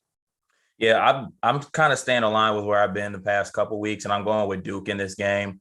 I think between these two teams, Paolo Banchero will be the best player on the floor between these two teams. And also, I think with this Kentucky team, I don't think we're going to see the best version of Kentucky until right around the start of SEC play. I think they have a lot of new pieces with transfers coming in like Grady, and then you have freshmen like Ty Washington coming in as well. I think it's going to take a while to figure out what everyone's role is and kind of to get it together. And I don't think Madison Square Garden, the Champions Classic, is where they're going to actually figure it out. So I think that Duke has more pieces coming back. They have the best player on the floor between the two teams. And though I hate to say it, people are going to absolutely rally around the Coach K final go around hoopla, which I just am not on board with. I just want to go on record saying that, but I'm picking Duke tonight in this game. I think they win actually pretty handily, actually, too. And what do you got in this one? I am aligning with Carter here. He had a really good point where I don't think this Kentucky team is really going to see a start to their peak until they get, sometime in December or January. That's just a typical K team, unless this team is just super talented and they just kind of drive the car early for him. This team isn't talented enough to really do that. Although I do love Ty Washington. I think he is a future first round pick. I love Kellen Grady. Oscar Tshiebwe, I'm not even sure what his status is in terms of injury. My favorite player on that team is probably going to be Bryce Hopkins, and he's not going to start today, but I think he comes off the bench. He's about 6'7", real good player. I just think Duke has way too many weapons. Shout out to the DMV, man, Jeremy Roach, Trevor Keels. They should put on a show.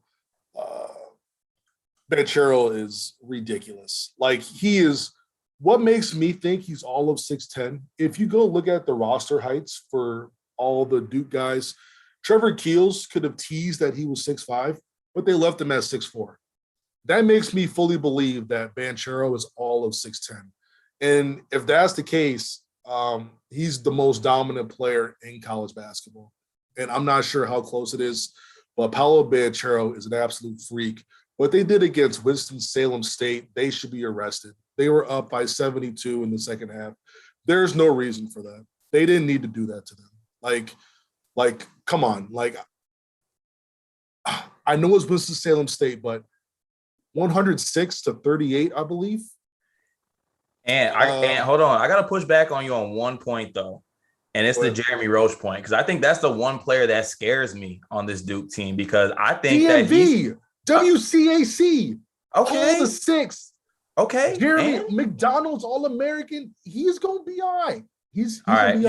He's got to show me. All I know is that all 5'2" a severe Wheeler could get up in his shit and cause some trouble. That's the only part that scares me. But besides that, I'm rolling with Duke. Hey, Jeremy Roach, man, super athlete. He's gonna be all right. He's gonna be all right. These DMV dudes, which would have you thinking anybody who steps into an open gym is an all-American level player. I swear to God, that's word to all facts. By the way, that is definitely word to all facts. We are adding them boys. I just wish we had the Midwest camaraderie like that, Car. I mean, I'm not out here standing for your Albion teammates like this. Wait, who is All Facts? Is that a saying? No, they're friends of the show, All Facts Media. Shout out Ace and the Robinson twins. Yeah. Gotcha. Are they from the DMV? Yeah. Oh, gotcha. Okay, sweet. Yeah. So they were on here spitting Ant's their biggest fans now. Hey, at first, Ant's like, all facts. Oh, they're from the DMV? Oh, yeah. Oh, them boys different. Yeah. Exactly. Oh, they different. Exactly. Dog, I'm telling you, hey, DMV basketball is just different. It's not for everybody. You know what I mean? It's not for everybody. Hey, Carter, if you played in the DMV, dog, you'd be at George Mason. You would have went to George Mason. You would have went to a Final Four. I respect the DMV, and I do. But the only part that gets to me is that it'll be quiet. No one will be saying a thing. No one will ask anything, and someone will come out of nowhere and be like, "Oh yeah, the DMV, they're different." And we're like, "All right, didn't know we were even discussing that, but good to know." It needs to be said every 30 seconds. But dog, I'm telling you, we would have sent you to Villanova. Oh, good Lord. You would have been right there with Archie Diacono. Listen, all of that's fine. I'm game for that, but I swear, if you dare disrespect Mark Turgeon to someone from the DMV, like, you've crossed a line, and that's what I can't get Depends which barbershop you're in. Okay. Some of them dudes don't like Mark. Trust me. That's fair. There's a reason why Mark Turgeon, he can't recruit in some spots up here. Yeah. He also can't fight. All right, let's get back quickly to Kentucky Duke. We got Bucket Boy in the comments saying Kentucky has way more options. LMAO, except I think he spelled LMAO wrong. I don't know. Who has more options? Kentucky has more options than Duke. I don't know that they do. I think maybe hypothetically they do. Like, if CJ Frederick's playing, I like him. Frederick just started practicing like 4 days ago. Right. He might not play. I don't know. Like, to me, the one thing we haven't said is this game is at Madison Square Garden, right? The mecca of college basketball, the primetime arena where, like, Ricky Rubio just went for damn near 40 in the Garden 3 days ago, right? Ty Washington is a dude who could go all Tyrese Maxey in this game and just carry that team to a victory. So to me, that combination with the questions in Duke's backcourt does open the door for a Kentucky victory tonight, but I still think Duke is more talented at every other position. And frankly, they have Paolo Banchero. That's enough for me. I just don't think they're going to be able to score the way that they think that they're going to. And on top of that, I don't think they're going to be able to stop Duke the way that they think that they want to. Kentucky gave up 70-some points to Kentucky Wesleyan, and then they're in a tough, jib jab with Miles. I just don't see them. I just don't see them stopping Duke. While I see Duke can at least be par on the defensive end, and I think that's going to be the huge separation. And I don't want to say my man's name wrong. I think it's Bucket something, but he might be right that Kentucky has more weapons. But like I said, I don't think the best version of this Kentucky team is going to be right now. I think it's going to be once SEC play hits and they figure out what those weapons do, how those weapons work together. And that's when they're really going to hit their stride. And that's like when you're going to have the Ty Washington takeover. Everybody's role is going to be cemented. And that's when you make that run through conference play into March. But I don't know if tonight they're going to be able to figure it out necessarily, especially based off the exhibition games. It doesn't seem like it. Even if they do have more options, like, would you rather have 10 knives or 7 pistols? 7 pistols. Right, exactly. So like, but like one has more options. I had to think about that because I'm kind of different, but go ahead. Yeah, I probably. Dang, you DMV different over there? Oh, good Lord. Good Lord. All right, quick round the horn. I got Duke in this one, and I think they're going to actually pull away down the stretch. Give me Duke by, let's call it 12. Cart, what you got? Yeah, I got Duke by like 8 to 10. What's spread? It was basically pick 'em this morning. I think Duke is minus. Pick 'em? I don't know. Let me check Bet Rivers. I think it's at 3. Oh, it's bet all the way up to 3. Wow. I think so. Oh, Yeah. lucky I don't got no sponsorships to like shout out right now, or else I'll be on it. I'll be like, yo, shout out to Win, FanDuel, GK. Team Check Bet out Rivers my- these ways, baby. Yeah, it's on Bet Rivers. Let me check the Bet Rivers app. Is it on? Is it a pick'em still? Or is it Duke by like 1.5? It was at 1. I think it's up to like 2.5, 3 now though. Yeah, that is free. That's free, in my opinion. That is what you would call free money. I don't think it's gonna. This is wild, but I think it's not gonna be what Zion did a couple years ago to them, like totally took their soul. But I think it's gonna be between 7, 8 points and what Zion did. So I think between 15 and 18, somewhere in there, I could see Duke winning by. I just think they're just going to lay the wood and not look back.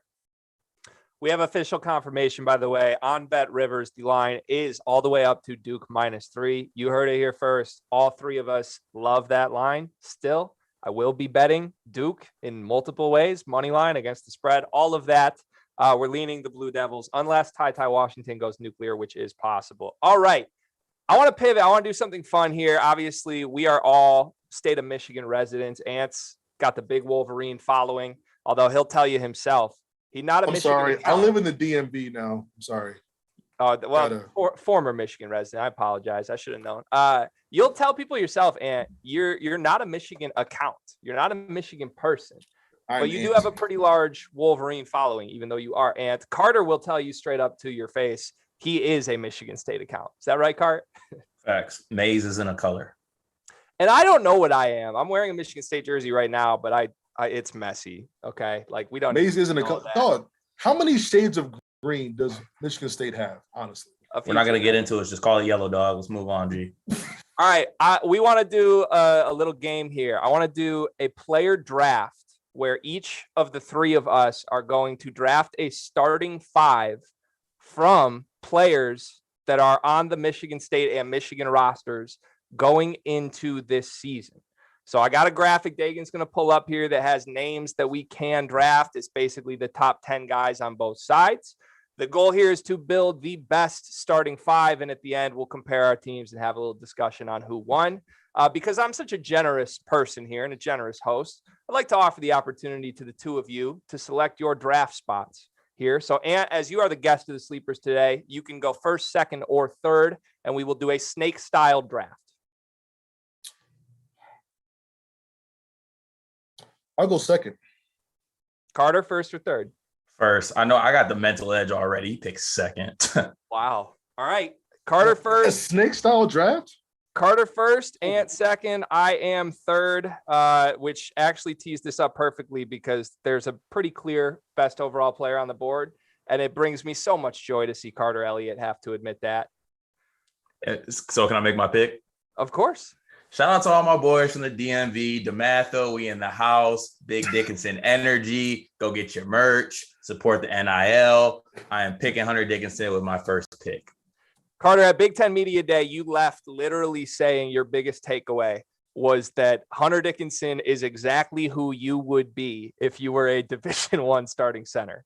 Yeah, and I stand by that. That's exactly what I would be. God knew not to make me that good at basketball because I'd be unbearable. More unbearable than I already am right now. if you were in the DMV, you would have been a monster. I'll tell you that right now. All right.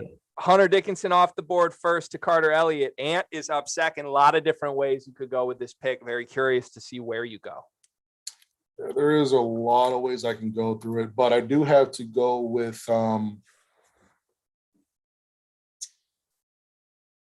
I know where you'll go. So I'm going to go ahead and take one of your picks. I'm going to go with Max Christie. Oh. All right. That was a defensive pick, by the way. That was a defensive pick. Yeah, it was. I certainly had Christie targeted at that third spot. I think that's good value, though. I was very curious to leave this propped up to you to have to pick between Caleb Houston and Max Christie. Do you want to elaborate on why you would choose Christie over Houston here? I just think Houston is, even though he is going to be a better pro, I think that at Christie at that 2 and 3, I'm going to be able to build a decent team around him where I could possibly put Christie at the 3 or the 2, depending on how this game goes. I think Caleb right now is just solid 3 right now. So I think I get a little bit more versatility with Max Christie and how I'm trying to use him. Love it. All right. I'm going to do something I think that might surprise a few folks here. I'm going to take the obvious pick at 3 here, which is Caleb Houston. He is a locked pick in the NBA lottery next season, as far as I'm concerned. He's going to be a top 14 guy in that draft.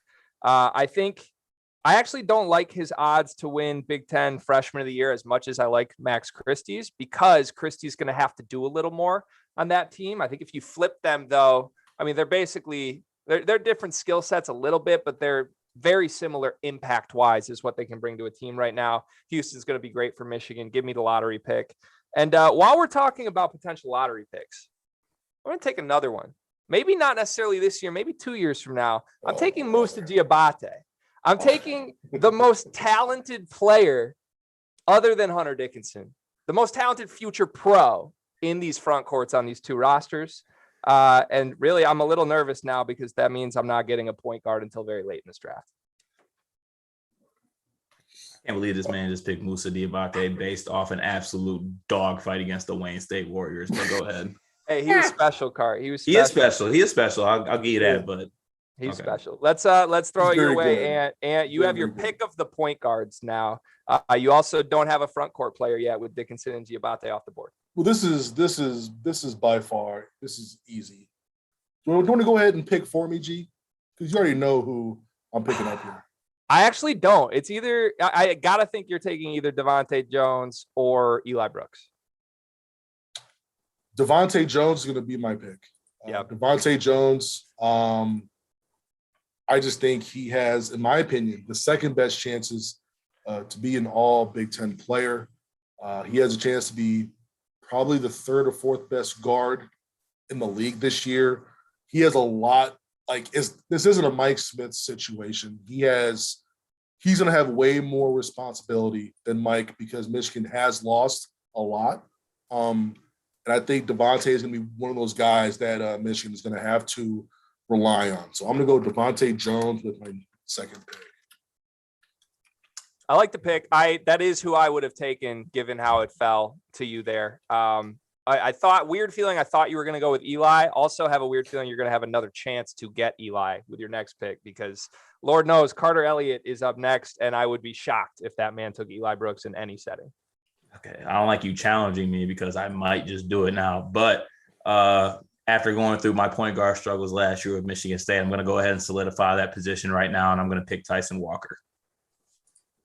So, Cart, if you had your choice between Tyson and Devontae Jones, who are you taking?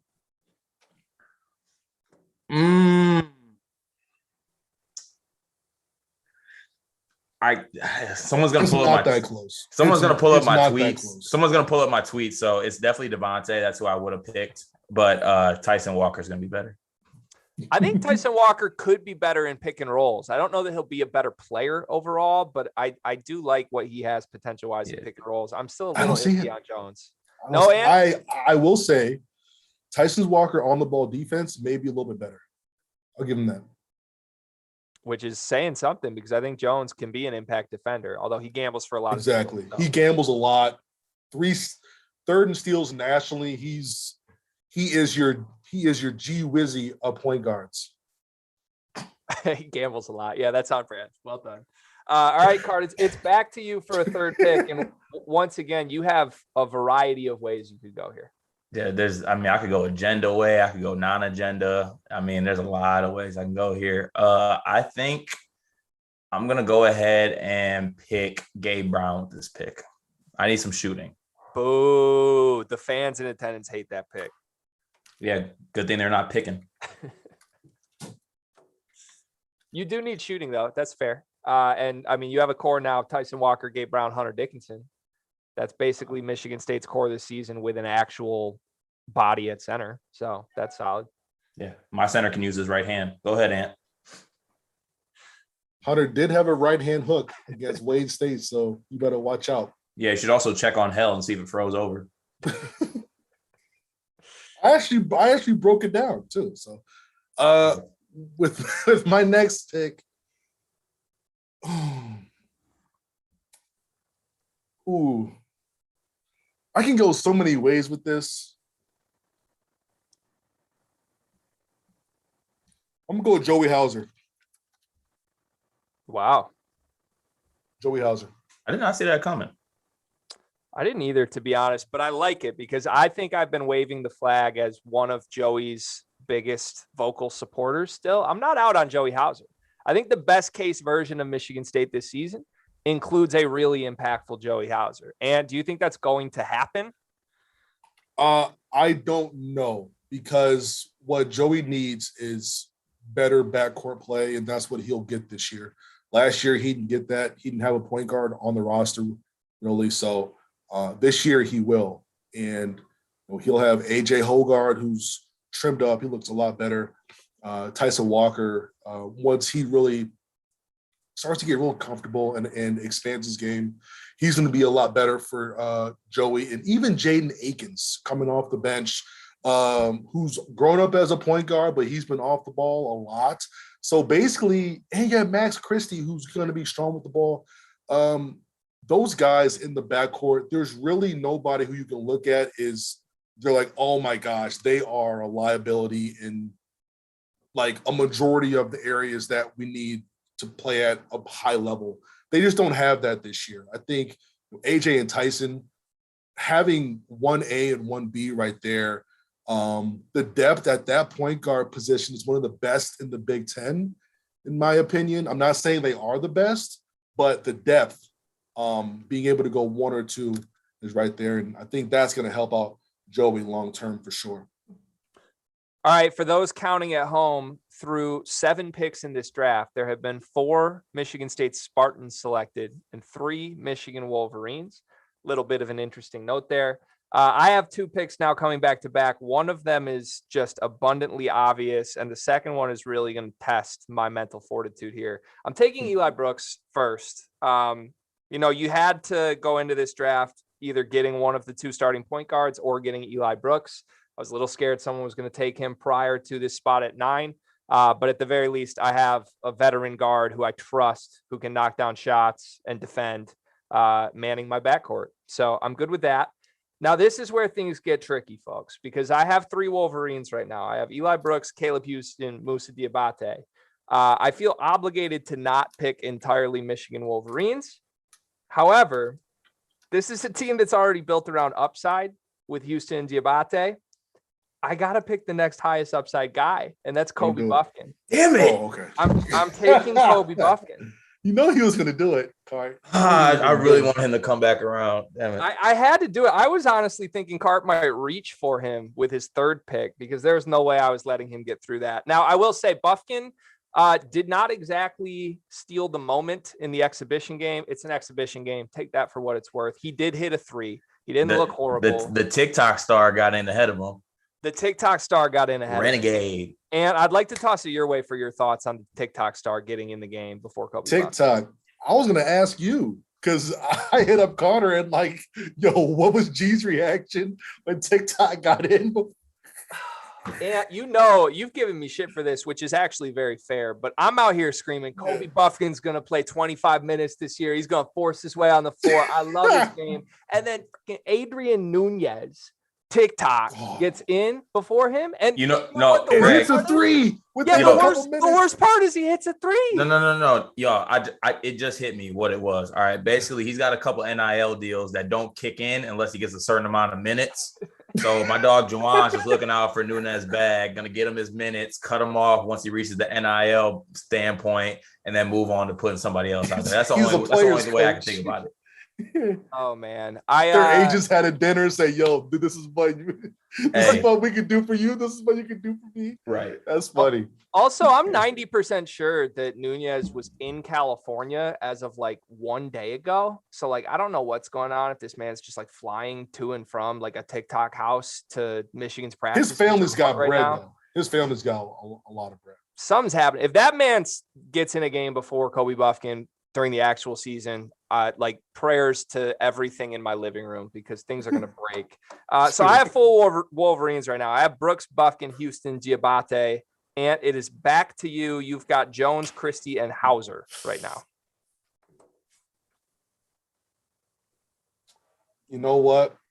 I love versatility. I like when my guys can do plenty of things. So I'm going to go at the 5. I'm going to put Brandon Johns. I thought you said you like guys that can do plenty of things. He can do plenty of things. Don't disrespect East Lansing's finest. Are you kidding me? Oh, I forgot you didn't say plenty of things well. You just said plenty of things. Oh, wait. Excuse me. I forgot. I'm Lansing born and raised. This is where I'm supposed to step in and defend my guy, right? Brandon Johns is that boy, man. He's so good. The disrespect to Brandon Johns is I can't even fathom what I'm hearing right now. Especially you, Cart. Y'all look alike. Let's be real. If Brandon Johns, like what Brandon Johns is, he's if you took an NBA player's body and put a toddler's brain in that body. That's Brandon Johns. That is disrespect. That is so disrespectful. But it's kind of true. Is it not? That's pretty true. Like this man's entire career has been like mental lapses and confidence issues. Oh, sounds like a light-skinned Marcus Bingham to me. Anyway, all right, Ant, that's your center. I don't hate it. Brandon Johns, Joey Hauser, Christie, and Jones. Cart, you have back-to-back picks. Okay, so I got Dickinson. All right. Gabe Tyson. Oh, okay. I'm going to go. I need a 4-man. I need a 4-man that actually does some things well. So I'm going to go with Malik Hall at the 4. And then my last pick, man.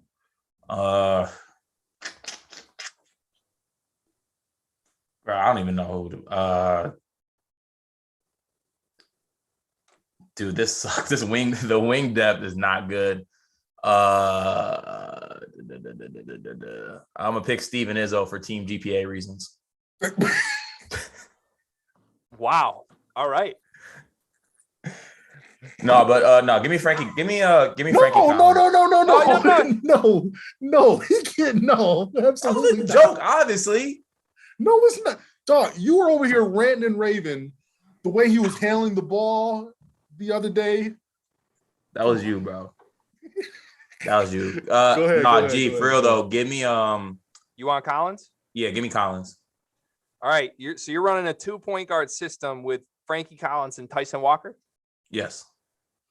You botched your entire draft with that pick. Yeah, no offense to Frankie Collins, but that just doesn't make a ton of sense. That and doesn't make sense at all. We're going back your way, Ant, for your final pick. So I need a 2 or a 3 here.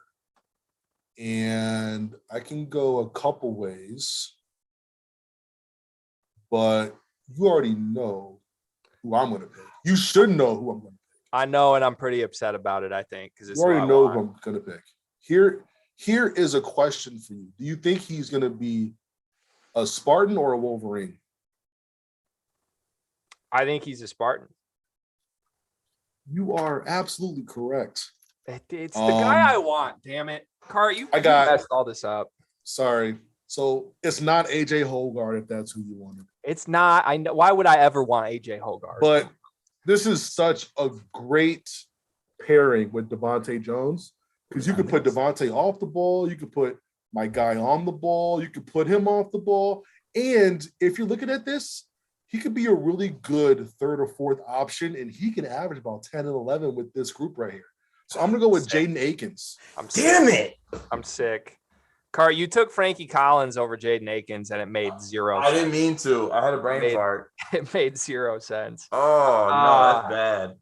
I'm disgusted because I almost took Akins over Buffkin, and he was next on my board for all of the last 4 picks that have come I'm off. sorry, everyone. I'm really sorry. I just totally had a brain fart and forgot about Jaden Akins. That's on me. That's a really good pick, Ant. It's a really good That's pick. a great pick. I was too caught up on the fact that I didn't get the lefty that I wanted from Michigan and just completely blacked out. That's on me. And then I had to play a little offense. I had to keep you distracted to the point where you weren't going to come back to Akins. Yep. Just a mental midget play by me. It was next level. Brandon Johns would never. All right. This leaves me in a very tough spot because the only Spartan that I could possibly pick. Well, actually, you know what? There's 3 Spartans on the board still.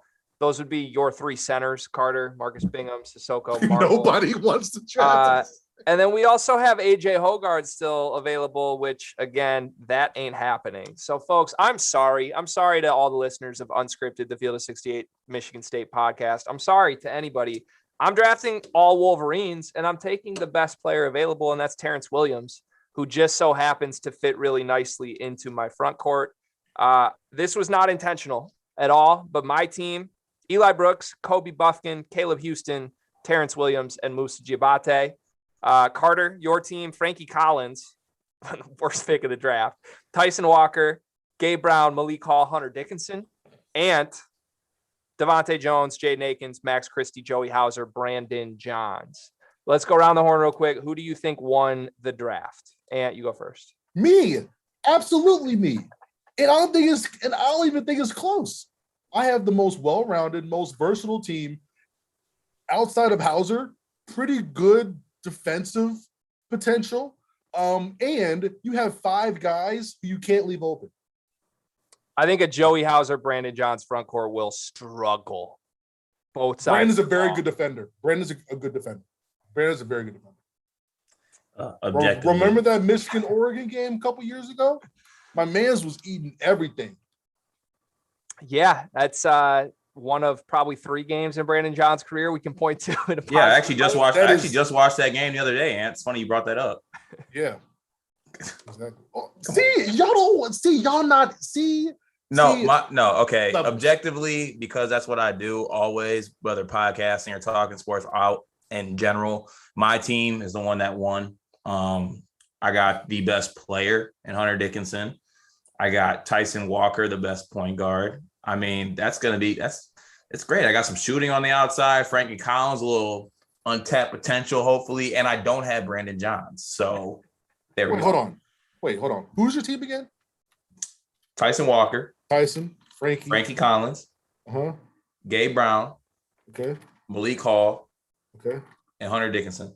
That is a terrible lineup for Hunter. Absolutely horrible. Yeah, it's not great. It's not great. That's not great. Okay, well, honestly, the way things shook out, that's the way it is. I had the draft. Bunch of goddamn Monday morning quarterbacks in this episode. Sheesh. Worry about your own team. Hey, it's a family show.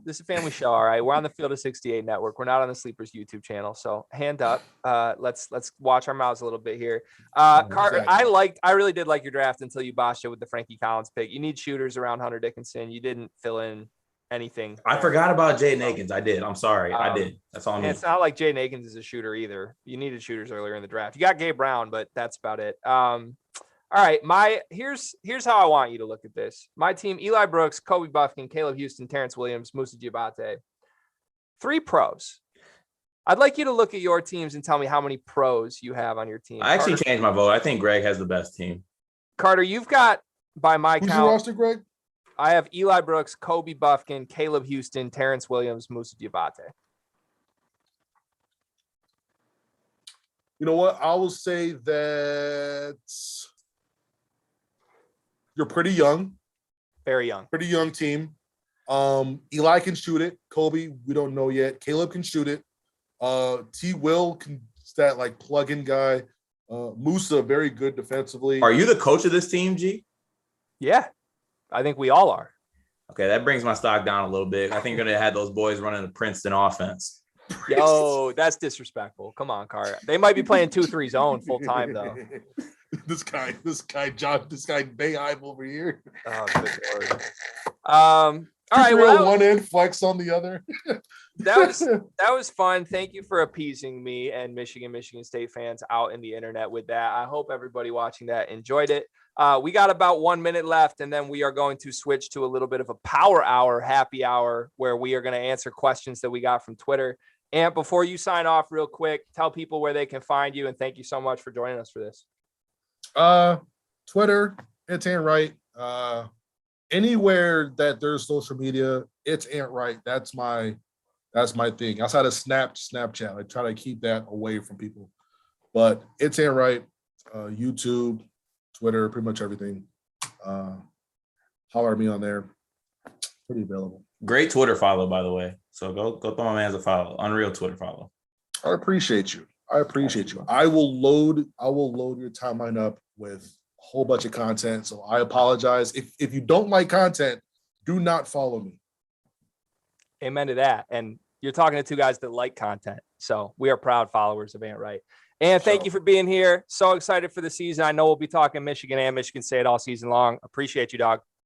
Appreciate you guys too, man. You guys are killing it. Keep killing it. Do the game up. I love you guys. I'll holler at you. Appreciate you, bro. Peace. Place your legal sports bets at BetRivers.com, your new home for sports betting. Millions of betting options a year on the sports you love. We offer live in-game betting on major sporting events worldwide. We have tons of bets available during games, from money lines, point spreads, prop bets, play-by-play bets, and many more. BetRivers.com offers live streaming of events worldwide. That's right, you can bet on the game as you're watching. Sign up now, and we'll match your first deposit up to $250. More bets, more action, more fun. Place your sports bets at BetRivers.com. Before we move on, let me tell you guys a little bit about our partners over at BetRivers Sportsbook. If you haven't signed up for BetRivers yet, now is the time, because they are offering a $250 match bonus for your first deposit. But what sets them apart is that they require just one playthrough to turn your bonus into cash money. With their Rush Pay Instant Approval, withdrawing your winnings is safer, it's more secure, and it's more reliable. Now that basketball season is tipping off, get in on the action at BetRivers.com today, or by downloading the BetRivers iOS app. You must be 21 years or older. If you have a gambling problem, call 1-800-GAMBLER. And while I got you here, let's talk about the Field of 68 Media Network, where college basketball matters most all year round. This is a digital media and podcast network that we've been building over the course of the last year. We have shows hosted by some of your favorite players covering the program that they love the most. AJ Guyton hosts the House of Hoosier. Eric Devendorf covers Syracuse on the scorer's table. Dan Dickow hosts the Gonzaga Bulldog broadcast. We have Florida's Patrick Young and Duke's Andre Dawkins and North Carolina's Shamon Williams and Michigan's Stu Douglas and Illinois' Deion Thomas. The list goes on and on and on. We have more than 30 shows right now. So hit the links below and check them all out. And while you're at it, make sure that you go check out the Field of 12 Media Network, your home for college football. Place your legal sports bets at BetRivers.com, your new home for sports betting. Millions of betting options a year on the sports you love. We offer live in-game betting on major sporting events worldwide. We have tons of bets available during games, from money lines, point spreads, prop bets, play-by-play bets, and many more. BetRivers.com offers live streaming of events worldwide. That's right, you can bet on the game as you're watching. Sign up now, and we'll match your first deposit up to $250. More bets, more action, more fun. Place your sports bets at BetRivers.com. All right, folks, it is time to up our game with the happy hour just a little bit here. You've seen us probably on Sleepers Media on the YouTube channel. We do a series called Drunk Scouts. We play drinking games. We break down NBA prospects. We're going to do a power hour for the next 30 minutes, so really a power half hour. Carter, I believe you've got some tequila. I just want to throw this out there. I have a very nice looking bottle of Don Julio 1942 gifted to me by my former boss in the corporate world that I've been saving to open on a special occasion. Now's a very special occasion, my friend. What do you got? I actually have my good friend Dwayne Johnson, The Rock's Terramana tequila. He actually saw me on Instagram and a picture I tagged him in and said we had the same body physique and sent me a couple bottles for free. So I'll be drinking his tequila tonight. So we have 22 questions that friends of the show, listeners, random people on the internet threw our way over the last 3 days. We have picked the best ones, and we're going to go one by one and answer all of these. Some are fun, some are in depth. We'll keep this moving. We'll do this for about a half an hour, and then we'll talk gambling for the last 30 minutes leading up to the game. We'll take a shot every 5 questions, and we'll take a sip of our seltzers every single question. Play along at home, please. If you're drinking, watching this, getting ready for the games, please play along with us. Make sure you get your liquor ready. Make sure you get your seltzers ready. And Carter, cheers to you, my friend. I really do appreciate you. You're the best in the world at what you do. I mean that from the bottom of my heart. Hey, cheers to the start of college basketball season, baby. Let's get it going. And just like on the basketball court, if you tee me up with a shot, I will knock it down. All right, first question from that boy D Hill, a.k.a. Dion. Thoughts on the streets saying G Wizzy is just Brad Davison with less athletic genes? That's pretty on par, honestly. Yeah, I mean, there's not really anything to go in depth to on there. The streets are correct. He is. I feel like without getting too, off topic here, Brad Davison might have some different personal views than I do. I'm not projecting that. Friend of the podcast, Brad Davison, by the way. But as far as athletically, comparison is very apt. Well done, Dion. Very true. Good shit. All right, let's move to number 2, Cart. We'll take a sip here as we go. Do you believe in the conspiracy theory that schools are intentionally making their center court logos bigger every year so that players can shoot logo threes? That comes from MB Myoto. I've never heard this conspiracy theory, Cart. I buy into this because there's not a basketball conspiracy theory that I will not buy into. And after my research, just so you know, for people out there in the country, the current on the last measurements that were made, the biggest logos in the country are the Kansas Jayhawks and the Texas Longhorns. They got them Longhorns on the Texas court. So I don't know what Chris Beard's doing on his little visits or not, but I can see this being a thing. Michigan State's the pioneer of this, if it is, because that logo is like 7 sizes larger than it should be. I'm a fan of all logo threes, though. Like I want people shooting from the logo in all settings. So yeah, if it seeps over like just behind the 3-point line, that's fine by me. As long as you got a good looking logo, I buy it. Let's move to question number 3. This is from BJ Anderson, I believe. Was watching Gabe Brown run during one of the scrimmages. First of all, that's just hilarious if you're watching Gabe Brown run. And thought he'd make my all Big Ten awkward athlete team. Name your 6. That's a great question. That is a great question. It had me thinking, do you want me to go first? Yeah, you go first. I have 5 names, by the way. I don't know if that's a typo on 5 or 6. If it is, that's on me. But okay. I'm also playing 5. I'm also playing positionless basketball with my all awkward team. So at PG, I do have Alonzo Verge. I think he's awkward just because I don't know if he's a PG, and honestly looks a little bit awkward if you ever take a look at him. All right. 2, shooting guard, any Wisconsin player. The whole program is awkward. 3, Gabe Brown, leader, captain of the all awkward athleticism team, can touch the top of the backboard. Can he control his athleticism? Who knows? At the 4, we have Pete Nance, uber athlete, but just looks like sometimes he's waving his arms like the wacky inflatable man that hangs outside the dealership. And at center, maybe the most awkward and maybe the best athlete on this list, none other than Michigan State's own Matty Sissoko. The kid is an athletic monster, but he is awkward and does not know how to use it. And that is my squad. I don't know why you're making that face. That is a great team. No, because your front court is like one of the most athletic front courts in the Big Ten. If you had Pete Nance and Sissoko playing 40 minutes. But it's a lot of awkward athleticism. Like half of my team could hit their head on the backboard and knock themselves out of the game. I think Sissoko's more awkward basketball player than he is awkward athlete. I think he's a good athlete. I just think he doesn't know how to play basketball. Okay. We'll see. And there you go, judging teams that aren't yours. But also to mention who I have coming off the bench, I have Hunter Dickinson and Trace Jackson Davis because they both run extremely upright. Okay, well done. I'll give you mine. And the one big miss I have after hearing yours, I don't have a Wisconsin player on this, and I'm disgusted with myself that I don't. My point guard is AJ Hoggard because everyone's making it sound like a miracle that he lost 20 pounds. And Agenda. like that alone is just awkward athlete. Gabe Brown is number 2 because, yeah, he runs really weird. Connor McCaffrey is going to run the 3 for me just because I feel like the McCaffreys are awkward in general. And I loved Connor McCaffrey at Big Ten Media Day. He was hilarious. So he earned some bonus points, and I wanted to shout him out. I'm going to run a 2 center system, Cart. The 4 and the 5, we're going to do Hunter Dickinson, who runs like an animal, not a human. And then Zach Edey, who runs like a robot and not a human. Not mad at that team. Zach Edey's one I missed, I think. He should have been in there for me. I think Edey's a must-have. I mean, he's just not an athlete. He's a monster. Also, can we talk about Edey starting over Travion Williams? That's a problem. Not okay with me. Don't want to get too deep into it, though. Not okay. All right, let's move to question number 4. This is from our friend Spartan Hoops DK. Is it a crime that Michigan State and Michigan don't rotate home games to end the Big Ten season every single year? It is, because I enjoy the game. But I think the true crime is that in a year where Jawan and U of M have such a great team, and they were playing Tom Izzo's worst team in his time at Michigan State, they were only able to split with that team. Congrats. You got that in on the field of 68. Kudos to you, Cart.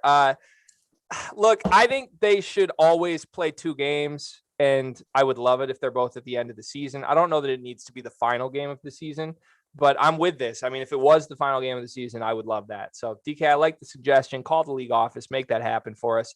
Number 5, this is from HoopsNut351, a.k.a. Tristan Freeman, the GOAT over at Busting Brackets, by the way. Where would you rank Michigan State's front court in all of the Big Ten? True small forwards count and not wings? I got to be honest. I read that today multiple times, and I'm still baffled by what the last sentence means. Yeah, I don't know what that meant either, to be honest with you, Tristan, but, it is what it is.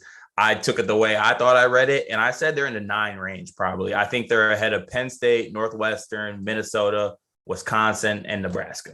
Okay, that's way more disrespectful than I expected you to be, but my answer was in the bottom half because they don't have a center and Marcus Bingham stinks. Carter, do you want to go on record and dispute that? You have them 9th, so I feel like you pretty much agree with me here. I wouldn't say stink. There's a really good front courts in the Big Ten. Being 9th is not disrespectful. And Michigan State isn't one of them because Marcus Bingham stinks. God forbid if Marcus Bingham gives y'all to work at Chrysler Arena, I will be unbearable, and we will probably be done as a podcast because I'm going to let you have it. It's not fine that we'd be done as a podcast, but that's fine. Cart, by the way, we're 5 questions in. We're taking a shot of liquor for every 5 questions. Pour up, my friend. To Marcus Bingham having a breakout season. Everybody at home can cheers to that. Cheers. She already had a pour, but here we go. Yeah, you're, again, behind schedule. All right, let's move to number 6. I'm also very thankful I'm drinking tequila and not something else, by the way. God, I love tequila. Hashtag save the limes. Number 6. Can Caleb Love play his way into the NBA lottery? That's from Max Weezy, a.k.a. Maxwell Millington. Max Weezy in the morning on Spotify Green Room. No. Can I play my way into the NBA lottery? No, I can't. Can Caleb Love? No. He's not a good player until I see otherwise. I am disgusted that you just made a player comparison on basketball and had the audacity to throw you and Caleb Love in the same sentence. Caleb Love does have a chance to play himself into the NBA lottery, in my opinion, for a couple of reasons. One, I think it's a weak PG draft in general. If teams want a PG, I think that they might reach for a Caleb Love. 2, I think Caleb Love is going to have a really good sophomore year with Hubert Davis coaching his team with the new offensive philosophy. He's going to have a lot more spacing. And let's not forget that Caleb Love was a highly touted recruit. He's a McDonald's All-American type talent. Like, it has cosigns from players like Bradley Beal. Like, he's a really good basketball player. I think he has a big sophomore year. He could potentially use that to catapult him into the lottery conversation. I can see it happening. I know a team that wants a PG, and if we drafted Caleb Love, Detroit Pistons, I'm talking, you'll find me at a very, very high rooftop very soon. Oh, we don't need a PG. Oh, is Cade the PG? Sorry, Yeah. I was referring to Roddy Boubois with a haircut. Yeah, we're not talking about Frank Ntilikina with a wrist tat. All right, let's move to number 7. This is from Shravan NBA, one of the best NBA follows out there. Which team has a better chance to win the Big Ten, Michigan or Michigan State? Cart, you want to take this one? Easiest question of the night, Michigan. Amen to that. Let's move on to number 8. From Quinn Hazard, any teams you're looking to back or fade early in the season specifically? I've got 2 for both back and fade. Cart, you want to go first? Yeah, I'll go first. First of all, 2 sips, by the way. I'm behind on that. We support betting. We support betting. And earlier when I was placing my bet on Bet Rivers, I back teams with productive seniors and talent playing against teams that have new pieces. Those are my favorite teams to bet against this year or bet with this year. And as far as, betting against teams as well. I like betting with teams that have really good home court advantages. Last year, there was no type of fans in the stands, and that affected a lot of teams. So I like betting on teams that have really, really good home court advantage and can feed off the crowd. So I think those are the teams that I'm backing early in the year, because early in the year bets are sometimes a crapshoot. Like, you really don't know what you're going to get from teams. You can't base too much on exhibitions. Yeah, for sure. I want to go to my two that I like early. St. Bonaventure, I think, is a legit top 25 team. I think they have a chance at going undefeated in the regular season and potentially having a top 4 seed in the NCAA tournament. I don't think the lines are going to catch up quickly to that. Belmont, a team that I have in daily picks today, I absolutely love them. They bring everybody back. Nick Mazinski's a star. I think that, they're -3 on the road tonight against an Ohio team that lost Jason Preston. That's undervalued to me. Take Belmont for the first month until the books catch up. I'm fading Ohio State. I don't think they're a top 15 team in the country. A lot of people kind of have them lumped into the Big Ten contenders. I don't think they are. They have EJ Liddell and basically nothing else to me. I think they were 16-point favorites tonight. It wasn't great value because they're playing, a bunch of nobodies, quite frankly. But, as they get into more competitive games, I think there's going to be value to fade Ohio State. And then lastly, we're fading Villanova. I'm literally watching Villanova on a screen right now. They're up roughly 38 points. I don't trust Colin Gillespie. We are forever fading DMV Aaron Craft. We are. I'll drink to that. Cheers to that. Cheers to that. Number 9, moving on. This is from Colin Dilworth. Which number will be greater, MSU's NCAA tournament seed or their number of losses in the regular season and the Big Ten tournament? I struggle with this one mentally because I feel like it's always going to be losses. Even if they were really good, it would be losses. Yeah, I saw the question. I started really thinking on it. And I was like, it's got to be losses, right? Like, there's no other way. Yeah, unless I'm trying to think if they were if they were a 10-loss team, they'd be a higher seed. So it's definitely losses. It's definitely losses easily. I think if you can find that as a line somewhere, go bet that. My challenge to this Michigan State team is avoid the 8 line. I honestly think they're in line for a 7-8 seed type, and they need to elevate from that because they're in trouble if they catch one of the best 4 teams in the country. I agree. All right. Number 10. This is from, again, Dion, that boy D Hill. Why do Carter's knees hit the nay-nay every time he tries to move laterally? That's an easy question because I had the body type of Boris Diaw, but I had the mental capacity and the mental fortitude on the basketball court of DeMarcus Cousins. So basically, I try to do way too much, and my knees don't agree with me, and that is why they hit the nay-nay, like you said. But that's disrespectful. Don't sleep on me. I got feet, and I got a mean left to right as well. I have always said that you're Boogie Cousins post Achilles. That's my NBA comparison for you. You've been very disrespected by that fact, but I feel like that coincides with your knees hitting the nay-nay every time you move. I was disrespected because you called the guy you compared to next to me prime Chris Webber, and then you followed me up with post Achilles Boogie Cousins. It was the context. He's nasty, bro. He's good. I'm just telling you, it is what it is. Our listeners won't know this. Cart, we're 10 questions in. That means another shot. This is the point in Drunk Scouts where you start rambling, by the way. So I'm gonna hold you to this. We're going to stick to this. Cheers, my friend. Cheers. Everybody should be playing along out there for real. I'm really sick if they're not. So I just chased with a lemonade. Truly don't recommend doing that. This tequila is really nice, though. Shout out my ex-boss. Number 11, again from Shravan. Who is the better coach right now, Tom Izzo or Juwan Howard? Cart, you want to take that one? I don't know why you're doing this. Juwan is currently the better coach. I think he's doing more on the recruiting trail. He's doing more winning wise. He's coming off a Big Ten championship. Juwan is currently the better coach. Listen, folks, I meant to put this on and I didn't at the change here. That's a Hunter Dickinson jersey, by the way. I challenge anyone out there to have a better college jersey collection than I do. But Cart, the reason I'm doing this is because it's so funny to watch you squirm when you have to admit that Michigan's program is firing on all cylinders right now. Yeah, and if anyone else wants to have a jersey collection like Greg, go type in DHgate to your normal web browser. You can get that jersey for $12.97. It takes dedication and commitment to do what I've done. You know this. My future son will have an inheritance that other kids will be so jealous of. Let's move on to number 12. This is from the Queen. This is from my wife, folks, at Mallory Wad. Who is more that? I'm assuming I'm more of that because I don't look. I'm more of that because I don't look like my dream school is Wisconsin. That is so damn disrespectful.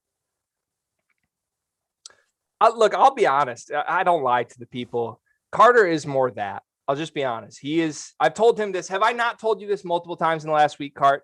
The difference between Sleepers Media and everybody else who does college basketball content is that we have you. And I mean that with my heart and soul. And you don't honestly reciprocate that to me very much, but that's fine. It is what it is. You are more that, my friend. Cheers to you. Truly lemonade. Appreciate that, Greg. Wow. Kind words. Once again, I'm getting no love here. Let's move to number 13. This is from, I think, a Twitter bot at user 173842069. Is Michigan's schedule competitive enough to get them ready for big games in March? I can't tell if this question is just trolling or if it's a robot or like what is the story here? They play in the Big Ten. Yes, it's competitive enough to get them ready for March. Maybe they're referring to the non-conference. Well, this actually came from my burner account. So I'll go ahead and answer it. No, because their schedule's week is beep. The schedule is really terrible in the non-conference. Their toughest games against UNC, and then the next one is maybe Seton Hall, who is not even a top 25 team. Could be a good team, but the non-conference is trash. But with that said, you can never say a Big Ten team's schedule is trash because they play in the Big Ten. Like you're going to be playing Big Ten teams. So listen, it's not trash. I've already said that Michigan's going to go undefeated in the non-conference. I mean that. The only game that's in question is North Carolina, and I think North Carolina stinks. I think. Are you sleeping on Tarleton State? No. Michigan's going to go undefeated in the non-conference. Do I think that their non-conference has anything to do with their success in March? No, I don't. I think the Big Ten is cursed, and I think someone needs to fix that. And I think Juwan Howard might be the guy to fix that. I don't think it's this year, though. He needs a more dynamic guard in the backcourt. Shout out to the chat, by the way. I see we got Larry and Akil very active in the chat. Shout out to y'all. Larry talking about too bad you got the same barber. No comment on that. Also, producer Dagan, by the way, waving my hands. Everybody that's watched this stream at all today needs to know Dagan is the machine that powers the field of 68. Dagan, I am your understudy. I hope to be the Robin to your Batman one day. You have killed this today, my friend. You deserve a cheers, a drink of whatever your drink of choice is, and a long, relaxing sit on the couch after 9 hours of this. Kudos to you. Let's move on to our next question. Card number 14. Which mid-major has the best chance to get into the top 10 of the polls this year? Gonzaga is not a mid-major. This is from David Gruber fans. Who you got? I think I'm going to ride with one of the teams you mentioned earlier. I think Belmont could find their way there. I also think that Loyola, the Ramblers, could find their way there. They have a couple opportunities to get some big wins against my Michigan State Spartans early in the year in Bahamas. They have a chance to get some wins that I think can propel them into like that top 25 to top 10 range.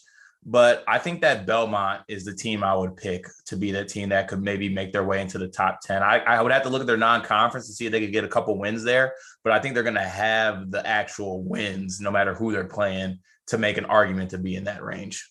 I got 4. Belmont's on my list. I love Belmont. I already said this earlier. St. Bonaventure. I think they can go undefeated. I'm not kidding. But the Bonnies are in the top 25 already. Are they? Okay. Then excuse them. But I just want to make it known. I legitimately think St. Bonaventure can have a St. Joseph's Jameer Nelson type season where they go undefeated, get like a 2 seed. Legitimately. We'll see. The other 2, Loyola and Drake. Shout out Drew Valentine. Shout out Loyola Chicago. I think they're the favorites in that conference. But Drake brings everybody but Joseph Yesufu back. That's going to be a heated race. It's going to be a very fun race to watch. Those are the 2 teams to me that if they both make the NCAA tournament, can make a deep run, regardless of what their seed is. Loyola, to me, legitimate Final Four potential.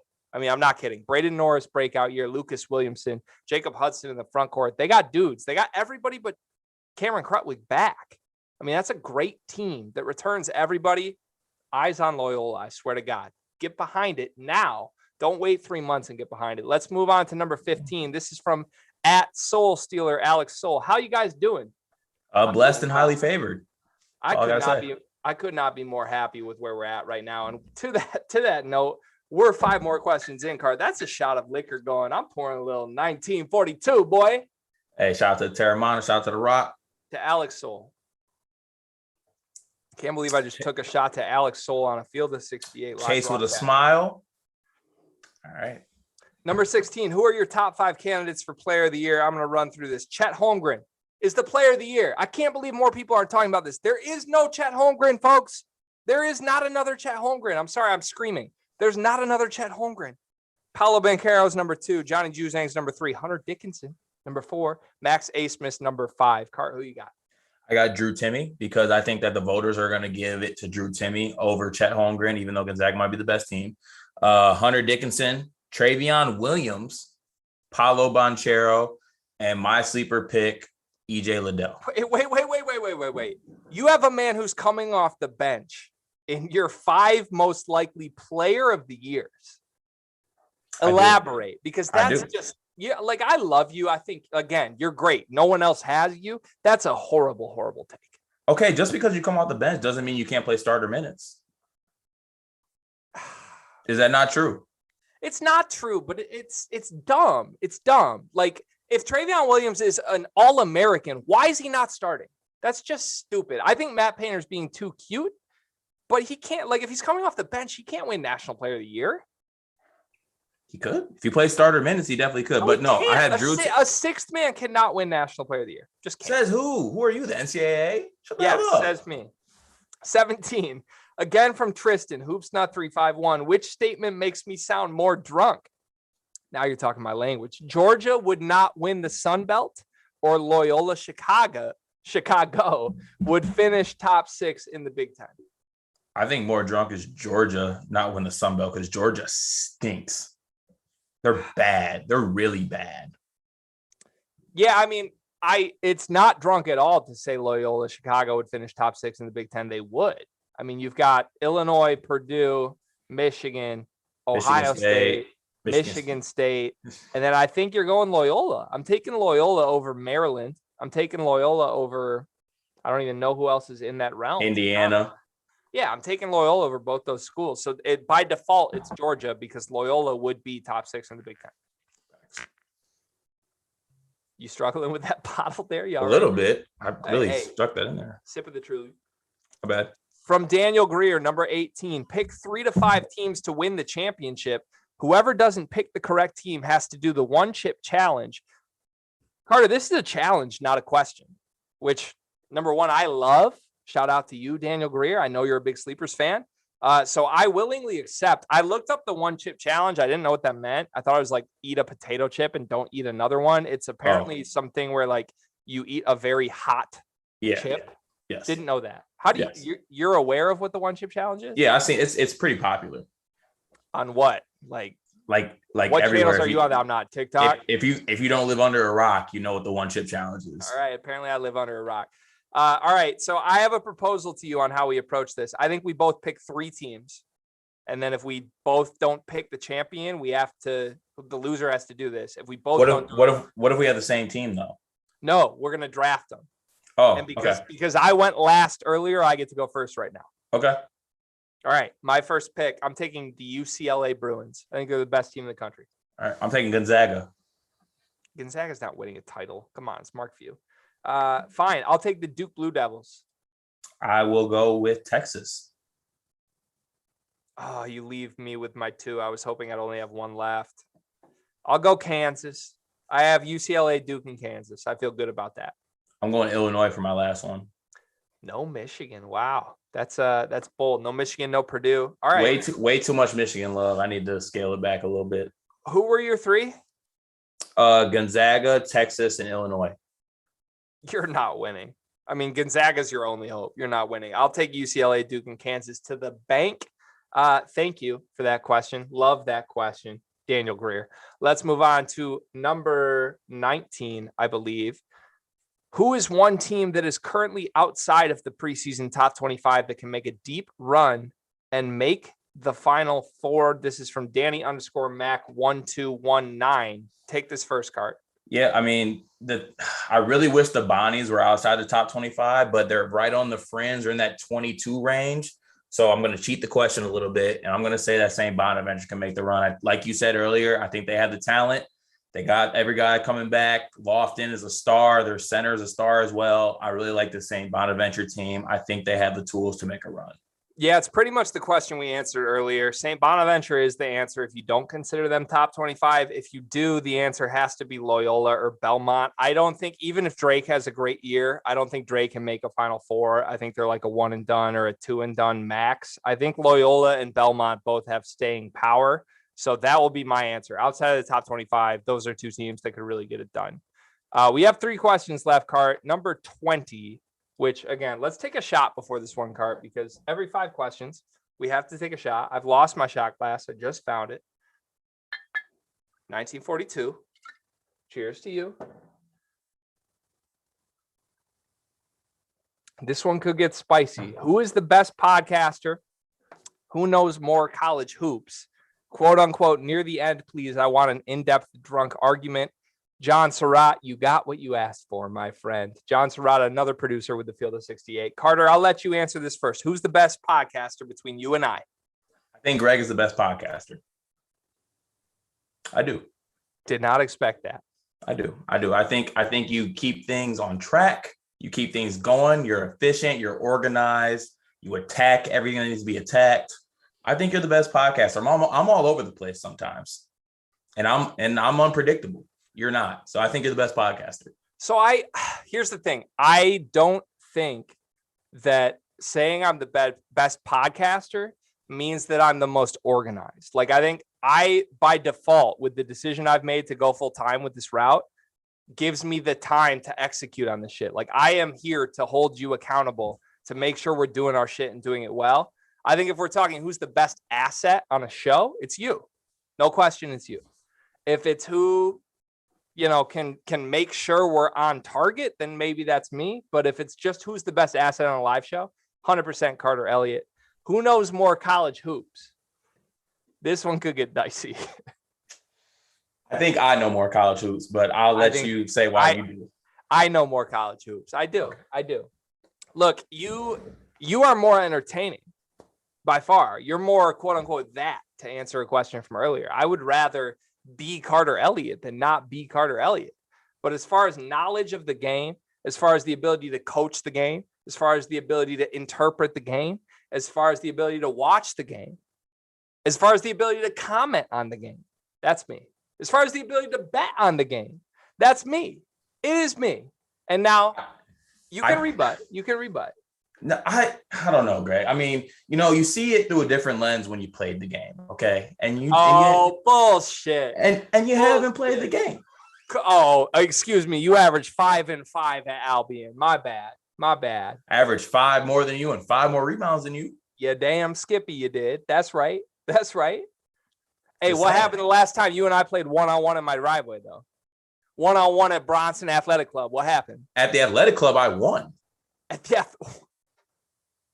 I did. We're going to need to call Joey Romance and talk about that one. Yeah, good luck getting that phone call answered.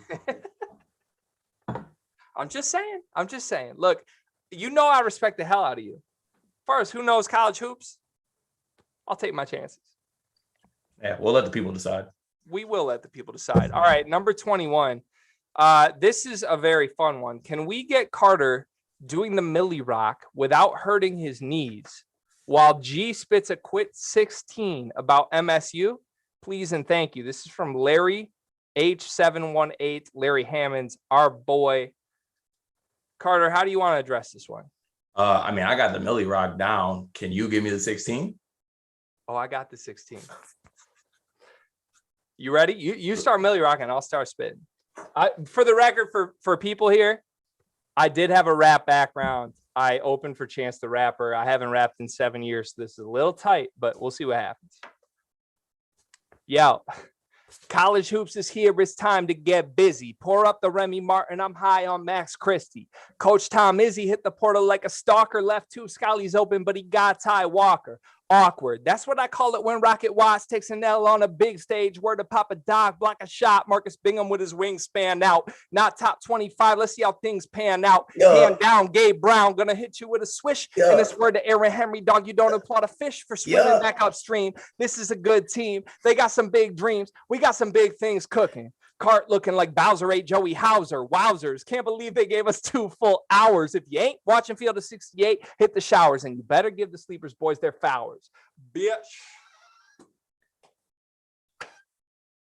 I may have mispronounced the word flowers, but other than that, I think I killed that. I'm not gonna lie. I didn't think I would come in this episode having a Millie Rock to my own diss track, but here we are. Look, does Cart not look like Bowser ate Joey Hauser though? I mean, no offense. No, I don't. Truly. Cheers. Good Lord, man.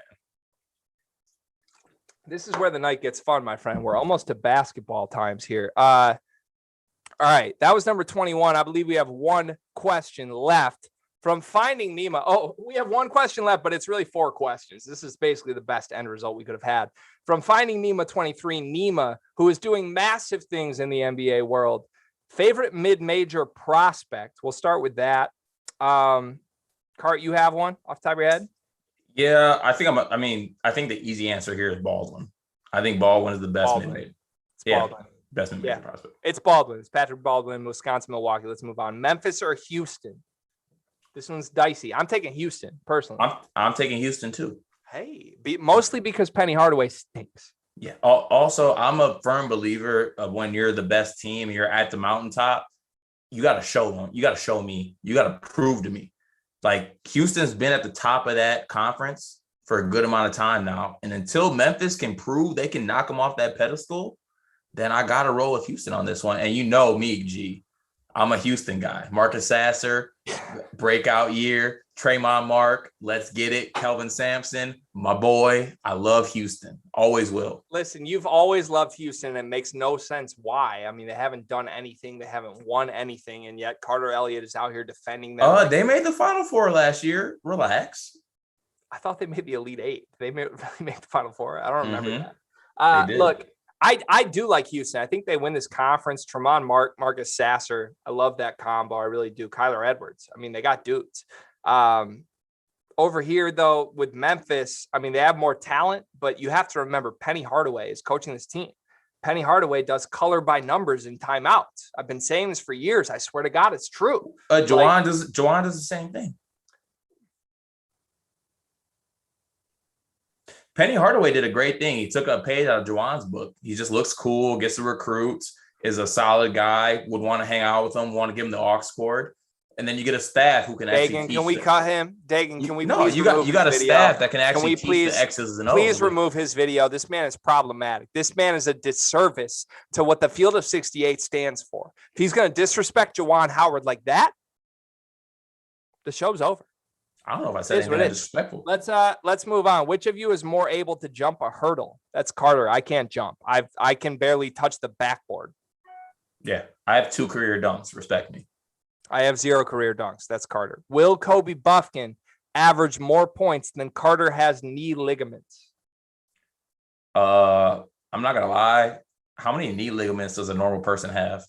I have no idea. I heard the number was 6.5 when this question was asked. Okay. I don't really know what that means though. Well, Kobe Buffkin will average under 6.5, so I'm good. No, he won't. He's going to average 7. He's going to average 7 this year, which means more than Carter. Wait, hold on. Is there a bet coming on here? Do you want to bet this? Kobe Buffkin will average under 6.5 points. Deal. What do you want to bet on this right now? Last year, to be clear, you are 0-3 in bets against me on camera. You are 0-3. You've had to eat pancakes. You've had to run on a soccer field, and you've had to do something else that we haven't talked about publicly, and I will never. You are 0-3 against me. What do you want to do for this bet? Because you're going to lose. I don't know. I'll spend the day in Ann Arbor in a Michigan jersey. How about that? You taking a shot with me for this? Cheers. Of course. All right. Always.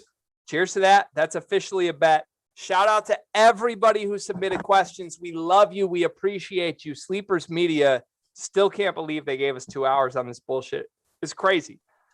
We have Blair Montgomery, betting expert, the best gambler in the world. I swear to God, this man has won more money than I have in the last month and a half. He's here to break it all down with us. Blair will be joining any second. I'm going to take a shot at tequila while we wait for Blair. There he is.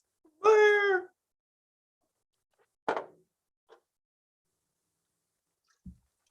Blair, how are we, my friend? Can you hear us? Hold on one sec. Can you hear me? We can hear you, my friend. Can you hear us? Yeah, how you guys doing? Blair, what's going on? Doing well. All right, I'm going to kick this off, Blair. I know you've been watching. I know you're a supporter of the show in general. We told you this was going to happen, but Carter and I have been drinking heavily for the last 38 minutes. Again, cannot believe the Field of 68 gave us a platform to do so, but we do what we do best, and here we are. Blair, some big things are in store for really the three of us on this call. We may or may not be doing a little betting show that will stream live this Saturday. No obligations here. I'm just saying, stay tuned for that. Blair, you have been making more money than anybody that's betting in the world on NFL, college football in general in the last month. It is an honor to have you here, my friend. And you're a Spartan dog, class of 2011, just like I am. Well, 2015. I apologize. Yeah, freshman about 4 years off here. Second freshman year. Yeah, just no, it is what it is. Thank you for being here, my friend. I see you sipping, by the way. I appreciate that. Champions Classic tonight. Blair, first of all, intro yourself. Tell the people who you are, and thank you again for being here. Yeah. So thanks for having me. This has been fun to follow. Like Greg said, I'm a Spartan. Grew up in Michigan. Moved to Chicago a few years ago. Big sports fan. Also a big gambler. So when all this stuff became legal over the last few years, it's made watching basketball, football, etc. a lot more interesting. So I've kind of blown up a little bit unexpectedly in the last, I would say, like 6 weeks, hitting some pretty ridiculous NFL parlays. So it's been good living the last month or so. I can't complain, but I tend to be decent at this thing. Not really sure how, but absolutely love it. Excited to be, working with you guys, and I'm pumped to see some of the stuff that we're gonna be able to put together for everybody in terms of. Let me tell y'all guys. Let me tell y'all the best part of following Blair. Blair's not one of the guys that just posts his ticket and posts his winning ticket and is like, oh, like, look at me, I hit my big parlay. Sometimes he posts that Allen Robinson couldn't take that last night touchdown all the way. sometimes that happens. Oh, man. Hey, I don't want to talk about it, but he's always transparent with it. He knows his stuff. I mean, the proof is in the pudding. The proof is in his bank account. He's hitting all these things, and we're excited to have him here. And I'm really excited to hear about his college basketball takes. I know the NFL stuff. I know the college football stuff, but I'm very interested to hear where you stand on the college basketball front. Yeah. The Allen Robinson one last night was tough. Dude gets tackled at the 7-yard line. Hey, this is the Field of 68 after dark, but really it's 6:41 p.m. We're sipping. Come on. I got to by the bottle at this point. Let's go ahead and let it out, Blair. Come on. That was a big 7 yards that I needed Allen Robinson to stay in bounds for. It was a 26K swing. So that was it's a big swing, Blair. That's a big swing. Yeah.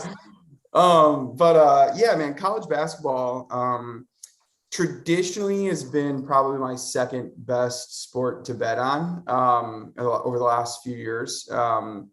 It's always so tough early in the season to get a feel for everything with these matchups. And, I think COVID has made that even more challenging because a lot of these kids are going to be playing in front of fans for the first time in a while. So how is this really going to impact them? Obviously, three of us are Spartans, so we're excited for the Champions Classic. I'm going to be rooting my heart out, but I have a bad feeling this is not going to be an enjoyable 2 hours. No, Blair, no. Blair, we just got finished telling people that Michigan State money line's the way to go. So I have two theories in this game, and I think you guys will completely agree with this. Okay. I think so. You look at this MSU team, and this is like one of those like vintage MSU teams that like doesn't really have an identity. Probably will have like some good pieces on the roster, but we need to figure out kind of who's going to be the go-to scorer. Shout out, really hoping it's Tyson Walker. It's going to take a little bit of time. And I know Kansas is kind of like a little bit of like a weird makeup, but this feels like one of those games where like Kansas like makes themselves look better than they really are. And they come out and they just shoot the lights out and, they beat us by, 12. Or on the flip side, they come out and they lay like the grossest egg and we completely lock them up and win. So the play in my opinion in this game, and so I already have 2 of them in, but it's you're either taking Kansas to cover or you're taking MSU money line, because I just don't see a world where we lose like a super tight game like that comes down to the last possession. We're either going to control the tempo, rebound well, take care of the ball, score a little bit, and hold them, keep them from scoring on the outside, and we're going to win, reasonably. I don't want to say comfortably, but we'll have a nice lead and win. Or Kansas is just going to go, off the charts and just honestly potentially blow us out. So I'm a little nervous. This is why we bring Blair here, though, because to be honest, I 100% agree with that. As Carter chugs tequila, I said Charter cugs tequila. I mean Carter chugs tequila. Look, I agree. I think this is either a Michigan State win or it's a Kansas pulls away game. I don't think it's a Michigan State loses by 3 game. I could be wrong with that, but I think there's value in Michigan State money line. If you think Michigan State can cover 4, I would encourage you to just bet Michigan State money line. Yeah. If you think it's not going to happen, then I would work Kansas either into a parlay with Kansas money line or just bet Kansas minus the spread. But again, I don't know. I lean Michigan State because Jalen Wilson is not in this game. Mm-hmm. He's just not, and he's a crucial player. It's like if Michigan State was missing Max Christie, would I bet Michigan State in this game? No. Right. But right. I feel like that's a point that's really being overlooked in this situation. Like people are really looking at Jalen Wilson like it's just a role player that got, kind of out of the team. I think Jalen Wilson has the potential and the ability and the talent to be an all Big 12 type player. Jalen Wilson is their guy, and he should be a Michigan Wolverine, and he's not. Oh God, here we go. Okay, I'm just saying. And this gives me a perfect chance to bring out the world's smallest violin here and just play it for. John Beeline should have had Jalen Wilson. You knew it was going to come on at some point. You knew it was going to come on at some point before this stream ended. Oh God, Greg, do you have an undershirt on, or are you just really that white? I'm not that white. Okay. Damn it. I was going to call you a negative name, but we're on the field of 68 presented by Bet Rivers, so I won't call you a negative name. But yeah, Jalen Wilson should be a Michigan Wolverine. He should. He's not because he's crazy and because he's driving drunk. He clearly has bad decision-making within his head, and here he is negatively impacting the Kansas Jayhawks, which means we're betting Michigan State tonight. That's true. I mean, Michigan players don't drive drunk either. No, they don't. They use false names and, they allegedly. Listen, if we're talking Jeff Jackson right here, I have no comment because he is my least favorite point guard that played 4 years for that university ever. He single-handedly disabled Jordan Poole from what Jordan Poole should have been in college. Because we had Jeff Jackson running point. Dope. Nice job, John Beeline. Thank you. Go fix Killian Hayes' jumper next. Oh, God. Let's not even get into that. Yeah, last thing I'd say about this MSU game is if you're going to play the money line, I think you have to look to parlay it with the under. Because you got to think about, like, what kind of and you got to, I think, to be a little bit careful with that because the people are hammering the under right now. I think the line was as high as 144 and FanDuel it's down to 140.5. So that's a pretty big swing when you're talking about college basketball with so many fouls at the end and free throws. But I don't see a game where MSU wins tonight where this game gets into like the upper 140s, like low 150s. Like if we win this game, it's probably like a 72-65 Michigan State win. We hold Kansas defensively. That's comfortably, on the under. So juice it a little bit, add the, minus 110 to it. And it probably makes it a nice little combo. You said a Michigan State win, right? I did. Okay, yeah. Just making sure. I heard that. No, honestly, wait, hold on, Blair. I really want to get to the second game in that because I feel like that's like, obviously obviously you win more money than me betting. I bet bias sometimes because I'm a Michigan State fan. It just happens. I'm sorry. It is what it is. But I really want to know your stance on the Duke-Kentucky game. Yeah, this one's weird.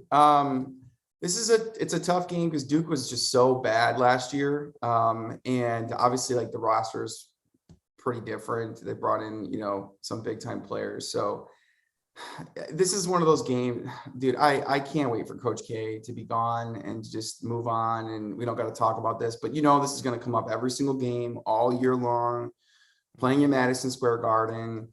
This just feels like one of those games where like Duke comes out, plays their butts off and looks super good. And everyone goes, oh my God, is Duke really going to win the national championship in Coach K's last season? Like, you can just feel that coming as like a talk track on like College Game Day, in the next like week or two. So I'm going to lean Duke right now. I think it's -2 or -2.5. It's not a big swing either way. Kentucky had a little bit of a hiccup in the exhibition game they played the other day. So it's just tough with these teams are both so, I think, new. I'm just going to ride with Duke as much as it kills me. I'm glad you said that because I'm riding with Duke on this game. And also, just so everyone knows, everyone out there who is on like the social media sphere, if you've seen that picture of that guy in the pea coat standing at the funeral of his hater, that's going to be me standing outside Coach K's revenge tour when it goes south and he doesn't do well. But how does it go south though? To play devil's advocate, like what is the worst case scenario for Coach K's retirement tour? I don't know. Maybe the fact that Jeremy Roach is not that, and that Trevor Keels could be in an eating competition with most of every college student body cafeteria out there. First of all, we are not a body shaming podcast. You know this. Obviously, look at me. We are a Wisconsin shaming podcast. Hey, we are a Wisconsin shaming. I heard that, by the way. That killed me. Yeah, no offense to Brad Davison, but we are okay. Yeah. Sorry, Brad, if you're listening to this, y'all stink. It is what it is. Listen, Cart, we're not a body shaming podcast, and also no disrespect, but like you've put in work, bro. Like, why are you acting like, oh, we're body shaming Carter? Like, you put in work. Your wedding is a week from today. Greg, we said we weren't going to do this. No, we're doing it. You damn Skippy. You said we weren't going to get emotional on this podcast once we had tequila in us, and here you go getting emotional. We are live on the field of 68, and Carter Elliott gets married less than 2 weeks from today. And that boy has put in work, and we're going to show him love. That's what we're going to do, okay? The wedding's off if Michigan State doesn't win. Listen, the wedding may or may not be during a Saturday afternoon where Michigan State plays Ohio State, though, in football, and that is not a great look for that. Yeah, but be on the lookout for me and Greg and Blair's live show as I'm getting ready for my wedding. It might happen. I don't know. That would be actually pretty sick. My wedding was during a Michigan State football game too, so friends were not thrilled. Blair, who gets married in November, man? Come on, like, dude, you gotta do what you gotta do, man. Y'all had 9 months to figure this shit out. We're gonna get married in November for real. Like, listen, Meg, if you're watching this shit, I love you. You are the queen. You are the queen of the Elliott household. What are we doing? Getting married in November? It's called picking and choosing your battles. All right. When your queen comes up to you and says, "I want to get married in November," you say, "All right, we'll get married in November." That is what it is. It's a tough look when Michigan State has a conference title on the line. It is what it is. I'll be there. Trust me. I'll hit lead off. I'll boom boom. Aaron Boone walk up. I'm in the aisle. Trust me. We have Dion saying in the chat, Carter going to be looking like tuxedo Trent Williams in his wedding. Thoughts? Dion looks like mini me with a hairline, so let's not focus on him too much. Blair, I really actually want to ask you one of the questions we had in our last little segment as far as who you're backing when you're betting teams early in the season. Like, are you kind of going off the exhibition games? Are you going off of last year? Like, where are you as far as like the teams you back and the teams you fade early in the season? Yeah, that's so tough too, because what happens, especially on a night like tonight, like when you're looking at the slate, there's like 80 games. Like, it's absurd how many games are there. And the tough part about it too is so many of these spreads early are like 33.5, 36.5, 28.5, which, dude, I'm not trying to sweat out a cover when, Tennessee puts me and Greg on the floor with, a 38-point lead and there's 2 minutes left in the game and we got to. That was tough. That was tough. We're not gonna lie. That was right. tough. Like I don't want to go that route. So I try to pick the games with matchups between 2 Power 5 schools or Power 5 schools and mid majors that I'm familiar with.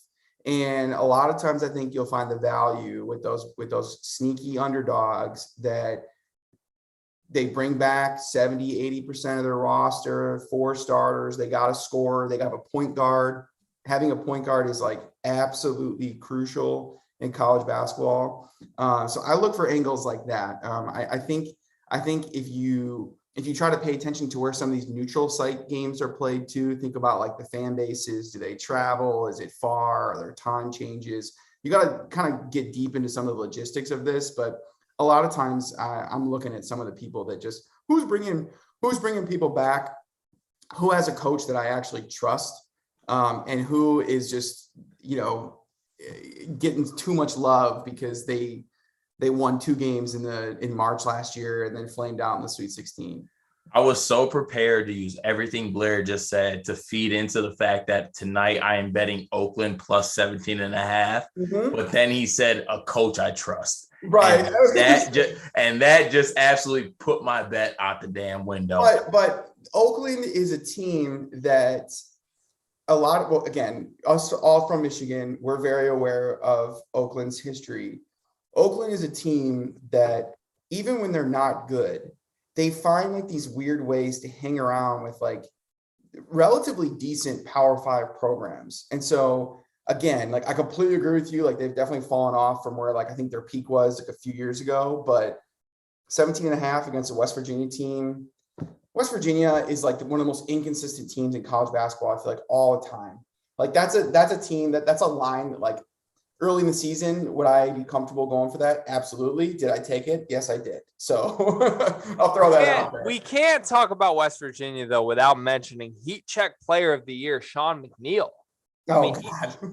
He is the Sleepers Heat Check Player of the Year. He legitimately was last but season. Somebody has to get it to his heat checking. Bruh, he's going to have the ball in his hands. We love Sean McNeil. Like, are we really fading Sean McNeil? Notice we're hyping up Sean McNeil as a heat check player. We're not hyping up Sean McNeil as getting the ball and dribbling and getting a shot. Right. Also, I think the easiest bet tonight is tequila minus 140 over Greg Waddell. He is going through it, folks. That's disrespectful. I'm not gonna lie. I'll be honest. Hey, let me sit here quietly. We got 5 minutes left in the stream. Let me sit here quietly. Go ahead, coach. Go ahead. No, Greg, come on, man. I said you're the better podcaster. Go ahead and host, Cart. Go ahead. See, I don't know what to do because Greg's the better podcaster. Hey, I'm tequila beat me. Go ahead. I'm gonna sit. I'm gonna sit and wait for you to tee me up. It's an upset, Greg. It's like you're Ohio State and the tequila's Oral Roberts. Does that make you feel better? Well, I'm not EJ Liddell because I can play 2 ends when it comes to podcasting. Okay, it is what it is. Let me sit back. You go ahead and do your thing. You got 4 minutes left. You go ahead and do your thing. Greg, Speaking of Oral Roberts. Hey, Oral Roberts plus 12.5 tonight? Oh, maybe a little bit of Oral Roberts money line. Money line? Oh, might have done it. I may have a MSU Oral Roberts money line parlay that we're feeling a little bit because. Hey, Blair, take the May out. Do you have that going? Oh, 100%. Absolutely. Yes, sir. Yeah. Actually, I think it's my biggest unit bet of the night. So I was given an $800 free bet that must be used by a week from now. From DraftKings Sportsbook. Shout out DraftKings. They've supported me through thick and thin. There hasn't been a lot of thin though. It's been a lot of thick. So I've really been cooking. I'm not gonna lie. You've been doing well. They gave me the $800 free bet. I have to use it from a week from now. I'm impatient. It is what it is. I had to find something for tonight. Had to be a singular bet. We threw that $800 free bet on Oral Roberts money line. Folks, $800 to win $4,000. That has been placed. It is locked and loaded. Max Asmus, take me to the promised land, please. Right. He's like the perfect example of like like, don't get me wrong. Like, is it possible that he just got hot for 4 days in the tournament? Not really, because he actually did that all year last year. Yeah, right. And most people are like, oh, Oral Roberts, who are they? But this dude is nuts. He's nuts. And I just have a feeling like he's going to go full Steph Curry tonight and just drop like 34 and they're going to win. And Colorado State, I think, actually returns like a decent amount of stuff. But like, dude, I'm riding this Oral Roberts wave until it dies. Last thing I'm going to say, we all talk about Coach K and his like little last dance tour or whatever. Max Asmus, I think, is going on an absolute revenge tour this year. Yes. His running mate, Kevin Obenauer, left him. Obenauer. How do you pronounce that? Obanor. Kevin Obenauer. No, Kevin Obanor. Hey. And the question was, who's the better podcaster? And the answer was Kevin Obenauer from this man. Kevin Obanor leaves him. Get out of here, man. Get out of here.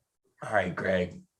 Anyways, Kevin Obanor leaves him. He goes on a revenge tour. He shows people he's still that. He brings Oral Roberts back to the tournament. He makes a run. I can see it happening. Greg, shut up. Hey, I just don't see it happening. You got the same haircut as Rob Dauster. How about without Kevin Obenauer, I just don't see it happening. Also, I got a little more clothing than Rob Dauster does. No offense. It's Rob Dauster, by the way. Carter, you look like the painting behind you, but like a really poor man's version. I'm not gonna lie. That's fine. It's Drake. A poor man's version of Drake is still pretty good. I'll be a poor Drake. Listen, thank you, Blair. The Champions Classic starts in 1 minute. Blair, where can we find you? We're about to launch a betting show this Saturday with the very 3 people on the show. Tell the people about it. Yeah, so best place to find me is for sure on Twitter, Blair_Mont20. I have my Action Network profile listed there too. I put some stuff up on Instagram, but honestly, Twitter I feel like is a better place for it right now. So I'm doing my best to actually put plays out, share some stuff. But yeah, we'll have the show up. We're gonna hopefully be doing some pregame stuff, some live streaming stuff. Hopefully getting to the point where we have some pretty hefty parlays that are actually live and in play, and people can see kind of how our minds work when we're thinking about hedges and what's going on in these games and how we're dissecting everything. So I think it's gonna be pretty cool, honestly. I think a lot of people who are just getting into sports betting are gonna be interested in seeing people that are like, again, not professionals by any means, but like have a good feel for what they're doing and have a good feel for the sports that they're watching. So it should be awesome. I'm pretty pumped. Hell yeah, definitely gonna be pumped. And you know what? There's a couple of people out there that turned down Blair, but we're not. We recognize talent, damn it. We recognize knowledge, and we know what has to be done. And we're gonna combine these 3 things, and we're gonna make it happen. All right. We're gonna make money too. That's the end goal. Hey, at the end of the day, we are gonna make. That's what I'm talking about, Blair. Hey, word to NBA players who point like this with an and 1. I'm pointing like we got Blair. Okay, yeah. That is Stay what it time, is. baby. It's game time. Stay tuned. There will be a live show Saturday, Field of 68. Again, thank you so much for having us. I apologize for getting drunk on your stream. Dagan, you are a superstar. You produced this all day. The world needs to know your name. Shout out everybody within the Field of 68. Enjoy the college basketball season. The games are here. College basketball is up right now. Michigan State, Kansas. Enjoy it. We appreciate you. We'll talk soon. Peace out.